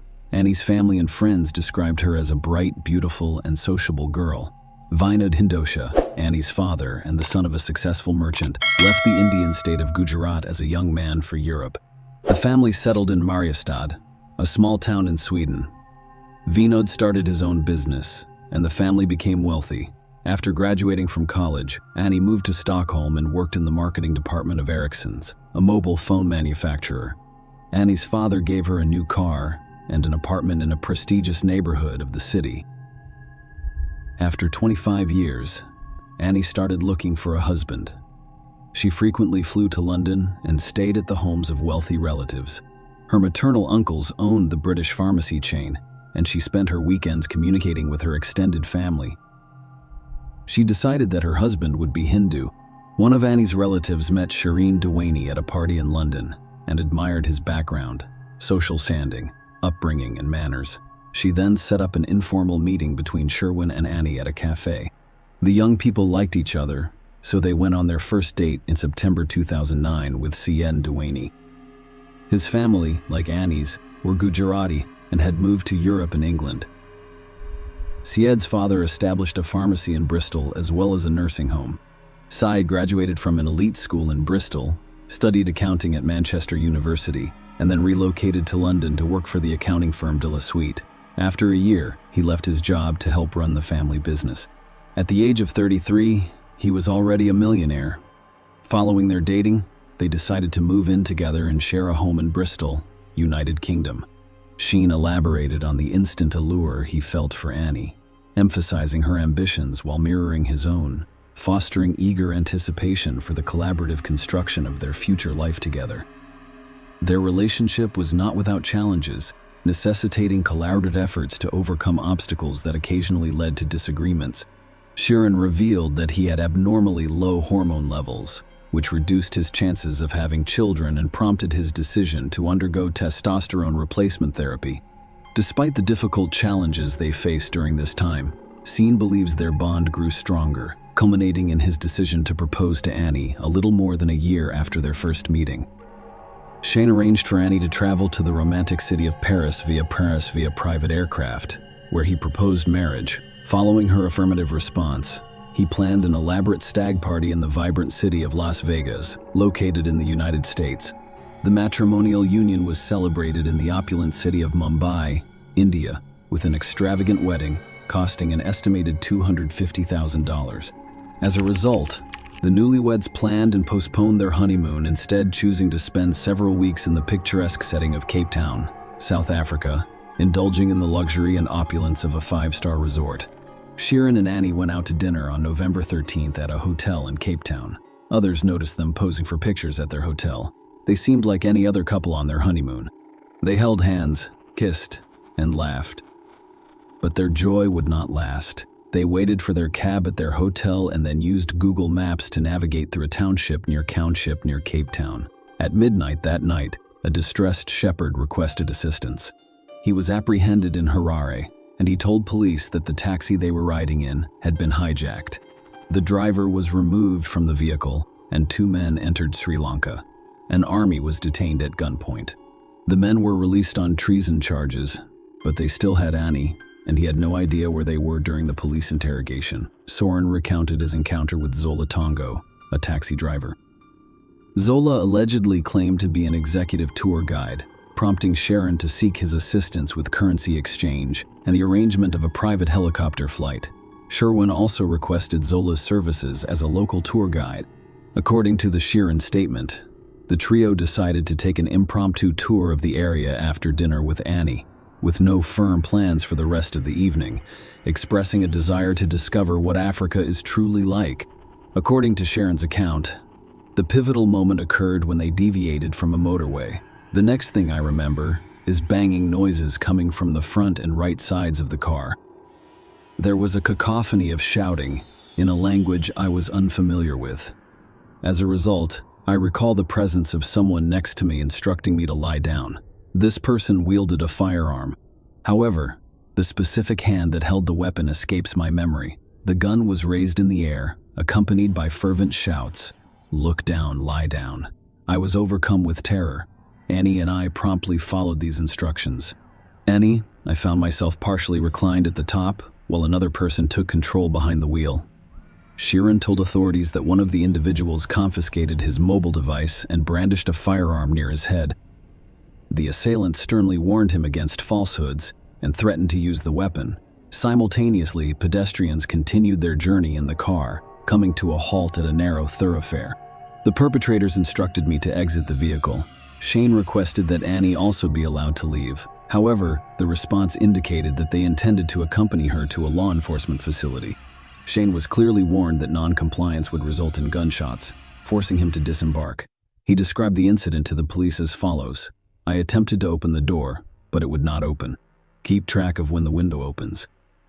I remember hitting the ground and the car speeding away. The last thing I told Annie was to be quiet and not say anything. I told her this in Gujarati after he left. Sheeran stated that he was unaware of the car's subsequent trajectory other than the presence of 2 people retaining Annie inside. His testimony informed the authorities that he requested assistance by knocking on doors. As a result, law enforcement officers were summoned, and he was taken to a police station. A day after these events, the vehicle was discovered, with Annie's lifeless body found in the back seat of the cab. She had received a gunshot wound to the neck. Subsequent police investigations revealed that Annie's Giovanni Armani wristwatch, a white gold and diamond bracelet, her handbag, and her BlackBerry mobile phone were missing, leading authorities to believe that they were stolen during the incident. The stolen items, which included a wristwatch, bracelet, handbag, and mobile phone, were estimated to be worth approximately 90,000 South African rand, or $6,089. The investigation then shifted to understanding the rationale behind the captor's decision to release Sheeran while retaining and eventually killing Annie. Sheeran returned to the United Kingdom not long after his death. The investigation moved quickly at first, with Annie's lifeless body discovered only 3 days later. Zalil Mangini, 26, was apprehended and formally charged with murder, aggravated robbery, and kidnapping. The discovery of his palm print on the vehicle served as a critical lead that led law enforcement to his arrest. In the following days, more arrests were made, including 31-year-old Zola Tonga, the cab driver, and 26-year-old Mziwamadota Quabe, both charged with murder, aggravated robbery, and kidnapping. An informant's tip helped locate Mziwamadota. Zola initially denied any involvement, claiming that he was ambushed and forced out of the vehicle. However, when confronted with incriminating evidence, he eventually admitted his involvement in the criminal activities. The trio, which included Zola and Mangini, initially provided an account to law enforcement, claiming that the intended plan was a robbery that had gotten out of control. According to their story, Annie was shot accidentally during a struggle over her handbag. Later, a 4th person, Monde Mbalombo was apprehended for his role in orchestrating the robbery. The men later revealed to the police that Shirin Duaney was also involved in the crime. Zola told police that he met Shirin, who allegedly offered him 15,000 Rand $100 to orchestrate Annie's death. According to Zola, he then approached a friend about hiring a hitman and was put in touch with Zalil and Mziwamadoda. The statement astounded Shirin's family.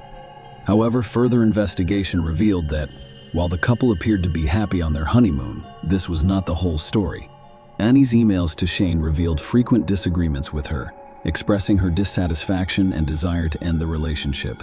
A perplexing question emerged. What drove Shin to seek Annie's demise? Further investigation, he discovered Shirin's lifestyle, which revealed his involvement with male prostitutes via gay websites. Shane admitted to these activities while asserting his bisexuality, expressing love for his wife and denying any involvement in Annie's murder. Shirin was arrested in the United Kingdom on suspicion of a murder conspiracy, as requested by South African authorities. Shirin vehemently denied involvement and fought extradition, resulting in protracted legal proceedings. Before Shane was extradited to South Africa, the other men were sentenced for their roles in the crime. Zola was sentenced to 18 years in prison. Mziwamadoda received a 25-year sentence, while Xalil was sentenced to life in prison. It was determined that Xalil fired the fatal shot at Annie, and during his sentencing hearing, the judge referred to him as an evil person. Extradition proceedings in the United Kingdom took 4 years to complete. Shirin's lawyers argued that he couldn't travel to South Africa because he was suffering from acute stress disorder. The court heard that he had consumed a cocktail of 46 pills, including diazepam. The extradition was finally completed after the court determined that his depression had subsided. He was extradited to South Africa, where his trial began. The prosecution claimed that Shirin lived a secret life with other men in order to avoid his marriage. According to their case, he orchestrated a contract killing and enlisted Zola to plan a hijacking with the intention of freeing himself and killing Annie. During the trial, the court was shown surveillance footage of Shirin handing money to Zola. Shirin looked up at a security camera in a hotel before leaving the frame. Additional footage showed him carrying a bag containing money as he approached a small room with Zola. Later footage showed them conversing at the opulent Cape Grace Hotel, where Shirin requested privacy from a window cleaner. The prosecution's argument was based primarily on the testimony of 2 of the 3 men who were already serving prison sentences. Mziwamadoda claimed that he was instructed to stage the incident as a hijacking. The court learned that these individuals provided evidence as part of plea bargain agreements, which resulted in reduced sentences for them. The pathologist, Dr. Jeanette Verster, testified about Annie's post-mortem examination. The court was informed that Annie had gunshot wounds in her left hand and neck, resulting in significant blood loss. Dr. Verster emphasized that Annie could have passed away in a matter of heartbeats. She also stated that the fatal shot was fired at close range, acknowledging that Annie may have been holding on to someone or something when shot. In response, the defense argued for the case's dismissal and formally requested it. Shirin didn't take the stand. However, a statement was presented in court revealing his admission to being bisexual and engaging with male prostitutes. He expressed his deep love for Annie and spoke about the profound impact his wife's tragic murder had on his life. Shirin's attorney presented 2 scenarios that could have resulted in Annie's death. To begin, he suggested that it was a botched robbery, supported by forensic evidence indicating that Annie was accidentally shot during an attempt to snatch her handbag by one of the hijackers, bruising on her inner leg indicating a struggle, and the defense argued that the bullets passed through her left hand into her chest, with the neck wound implying an exit in unintentional shooting. The second scenario proposed was a failed kidnapping and ransom attempt. Bernard Mitchell, a criminal, claimed that Zola later told him about the plan while in prison. According to Mitchell, the intention was to kidnap Annie for ransom, but the plan failed. The court learned about that tree and did give Zola 15,000 Rand in cash, but the defense claimed it was for a helicopter ride, not payment for orchestrating his wife's death. The defense requested that the case against Soren be dismissed due to a lack of substantial evidence linking him to the crime. The judge agreed with the defense's arguments. The judge stated that it was the prosecution's responsibility to prove that Shirin conspired with the 3 other men to murder Annie, and they fell short of meeting the required level of evidence in such a case. The judge emphasized that Zola, as the sole accomplice witness, had agreed to a plea deal, making his testimony suspect and requiring corroboration. The judge noted Zola's details, such as the locations where he picked up and dropped off Shirin, but Annie did not provide the necessary corroboration. Furthermore, the judge criticized the three men's testimony, describing it as riddled with inconsistencies and so improbable that distinguishing between lies and truth became difficult. The judge informed the court that the evidence linking Shirin to Annie's murder was of such poor quality that only Shirin's confession would have resulted in a conviction. As a result, the judge ruled that he was not required to provide evidence and could be discharged if there was no chance of conviction unless he incriminated himself on the witness stand. Following this ruling, he left South Africa and returned to the United Kingdom as a free man, with the murder charge against him dropped. According to Annie's family, Sherwin has never contacted them to tell them everything he knows about what happened to her. They have many unanswered questions.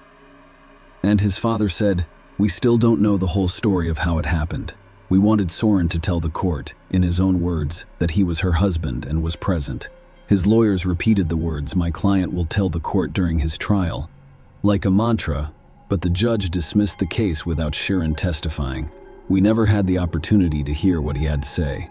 My family would like to talk with him. If he has any respect for us, he should come to see us and speak with us. After all, I'm still his father-in-law, and I gave him my daughter. He needs to help us." According to the information available, Shireen Dewaney is still living in the United Kingdom. Zalil Manjini, one of the individuals involved in the case, died in prison in South Africa in 2014. His cause of death was a rare brain tumor. Share your opinion with us in the comments and subscribe to the channel for more.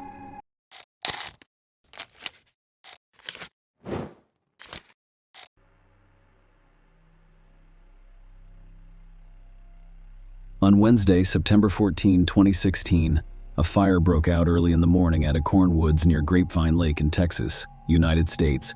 Firefighters successfully extinguished the fire, and during their investigation, they discovered what appeared to be a melted child's paddling pool with a charred body. The individual's gender could not be determined at that point. A subsequent fingerprint analysis identified the deceased as Jackie Vandergriff, a 24-year-old licensed esthetician studying nutrition at Texas Woman's University in Denton. Because she had not been reported missing, law enforcement believes she died shortly after her last known sighting. Jackie was last seen on September 13, one night before her charred body was discovered. That evening, she went to two bars in Denton, Fry Street Public House and Shots and Crafts. Jackie had been mutilated as well as burned. She'd been dismembered. The need to apprehend the perpetrators of such brutality was paramount. Following numerous tips about a man seen near the fire, law enforcement obtained footage of Jackie on the night of September 13. The footage showed her interacting with a man. Further investigation revealed that this man had given his business card to one of the women in the bar that night, claiming to be a fitness instructor and offering his services as a personal trainer. His name was given as Charles Bryant. Jackie and Charles had only met on the night of September 13 through a chance encounter. According to police, Jackie had gone to the bar with the intention of looking for work and meeting someone from Tinder that night, but she changed her plans. While at the bar, she conversed with the bartender and Charles, a 31-year-old man. They eventually joined a group of women and spent time together. Jackie's friends described her as sociable, frequently interacting with people she met on a night out. Charles had been at the Fry Street Public House since around 7 p.m. That evening.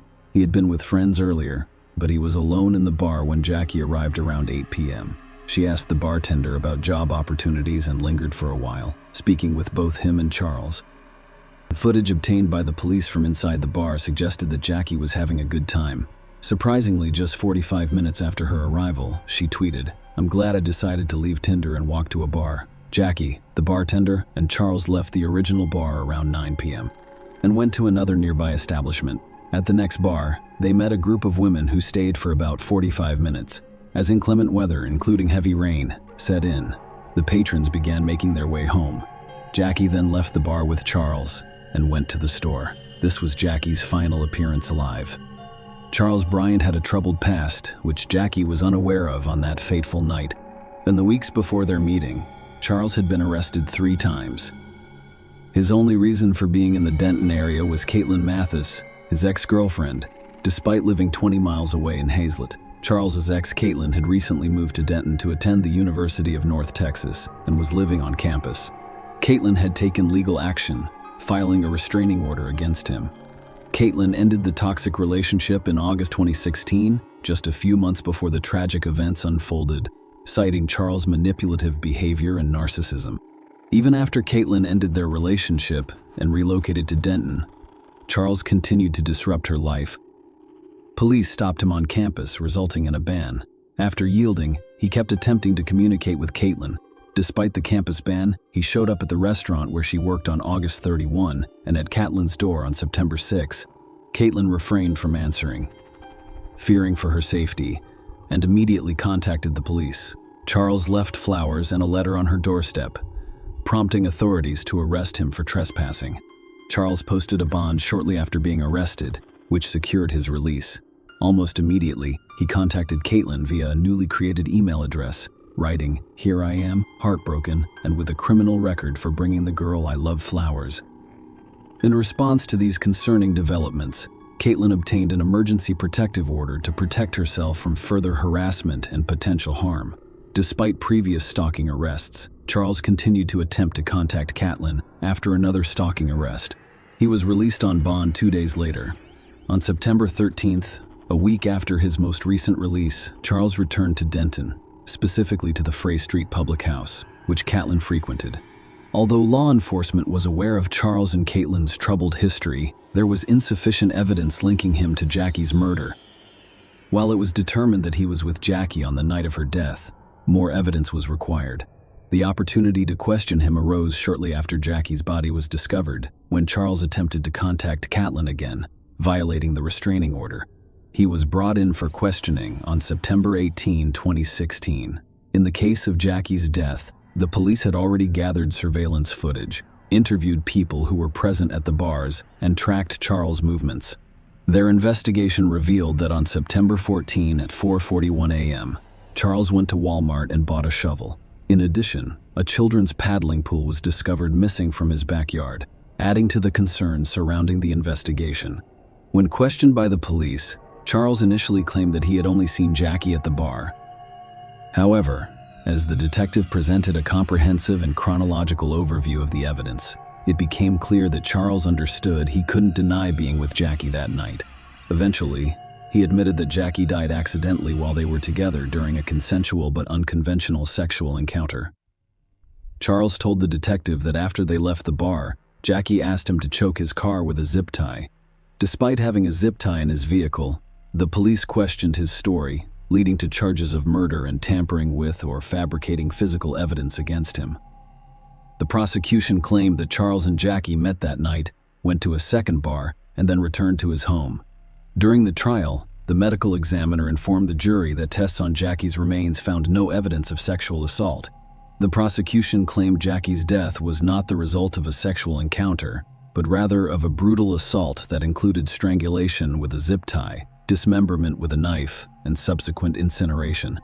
According to the prosecution's narrative presented to the jury, the evidence would show that Charles and Jackie met at a bar on September 13th and left together in his car with no one else present.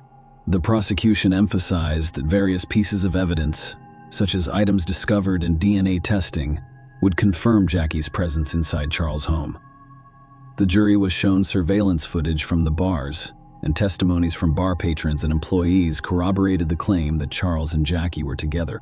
The footage showed them leaving the bar at 9:46 p.m., getting into Charles' car and remaining in the parking lot for another 30 minutes before leaving. Subsequent surveillance footage from a dented gas station showed Jackie inside Charles' car at 10:30 p.m., the last confirmed sighting of her alive. Furthermore, Jackie's phone activity indicated a connection to a cell tower in Hazlet, Texas, at approximately 1:30 a.m. on September 14th, as well as the area surrounding Charles' residence. The jury learned that Jackie was carrying a Texas Woman's University bag at the bar, and a matching bag was discovered at Charles' home. A hair-covered zip tie was also discovered in the trash can outside his home. Notably, in Charles' backyard, there was a blue children's paddling pool similar to the one found burned. A circular barren spot near the pool hinted at the presence of another pool. Police discovered a knife inside Charles' home, which they believe was used in Jackie's stabbing and dismemberment, as well as a stun gun in his car. Both items were officially recorded as evidence. During the court proceedings, the medical examiner stated that Jackie died as a result of homicidal violence.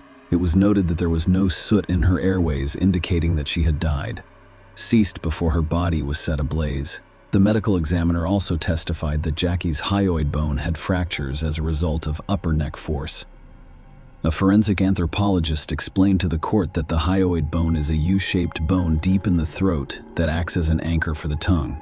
The forensic anthropologist testified that Jackie had a broken hyoid bone and fractured ribs. The injuries were found to be more likely to occur near the time of death and were not related to dismemberment.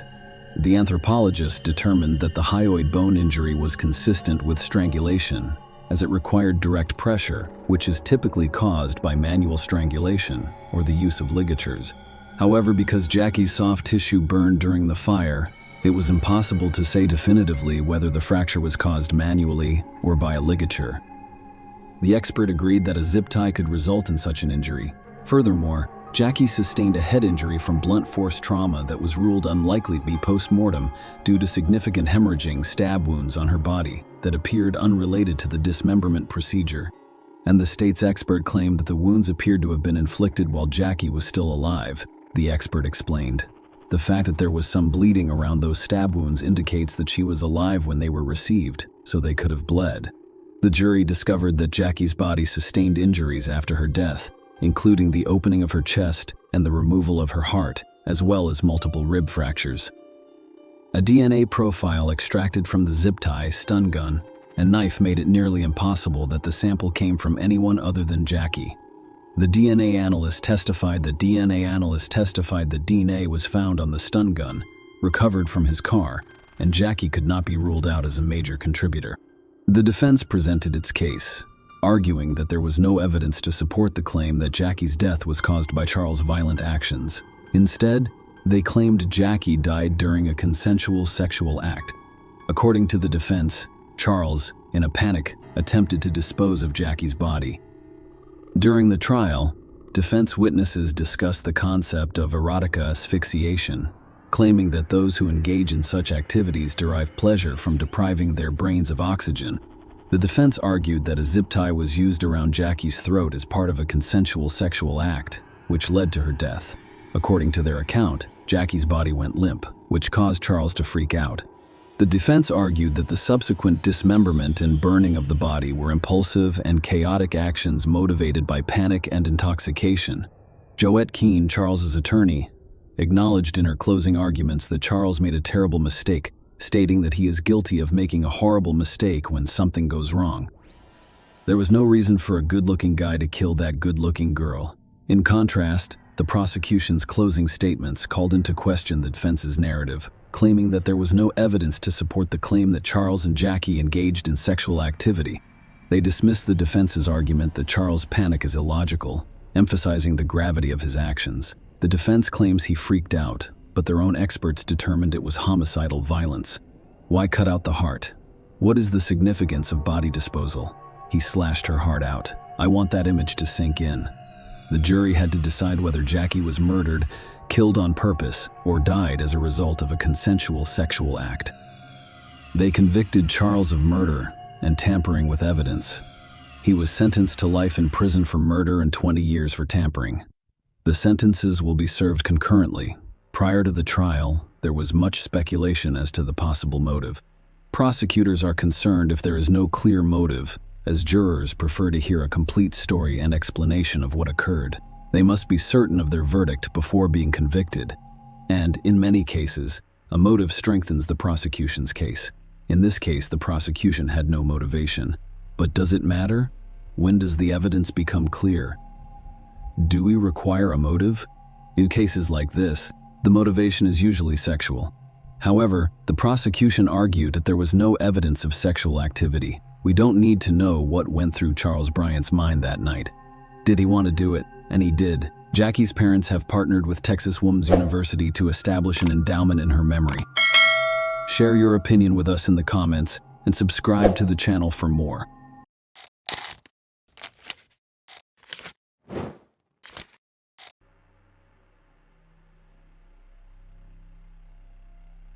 On a fateful November morning, a chilling and mysterious crime took place in the quiet suburbs. An apartment complex was on fire, and a 911 call would set off a terrifying chain of events. Today was a tragic day. Nobody suspected that this fire was anything more than an unfortunate accident. It concealed a sinister story of murder, betrayal, and meticulously planned cruelty. The tragic events of November 28, 2014, in Fort Worth, Texas, provide a chilling picture of a heinous crime. Ashley Ann Harris, a 31-year-old apartment complex resident, was the target of a brutal and deliberate attack. The sequence of events on that fateful day raised disturbing questions about the motivation behind this heinous act. The incident began with a 911 call from a concerned resident of the same apartment complex. They reported a fire in one of the units, which prompted emergency personnel to rush to the scene. They had no idea that this would escalate into a murder investigation. Ashley and Harris were the tenants of the apartment that caught fire. At first, no one could tell whether Ashley was inside the burning apartment or not. Firefighters bravely battled the blaze and eventually brought it under control. Only after the fire was extinguished did the horrifying truth become apparent. Ashley Harris had been inside her apartment the entire time, and her body led police to believe that the fire was not an accident. Ashley's lifeless body was covered in a pool of blood, indicating that she had been brutally beaten. Her hands and ankles were bound with duct tape, leaving her defenseless. The signs of violence did not end there. Her body was covered in burn marks, and she had gone through the agony of strangulation. To make matters even worse, there were knife wounds in the throat. As investigators dug deeper into the case, it became clear that this was no ordinary tragic accident or random act of violence. It was a meticulously planned and horrifically carried out murder. The evidence indicated that someone intentionally set fire to the apartment after committing this heinous crime. The perpetrator had poured rubbing alcohol throughout Ashley's apartment, including her bed, in an attempt to erase any evidence of their actions. The fire, however, had failed to conceal the gruesome truth. One perplexing aspect of this case was the apparent lack of any motivation. Ashley's keys were the only thing missing from her apartment, leaving investigators perplexed. What could motivate someone to commit such a heinous and merciless attack on an innocent woman? The investigation into Ashley and Harrison murders would undoubtedly be difficult and heartbreaking, as law enforcement sought answers, justice, and closure for her bereaved family members. The police went on a search for answers. Their journey started with interviews with Ashley's neighbors. Among them was Stephen Lee, a man who lived in the next apartment. He described a peculiar sighting at around 6:30 a.m. the fateful morning. While having a cigarette on his balcony, he noticed an unfamiliar car parked nearby. The vehicle in question was a sleek black Infiniti Gay 35, a rarity in their quiet neighborhood. This observation would prove to be a critical clue in the ongoing mystery. However, Stephen Lee's account was not the only piece of the puzzle. Another neighbor, Patrick Sweet, lived directly below Ashley's apartment. He made a chilling revelation to the police. At around 7:30 a.m., Patrick was startled out of his morning routine by a blood-curdling scream from above. Alarmed and disturbed, he heard a series of unsettling noises, including what appeared to be a heavy thud and frantic gasping breaths. Fear gripped him, but the blaring alarm of his carbon monoxide detector jolted him into action. He realized there was a fire going on, so he called 911 right away to solve the mystery surrounding Ashley's death. The police meticulously tracked her movements on the day in question. Ashley worked as an assistant manager at an American Eagle store inside the Hulan Mall. Their investigation revealed that on Thanksgiving Day, she dined with her close friend Alexis Torres and a group of acquaintances in one of their complex's apartments. Ashley left for work after finishing his meal. The Black Friday sales frenzy made for a long and demanding night. During Ashley's work shift, Alexis graciously took on the responsibility of caring for his beloved dog, Null Ashley. Ashley returned home in the early hours of the morning. Around 3:15 a.m., Alexis paid a brief visit before leaving after 4 a.m. It was at this point that the timeline became crucial to the investigation. Ashley's untimely death was believed to have occurred between 4:15 a.m. and 7:30 a.m. Given the urgency of the situation, authorities were eager to find and speak with the owner of the mysterious black Infiniti D35. I hope to shed light on what occurred during those fateful hours. The search for answers had only just begun, and the peace of the small towns was at stake. When the police learned about the black Infiniti GT35, they decided to question Alexis Ashley's friend, who claimed she didn't know who owned the vehicle. However, a tip from Ashley's boss, Christopher "Chris" Gravy, piqued their curiosity. He told the cops he knew someone who drove such a car, a woman named Carol Cervantes. Carter had previously worked at the same American Eagle store as Ashley, but was let go in August. With this lead in hand, the police began surveillance on Carter's home. Their patience paid off the following Saturday at 8 a.m. when they saw Carter leave her apartment and get into her Infiniti 35, accompanied by a man. The man then drove her to Hulen Mall, where he dropped her off at the entrance before parking. The police approached him for questioning and discovered that he was Clarence David Mallory Carter's boyfriend and a former employee of the same American Eagle store. Clarence was arrested after failing to produce his driver's license upon request. Officers at the police station noticed unusual details about him. He was wearing a brand new ski mask with no visible wear, and the plastic price tag fastener was still attached. Furthermore, there appeared to be a recent injury to his lower lip, which was visibly swollen. Despite their arrest, Clarence and Carter were not found inside the mall. Despite being seen entering, she was later located at her apartment complex, where she appeared to be doing laundry. Taken in for questioning, she initially claimed not to have left the apartment complex that day. Surveillance footage, however, contradicted her statement by clearly showing her leaving the mall and heading home. The police suspected that she had seen them talking to Clarence in the mall parking lot and then decided to walk the 2 miles home. Notably, they found superficial scratches on her arms. As the pieces of this puzzling story fell into place, the police faced the daunting task of determining whether Carter and Clarence were involved in Ashley's tragic death. And if so, determining the motive for the tragic events that had occurred. The ongoing investigation into Ashley's tragic death took a chilling turn as new evidence surfaced, painting a disturbing picture of the events leading up to the crime. The discovery of Ashley's missing keys was a watershed moment in the investigation, as it was revealed that these keys also provided access to the American Eagle store where she worked. This revelation led the police to believe that Carter and Clarence had planned to kill Ashley because they knew her keys could open the store's safe. Their sinister plan appeared to involve stealing tens or thousands of dollars, most likely from Black Friday sales. On a fateful Saturday morning, they carried out their plan with Ashley's keys. However, when they arrived at the store, they discovered an unexpected obstacle. The locks had already been changed. The wording of the robbery attempt, as well as the search of Carter and Clarence's apartment, turned up additional incriminating evidence. They discovered a plastic tub filled with bungee cords and a rope. A kitchen drawer contained a lock, a TASR box, and discarded duct tape strands. They also discovered a damaged deadbolt lock on other locks, which appeared to have been used for practice. Each is labeled as a lock-picking practice lock, with the black Infiniti D35. A vehicle central to the investigation also harbored sinister secrets. Inside the car, police discovered a plastic bag hidden within a black trash bag, as well as a sharpening stone, most likely used for a knife, a 9mm cartridge, a cell phone, a walkie-talkie, and a buck knife with a sheath. Notably, they discovered a toboggan with a hole cut in it, an unopened tarp, and a kitchen knife. Perhaps most concerning was the discovery of a loaded Glock 19 with a bullet in the chamber concealed beneath the driver's seat. These compelling pieces of evidence painted a troubling picture of Carter and Clarence's roles in Ashley's murder. Both individuals were charged with capital murder, and the state chose not to pursue the death penalty, instead seeking life imprisonment without the possibility of parole for both defendants. Despite the overwhelming evidence against them, Carter and Clarence maintained their pleas of not guilty, setting the stage for a tense legal battle that would determine their fate.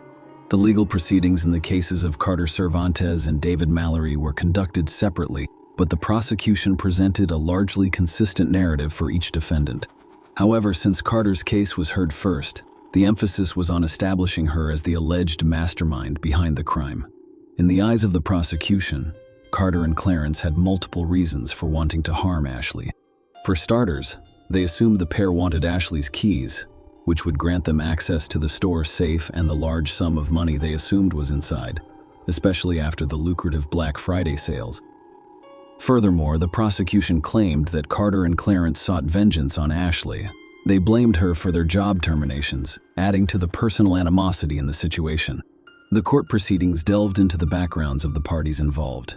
In June 2014, Ashley had been appointed to manage the store temporarily while Chris was on medical leave.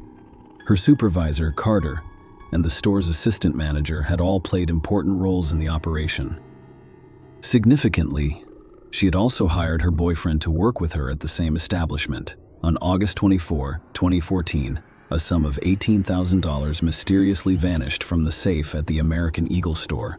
Carter became suspicious when Ashley, who was in charge of locking up the store that night, discovered that the back door had been left unlocked. Clarence was identified as the person who accessed the safe and stole the money, according to surveillance footage.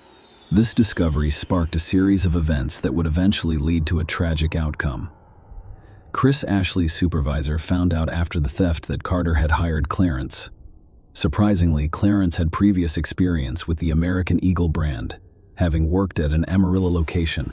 However, his record in the American Eagle system was marked as non-rehirable, indicating that he should not be employed at any of the brand's locations.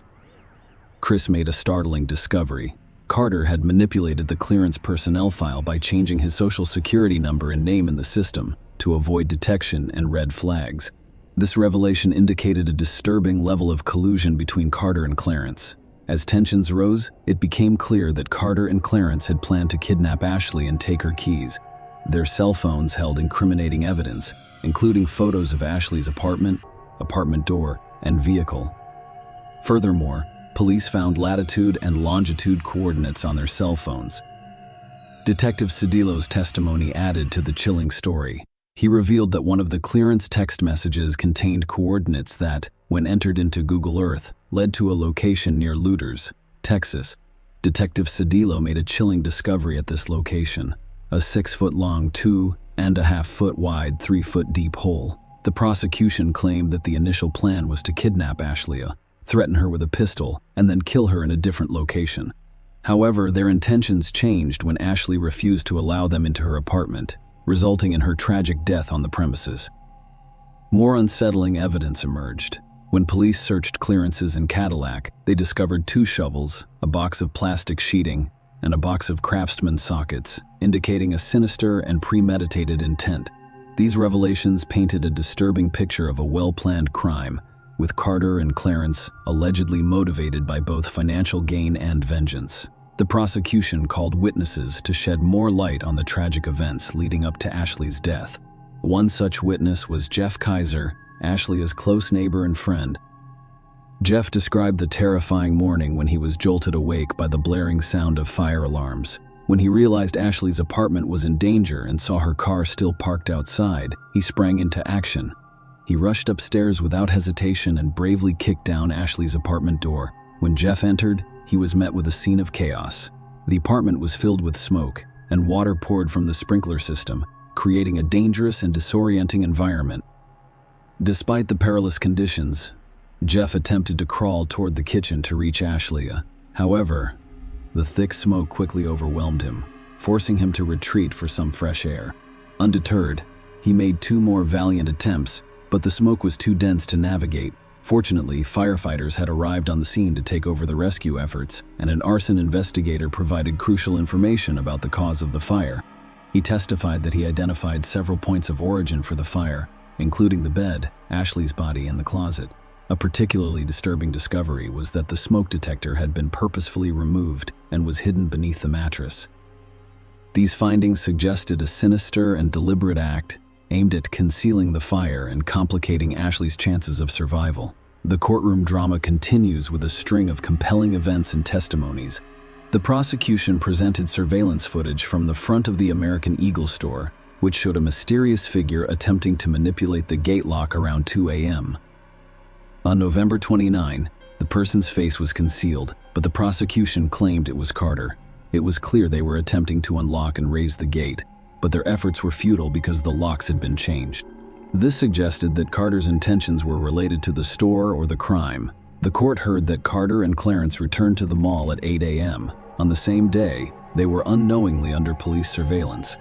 This raised questions about their actions and intentions, especially given their previous unsuccessful attempt to enter the store. Clarence was arrested in the mall's parking lot and during his interaction with police. He claimed Carter had entered the mall to get some documents. However, when the police searched the mall, Carter was nowhere to be found. She was eventually found at her apartment complex, raising questions about her whereabouts and movements. Dr. Richard Fries, a deputy medical examiner with the Tarrant County Medical Examiner's Office, provided crucial information about Ashley's injuries. The autopsy revealed a harrowing picture of her physical injuries.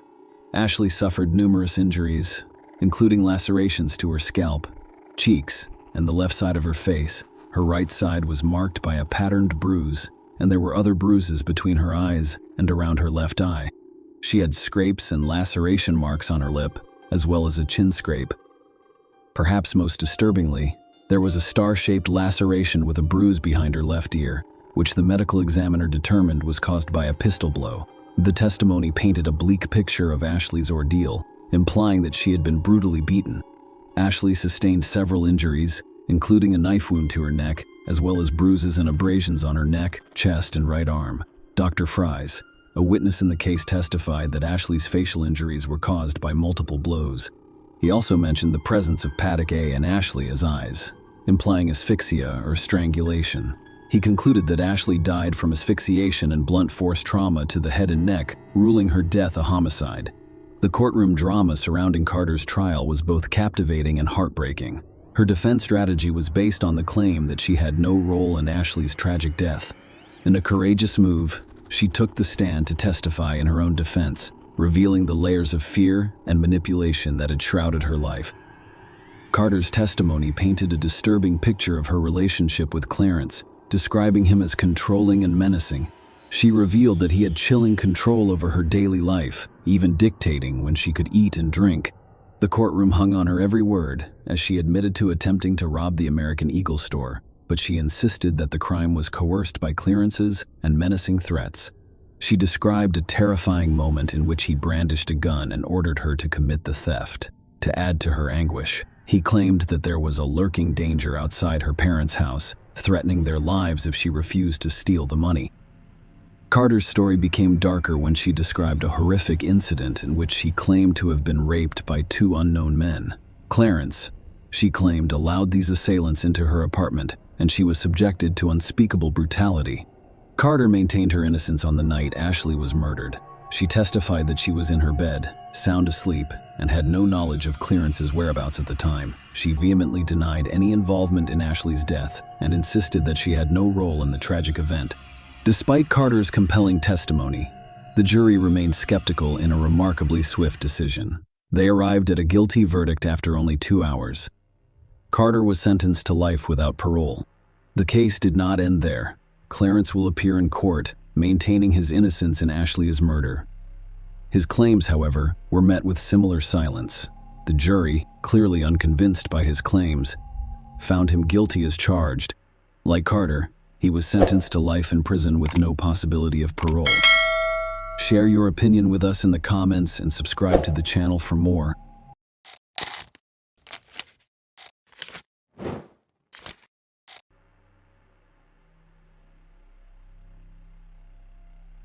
On the fateful day of May 31, 2007, Alan Bailey's heart was filled with unease after seeing his daughter, Kate Beagley, brimming with excitement as she prepared for a night out. Little did he know that this ordinary evening would turn into a terrifying mystery. Their last encounter occurred on May 30. Kate's excitement about her plans became contagious around 6:30 p.m. Alan smiled as he left her, unaware that it would be his last time seeing her. But on May 31, as the day progressed without Kate's presence, concern began to grow. Kate was a dedicated and driven woman who was 32 years old at the time.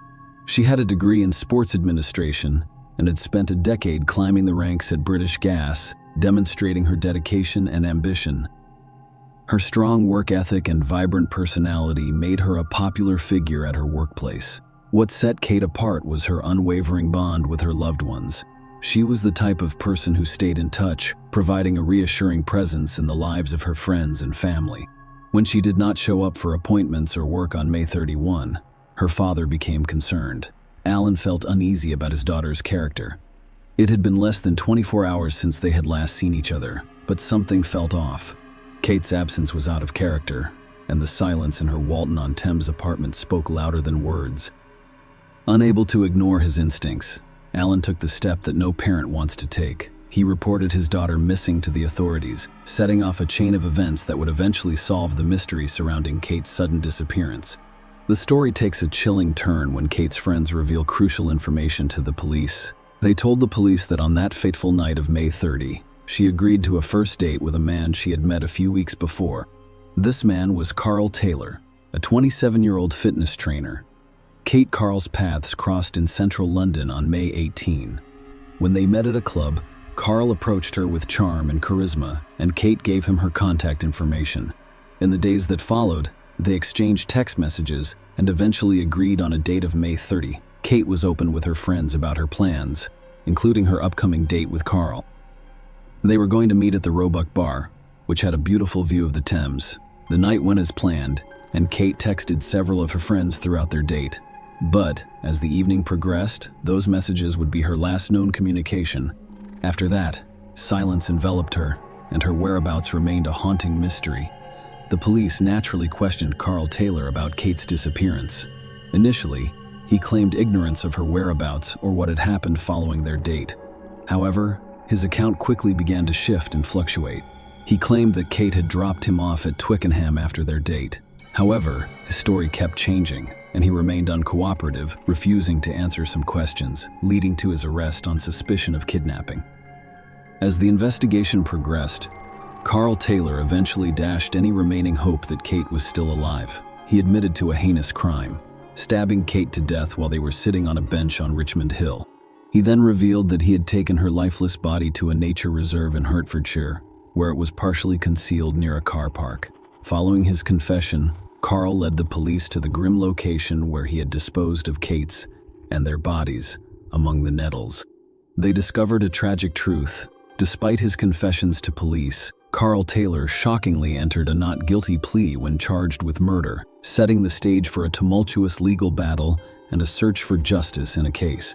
In court, the prosecution presented a compelling case against Carl Taylor, alleging that he went on a date with Kate Beagley with the sinister intent to murder her and steal her car. The narrative presented to the court unfolded as follows. On the night of May 30, their date began as scheduled. They drove to a picture-perfect spot on Richmond Hill with stunning views of the Thames and entered the Roebuck Bar. They went there to buy drinks and spend some time. They then moved outside to a bench, as is customary in the scenic area, where people often gather to admire the breathtaking views. The court heard this while they were inside Roebuck Bar. Kate didn't seem to be interested in Carl. The court heard critical testimony from a woman named Maureen Rong Khan, who was present at the bar that evening. Maureen stated that as soon as they sat down, the girl had her head down, texting on her mobile phone. There was no conversation, only he spoke to her. She continued texting. She was still texting as they left. The prosecution claimed that once they were outside and away from potential witnesses, Carol launched a vicious, frenzied attack on Kate, which resulted in her tragic death. Carl, according to the court, came prepared for this heinous act, having stolen scissors and a carving knife from a friend's house prior to the date. Surprisingly, he had kept the knife hidden up his sleeve while in Kate's company at the bar, an unsettling detail that would later become a critical component of the case. The prosecutor informed the court that Carl gave the police varying accounts of what happened that night. In one of these accounts, Carl admitted to stabbing Kate during an argument and saying the chilling words, "All I want is your car." He then revealed that she pushed me away. She grabbed me, so I stabbed her in the throat. I constantly hurt her neck because she was aiming for my face. The gruesome reality of the situation became clear when the court learned that Kate had 31 stab wounds on her face and neck. Further disturbing revelations gripped the courtroom, as it was revealed that Carl Taylor brutally stabbed Kate to death before placing her lifeless body in the trunk of her own car and driving through London's streets. As he drove, he had a phone conversation with his girlfriend Lauren. Sean Luck. Lauren had no idea where he had been or what had happened. The jury was presented with compelling evidence, including CCTV footage that captured Carl's calculated actions at 12:20 on May 31. The footage showed Carl driving Kate's car into a garage and then refueling the vehicle. Surprisingly, he interacted with other drivers on the forecourt, appearing relaxed and unconcerned. Despite the grisly secret hidden in the car's trunk, Carl removed Kate's clothing and attempted to meticulously wash away any potential DNA traces from her body using bottles of mineral water found in her car. In a chilling display of detachment, he disposed of Kate's lifeless body among the nettles in the woods. Carl returned home and shockingly displayed Kate's stolen car to friends and family, flaunting it. He also sold Kate's phone to an acquaintance and generously distributed Marks and Spencer gift cards found in Kate's car's glove box to friends. During the subsequent investigation, police were able to locate Kate's car and recover the knife used as the murder weapon.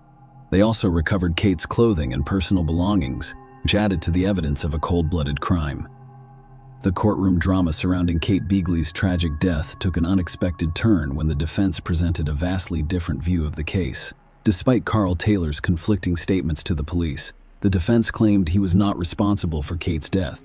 Instead, they claimed Kate killed herself because of her alleged dark and cold side. In an unexpected twist, Carl testified at the trial that Kate committed suicide by intentionally moving her head onto his knife. He claimed that just before this tragic incident, Kate confided in him about her problems. Carl admitted to bringing the knife that night because he was feeling suicidal. According to his account, when the knife fell from his sleeve, Kate grabbed it and started prodding herself in the neck. Under cross-examination by the prosecutor, Carl was asked to describe and demonstrate how Kate could have inflicted 31 injuries on herself. He hesitated and declined to give a detailed account, citing emotional distress. However, the judge in the case reminded him of his responsibility as a witness to answer the questions posed. The judge insisted Carl show the jury how Kate met her tragic death, saying, "You are not going to boss us around. You are not there to dictate terms. You are there to show how she lost her life." To demonstrate the events, the prosecutor created a makeshift paper knife about 6 inches long and asked Carl to reenact the scene. Carl cautiously prided himself in the neck with the paper knife, recounting how he had discovered Kate had died. He described breaking down in tears and lying on the grass, staring at the sky. The prosecution argued that Carl's claim that Kate remained standing while inflicting these wounds was implausible. Among the 31 injuries she'd sustained, some had severed her carotid artery and jugular vein, making it extremely unlikely that she would have remained on her feet. The prosecutor also questioned Carl about his background as a fitness instructor with martial arts training, asking why he didn't intervene to assist Kate. Carl's response was simple: it was an awkward situation. The jury deliberated for only 2 hours before reaching a guilty verdict. They found Carl Taylor's latest account of events that night unconvincing, and he was sentenced to life in prison with a minimum of 30 years behind bars. Alan Beagley's moving words following Carl's life sentence revealed the deep pain and sorrow that his family has experienced. On Wednesday, May 30, 2007, I left my only daughter, Kate, looking forward to an evening out. She was brutally murdered by the man she had gone to meet, and we never saw her again. Since then, our lives have been turned upside down. Kate was a loving, thoughtful daughter, sister, and friend who cared about us all just as much as we did her. She was a lot of fun to be around, and everyone who knew her will miss her greatly. She had a gung-ho attitude toward life and lived it to the full. We cherish and are grateful. We cherish and are grateful for all of the memories of our wonderful time together. Kate's family and friends have been devastated by her tragic and unexpected death, and I speak for everyone when I say that our lives will never be the same again. Our family has been devastated, and life without Kate feels empty and meaningless. The worst episode of our lives has now been resolved through the judicial system. However, we must now rebuild our lives around the void left by Kate's tragic death, recalling the positive impact she had on all of us. Share your opinion with us in the comments and subscribe to the channel for more.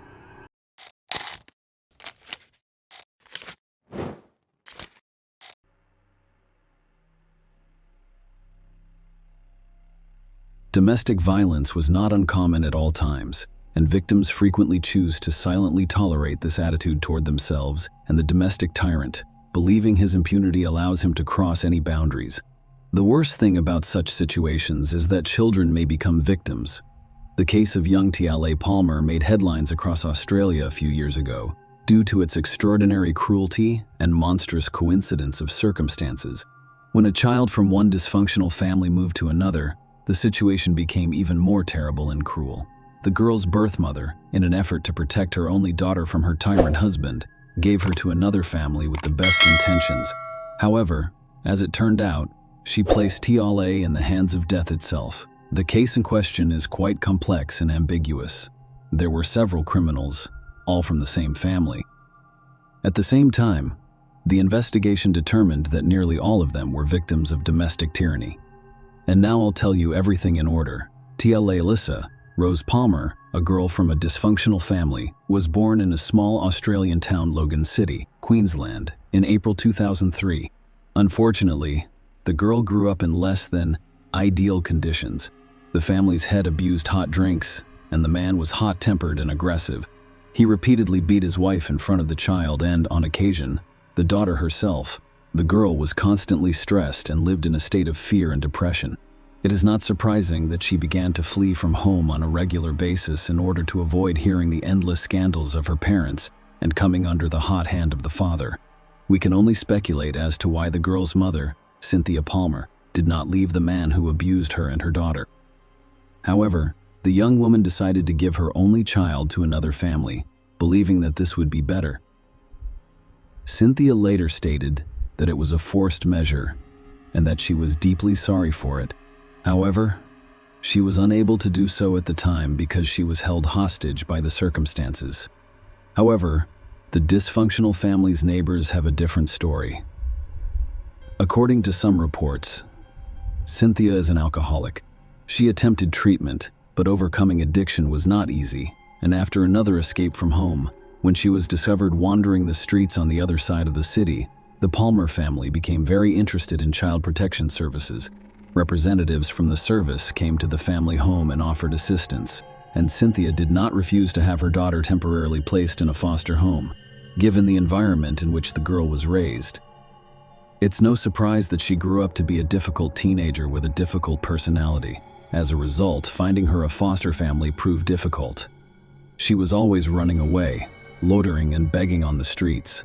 She disobeyed her guardians and did everything her own way. Tiale did not stay with her first two families for long because her foster parents simply couldn't handle her.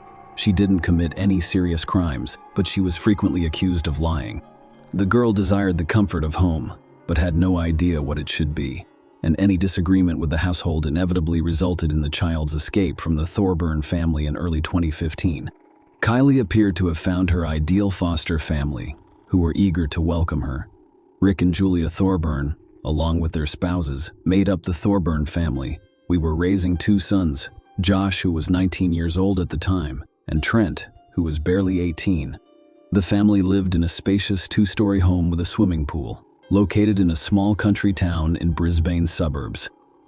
They had their own horse farm, and Julian started a private kindergarten at home that was very popular, and local parents trusted the Thorburns with their children. The family was considered well off and prosperous, respected in their home state, and trustworthy. Furthermore, they had demonstrated a willingness to accept a troubled teenager into their care, which was unusual.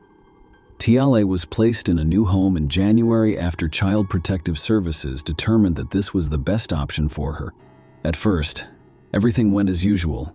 The girl rebelled, refused to live with her guardians, and ran away several times. But each time, the Child Welfare Service found her and returned her. But as the months passed, Kylie appeared to calm down, accept her new family, and get along with them. In reality, however, the outward well-being was hit by a real drama that quickly turned tragic: Tiale's mysterious disappearance. The girl attended a local school, which was a few kilometers from her guardian's home, so Kylie's foster father drove her to school every day, and after school she made a lot of new friends who described her as a kind, cheerful, and happy girl.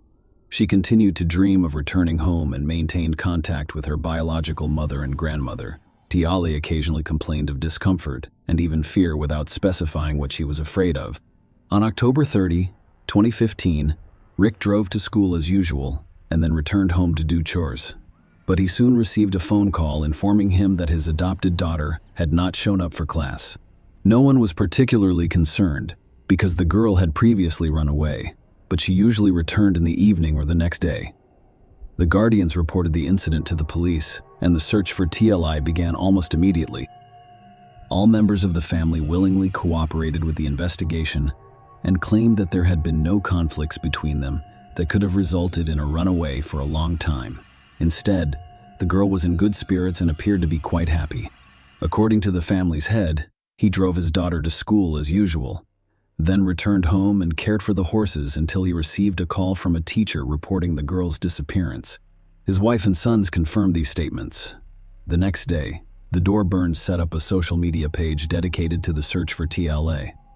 They posted information about her photos, the time and circumstances of her disappearance, and a description of what she was wearing that day. The couple asked anyone with information about TLA's whereabouts to contact them or the police, but no one called. Police also searched the family's home in the state but discovered nothing suspicious. Although the foster parents' behavior appeared to be calm, they had essentially nothing to charge. Soon, many concerned people joined the search operation, genuinely concerned about the girl's fate. They combed the area using flyers with her photos and interviewed local residents in the hopes of gathering some useful information, a discovery on the riverbank. After a week of unsuccessful searches, the fishermen contact the police and report a terrible find. According to the men, they went to the Pimpama River in the morning of November 5. However, after barely casting their fishing rods, they noticed something unusual in the swampy, shallow water. As they came closer, the fishermen were horrified when they realized their discovery was nothing but human remains. The police officers who responded to the call reported that the body was that of a short man, but it was so disfigured that it was impossible to determine the deceased's gender. He had no clothes on, and no personal belongings could be found nearby. The body had numerous injuries that were initially thought to be caused by wild animals in the area. Furthermore, it decomposed rapidly due to heat, moisture, and a large number of insects drawn to the distinctive odor. The gruesome discovery was sent for examination, and it was determined that it was a girl aged between 12 and 16 years old. The police then gathered information on all missing young people recently, and the corpse was quickly identified. It was Tyale Palmer, whom the entire city had been searching for nearly a week. The cause of death was impossible to determine because the body had been in the water for so long. However, experts speculated that Tyale died from asphyxiation after discovering that her hyoid bone had been crushed. The most horrifying aspect, however, was that the injuries, which were initially thought to be animal bites, could have been caused by a person prior to Tyale's death. Tyale's death was clearly criminal in nature, so a criminal case was opened and a murder investigation was initiated. However, the investigation was moving very slowly because no serious leads have been found yet. This meant that the process could take months, if not years, and result in another unsolved crime. The case quickly became public, and nearly a quarter of the city's population came to say goodbye to the deceased girl. People brought flowers, soft toys, and balloons to the memorial service. On November 14, young Tiale's body was cremated. Tiale's birth mother gave a series of interviews to reporters in which he openly accused Child Protective Services of criminal negligence that resulted in the tragic store fires. The Foster family willingly cooperated with the investigation from the start, but their behavior raised some concerns. Rick was supposedly the last person to see the girl alive, but no one could confirm that he actually drove his foster daughter to school on October 30. Spouse and sons claimed to have seen Tiale enter the car. Surveillance cameras along the school route also captured the car driving in that direction. However, no footage of Tiale leaving her guardian's car could be found anywhere. No teachers or classmates saw the girl that day, either at school or on the school grounds. Tiale appeared to have vanished. Investigators had growing doubts that Palmer was even in the car. Family members occasionally aired in their testimony about the events of that day, but insisted that everything was as it had always been, and there was nothing to suggest trouble with the children's secrets. As part of the investigation, dozens of children and teenagers were interviewed, including the deceased's classmates and friends. Everyone spoke highly of her, but they did mention that Tyale had recently been concerned about something but was unable or unwilling to discuss it. Tiale requested temporary shelter from a classmate a few days prior to the tragedy. She claimed she was in trouble and that the guardians would kill her. These statements were not taken seriously, and, despite feeling sorry for her, the friend was unable to invite someone to her house for a sleepover without parental permission. The other girl mentioned that Palmer had told her her secret. Trent, the youngest of the Thorburn brothers, was her 18-year-old love interest. Furthermore, she boasted that they were romantically involved and would be together in the future. The latter revelation sounded strange because Tiale was only 12 years old, and a relationship with an older brother, even an adopted one, seemed unlikely, like a childhood fantasy. Nonetheless, the information she received was definitely something she needed to look into. The Thorburn family members categorically denied all suspicions. They referred to their deceased adopted daughter as a liar who wanted to draw attention to herself, and they suggested that the girl's school friends may have made up something or fantasized. There was no solid evidence to suggest that the guardians had committed a crime against Hailey, so they remained at large and went about their business as usual. Their private kindergarten continued to accept children, the farm thrived, and they did not have to deal with the pain of loss. For several months, the investigation was essentially on the same ground. Local residents with prior convictions were questioned, and those suspected of crimes were investigated. However, the search returned no results, and no new leads appeared. Even the announced high reward for any information about the case did not expedite the process. A parallel search was carried out in the area where Tiale's body was discovered. And a month later, under a layer of silt, a backpack and a shoe presumably belonging to the deceased were discovered 150 meters away from where the body was. These items were obviously intended to be discarded so that they would never be discovered. The entire story drew a large public response. The search and investigation results were broadcast on television and published in the press, and city residents organized pickets to demand that the killer or killers be found and punished. The biological mother of the deceased Tiale organized some of the tickets. Eventually, the police appealed to potential accomplices of the perpetrator, promising them protection and immunity if they identified the perpetrator or provided any significant information. However, this appeal also went unanswered.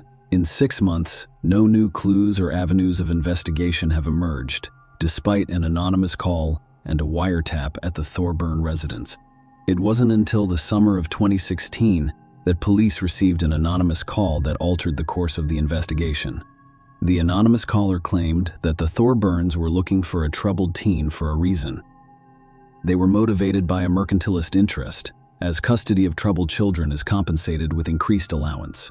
Anonymous also stated that their youngest son most likely had an intimate relationship with TLE, which he had mentioned in passing prior to the tragedy. Of course, this information could have been false. However, detectives remembered that they had previously heard from the deceased's high school friend that TLA and her named brother may have had an affair. The investigators decided not only to take a closer look at Trent, but also to examine him thoroughly. The interrogations yielded no results because the guy and his family members insisted on their involvement, claiming that the girl fled and then got into trouble. The family's social media pages were quietly examined, and one of the chat rooms in Trent's profile revealed an unusual correspondence. Approximately a month and a half before the tragedy, he told his cousin that he had an intimate relationship with a girl much younger than him, but he did not reveal her name. Of course, the dialogue on social media could not become incontrovertible evidence, but it did allow the police to obtain permission to install listening devices in the Thorburn house, albeit without their knowledge. The wiretaps yielded shocking results within the first few days. On the recordings, family members could be heard meticulously rehearsing their versions of events, ensuring that their stories matched in every detail. The family had taught his household what to say and how to behave, and from the mother's mouth came such phrases as "Dad made this decision to save, we'll have to live with it. Never, ever tell anyone or anything, regardless of what happens." Rick threatened his family members several times, and while it was clear that they were afraid of him because they knew his father could turn words into action at any time, there was still insufficient direct evidence. However, the Thorburn Blue Card, which granted them permission to work with children, was revoked almost immediately, forcing the private kindergarten to close. The wiretap quickly confirmed that the youngest of the brothers had been intimate with Tiale. In fact, it had been happening on a regular basis for several months before he informed his mother in October that Tiale was pregnant. If Trent's suspicions had been correct, he would have been sentenced to prison for having an affair with Tiale. Julia told her husband everything.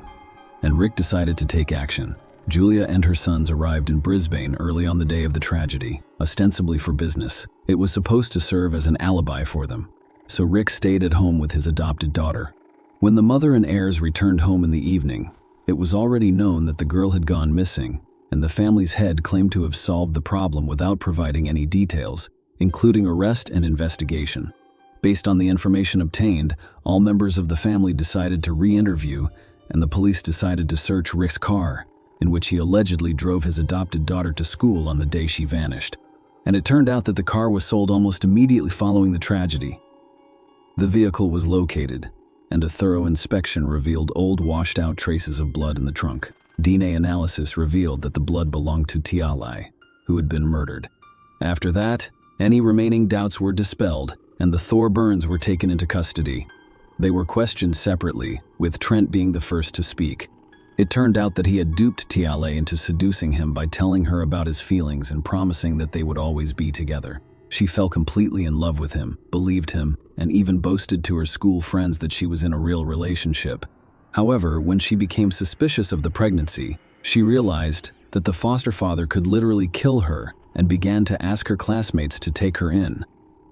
At least for a while. Rick fought the longest, but was put under pressure by evidence and testimony from his family members. He confessed to killing his foster daughter, claiming he was only trying to protect his family.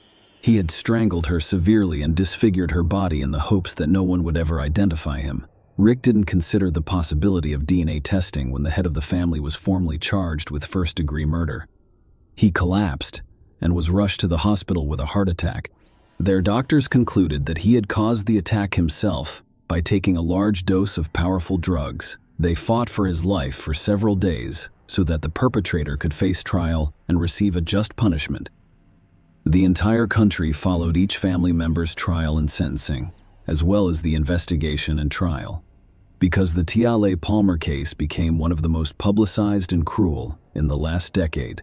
Each member of the Thorburn family was found guilty, but many believe their sentences were too lenient. For example, Josh, the eldest son, was sentenced to just 3 months in prison for perjury and attempting to obstruct the investigation. The court considered his genuine remorse and the fact that he was a key witness against his father and younger brother during the trial. Julia Thorburn was sentenced to 1.5 years in prison for perjury and harboring her husband and son. At trial, she admitted that she was terrified of her husband and believed he could murder her and her son. The youngest of the brothers was sentenced to 4 years in prison, which many children believe is too light a punishment for seducing Tialai.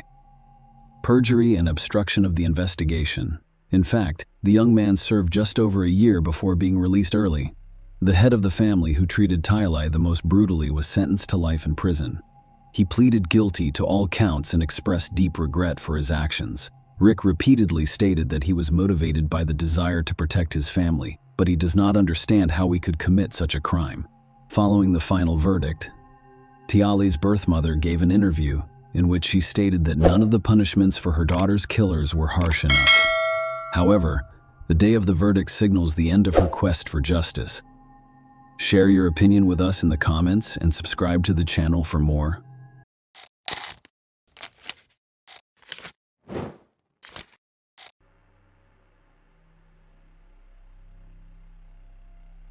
On May 28, 2008, a seemingly ordinary Wednesday, Moira Jones' life took an unexpected and tragic turn.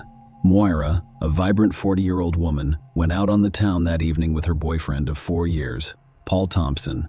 Moira chose Glasgow, Scotland, and the United Kingdom as her home. Her flat overlooks a lovely park in Glasgow's south. In 2003, she left her previous life in London to work as an executive at Britvic. Glasgow quickly captured her heart, and she formed strong bonds with the city and its residents.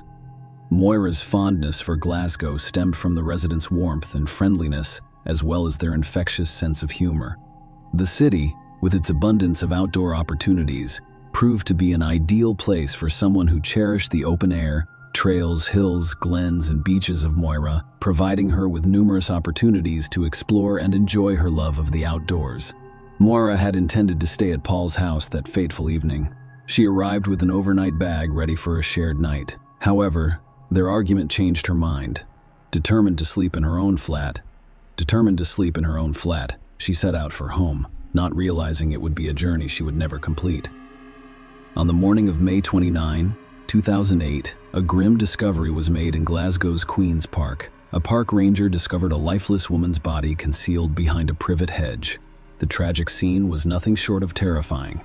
The woman lay face down in the bushes, her lower body exposed, wearing only a pair of socks. Her jacket and bra had been torn, and her trousers were discarded between her legs. Moira's name and personal information were discovered nearby, leading the police to her apartment. To their dismay, there was no sign of Moira at home. They were concerned that the lifeless body they discovered could be hers. The authorities took immediate action and contacted Moira's parents, Beatrice, Bea, and Hubert Hugh Jones, who lived in Weston, Staffordshire. The agonizing message they delivered was that they believed Moira's body had been discovered, but they couldn't be certain. They needed the bereaved parents to identify their daughter with heavy hearts and unfathomable grief. Beatrice, Bea, and Hubert Hugh Jones made the somber trip to Glasgow. Their worst fears were confirmed when they saw the lifeless body. It was Moira, their beloved daughter. The unimaginable had become a harsh and cruel reality. Moira not only died tragically, but she also suffered the most horrifying fate. She was raped and beaten to death. Moira's younger brother, Grant, who lives all the way in Perth, Australia, received heartbreaking news of his sister's tragic death. He boarded the next available flight back to the United Kingdom, driven by a desire to be with his family during this extremely difficult time.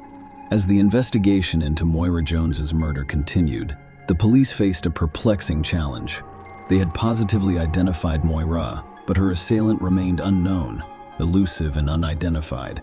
DNA evidence found on the lawyer's body had definitively ruled out her boyfriend, Paul, as a suspect.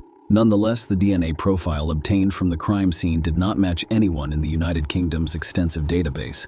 In their search for answers, the police cast a wide net, investigating the activities of 22 registered sex offenders living in the area and conducting interviews. They also spoke with people who had committed crimes near the park and underage drinkers who were known to frequent the area. Unfortunately, none of these conversations resulted in significant progress in the case. However, the investigators were able to piece together a timeline of events and obtain crucial CCTV footage showing a man in Moira's company. This unidentified man became the focus of the investigation, and police were eager to find and question him. The investigation's turning point occurred during door-to-door inquiries. When the police spoke with a woman named Lucy Pechlova, her information would prove to be the key to unraveling the mystery surrounding Moira Jones' tragic death. Lucy's account to the police revealed the presence of a man named Marek Harkar, a 6'3" old former Slovakian soldier.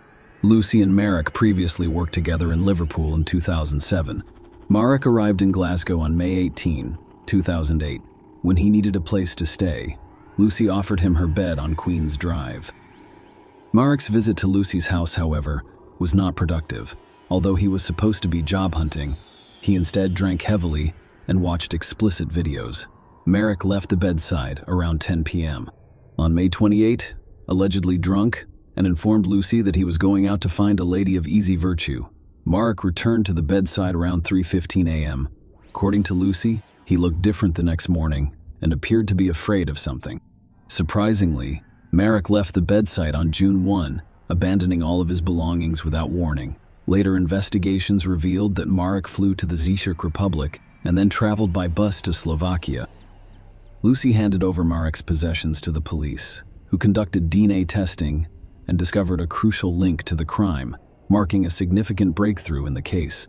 A Marek's black leather jacket was discovered to contain traces of Morris blood, providing compelling evidence with significant implications for the ongoing investigation. Marek Harkar's arrest and extradition to the United Kingdom marks a significant development in the Moira Jones case. He faced a number of serious charges, including murder, rape, and robbery, and his trial began on March 12, 2009, in Glasgow. Throughout the proceedings, Marek maintained a not guilty plea to all charges. The court heard that Marek arrived in the United Kingdom in 2007. Morris had been in Glasgow for only 10 days when he was tragically murdered. The prosecution's case centered on Marek as the perpetrator. They presented a compelling story, alleging that on the night of May 28, Moira was on her way home from her boyfriend's house, but Marek had completely different plans. He had been drinking heavily, including beer and vodka, and was overheard saying he was going out to find a woman. Moira returned to her flat, where she had originally planned to spend the night, carrying a large black overnight bag and parking her car about 60 yards away near Queen's Park, according to the prosecution. It was approximately 11:30 p.m. The prosecution claimed that at this point, Marek approached Moira and forced her to walk along a path with him. CCTV footage obtained from a passing first bus captured two people crossing Langside Road and walking along the perimeter of Queen's Park, providing crucial evidence. The jury noticed a stark difference in height and stature between the two figures in the footage. Moira, who stood only 5 feet, 4 inches tall and weighed less than 9 stone, appeared much smaller than the man accompanying her. The prosecution claimed that the towering figure was Marek, who, at 6 feet 3 inches and a kickboxing enthusiast, had a significant physical advantage over Mara.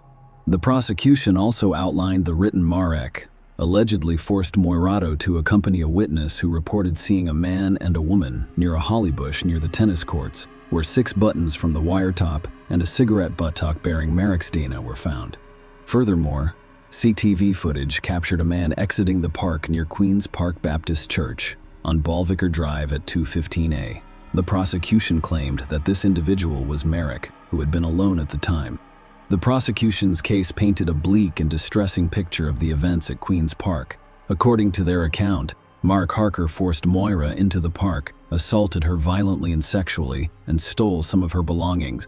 The autopsy findings revealed the horrific extent of Moira's injuries and shed light on the harrowing attack she had to endure. Moira's autopsy results indicated that she did not die from her injuries before 2 a.m., implying that she may have survived her ordeal for about 2.5 hours. Moira had sustained 65 distinct blunt force trauma injuries as a result of punches, kicks, and stomps, according to the examination. These injuries were the result of severe and sustained blunt force trauma. A forensic pathologist identified 65 external injuries, including a broken nose and 2 black eyes. Moira suffered brain damage, fractures to her right cheekbone and larynx, and bruised ribs. She had extensive bruising on her head and face, and one of her front teeth had been knocked out. Bruising spread to her chest, back, legs, and buttocks. Dr. Black's compelling testimony, which revealed the tragic details surrounding Moira Jones' death, captivated the courtroom. Dr. Black, an expert witness, revealed that Moira's head and neck injuries were the primary factors contributing to her tragic death. In a chilling revelation, she suggested that small hemorrhages in Moira's eyes indicated a possible asphyxiation factor in her death. The presence of bruises on the backs of her hands and arms raised additional concerns, which Dr. Black described as common defensive injuries. Dr. Black's expert testimony also highlighted the distressing aspect of the case. There was no evidence of a weapon being used in the attack. Instead, she believed the injuries were caused by physical blows to the fists or feet. Moira speculated that the extensive bruising on her neck was caused by an arm, leg, or knee compressing more of his neck while she was on the ground. As Dr. Black described additional distressing findings, the courtroom atmosphere became increasingly somber. Moira's brain was bleeding between layers, and there was a moderate amount of blood in her windpipe, indicating the gruesome ordeal she had been through. It was later discovered that she had swallowed some of the blood during the attack. Dr. Black also revealed that Moira had consumed other items during the assault, including bark fragments, grassy fragments, plant cuticle fragments, and leaf skeleton fragments. The implications were chilling, implying that Moira had been forced to consume these items while alive. The final damning piece of evidence was the DNA discovery. A vaginal swab yielded a semen sample from the boy's body, and DNA found on more of his clothes and body matched Marek's DNA, with the jury being told that there was a 1,000,000 to 1 chance that it belonged to someone other than Marek. The courtroom was packed with witnesses, each contributing their own piece to the chilling puzzle of Moira Jones' murder. Several residents near Queen's Park reported hearing disturbing noises on the night of May 28. One woman who lives in a flat overlooking the park recalled a chilling incident in which a loud scream pierced the night, only to be abruptly silenced. Other couples strolling through the park reported hearing Moira's obvious distress. Even a cab driver turned to his partner and said, "If there was a murder, we just heard about it." It was a shocking revelation that, Despite the busy street and the large number of people who heard a woman screaming and in distress, no one intervened or called the police, allowing the tragic events to unfold in silence. In addition, a neighbor who lived near the bedside where Merrick stayed provided compelling testimony. He described how Mara approached him on the night of May 28th, frantically saying, "I'm looking for a woman." In her closing statements, the prosecutor urged the jury to convict her based on the evidence presented. The prosecutor painted a chilling picture of the heinous murder witnessed by Moira Jones, pleading with the jury to base their decision on evidence, rather than the overwhelming emotional horror of the event. On the other side of the courtroom, the defense vehemently claimed that the police had charged the wrong man. They claimed that 3 other men were involved in the murder, despite Merrick's innocence, and that one of these men, Jason Mulrin, a convicted sex offender, was at Lucy's bedside during the crime. They pointed out similarities between his previous criminal acts and Moira's attack, emphasizing his lack of an alibi on the night Moira was killed. The defense also claimed that Jason confessed to the murder to his ex-girlfriend, who became so concerned that she reported it to the police. However, when Jason testified in court, he categorically denied any involvement in Moira's rape or death, contradicting the defense's allegations. The defense urged the jury to find Marek not guilty and to consider the possibility that another man was responsible for the murder. They also emphasized the importance of skepticism when evaluating the prosecution's DNA evidence, reminding the jury that scientists can only provide probabilities and that DNA should be viewed as one piece of evidence among many. Marek Harkar's fate now lay in the hands of the jury, which had the difficult task of determining the truth in this complex and chilling case. The trial lasted 20 days and kept the courtroom in suspense. However, the jury delivered its verdict quickly, finding Marek guilty of all charges in less than 2 hours. The judge imposed a harsh sentence, sentencing Marek to life in prison with a minimum of 25 years. In the aftermath of Moira's tragic murder, her family turned their grief into a noble cause. They founded the Moira Fund, a charity that helps families in the United Kingdom who have been bereaved by murder. The charity provides grants to cover a variety of expenses, including funeral costs and transportation to court, assisting those in need during their darkest hours. Moira's memory continues to provide comfort and support to others who have experienced similar tragedies. Share your opinion with us in the comments and subscribe to the channel for more.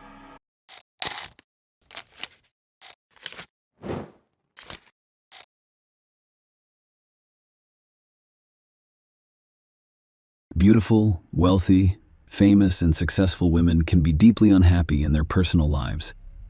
The Turkish arabesque performer Belgian Cyril Miser, also known as Bergen, was tortured by her husband for many years. She is a well-known figure in Turkey and around the world. He beat her, disfigured her face with acid, and eventually shot her. Our heroine today is Edith Rosario Bermeo Cisneros, an Ecuadorian performer, television actress, music producer, and lingerie designer also known as Sharon La Hechikera, or simply Sharon, through her own hard work, perseverance, and talent. She has risen to heights beyond imagination, becoming one of Ecuador's and Latin America's top stars. Karen wished for simple female happiness, family comfort, and a peaceful harbor to which she could return every evening and simply be herself. But the man she loved, her husband and the father of her child, saw in her only an endless source of funds for his trouble, free and carefree existence. This man was ultimately responsible for the death of the nation's favorite in 2015. However, despite widespread publicity, the final point in this high-profile case has yet to be resolved. Sharon lacks a biography from her early years. The future star was born on March 28, 1974, in Santiago de Guayaquil, a large metropolis. Located on the Guayas River in Ecuador's province, the girl's full name was given at birth. Sounds like Edith Rosario Bermeo Cisneros. She grew up in a simple, modest family with 2 other children. Soon after her daughter's birth, the entire family relocated to Duran, where the future queen of techno, Cumbia, spent her childhood and youth. Edith was a bright, active, and artistic girl from a young age. At home, she was affectionately known as Charo or Cherito, and this nickname later became part of her stage name. Edith grew up watching the popular American comedy television show B with another name, My Wife Bewitched Me.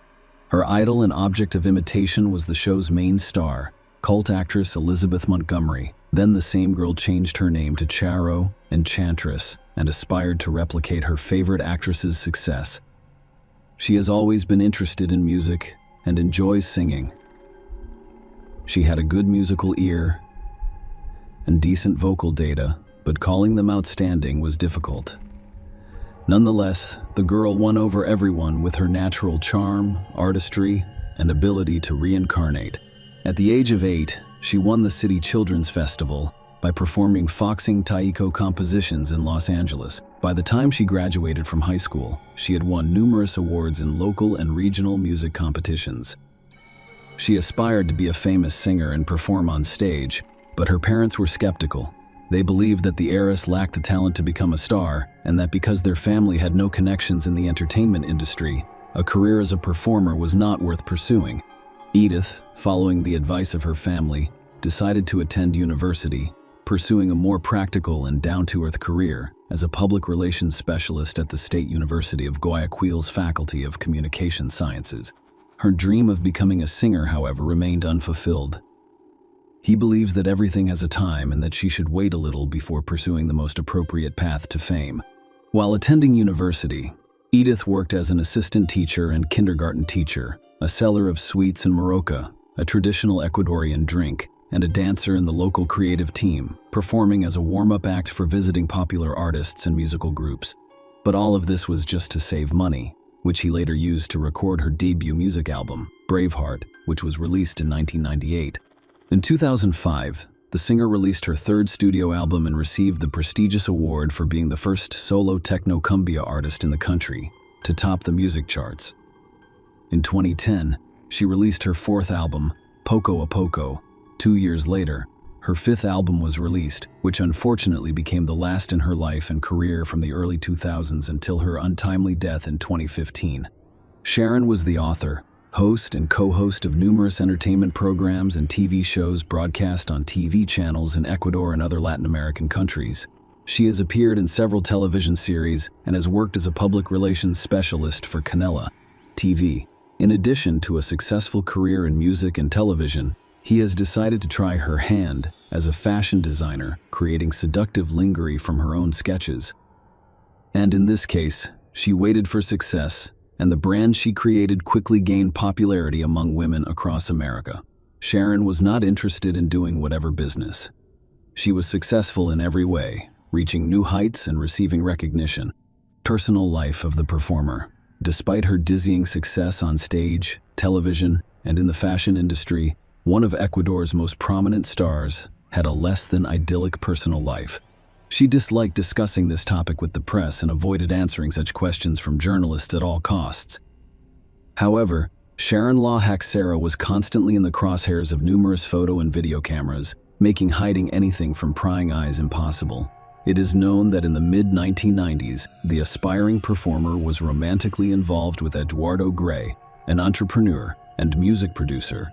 The couple had been officially engaged for several years, but the wedding did not take place. Although Edith gave birth to a daughter from her lover, whom she named Samantha, the daughter inherited her mother's entrepreneurial spirit and artistry, becoming a well-known performer and actress. Despite her best efforts and connections, she was unable to surpass her mother. Sharon began a new romance shortly after her breakup with Eduardo. This time, her chosen one was a little-known television operator, whom she met while working on a telenovela. Their relationship grew quickly, and after a brief engagement, the couple held a modest wedding, attempting to conceal the event from others. However, the information quickly became public, and the marriage itself lasted only a short time. The performer preferred to remain silent on the reasons for his sudden divorce. Later on, the artist had romantic relationships with a well-known impresario named Pedro Francisco, a young ballet dancer who performed with her on stage, and some of her star colleagues. Unfortunately, none of these romances progressed to a serious level, and Sharon ended her relationship with her boyfriend for various reasons. The performer declined to comment on the events in her personal life. She raised a career-oriented daughter, but still hopes to find a worthy, loving man in her life. Relationship with Giovanni Lopez. In 2009, the performer met Giovanni Lopez, a young man who was more than 10 years her junior. He was born in Ecuador but moved to the United States with his parents when he was a young child. The family settled in New York City, where Giovanni spent most of her childhood and adolescence. They first met during the singer's large tour in the United States. But at the time, their communication was limited to work, and Lopez assisted in the organization of Sharon's performance. Even so, these two have most likely developed some sympathy for one another. Furthermore, it turned out that the young man was a longtime fan of the Queen of Technocumbia, and he was thrilled to have the opportunity to work with her directly. A year later, Giovanni decided to return to his native Ecuador. He brought with him designs he had created for artists, including one for Sharon specifically. So began their collaboration, and almost immediately a stormy romance developed between them. At the start of this relationship, the performer was already 36 years old, while Giovanni was only 24. However, the 12-year age difference did not embarrass them, and the couple was unconcerned about what others would think of them or how the media would write about them. Almost immediately, the lovers moved in and decided to live together. However, it should be noted that the performer's parents and daughter treated her new chosen one with caution, and Giovanni immediately disliked it, and they concluded that the young man's twisted romance with the star was solely for selfish reasons, and that he did not love her at all, but only wanted to use her. Sharon ignored the warnings of loved ones because he believed he had met the most important man in his life, with whom he would share many happy years. Soon after the couple married, they began to consider the birth of a common heir. However, they encountered a problem because the performer was unable to become pregnant. As a result, she decided to use in vitro fertilization, and in May 2012, the 38-year-old celebrity gave birth to a boy named Brian Giovanni Lopez. The abusive relationship Giovanni, they only tried to be a caring and loving man on whom you could rely on everything. However, as soon as the couple married and the performer became pregnant, the young husband's behavior began to change dramatically, and he literally transformed into a domestic tyrant. He no longer sought to earn money independently, and he was content with his position as an Alphonse. He willingly spent his wife's money on his own needs, entertainment, expensive clothes, and personal grooming. Lopez also began to abuse alcohol and appeared less and less frequently at home, preferring to spend time with friends and mistresses. To all of this, Giovanni began to openly insult his wife, pointing to her age and fading beauty. According to some reports, as a result of his offensive statements and remarks, Sharon decided to undergo a number of plastic surgeries in order to maintain her youth and resemble her husband. In particular, the performer enlarged her breasts and performed a number of cosmetic manipulations. However, all of her efforts were in vain and did not contribute to the restoration of family peace and harmony. The Queen of Technocumbia continued to work actively, starring in TV series, hosting entertainment shows, and preparing material for a new album. She tried to smile in public, claiming that she was finally content in her personal life. However, only people close to her knew about how things were really going in her family. In early 2014, when little Brian was not yet 2 years old, the artist made the first serious attempt to end the relationship with Giovanni, but he said that he would agree to give a divorce only if Sharon would give him half of his property and funds in her bank accounts, so that he could continue to lead an idle and carefree lifestyle to which he was used. Sharon could not agree to these terms, so she began consulting with lawyers about how to end the marriage while keeping the property and full custody of their joint young son. By the end of the year, family life had become unbearable, but the couple continued to appear happy in public. One final family trip. On the eve of the New Year 2015, the performer gave a number of festive concerts, and she also starred alongside her star colleagues in several dedicated Christmas and New Year's events. After that, exhausted by her work, the young woman decided to take a small vacation to the warm coast with her friends, husband and son, to relax a little and try to gather her thoughts before deciding what she should do next. On the evening of January 3, 2015, the entire company decided to return. Because the journey was going to be long and they were driving, the friends decided to follow each other and stay in constant contact in case anyone needed assistance. They decided to pre-plan all of their stops along the way. Sharon had to drive the car that evening because her husband had consumed alcoholic beverages throughout the day. After a few hours, the company stopped at a gas station and decided to eat dinner in a roadside cafe. During the meal, The singer and her young husband got into a heated argument because Giovanni ordered another drink. Despite his earlier promise not to drink and drive, he allowed Sharon to rest and spend time with the child. The couple argued for about 30 minutes and couldn't agree on who would drive the car. Finally, their friends couldn't take it and asked if they could go on their way. The singer stated that she did not want to delay them due to family issues, so they could continue, and he and Giovanni would need to stay a little longer. The friends reluctantly agreed, and after another half hour, drove away, leaving the couple at a roadside cafe. They had no idea Sharon would die before they saw her again. Strange accident. On January 4, around 2:30 a.m., the friends received a phone call from an agitated Giovanni who asked them to return because there had been an accident and Sharon might have died. His words were shocking because he did not provide specifics, making it impossible to determine what had occurred on the night road. By the time they returned, emergency services were already on the scene, attempting to assist the victim and reconstruct the sequence of events. According to Giovanni, at around 1:15 a.m., on the highway to Del Spondilis, near the Ecuadorian province of Santa Elena, his wife got out of the car to comfort her crying son and change his diaper. At that point, another car smashed into her at high speed. Without stopping, this car sped away from the accident scene. The young woman was thrown a few dozen meters to the side of the road by the impact. When the ambulance arrives, she was still alive. She's been taken to the hospital. Despite the doctor's best efforts, Sharon died of massive injuries and internal bleeding. Giovanni was still drunk and confused during his testimony, and his story sounded strange and illogical. As a result, the police decided to detain him until the morning so that they could question him thoroughly. When he had come to his senses, Lopez confirmed the words of friends that he and his wife argued all evening and admitted that, despite his wife's promises and prohibitions, he defiantly drank alcohol in order not to drive and piss off Sharon. Giovanni's testimony: he did not see the license plate number of the car that hit his wife. He didn't remember the mate and only mentioned that the car was white. There were no CCTV cameras along that stretch of road. No witnesses could be found, and the accident itself appeared suspicious because Sharon did not even turn to the side of the road before leaving the cabin and did not ensure her safety.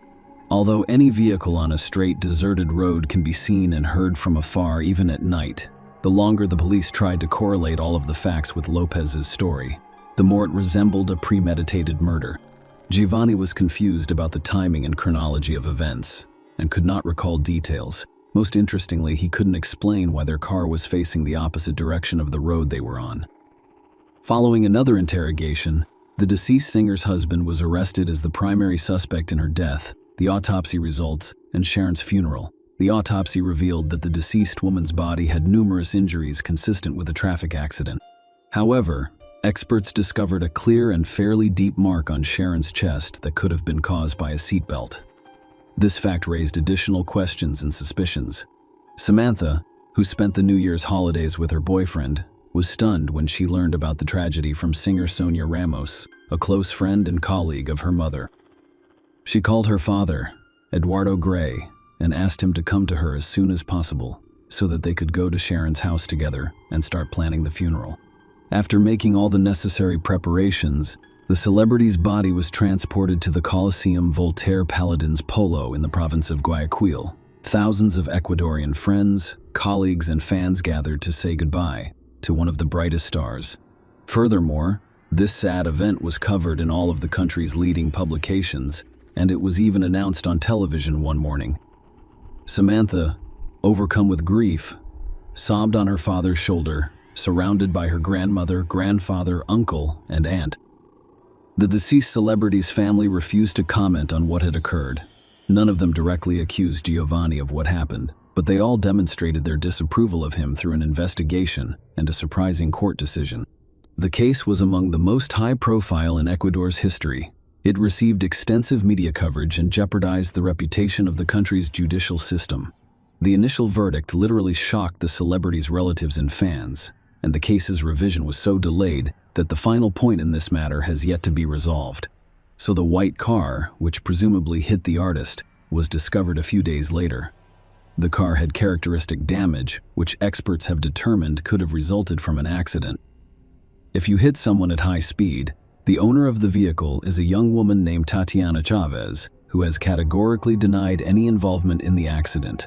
However, the prosecutor's office has opened criminal cases against Tatiana for negligent homicide and Giovanni Lopez for premeditated murder.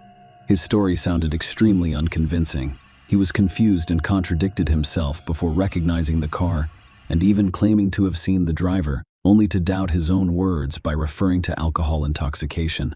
In parallel, the deceased's daughter and parents issued a statement blaming the singer's husband for the incident. They believe he never loved Sharon and committed the murder to seize her money and custody of the child. Samantha stated that her mother had discussed the dissolution of their marriage with lawyers shortly before the tragedy. Samantha also stated that her younger brother, who was the only witness to the incident, cries all the time and repeats, "Daddy is bad." However, they did not involve the child as a witness in order to spare the boy further psychological trauma. After a detailed reconstruction of the events of that evening, Tatiana was ruled out as a suspect. By comparing the times and locations where Tatiana had been seen before and after the accident, it was determined that she could not have been physically near the accident site at that time, and her car had been damaged in another accident. The other car was soon identified as the one that struck Sharon. Luis Carrillo, the owner and driver that night, was arrested. By that point, he had already replaced the broken headlight and repaired other body damage. However, experts were able to determine that at the scene of the accident, shards of glass from his car were discovered. Luis admitted to everything and stated that Sharon literally fell under the wheels of his car, and he was so scared of what had happened that he simply drove away. Giovanni was convicted of manslaughter against his wife in June 2015. Experts determined that the woman's chest injury from the seatbelt was caused by her attempting to protect herself before her husband pushed her out of the car, directly under the wheels of another vehicle. However, Sharon's relatives and fans were taken aback by the court decision. Because her killer was only sentenced to 3 years in prison, he is seeking a retrial and appealing the new verdict. Such a lenient sentence sparked a media frenzy and prompted widespread protests across the country. People demanded just punishment for the murder of a celebrity and national favorite. Already in July of that year, the judges involved in the case were suspended and later dismissed. The new judicial staff overturned the previous verdict, citing a number of administrative and bureaucratic errors. All defense lawyers' attempts to challenge the reversal of the verdict were unsuccessful.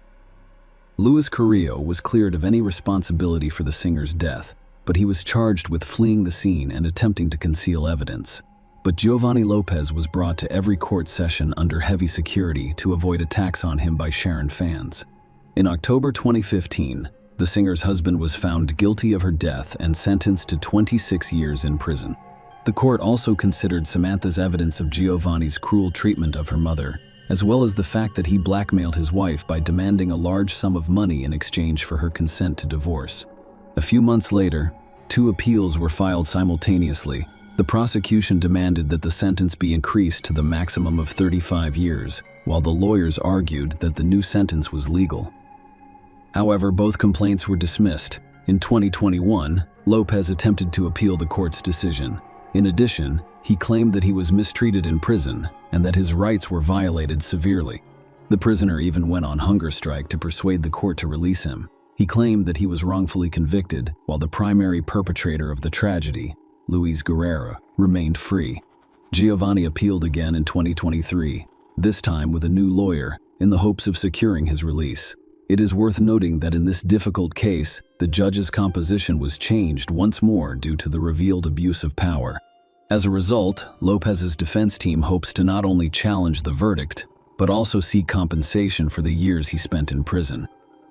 Share your opinion with us in the comments, and subscribe to the channel for more.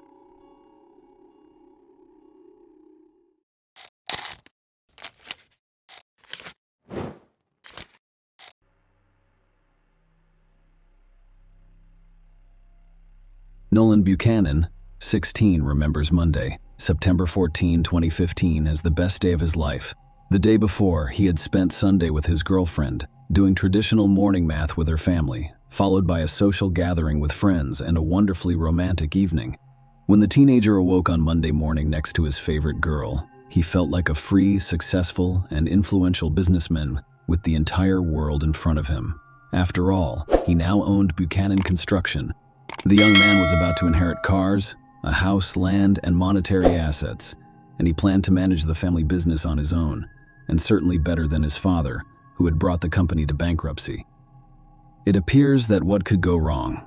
The El Dorado County Sheriff's Office arrested Nolan Keith Buchanan on October 1, 2015, at Bonita High School in Bonita, California. Nolan was held at the Juvenile Treatment Center JATS in South Lake Tahoe until June 13, 2018, when an El Dorado County jury of 7 men and 5 women found Buchanan guilty of 3 charges. The jury took only 2 hours to reach a decision. The young man was sentenced to 150 years in prison, with the possibility of parole starting in the 25th year. This is how his attempt to take over the family business failed. Nolan was praised by neighbors and classmates as a model student. As far as I know, he was a good kid, but as a high school student, Campbell Ruxton would later say in an interview, he was always concerned about school. He appeared to be very kind, and he was even surprised he was arrested.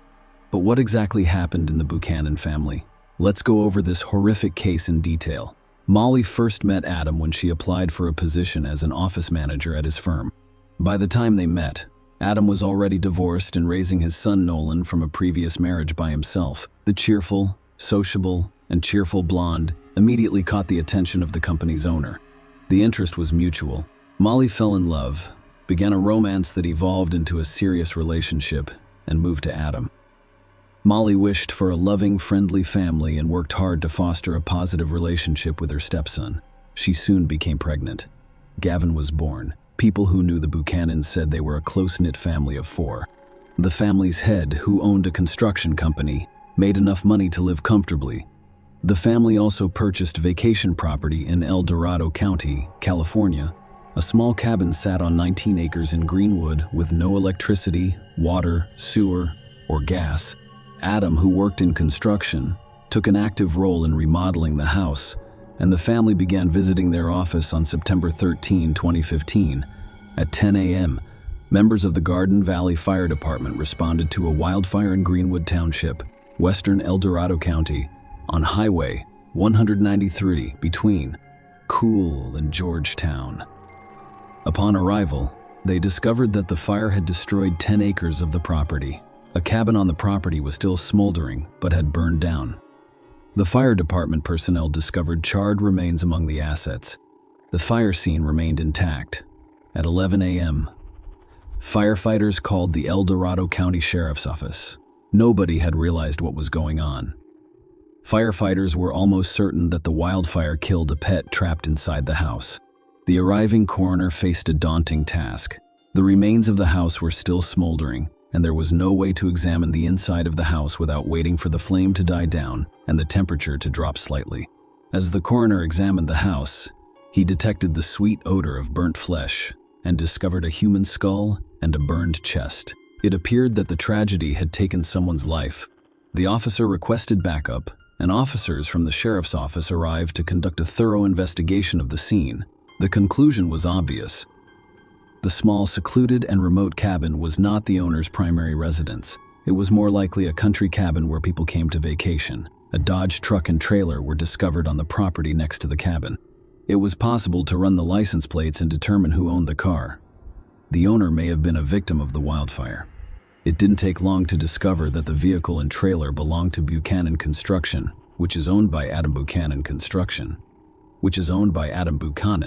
The man in question lived in Bonita, California, 160 miles from the accident scene and about 3 hours away. This information confirmed the police's assumption that the house was simply a country retreat for those who wanted to get away from the hustle and bustle of the city. It remains to be seen whether Mr. Buchanan or someone else was inside. The name of the company's owner provided the detective with their first clue, prompting them to begin their investigation. The Bonita police officers were tasked with checking to ensure that all of Buchanan's family members were safe and at home.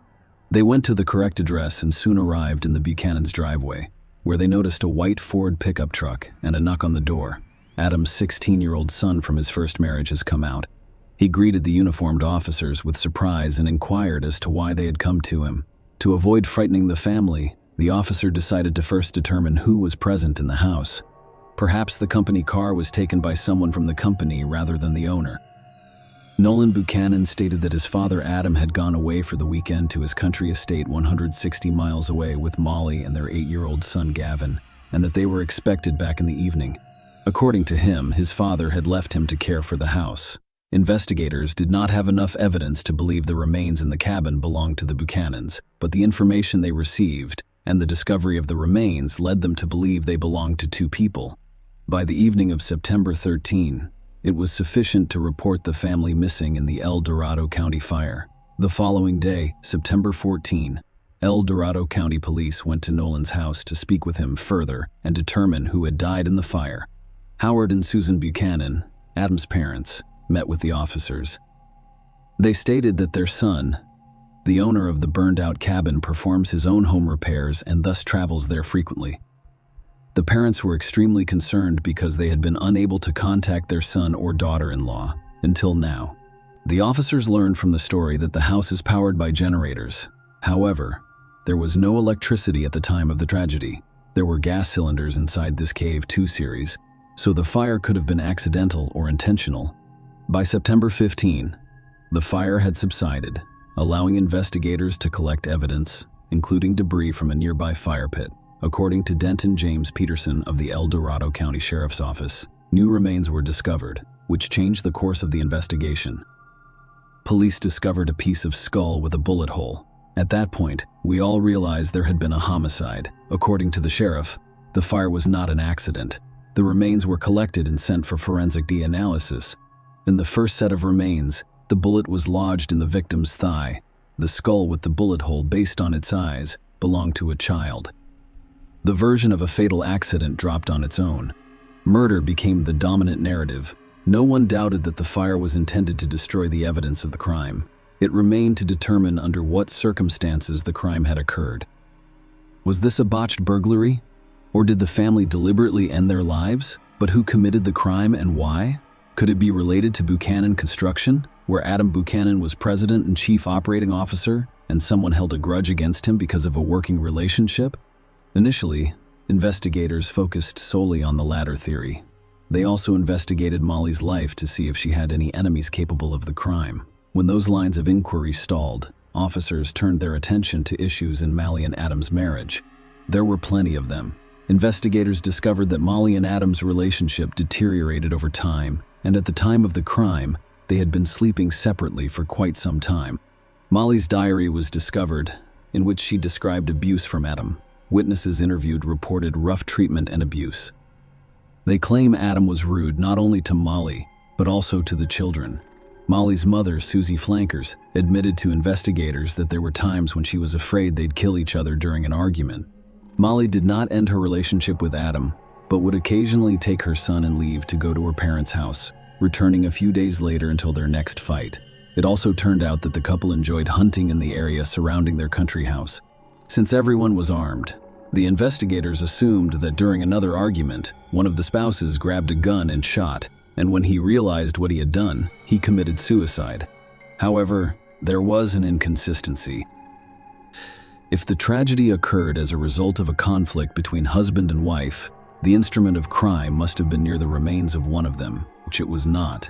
Investigators speculated that the weapon may have been damaged in the fire and did not appear as obvious as anticipated.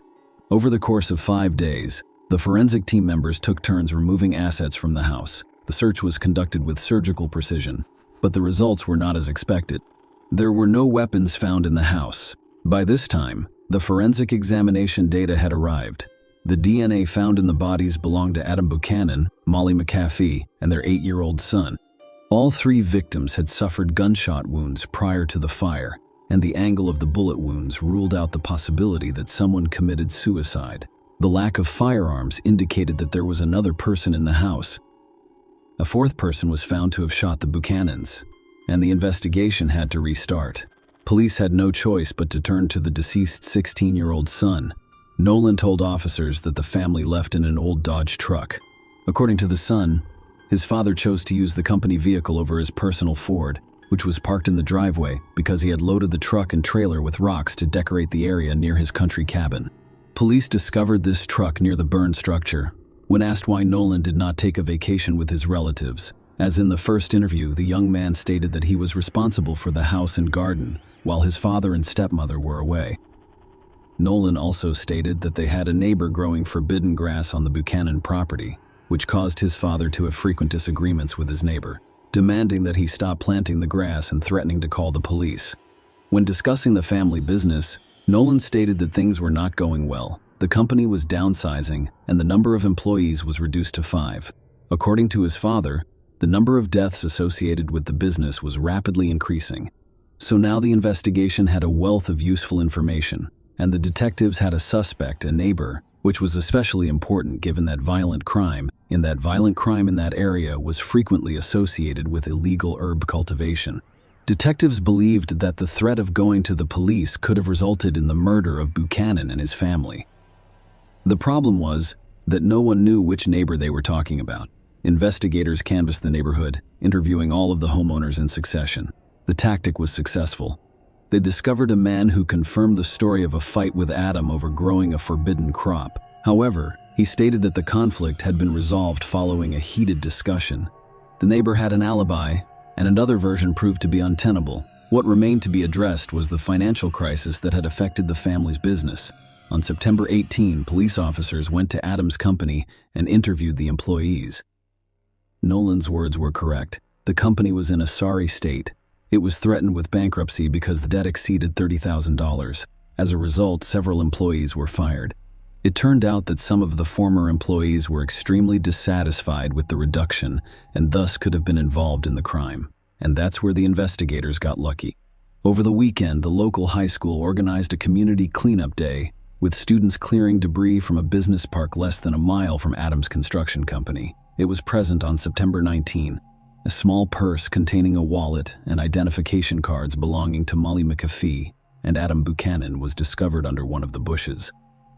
A .22 caliber rifle was lying nearby. Detectives rushed to the scene of the discovery. The county sheriff's office made a new assumption. The perpetrator used the found rifle to murder the Buchanan family and then stole their documents from the crime scene to cover his tracks. The discovery was significant because it indicated that someone had traveled all the way to Greenwood to murder the family and then returned to Bonita, dispose of the bag and murder weapon. It appeared to be a Bonita resident. The evidence found near the Buchanan construction site strengthened the theory that the boss was murdered by one of the disgruntled employees. Detectives placed the firearm in the bag of documents for examination and requested a warrant to search the company's records and premises. The investigators got lucky again. During the search, they gained access to a video surveillance camera located on the firm's premises. By happy coincidence, the camera's lens was pointed at the center of the parking lot rather than the company's territory. Following this discovery, the case was only days away from being solved. Because it was already known that the family had left town on Friday, investigators examined Friday's footage and were surprised to discover that Adam had attached a trailer loaded with rocks to a Ford F-150. It was not a Dodge truck, as Nolan had told them. Detectives discovered that the young man had deliberately manipulated the investigation. If the white Ford towed the rock trailer to the cabin, it must have been driven back and parked in the Buchanan family's driveway. Investigators interviewed Nolan to keep him safe while gathering as much information as possible. Nolan recounted his weekend, where he went and who he saw. But this time, they asked him what movie they had seen at the cinema, how he had paid for his mall shopping, and how he had paid for dessert on a date. Nolan, who had no idea, responded with his father's credit card number. The officers then applied for a warrant to search Buchanan's Bonita home, vehicles, and financial records. The Ford automobile remained parked in the driveway. It was thoroughly inspected, and they discovered reddish soil stuck to the wheels. This is similar to what happens in Greenwood. If the Ford had been used for a trip last weekend or earlier, traces of soil might have remained, but they would not have been as visible. Unfortunately, the fire destroyed the wheel tread marks near the country house. However, the dirt buildup indicated that the car had most likely been in Greenwood recently. Detectives tracked the bank card payments and discovered that Adam Buchanan used his credit card on Friday, September 11. He stopped at Taco Bell on his way to Greenwood. Nolan, on the other hand, claimed he stayed at home, did not accompany his parents, and had the credit card in his possession. Detectives went to the diner to check the security cameras. They saw exactly what they were expecting: a white Ford instead of a truck. When detectives searched the Ford, they discovered a Taco Bell receipt dated September 11 that included not 3, but 4 beverages. 4 drink cups were also identified in evidence collected at the fire scene, so Nolan was inside the car. The next credit card transaction occurred on Saturday, September 12, at the Valencia Club Bar in Penryn, about 30 minutes from the cabin. Adam's parents had previously informed detectives about the bar. They stated that their son and daughter-in-law frequently visit after the cabin has been renovated. Security cameras recorded when the couple left the bar, and traffic cameras on the highway assisted in tracking the couple's route. On the day of the fire, a Ford F-150 drove toward the Buchanan cabin around 2:30 a.m., then reversed direction at 3:30 a.m. In the first instance, the camera captured Adam and Molly in the vehicle, while in the second, it only captured Nolan. Several hours later, on Sunday morning, September 13th, Adam's credit card was used to pay at 3 of Benitez's locations: Starbucks, McDonald's, and a gas station. The bank confirmed to investigators that you can only have one bank card, which contradicted Nolan's claims. By this time, the forensic results had been returned. Nolan's fingerprints were found on the gun. He was arrested while in the middle of a high school class. Nolan Buchanan has pleaded not guilty to the charges against him.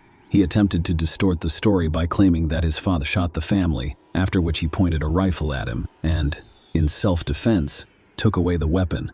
After accidentally shooting his father, Nolan claimed it was self-defense, blaming the fire and subsequent lie on panic and extreme fear.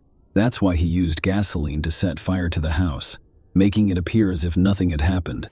The defense repeatedly focused the jury's attention on Adam's abuse of his own son and other family members. The medical examiner questioned the verdict because the bullet wound mark on a piece of Gavin's skull corresponded to a shot fired at nearly a 90-degree angle. Nolan, on the other hand, claimed that his and his brother's beds were next to each other and that the noise and screaming had woken them up simultaneously. Nolan claims to have seen someone enter the bedroom and shoot Gavin just as he awoke. The shooter then pointed the rifle at Nolan, who miraculously pushed the attacker away. Under this scenario, the shot would have been fired at about a 45-degree angle, which contradicted forensic findings. The prosecution concluded that Nolan shot his brother when they were alone in the house while their parents were at a bar. After waiting for his father and stepmother to return, Nolan shot them as well. According to where the bodies were discovered, Adam was killed first, followed by Molly Nolan, who took the rifle. His parents burned their papers, doused the bodies in gasoline, and set fire to the house. Then he went home, met his girlfriend, and spent the day with her, establishing an alibi for himself. On July 13, 2018, a jury convicted Nolan of 3 counts of first-degree murder. As a result, he was sentenced to 150 years in prison, with the option of parole after 25 years. Judge Kingsbury. The sentence announcement reflected on verbal and physical abuse. Nolan testified that he massacred his brother because he did not want him to experience the same horror or be forced to live with what his father had already done to him. However, as he did so, he also listed facts about the premeditation of the crime and subsequent arson, the creation of alibis, and Nolan's plans to run the family business, which he had discussed with family members.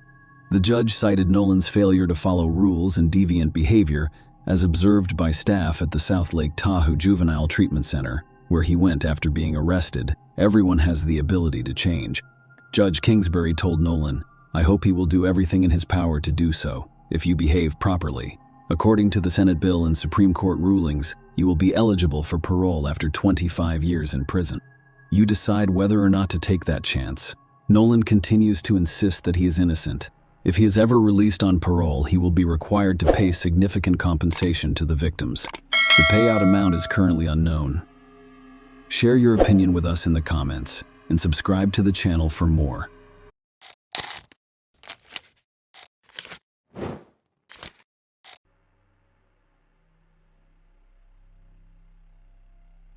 Kelly Clayton had everything going for her.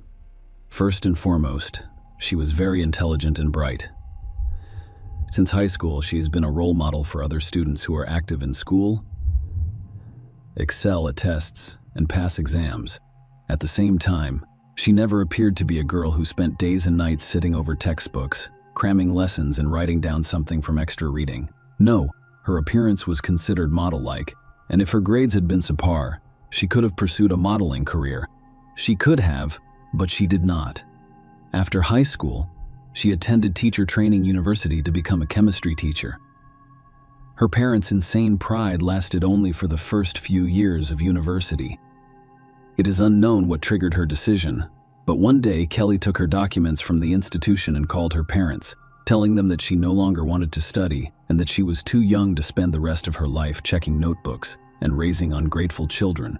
If she wants to, she will undoubtedly return to her educational pursuits. In the meantime, she wants to travel and live her life to the fullest. Her parents were so upset that they did not communicate with their daughter for 6 months. But if it hadn't been for this desperate act, Kelly might never have met Tom Clayton. They met at a party for mutual friends, and the young man adored the girl. First, he began courting Kelly and showing signs of interest within minutes of meeting her. Second, Tom had a stunning appearance and athletic build, thanks to his status as a hockey star. He played for the semi-professional team Jackals for 4 seasons in a row, and he was regarded as a strong man, a player capable of breaking the opponent's ribs only if he did not approach the gate. But only a sports career, particularly one built on strength and aggression, will eventually fail, and Tom was forced to put the stick in the far corner and enjoy hockey only from the stands or the couch. Watching his favorite team on television, the couple had to move on with their lives, first returning to New York to marry, then to North Carolina, and finally to the tiny town of Cato, which has a population of only a few thousand people. Tom franchised a company that rebuilt houses after fires or disasters, while also working in a related field for a French company. Kelly, after dropping out of university, worked as a waitress, only changing jobs, and now has 2 children. However, Tom was earning enough money, and Kelly could leave her job at any time to care for her lovely daughters. But she was still convinced that extra money would never be unnecessary. Furthermore, she could use it to buy toys for her children and spoil them in every way. On September 28, 2015, Tom went to play poker with his friends the Millers, as he always did. He never accompanied his wife to such events. Playing for money required specific skills and experience in the game. Furthermore, someone had to stay at home with the children, and a family trip would have turned such gatherings into raucous buffoonery, removing any enjoyment from gambling that evening. Tom was unlucky in the game, but he did not get up from the table, instead attempting to win back and offering anyone who wanted to stay to play until morning. But no one supported him, so he went home. At home, however, a dreadful picture appeared before him. His beloved wife was lying in her own pool of blood, badly beaten, and appeared to be dead. Tom panicked and ran through the rooms looking for his children, who were thankfully unharmed but very scared. He grabbed his daughters and went to his neighbor Derek's house, trying not to let them see their mother's mutilated body, and he dialed the police number right away. The officer who arrived on the scene discovered Tom sitting on his knees in front of his wife's body, attempting to give her artificial respiration. Only the MTs were able to extract the man, who revealed the terrible and unpleasant information. Kelly had been dead for some time, and neither they nor he could do anything to help her. All 2 floors of the house were soaked in blood. There was a huge mess in the bedroom. Despite the fact that there were children in the house at the time, Kelly and the perpetrator who committed the atrocity appeared to have fought. Kelly was pushed down the stairs, as evidenced by the knockdown banister, and then beaten on the head with a blunt object until she was dead. There was no evidence of knife or gunshot wounds. The police officer who filmed the crime scene noted that Tom appeared stunned and disoriented. He walked from one corner of the room to another, entered for a split second, and immediately exited, and he was unable to direct the police officer to the children's room or the emergency exit from the house. When asked where Tom was at the time of the murder, he calmly replied that he had spent the evening at a friend's house playing poker. The policeman then went to the neighbors to ask the children some questions, as he had not received any clear information from Tom. Tom's eldest daughter, Charlie, described the perpetrator as a robber. According to the eldest daughter, she and her sister were almost asleep when they heard their mother screaming loudly from the next room, "Charlie, run. Run away from here." And then the entire place shook like an earthquake. After listening to their mother, the girls cautiously exited their room, only to see the criminal leaning over their mother and beating her with what appeared to be a hammer. The girls dashed back into the nursery, closing the door with a small nightstand and hiding beneath the bed. It was a good thing the criminal wasn't looking for them because, as the police officer pointed out, that nightstand was so small that it couldn't have caught a burglar. So what did this burglar look like? He was a huge one, like a bear. That's big. Wow, what did he wear? Blue denim and a black shirt. He was also wearing a mask, similar to the one Daddy wears when he hunts ducks with Mr. Bourne. So your father wears a mask like that too. Will you show me? I'd have to ask him where it is. I'm not sure. What else did you notice when you spotted the robber? He had eyes like my father's, and I can't remember anything else. I saw him briefly. We got scared and ran back inside. Police officers who investigated the house were unable to confirm the girl's claim that the perpetrator was a burglar. There were no signs of forced entry at either the front or back doors, but the garage gate was open, allowing the perpetrator to enter the house through it. Another thing the police discovered was that nothing was stolen from the house. Jewelry was left untouched in a jewelry box, and Tom's safe, which held the cash, was not even opened. All of the cabinet doors in the house were closed. Usually burglars check every cabinet and shelf. But here, the entire mess was the result of a fight. Experienced officers, it appears, understood everything at once. Tom pretends to be a heartbroken husband, and he murdered his beloved wife and the mother of his children in order to continue receiving insurance payments. If Kelly's life was insured, and husbands' murderers always make sure their wives' lives are protected, he could receive up to $1 million in the event she died. All that is required is to gather evidence, and the case will be resolved. Especially since her own daughter said the robber's mask and eyes resembled her father's. However, when the police discovered Tom's whereabouts that night, they did not find the hunting mask in the house. The police questioned the other poker players. "Is Tom the murderer? Do you truly suspect him?" One of his friends inquired. That poor man had his wife murdered, for crying out loud. And instead of looking for the bastard, you want to blame everything on him? How could you have thought of something like that? No, Tom could not have done it. Another less emotional friend responded. I've known him a long time. He worked 2 jobs around the clock because he adored Kelly and his children. That simply cannot happen. Plus, he stayed with us all night. We played poker, and even when everyone was exhausted, he insisted on continuing to play. During a game break, Tom's friend Laura mentioned that he was very suspicious that evening. He led me into the next room and asked me to give him my phone so he could call his wife. He claimed he forgot his phone in the car and did not want to go get it. I was surprised to find the car 10 meters from the house. Go get the phone, but still give him a call. He took a step back and made the call from outside. I didn't hear who or what he was talking to, but when I checked the outgoing calls, there were no numbers in the call history, implying he simply deleted the call. Would you agree? That is odd. I told my husband about it, and he was just as surprised as I was. My husband was sitting at the table next to Tom when he noticed that Tom was not paying attention to the process of dealing cards or the people around him, which is critical in poker, but was sitting with his head bowed over the surface of the table where the cards were hiding the screen of his phone. He was carrying his phone. Why did he trick me? So where was he calling? Who couldn't he call with his phone? Who couldn't he call with his phone? Following Laura's testimony, the police questioned Charlie, Tom's daughter, and she repeated what she had previously told the officer. The robber resembled her father. The murder victim's niece provided the next testimony. Already after Tom was imprisoned, I did not tell Aunt Kelly. I didn't want to upset her. She was very fond of Tom. She genuinely loved him. Besides, she has 2 children with him. They're my sisters. Who needs my truth? Tom was not who he appeared to be at first glance. Yes, he occasionally showered my aunt with attention and flowers. He could easily babysit, something other fathers rarely do, but that was only at home and work. He was an entirely different person. Aunt Kelly decided to help me one day by arranging for Tom to drive me to work for him. She was too young to be on her own, so she knew me better than anyone and wanted the best for me. Last summer, I worked for Tom on correspondence, registration, and document management. I didn't know him very well prior to that, so our relationship was strictly professional at first. Then he got drunk somewhere and came to the office in that state. There was only me and him, and for some reason, he began telling me that his family was fictitious. He adores his daughters, but he doesn't care about his wife, and he hasn't had feelings for her in a long time. Throughout their marriage, he has had a few extramarital affairs and has considered leaving Aunt Kelly.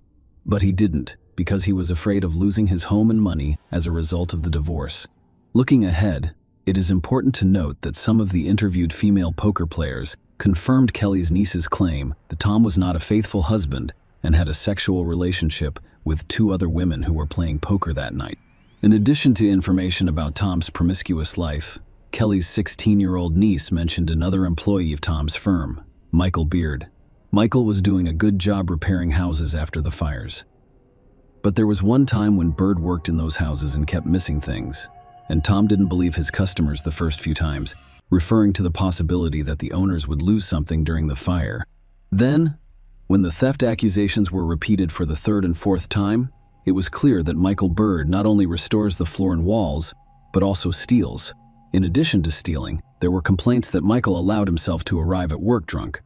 I was in the office when Michael's theft was discovered. Tom could yell at his employee and kick him out onto the street. He was upset by his subordinate's behavior. He kept asking him, "How could you, or haven't you considered your family? Where are you planning to work now?" Following the incident, Tom fired Bird but continued to call companies he knew and offered to hire his former employee. Tom recommended Michael, and when all other options were exhausted, Tom hired Bird to help with the household chores, such as cutting the grass, watering the plants, and performing minor repairs around the house. The detective then summoned Michael Beard for questioning. He claimed he only stole because he and his family needed money. Tom was very nice to me and defended me until the end, but I knew it was my fault. He has an excellent wife. She fed me while I worked for them, even though she shouldn't have. She also gave my children clothes her daughters had outgrown. I am extremely grateful for everything they have done for me. I feel so sorry for Kelly. When I found out about her death, I couldn't believe my ears. I really felt bad. I even went to church and prayed that she would go to the best of all worlds. The police did not find anything unusual in Michael's story and released him, but the interrogation of his wife, Mrs. Bird, made them doubt his words. According to his wife, Holly, Tom promised Michael $10,000 for unspecified work. That was interesting. Michael was summoned back to the station and had a lie detector attached to him. All of the questions failed. Bird lied and thus failed the test. Realizing he couldn't get away with it, he started testifying. Indeed, Tom promised Bird $10,000 if Michael sneaked into his house on the day Tom was supposed to play poker, killed his wife, and set fire to it. The plan was to strangle Kelly before making it appear that she died in an accidental fire.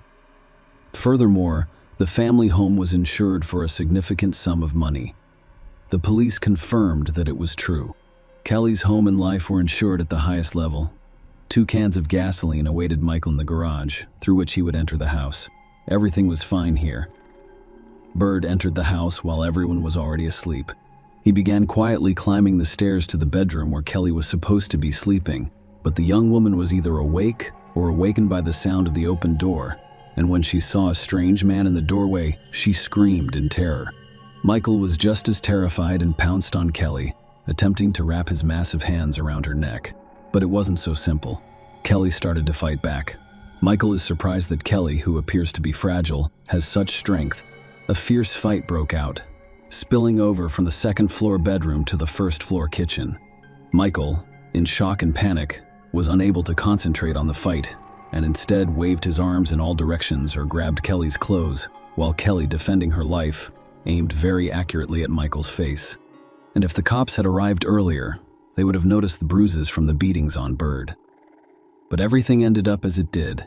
After a long struggle, Michael smashed Kelly's head into the wall with all his might. She fell and struggled to get back up for a while. Michael took out a hammer and started hitting the young woman's head with it until she stopped moving. Michael, enraged by what had happened, simply ran out of the house, forgetting that Tom had asked him not only to kill Kelly, but also to set the house on fire to conceal the crime. Michael had an accomplice, Mark Blanford, who served only as a driver the day before the incident. Michael called me. I had worked with him on a construction site for a long time and spent a few weeks with him last year, so I was familiar with him. I knew Michael was into petty theft, so I wasn't surprised when he called and asked me to drive while he broke into someone's home. I wanted to decline, but he offered me $500. At first I hesitated, but he persuaded me to go ahead. He said he just wanted to rob a businessman and needed assistance getting out of there before the cops arrived. He offered to help with the car. I gave in to his requests, but only on the condition that I park far away from the house. He agreed. That evening, I waited for him in that car in a dark alley, and he returned quickly enough, breathing heavily and instructing me to move as quickly as possible. He wasn't carrying a bag or sack, so it didn't look like a robbery. I didn't ask him any questions along the way because I didn't want to learn anything. I just wanted my $500, which I didn't receive. On my way out, he asked me to stop at a bridge over a creek a few blocks south of here. I paused there, and he quickly stripped off his outer garments and threw them off the bridge. If you need to see the place, I'll show you.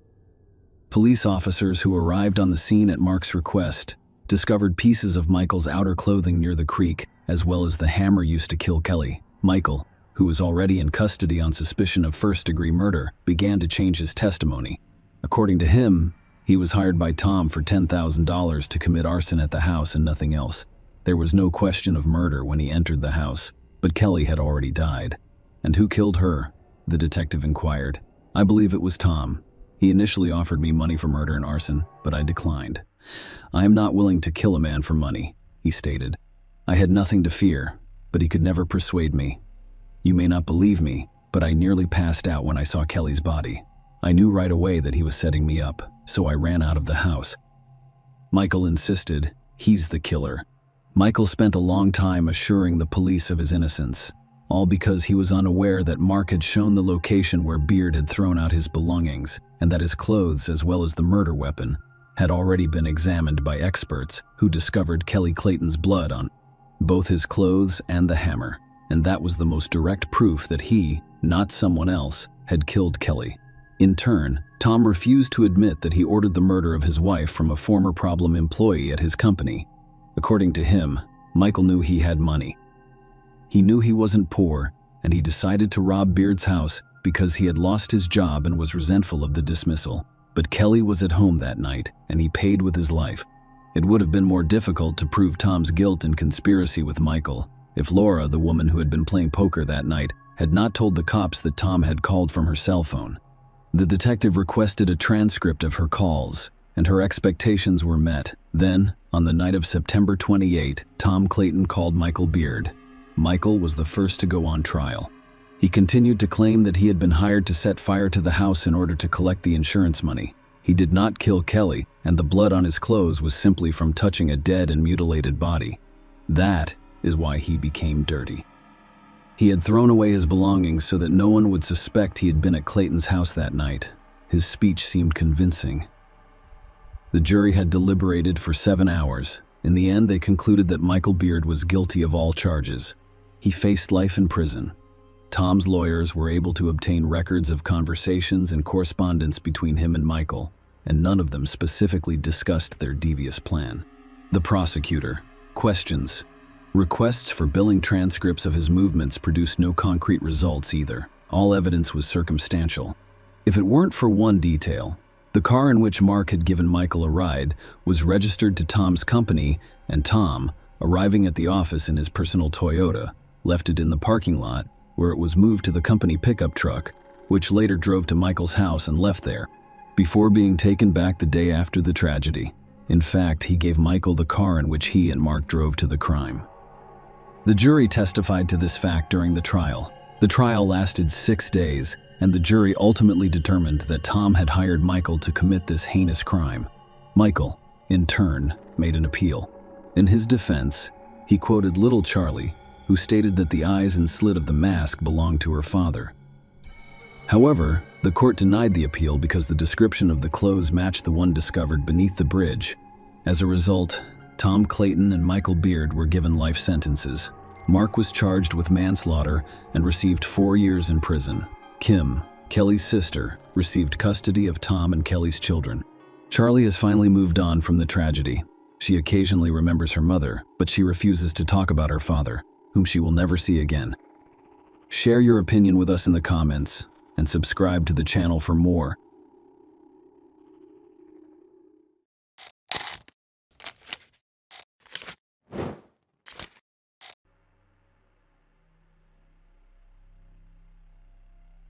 Today, we will examine a case that unfolded in Minnesota in 2013.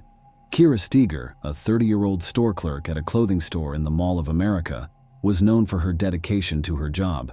She had never missed a shift. So when she didn't show up for work on February 23, 2013, her coworkers grew concerned. They attempted to reach Kira, but received no response to calls or text messages. Consequently, they alerted the police that she was missing. Kira K. Steger was born on November 19, 1982, in Des Plaines, Illinois. She was the daughter of Marcy and Jay Steger, who lovingly described her as a lively, dedicated, and sweet daughter. Kira had been employed at the Mall of America, working at 2 stores, Wet Seal, and more recently, Delia's. Her co-workers were not just colleagues, she considered them family. Kira had a unique ability to recognize people's strengths, even when they didn't notice them themselves. She had ambitious plans and dreams for a bright and serene future. Tragically, all those dreams vanished in an instant when Kira mysteriously disappeared on Thursday, February 21, 2013. On that day, she had a shift at work, and her coworkers reported that she seemed in good spirits, planning to enjoy a nice dinner with her husband after her shift. Kira and Jeffrey Trevino had met 3 years prior and had ignited a spark, leading to a romantic relationship and ultimately a wedding. Overall, they appeared to be a happy and stable married couple. Although they had occasional disagreements, these seemed minor and were kept within their private circle. Neither their relatives, friends, nor co-workers were aware of any serious issues. However, 2 days after Kira failed to come to work, on Saturday, February 23rd, her co-workers grew increasingly concerned as her behavior was atypical for her. She was known for her punctuality and strict adherence to her schedule. Unable to reach Kira, her co-workers contacted Jeffrey, who had no knowledge of her whereabouts. Jeffrey explained that Kira had left their home the previous morning and hadn't returned. He didn't find it particularly concerning since Kira had a history of occasionally disappearing for a day or two, staying at a friend's or relative's place unannounced. One possible cause for concern was the heavy snowfall that day, which could have resulted in difficulties on the road, such as her car getting stuck or her phone battery dying. Receiving no news from his wife, Jeffrey filed a missing persons report and contacted Kira's family. This mysterious disappearance shocked Kira's loved ones profoundly. Detectives immediately started working on Kira Steger's missing persons case upon receiving the report. Typically, investigations in such cases begin by questioning the spouse and searching the immediate vicinity. This case was no exception, and detectives visited Jeffrey's residence to speak with him. Jeffrey told the detectives that on Thursday, he and Kira had spent time together after work, having dinner, playing bowling, and eventually leaving the mall. According to Jeffrey, they went straight home as Kira intended to watch a movie. Jeffrey also mentioned that his wife left their house the next morning, a Friday, around 8:30 a.m., as she had a work event that required her presence. He didn't find her absence unusual, given her history of occasional disappearances. Jeffrey, however, did admit to some relationship problems over the past few months. He considered these disagreements to be minor, typical of any family. When the detectives asked if Kira might have had a lover or been staying with someone else, Jeffrey denied this possibility. He claimed to trust his wife and love her deeply. The investigators gathered information about Kira and her car, and they personally visited the Mall of America to verify Jeffrey's account. The mall, one of the largest in the world, is located in Bloomington, boasting 520 stores, theme parks, an oceanarium, movie theaters, a golf course, and more. Given its size, it had numerous security cameras. After reviewing the surveillance footage, detectives confirmed that Jeffrey's account held true. They observed that he met Kira after work, and they spent time together at the mall before heading to the parking lot and leaving. There were no signs of any arguments, and the evening seemed ordinary. However, the anxiety of not knowing Kira's whereabouts weighed heavily on her loved ones as each day passed without any news. Unable to bear the uncertainty, Kira's family traveled to Bloomington to assist with the investigation. They distributed flyers with her pictures in an effort to raise awareness and garner public help. While Kira's family distributed flyers, investigators continued their efforts.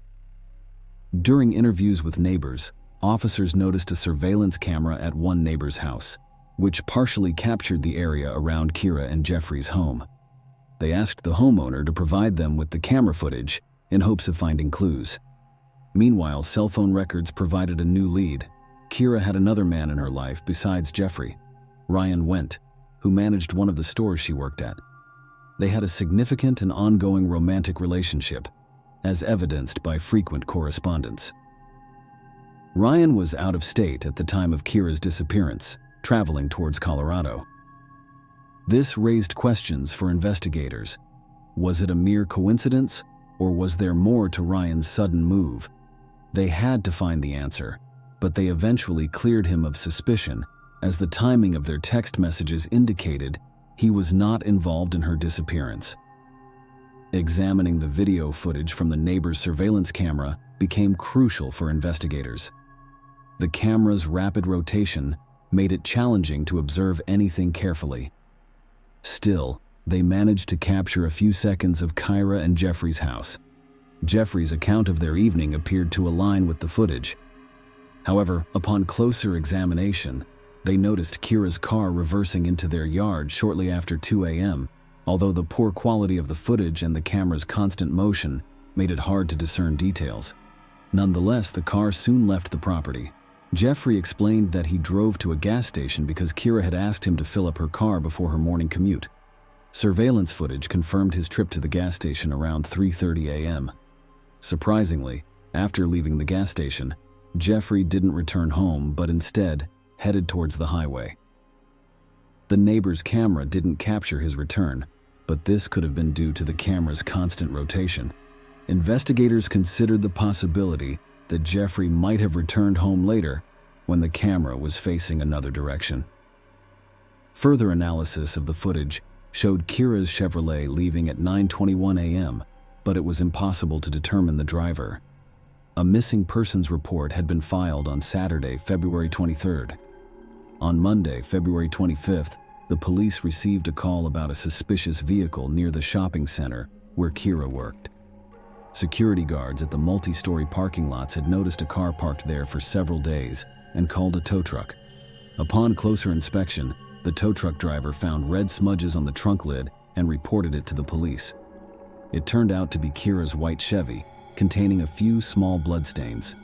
Inside her purse, they discovered divorce court forms that appeared to have been downloaded from the internet.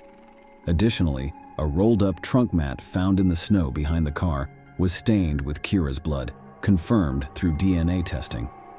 This grim discovery suggested that Kira was likely no longer alive. It devastated her family and friends, as her last hope of seeing her again had faded. Many questions remained unanswered. How had she died? Had she suffered? And who could have harbored such resentment as to take her life? The absence of Kira's body made the situation even more difficult to bear for her loved ones. The detectives' top priority became identifying the person who abandoned the vehicle in the parking lot. The car left the house at 9:21 a.m., and the mall's cameras captured it shortly after. Although there were no cameras in the parking lot where the car was found, one camera pointed towards the path leading to the car. This camera captured the arrival of the car, followed by the appearance of a hooded man. Given the cold weather, the hooded attire wasn't unusual. The man crossed the street, had a brief conversation with a taxi driver at a nearby stand, and then got into the cab. The police identified the taxi company based on the timing of the interaction and the license plate number. All the taxis in the parking lot were equipped with GPS tracking devices, allowing the police to determine that the hooded man's journey ended near Kira and Jeffrey's house. He paid cash and left the neighborhood, passing by the same camera that partially recorded the couple's home. 2 minutes later, another hooded man entered the frame. Although the footage had low resolution, they noticed a white logo on his hoodie. As they continued watching, the hooded man entered the house where Kira and Jeffrey lived. Kira was still missing at this point, making it highly likely that the hooded man was Jeffrey. With a search warrant secured, law enforcement officers headed to the house. At first glance, it appeared to be an ordinary home, but upon closer inspection, forensic experts discovered dark red stains in the bedroom. Stains were found on the wall next to the bed, and approximately 100 on the mattress. Luminol revealed more hidden bloodstains on the carpet that extended from the bedroom into other areas of the house. Forensic analysis confirmed that it was Kira's blood, strengthening the investigators' belief that she was no longer alive. The police also examined Jeffrey's car but found no blood or signs of a struggle. However, they did discover something interesting. A gas station receipt in Jeffrey's car, issued an hour and 40 minutes before Kira's car was discovered in the mall's parking lot. The receipt showed that Jeffrey had used his card to make a purchase at the gas station, followed by a cash withdrawal from an ATM. To gather more evidence, detectives reviewed the gas station's security footage, which showed Jeffrey filling his car with gas, going inside the station, and withdrawing cash from the ATM. The footage briefly revealed his face, as well as a logo on his jacket that resembled the logo on the man seen in the earlier surveillance footage. Based on this new information and the evidence found in the house, Jeffrey Trevino, 39 years old, was arrested. He was taken to the police station for questioning and became the prime and only suspect in the case. During questioning, Jeffrey immediately invoked his right to remain silent, seeking advice from his attorney. The police had enough evidence to charge him, but locating Kira's body was crucial to further cementing his guilt. Everyone believed Kira was no longer alive. As the police, Kira's family, and volunteers conducted extensive searches, they made a disturbing discovery in late March. Near Keller Lake, a few miles from Trevino's house, volunteers found a peculiar bag by the roadside and contacted the police. Inside the bag were a bloodied pillow, a shirt, and a bra, all linked to Kira through DNA analysis. Although divers searched the lake, they found no remains in the water. The area around the lake was also scoured multiple times using search dogs specifically trained to find bodies, yet their efforts yielded no results.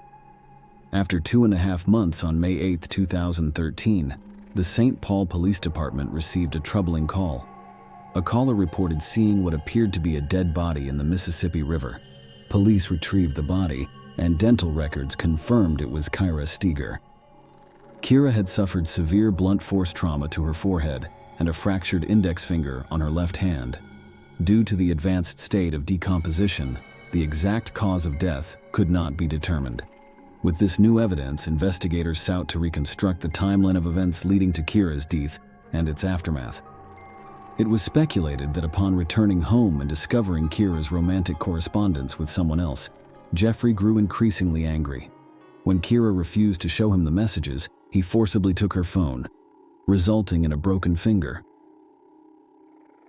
As his rage intensified, he tragically took Kira's life and attempted to hide the evidence. Using Kira's car, he transported her body to the house, then later used the car to dispose of her remains in the river. He made a stop at a gas station and withdrew cash, knowing he would need to pay for a taxi after abandoning Kira's car at the mall. Returning home, Jeffrey attempted to create the impression that Kira had left on her own that morning and was fine. However, surveillance cameras foiled his plan. In October 2013, a jury convicted 39-year-old Jeffrey Trevino. His defense argued that the act was not premeditated and resulted from a heated and sudden argument sparked by the discovery of his wife's infidelity. Before sentencing, Kira's family members made statements in court. Her sister, Carrie Ann Steger, referred to Jeffrey as a calculated criminal and expressed that he deserved no mercy. Marcy, Kira's mother, pointed out that Jeffrey had shown her daughter no mercy and had discarded her like trash in a polluted river. Jay, Kira's father, emphasized that no punishment could ever compensate for the pain Jeffrey had caused their family. In November 2013, Jeffrey Trevino was sentenced to 27.5 years in prison. He became eligible for parole in 2031.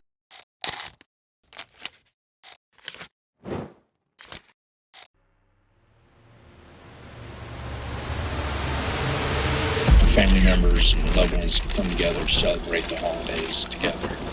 Certainly this happens. It's very tragic. The Christmas to be the Christmas.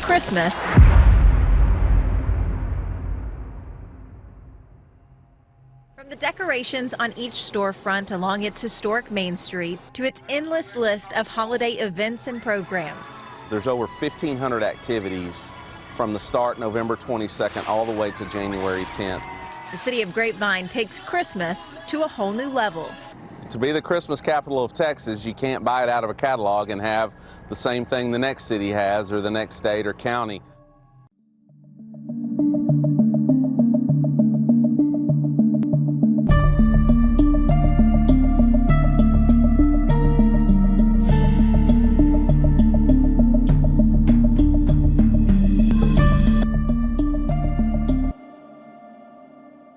Every December 25th, individuals from all corners of the globe come together to celebrate the Christmas.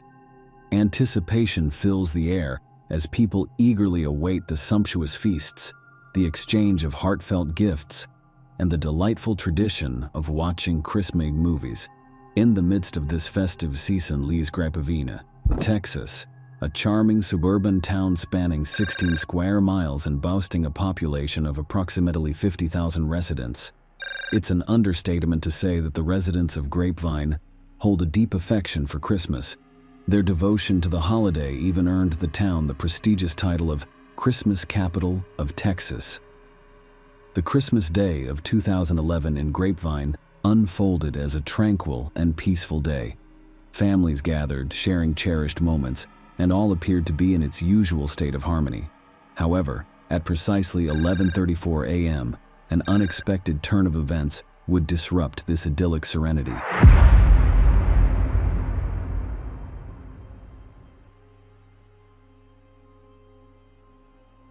Grapevine 911, where is your emergency? Hello, Grapevine 911. You need help? Are you sick? What was that? Do you need an ambulance or police? Hello? One moment. I'm just getting heavy breathing on the phone and I'm trying to talk to you, so please send it. The caller was breathing heavily, and it was unclear what they were saying or what the situation was. We're sorry, the number you have dialed is not in service at this time. Approximately 20 seconds elapsed in eerie silence after the caller's mysterious heavy breathing, and then the line abruptly went dead. The caller remained unresponsive. Originating from a local apartment's landline, this puzzling incident prompted an immediate dispatch of both police and firefighters, tasked with unraveling the enigma that unfolded on that unsettling Christmas morning. In a mere 3 minutes, the police arrived at the 2-story unit nestled within the Lincoln Vineyard Apartments, situated in the 2500 block on Hall Johnson Road. The apartment from which the call had emanated occupied a position towards the rear of the complex, affording a view of Colleyville Heritage High School's sprawling fields. Given that many residents had departed to enjoy the holiday with their loved ones, numerous apartments stood vacant. Upon reaching the apartment in question, the front door revealed itself to be securely locked from the inside. A series of knocks reverberated through the hushed corridor, yet the only response was an eerie silence, devoid of any signs of life. Law enforcement officers, fueled by growing apprehension, peered through the windows, and what they encountered was a macabre tableau. Within the living room, 7 lifeless bodies lay strewn about, some on the sofa and others on the floor. Their demises bore the grim signature of gunshot wounds, with telltale defensive injuries, suggesting they had desperately sought refuge from the relentless bullets. It appeared that these unfortunate souls had just concluded the act of unwrapping their Christmas gifts when the horrifying massacre unfolded. Adding to the macabre scene, both of the adult males clutched firearms in their right hands. Strangely, no neighbors reported hearing the unmistakable sound of gunshots, though it was understandable given the sparse occupancy of the apartments at that time. As the police meticulously combed through the complex and embarked on crime scene examinations, a particular detail emerged as striking. An SUV was conspicuously parked outside the apartment. Subsequent checks revealed that the vehicle was registered to a man residing 2 miles away in the suburban enclave of Colleyville. The gravity of the situation spread rapidly throughout the community, but before any information could be released, the victims needed to be officially identified and their next of kin notified. The authorities believed they knew the victims' identities, but sought unequivocal confirmation, a process that would take longer than desired due to the unavailability of the state driver's license fingerprint database on that fateful Christmas day. It's probably the worst investigation that we've had to, investigate in, many years. This is something that's very tragic, and, regardless of what day of the year it happens on, it's something that's very unfortunate, but it's certainly amplified given the fact that it is Christmas today. I've been with this police department for 12 years, and this is probably the most tragic thing that I've certainly been involved with. And I think, I can speak safely for the rest of the police department. I don't think any members of the police department has encountered something like this on Christmas Day. Grapevine police say someone inside the family's apartment called 911 around 11:30 Sunday morning, but the line stayed silent. Officers soon arrived and broke down the door. It appears that the victims are all in one central location, living area, kitchen area. The 4 women and 3 men, ranging from their late teens to early 60s, had been shot with a pistol. The bodies were removed from the house and taken away for autopsies to be carried out. After this, the names of the victims were eventually released, revealing that they were all part of the same family. Sergeant Robert Eberling, in a press briefing, divulged crucial details of the investigation. It was revealed that 2 firearms had been involved in this tragic event: a Glock 23, a .40 caliber pistol equipped with a 10-round clip, and a Smith & Wesson 9mm15 model, a 9mm pistol featuring a 15-round magazine. The latter weapon was registered to the owner of the SUV found parked outside the scene and had been acquired back in 1996, further deepening the intrigue surrounding this devastating incident.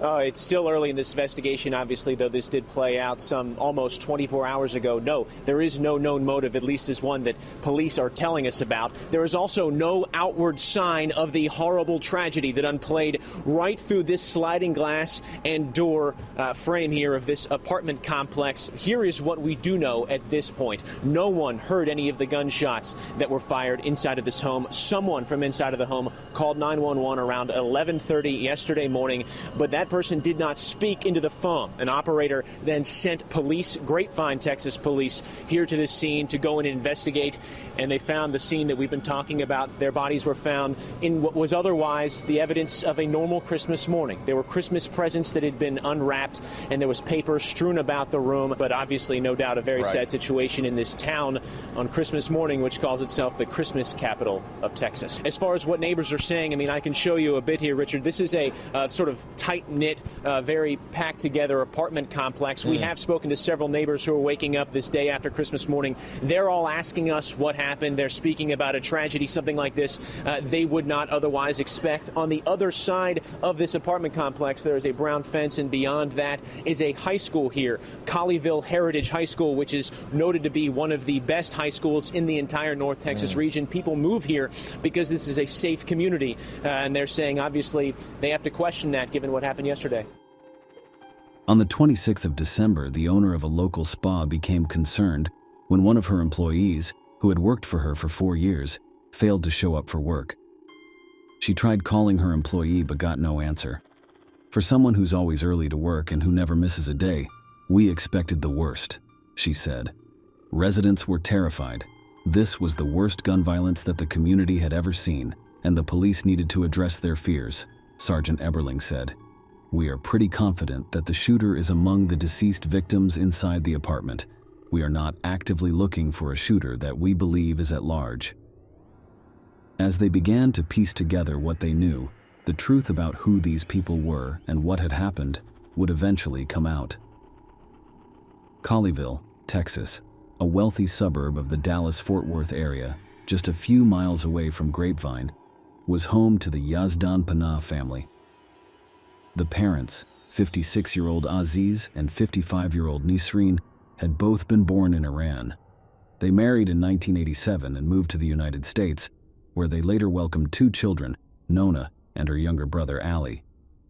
Nisreen had worked in a salon doing manicures and often talked about her family with people. Family was everything to Nisreen. She was close to her sister Zori, and together they were described as two of the nicest people you could meet. Zori was married to a man called Mohammed Hussein, also known as Hussein, who was well known among the Iranian-American community. He owned a large ranch in Dallas, and the family was incredibly close. The Yazdanpanov family lived in a 3,000-square-foot property in Colleyville, and on the surface, things appeared to be fine. Neighbors would see the family having yard sales, and Aziz appeared to be very active in his children's lives. He volunteered as a debate coach at Knox High School. One neighbor said, "From everything we saw, he was actively engaged with his children." He was described as outgoing and would say hello to people if he passed them in the streets, but neighbors did note that he seemed to be very protective of his children. Nona and Ali were both doing well in school, so their parents had plenty to be proud of. Nona graduated from Colleyville Heritage High School and was a student at a local community college. She had big dreams of moving to the West Coast and attending school in California, with hopes of one day becoming a lawyer. One of Nona's friends said that she had implied that all was not well within her family and that things were becoming tougher for them, but she didn't provide further information. Her friend said that she was aware that Aziz was, in her words, really strict with his children, and would take Nona's phone and refuse to give it back.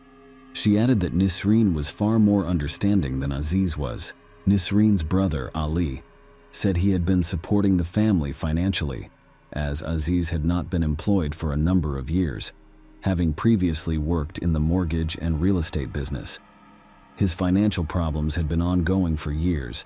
In 1996, he was placed on probation for 3 years after pleading guilty to one count of subscribing to a false income tax return. He was issued a fine of $1,000 and ordered to pay $319 in restitution to the Department of Justice. Just 3 years later, Aziz and Nisreen jointly filed for bankruptcy. The case was discharged a few months later, but their financial problems continued to worsen.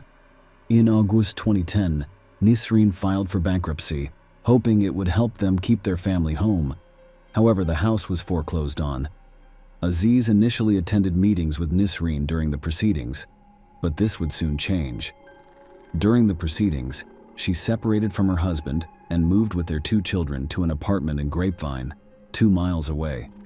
Nisreen's brother had paid for the apartment as they were living without electricity or water due to the foreclosure. Nisreen was the only one bringing in money. Nona opened up to one of her friends and said she felt like her family was falling apart. The bankruptcy Nisreen had filed for was later dismissed because she had not made the planned payments. According to her lawyer, George Barnes, she had told him, "Please don't talk to my husband at all." Aziz had listed his employment as self-employed, even though he was out of work and not earning any money. Aziz allegedly sold the family's furniture and rugs to pay for sex workers. The separation and financial difficulties had been incredibly hard on Nisreen. She had a state cosmetology license, but disease had forbidden her from working after Aziz became unemployed, and the family's finances took a hit. She had worked 2 jobs at different spas to try and keep the money coming in after they separated. A family friend said that Nisreen had done everything she could to remain on good terms with Aziz. She, along with the help of her sister, had decided to buy only the basic necessities for her apartment. She was described as a quiet, super kind lady, a peacemaker who didn't want anything to happen to her kids or her family. She was a really wonderful mom, and always protective of her kids. After Nisreen moved out, Aziz stayed in the family home, and neighbors would often see him working in the yard. One neighbor said he wasn't even aware that Aziz's wife and children had left the home. Although separated, they appeared to be on good terms, and Aziz also had a key to the new apartment and would occasionally visit his children. As the year began to come to a close, it was soon time for what the people of Grapevine loved most: Christmas. On Christmas Eve, the extended family had all gathered at Mohammed's ranch to enjoy a large Christmas party and spend some much-needed time together. One of those in attendance was 22-year-old Sarah Zeri, Mohammed's daughter, who attended the University of Texas at Arlington as a pre-med student and was also a member of the Tri Delta sorority. Dozens of people were there, and the celebrations carried on late into the night. Aziz had not been invited. The following day on Christmas, Nisreen and her children were at the apartment in Grapevine. That morning, Aziz set off to the apartment in his sport utility vehicle, dressed as Santa Claus. He parked outside, and shortly after he arrived, Nisreen's sister, brother-in-law, and niece came to the apartment too. Just before 11 a.m., Sarah sent a text message to her friend which said, "So we're here. We just got here, and my uncle is here too, dressed as Santa. Awesome." She was, of course, referring to Aziz. Just 15 minutes later, she sent another message. Now he wants to be all fatherly and win Father of the Year. Within a few minutes after opening their gifts, Aziz revealed he had brought 2 guns with him. He opened fire, and in terrifyingly quick succession, killed 6 members of his family: Ali, Nona, Zori, Sarah, Muhammad, and Nisreen. All had multiple gunshot wounds and had been shot several times. At 11:34, less than 20 minutes after Sarah had sent that text message, the 911 call was made. Grapevine 911, where is your emergency? You need help? Are you sick? What was that? Do you need an ambulance or police? Hello?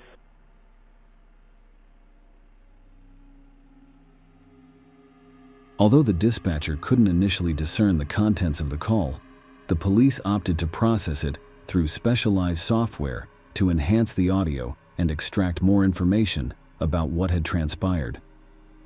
After this analysis, it became clear that someone had urgently said, "Help, help," followed by the caller stating, "I'm shooting people." This led them to the conclusion that Aziz had placed the call to emergency services. Grapevine 911, where is your emergency? Hello, Grapevine 911. You need help? Are you sick? What was that? Yet more revealing information, very hard to stomach this morning as we listen to Grapevine Police give us the latest update. They are now telling us that this gunman dressed as Santa Claus was definitely an invited guest, welcome at this Christmas celebration, that no one knew he had arrived with 2 handguns he intended to use, and when he did, police say, he caught his victims totally by surprise. We await more information, but what we already do know is that this family involved definitely had some financial problems. We know that mom and dad had separated back in March, and that dad was still living in the Colleyville home that the bank had foreclosed on last year. 7 family members shot and killed on Christmas Day. Just to know that, like, the entire family was murdered is pretty awful. It's certainly the worst signal shooting that we've had with this many victims. Neighbors broke away from their holiday gatherings and watched as police searched the apartment for clues. They say the family kept to themselves and are stunned by the timing. It's just crazy, unexpected, especially on Christmas Day, and family members most of all. With so many unanswered questions, investigators are trying to determine why the gunman massacred his own family on what should have been a day of joy. Mayor Tate Williams expressed profound shock and sorrow in the wake of this horrific tragedy, labeling it a profound and heart-wrenching event. He underlined the added anguish that had occurred on Christmas, a day that should have been filled with joy and celebration. Sergeant Eberling, who had been dedicatedly working on the case, echoed these sentiments, characterizing the incident as the most horrifying homicide Grapevine had ever witnessed, and highlighting that it marked the town's first murders since 2010. The community found it almost inconceivable that such a violent and inexplicable event had transpired right on their doorstep. Funeral arrangements were swiftly organized, with friends, family, and loved ones traveling from across the nation and beyond to pay their respects in Texas. In a somber and private ceremony, the 6 victims were laid to rest, leaving behind a heart-rending void in the lives of those who cherished them. Meanwhile, the police diligently continued their investigative efforts, turning their attention to the foreclosed home in Colleyville in search of potential clues.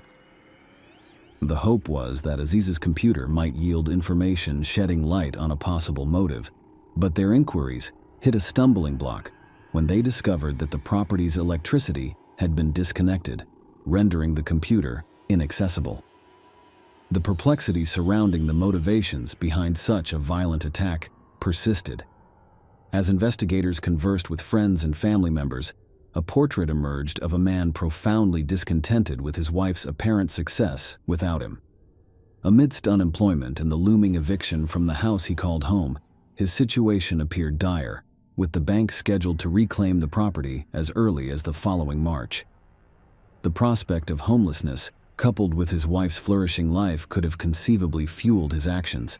However, with Aziz no longer alive to account for his deeds, the exact workings of his mind would forever remain a mystery. Lieutenant Todd Deering reflected, "You can speculate about his bankruptcy. You can speculate about his family relationships. You can speculate about a bunch of different things, but we just don't know right now. Everybody who may have known what the motive was, or what set everything off, is now deceased." Sergeant Eberling added, "We really don't have a clear idea of why he did this. Sometimes there's not a really good explanation for irrational behavior." One of the family's friends voiced her belief that the murder stemmed from Aziz's resentment towards his wife's newfound independence and success. The shootings that transpired in Grapevine on that fateful Christmas day not only left the community in shock and the police department in disbelief due to their senselessness and brutality, but also inflicted irreparably pain on a shattered family.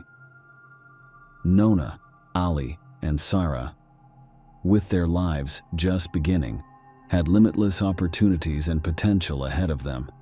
Zori and Muhammad, who meant so much to their local community and their family, left an irreplaceable void in the lives of those who loved them. For Nizreen, who was on the cusp of thriving and embracing a fresh start on her own, her life was tragically taken by the very person who had vowed to love and protect her, amplifying the devastation caused by this inexplicable act of violence. Share your opinion with us in the comments, and subscribe to the channel for more.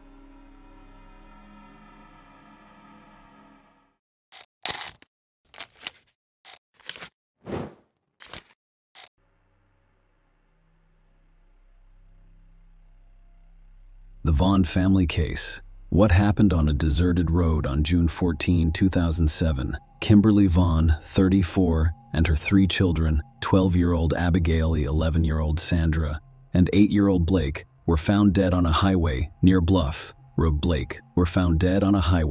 Bluff Road. They all died as a result of close-range gunshot wounds. Christopher Vaughn, the family's head, was the only survivor and suffered only minor injuries.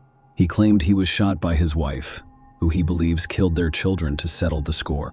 Christopher, on the other hand, was unable to provide specific information because he allegedly had a memory lapse. The case was investigated for 5 years before a final verdict was reached. However, some people continue to question the justice of the verdict. The story has remained a hot topic on popular television talk shows, prompting numerous questions. We'll try to get to the bottom of things from the start.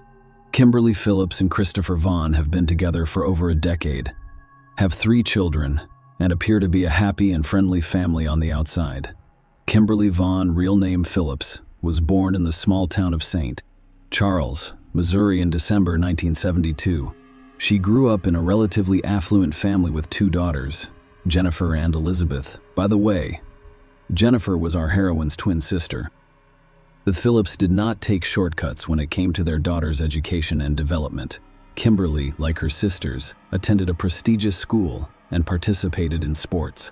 She had many friends who described the girl as outgoing and friendly. Christopher Vaughn was born in September 1974 in St. Louis, Missouri, a nearby city. He was one of 3 sons in a modest yet welcoming family. During his school years, the young man was very interested in soccer and also enjoyed hiking, camping, and family vacations out of town. The couple met in the early 1990s. They quickly developed a romantic relationship. Kimberly's parents opposed the union from the beginning because the chosen daughter was a few years younger than her and did not yet have a stable job. Furthermore, as previously stated, I grew up in a modest, if not impoverished, household. However, the young people were so in love with one another that they refused to listen to anyone else. Kimberly soon became pregnant, and the couple got married in the summer of 1994. The groom was not yet 20 years old when the wedding took place, and the bride was only a few years older. They both seemed to be well prepared for family life, however. Their daughter Abigail was born 4 months after the wedding, in October of that year. Just a year later, the couple welcomed their second daughter, Cassandra. 3 years later, their youngest son, Blake, was born. The spouses' early years of family life were peaceful and happy. Young people fell in love, made big plans for the future, raised their families, and organized their homes. All of their children were gifted, grew well, participated in a variety of sports, loved music, and performed in the school drama theater. Kimberly, a homemaker, was constantly raising her voice. She oversaw her school's PT. The young woman also led the scouting group, which included all of her children. In the meantime, the family patriarch founded and expanded his own small cybersecurity company. A few years after their wedding, the family moved to Washington State, and in early 2000, they settled in a small town in Illinois, where they could afford to buy their own large home. Kimberly then decided to pursue a law degree and enrolled in one of the local universities. She received her diploma just a month before the tragedy. At first glance, this family appears to be happy and strong. However, few people were aware that the couple's relationship deteriorated soon after the relocation. Christopher frequently traveled to another state for work, and he developed an affair with a woman named Jill. This relationship lasted approximately a year, and Kimberly eventually became aware of it. A serious scandal erupted within the family. The husband and wife had separated and were getting divorced. However, after weighing all of the pros and cons, the couple decided to stay married for the sake of their children. Husband and wife did their best to pretend that everything was fine, but the tension between them gradually grew. Kim lost trust in her chosen one because she was jealous of him and suspected him of cheating, which proved to be reasonable. On the nervous ground, the young woman began to have health problems. She suffered from anxiety, migraines, insomnia, and blood pressure problems. Kimberly was forced to seek medical attention and was given several medications to treat her condition. She took them for a year and also saw a psychologist with whom she discussed her family's issues. Despite this, Kimberly remained social, friendly, and energetic. Others described her husband as a withdrawn introvert who rarely showed emotion during a fateful trip in June 2007.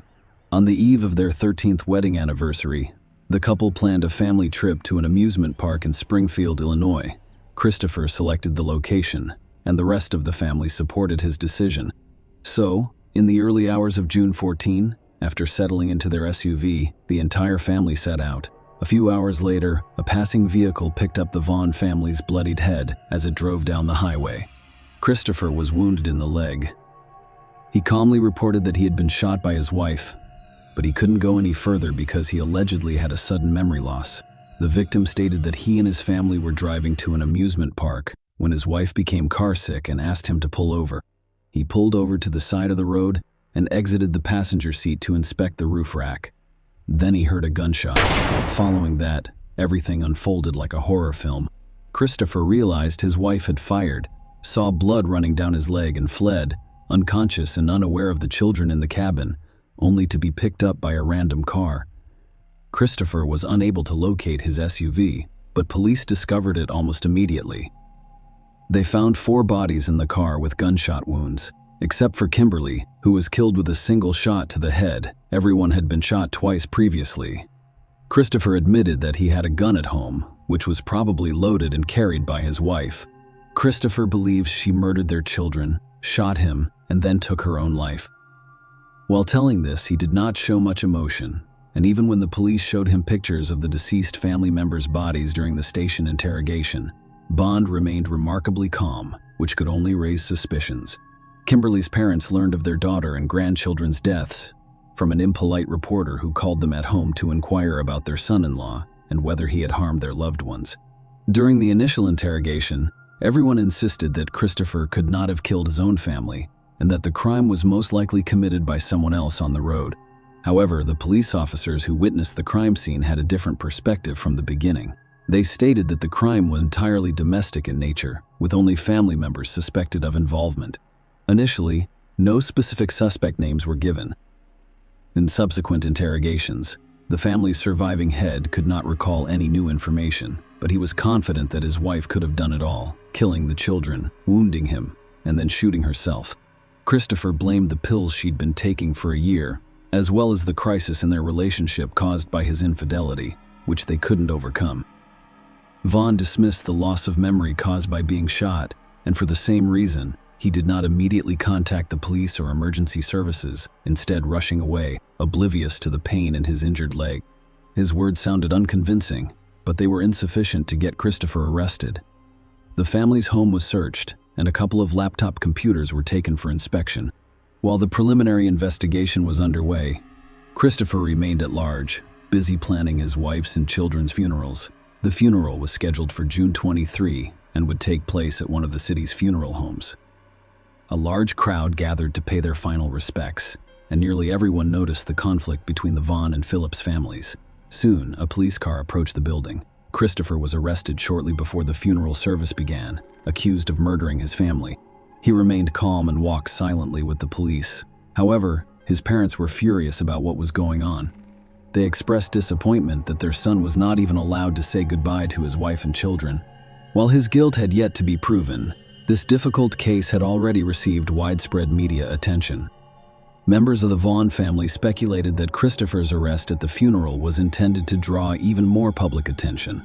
At the same time, the Phillips family was pleased with the results. In an interview, Kimberly's mother expressed relief that her daughter had been cleared of a crime against her children. The investigation questioned Christopher's words from the start, but he stubbornly blamed everything on a lapse in memory, claiming that he couldn't reconstruct the timeline. But he was certain his wife had committed this heinous crime. He was simply fortunate that the bullet struck only the thigh's soft tissues, avoiding the larger vessels. During the investigation, it was discovered that Christopher had his wife's insurance policy, which included a $1 million payout in the event of her death. As the investigation into this case progressed, the police became more convinced that the husband was the primary perpetrator of this terrible tragedy. The investigation lasted more than 5 years, and Christopher was held in custody throughout. Despite his continued efforts to prove his innocence, Vaughn was charged with several serious offenses, and if convicted, he faced death. As a result, under state law, he was entitled to attorneys paid for by a special fund established to protect people facing the death penalty. Christopher's defense attorneys were thorough in their efforts to shift blame for what happened to his late wife. They discovered that Kimberly had a number of mental disorders that she developed during the marital crisis caused by her husband's infidelity and the resulting health problems. And the drugs she was taking allegedly worsened her condition rather than improving it. Lawyers nearly succeeded in proving that the wife took a loaded gun from home on a family vacation, massacred the children, injured her husband, and then shot herself in the head. The evidence and materials presented appeared to support this version, so the case was left to be decided. However, the state is currently implementing reforms to abolish the death penalty, and as a result, Chris has lost his lawyers whose work had been funded by the foundation. They requested $250,000 to complete the case, but Vaughn didn't have much money. Christopher was assigned a public defender who had to handle the case from the start and devise a new line of defense. This time, the attempts to exonerate the defendant seemed far less credible. The defendant's personal laptop, which was seized during a home search, contained an unusual and lengthy correspondence with a Canadian resident named Steve Weiland. The two had met on a social networking site about 10 months prior to the tragedy and began corresponding almost daily. Christopher told his new friend that he was deeply unhappy and that his marriage and family life were dragging him down. The men talked about the advantages of living in the wilderness, away from civilization, like hiking, camping, and survival skills in the forest, deserts, and mountains. Vaughn eventually persuaded his new friend to help him fake his own death in order to flee his family. Steve, on the other hand, was opposed to the idea and declined to participate. Chris then stated that he would still abandon his family and city life to flee to a Canadian province where no one could find him. About a month before the tragedy, the accused started writing about a girl named Maya, whom he planned to take with him and allegedly loved. The police were able to easily find and bring Maya in as a witness. She turned out to be a dancer at Christopher's favorite strip club, and the two dated for several months. Throughout this time, Christopher complained about his unhappy family life. He once offered to run away with her. But Maya saw this plan as a foolish adventure, so she refused. Vaughn also had an affair with another young dancer to whom he falsely claimed to be single and child-free. I want to impress the girl. He spent a lot of money on her in a short amount of time, and even offered to take her to another country with him. The two girls and their pen pal were called as witnesses at the trial. Their testimony revealed that the defendant intended to flee with one of his mistresses rather than preserving his marriage. Christopher Vaughn's trial began in the fall of 2012, and it received extensive media coverage. Evidence revealed that he had purchased a gun shortly before the tragedy and had gone to shooting ranges several times to practice using it. Notably, the last time he fired at targets was the evening before his family's trip. Experts also discovered that the shot in Christopher's thigh was fired almost at point-blank range, contradicting his claim that his wife shot him when he got out of the car while Kimberly remained inside. Furthermore, the bullet holes in Christopher's jacket prompted numerous questions. According to the prosecutors, such a trace could have been caused by a single bullet fired while he was wearing his jacket. However, this assumption could not be validated. One of the most significant pieces of evidence was Kimberly's bloodstains on her husband's clothing. If Christopher, as he claimed, left the car while his family was still alive, how did his wife's blood, which he claimed she shot herself after he ran for help, get on his clothes and shoes? Furthermore, Kimberly's blood was not found on the murder weapon or on her hands, which would be impossible if she had shot herself in the head with a gun to her chin. However, a drop of her husband's blood was found on her thumb. In addition, Christopher's work computer was used to perform several searches for detailed staging of the crime scene. Kimberly's doctor also testified at the trial, claiming that the young woman suffered from insomnia, headaches, and high blood pressure, for which she was given a variety of medications, but that she had no negative thoughts or intentions to harm herself or others. The defendant was found guilty of all counts associated with such a heinous crime. Christopher received 4 life sentences, one for each family member, with no chance of ever being released. Shortly after receiving such a harsh sentence, Vaughn unexpectedly stated that he remembered everything from that day in great detail and had not forgotten anything. According to him, shots rang out after he exited the vehicle, but he had no idea what was going on. He then noticed the children's bodies, and then his wife shot him in the leg. She shouted that it was all his fault before shooting him in the head. The convict's new testimony had no bearing on the verdict because it sounded so ridiculous. However, Christopher's parents have actively sought to defend their son in front of the public. For several years, they have appeared on various talk shows, given interviews, and written blogs and social media posts about their dissatisfaction with life and how marriage has altered it. They also consistently blame all of the problems on the Phillips family, claiming that their members refused to accept their son-in-law from the start and did everything they could to make his life miserable. The Bond family had filed several clemency petitions, hoping that Chris would be acquitted or his sentence commuted. Several such petitions were delivered to the governor of the state. However, after reviewing the case file, he stated that he had no reason to question the court's decision. He advocated for the murder of a whole family.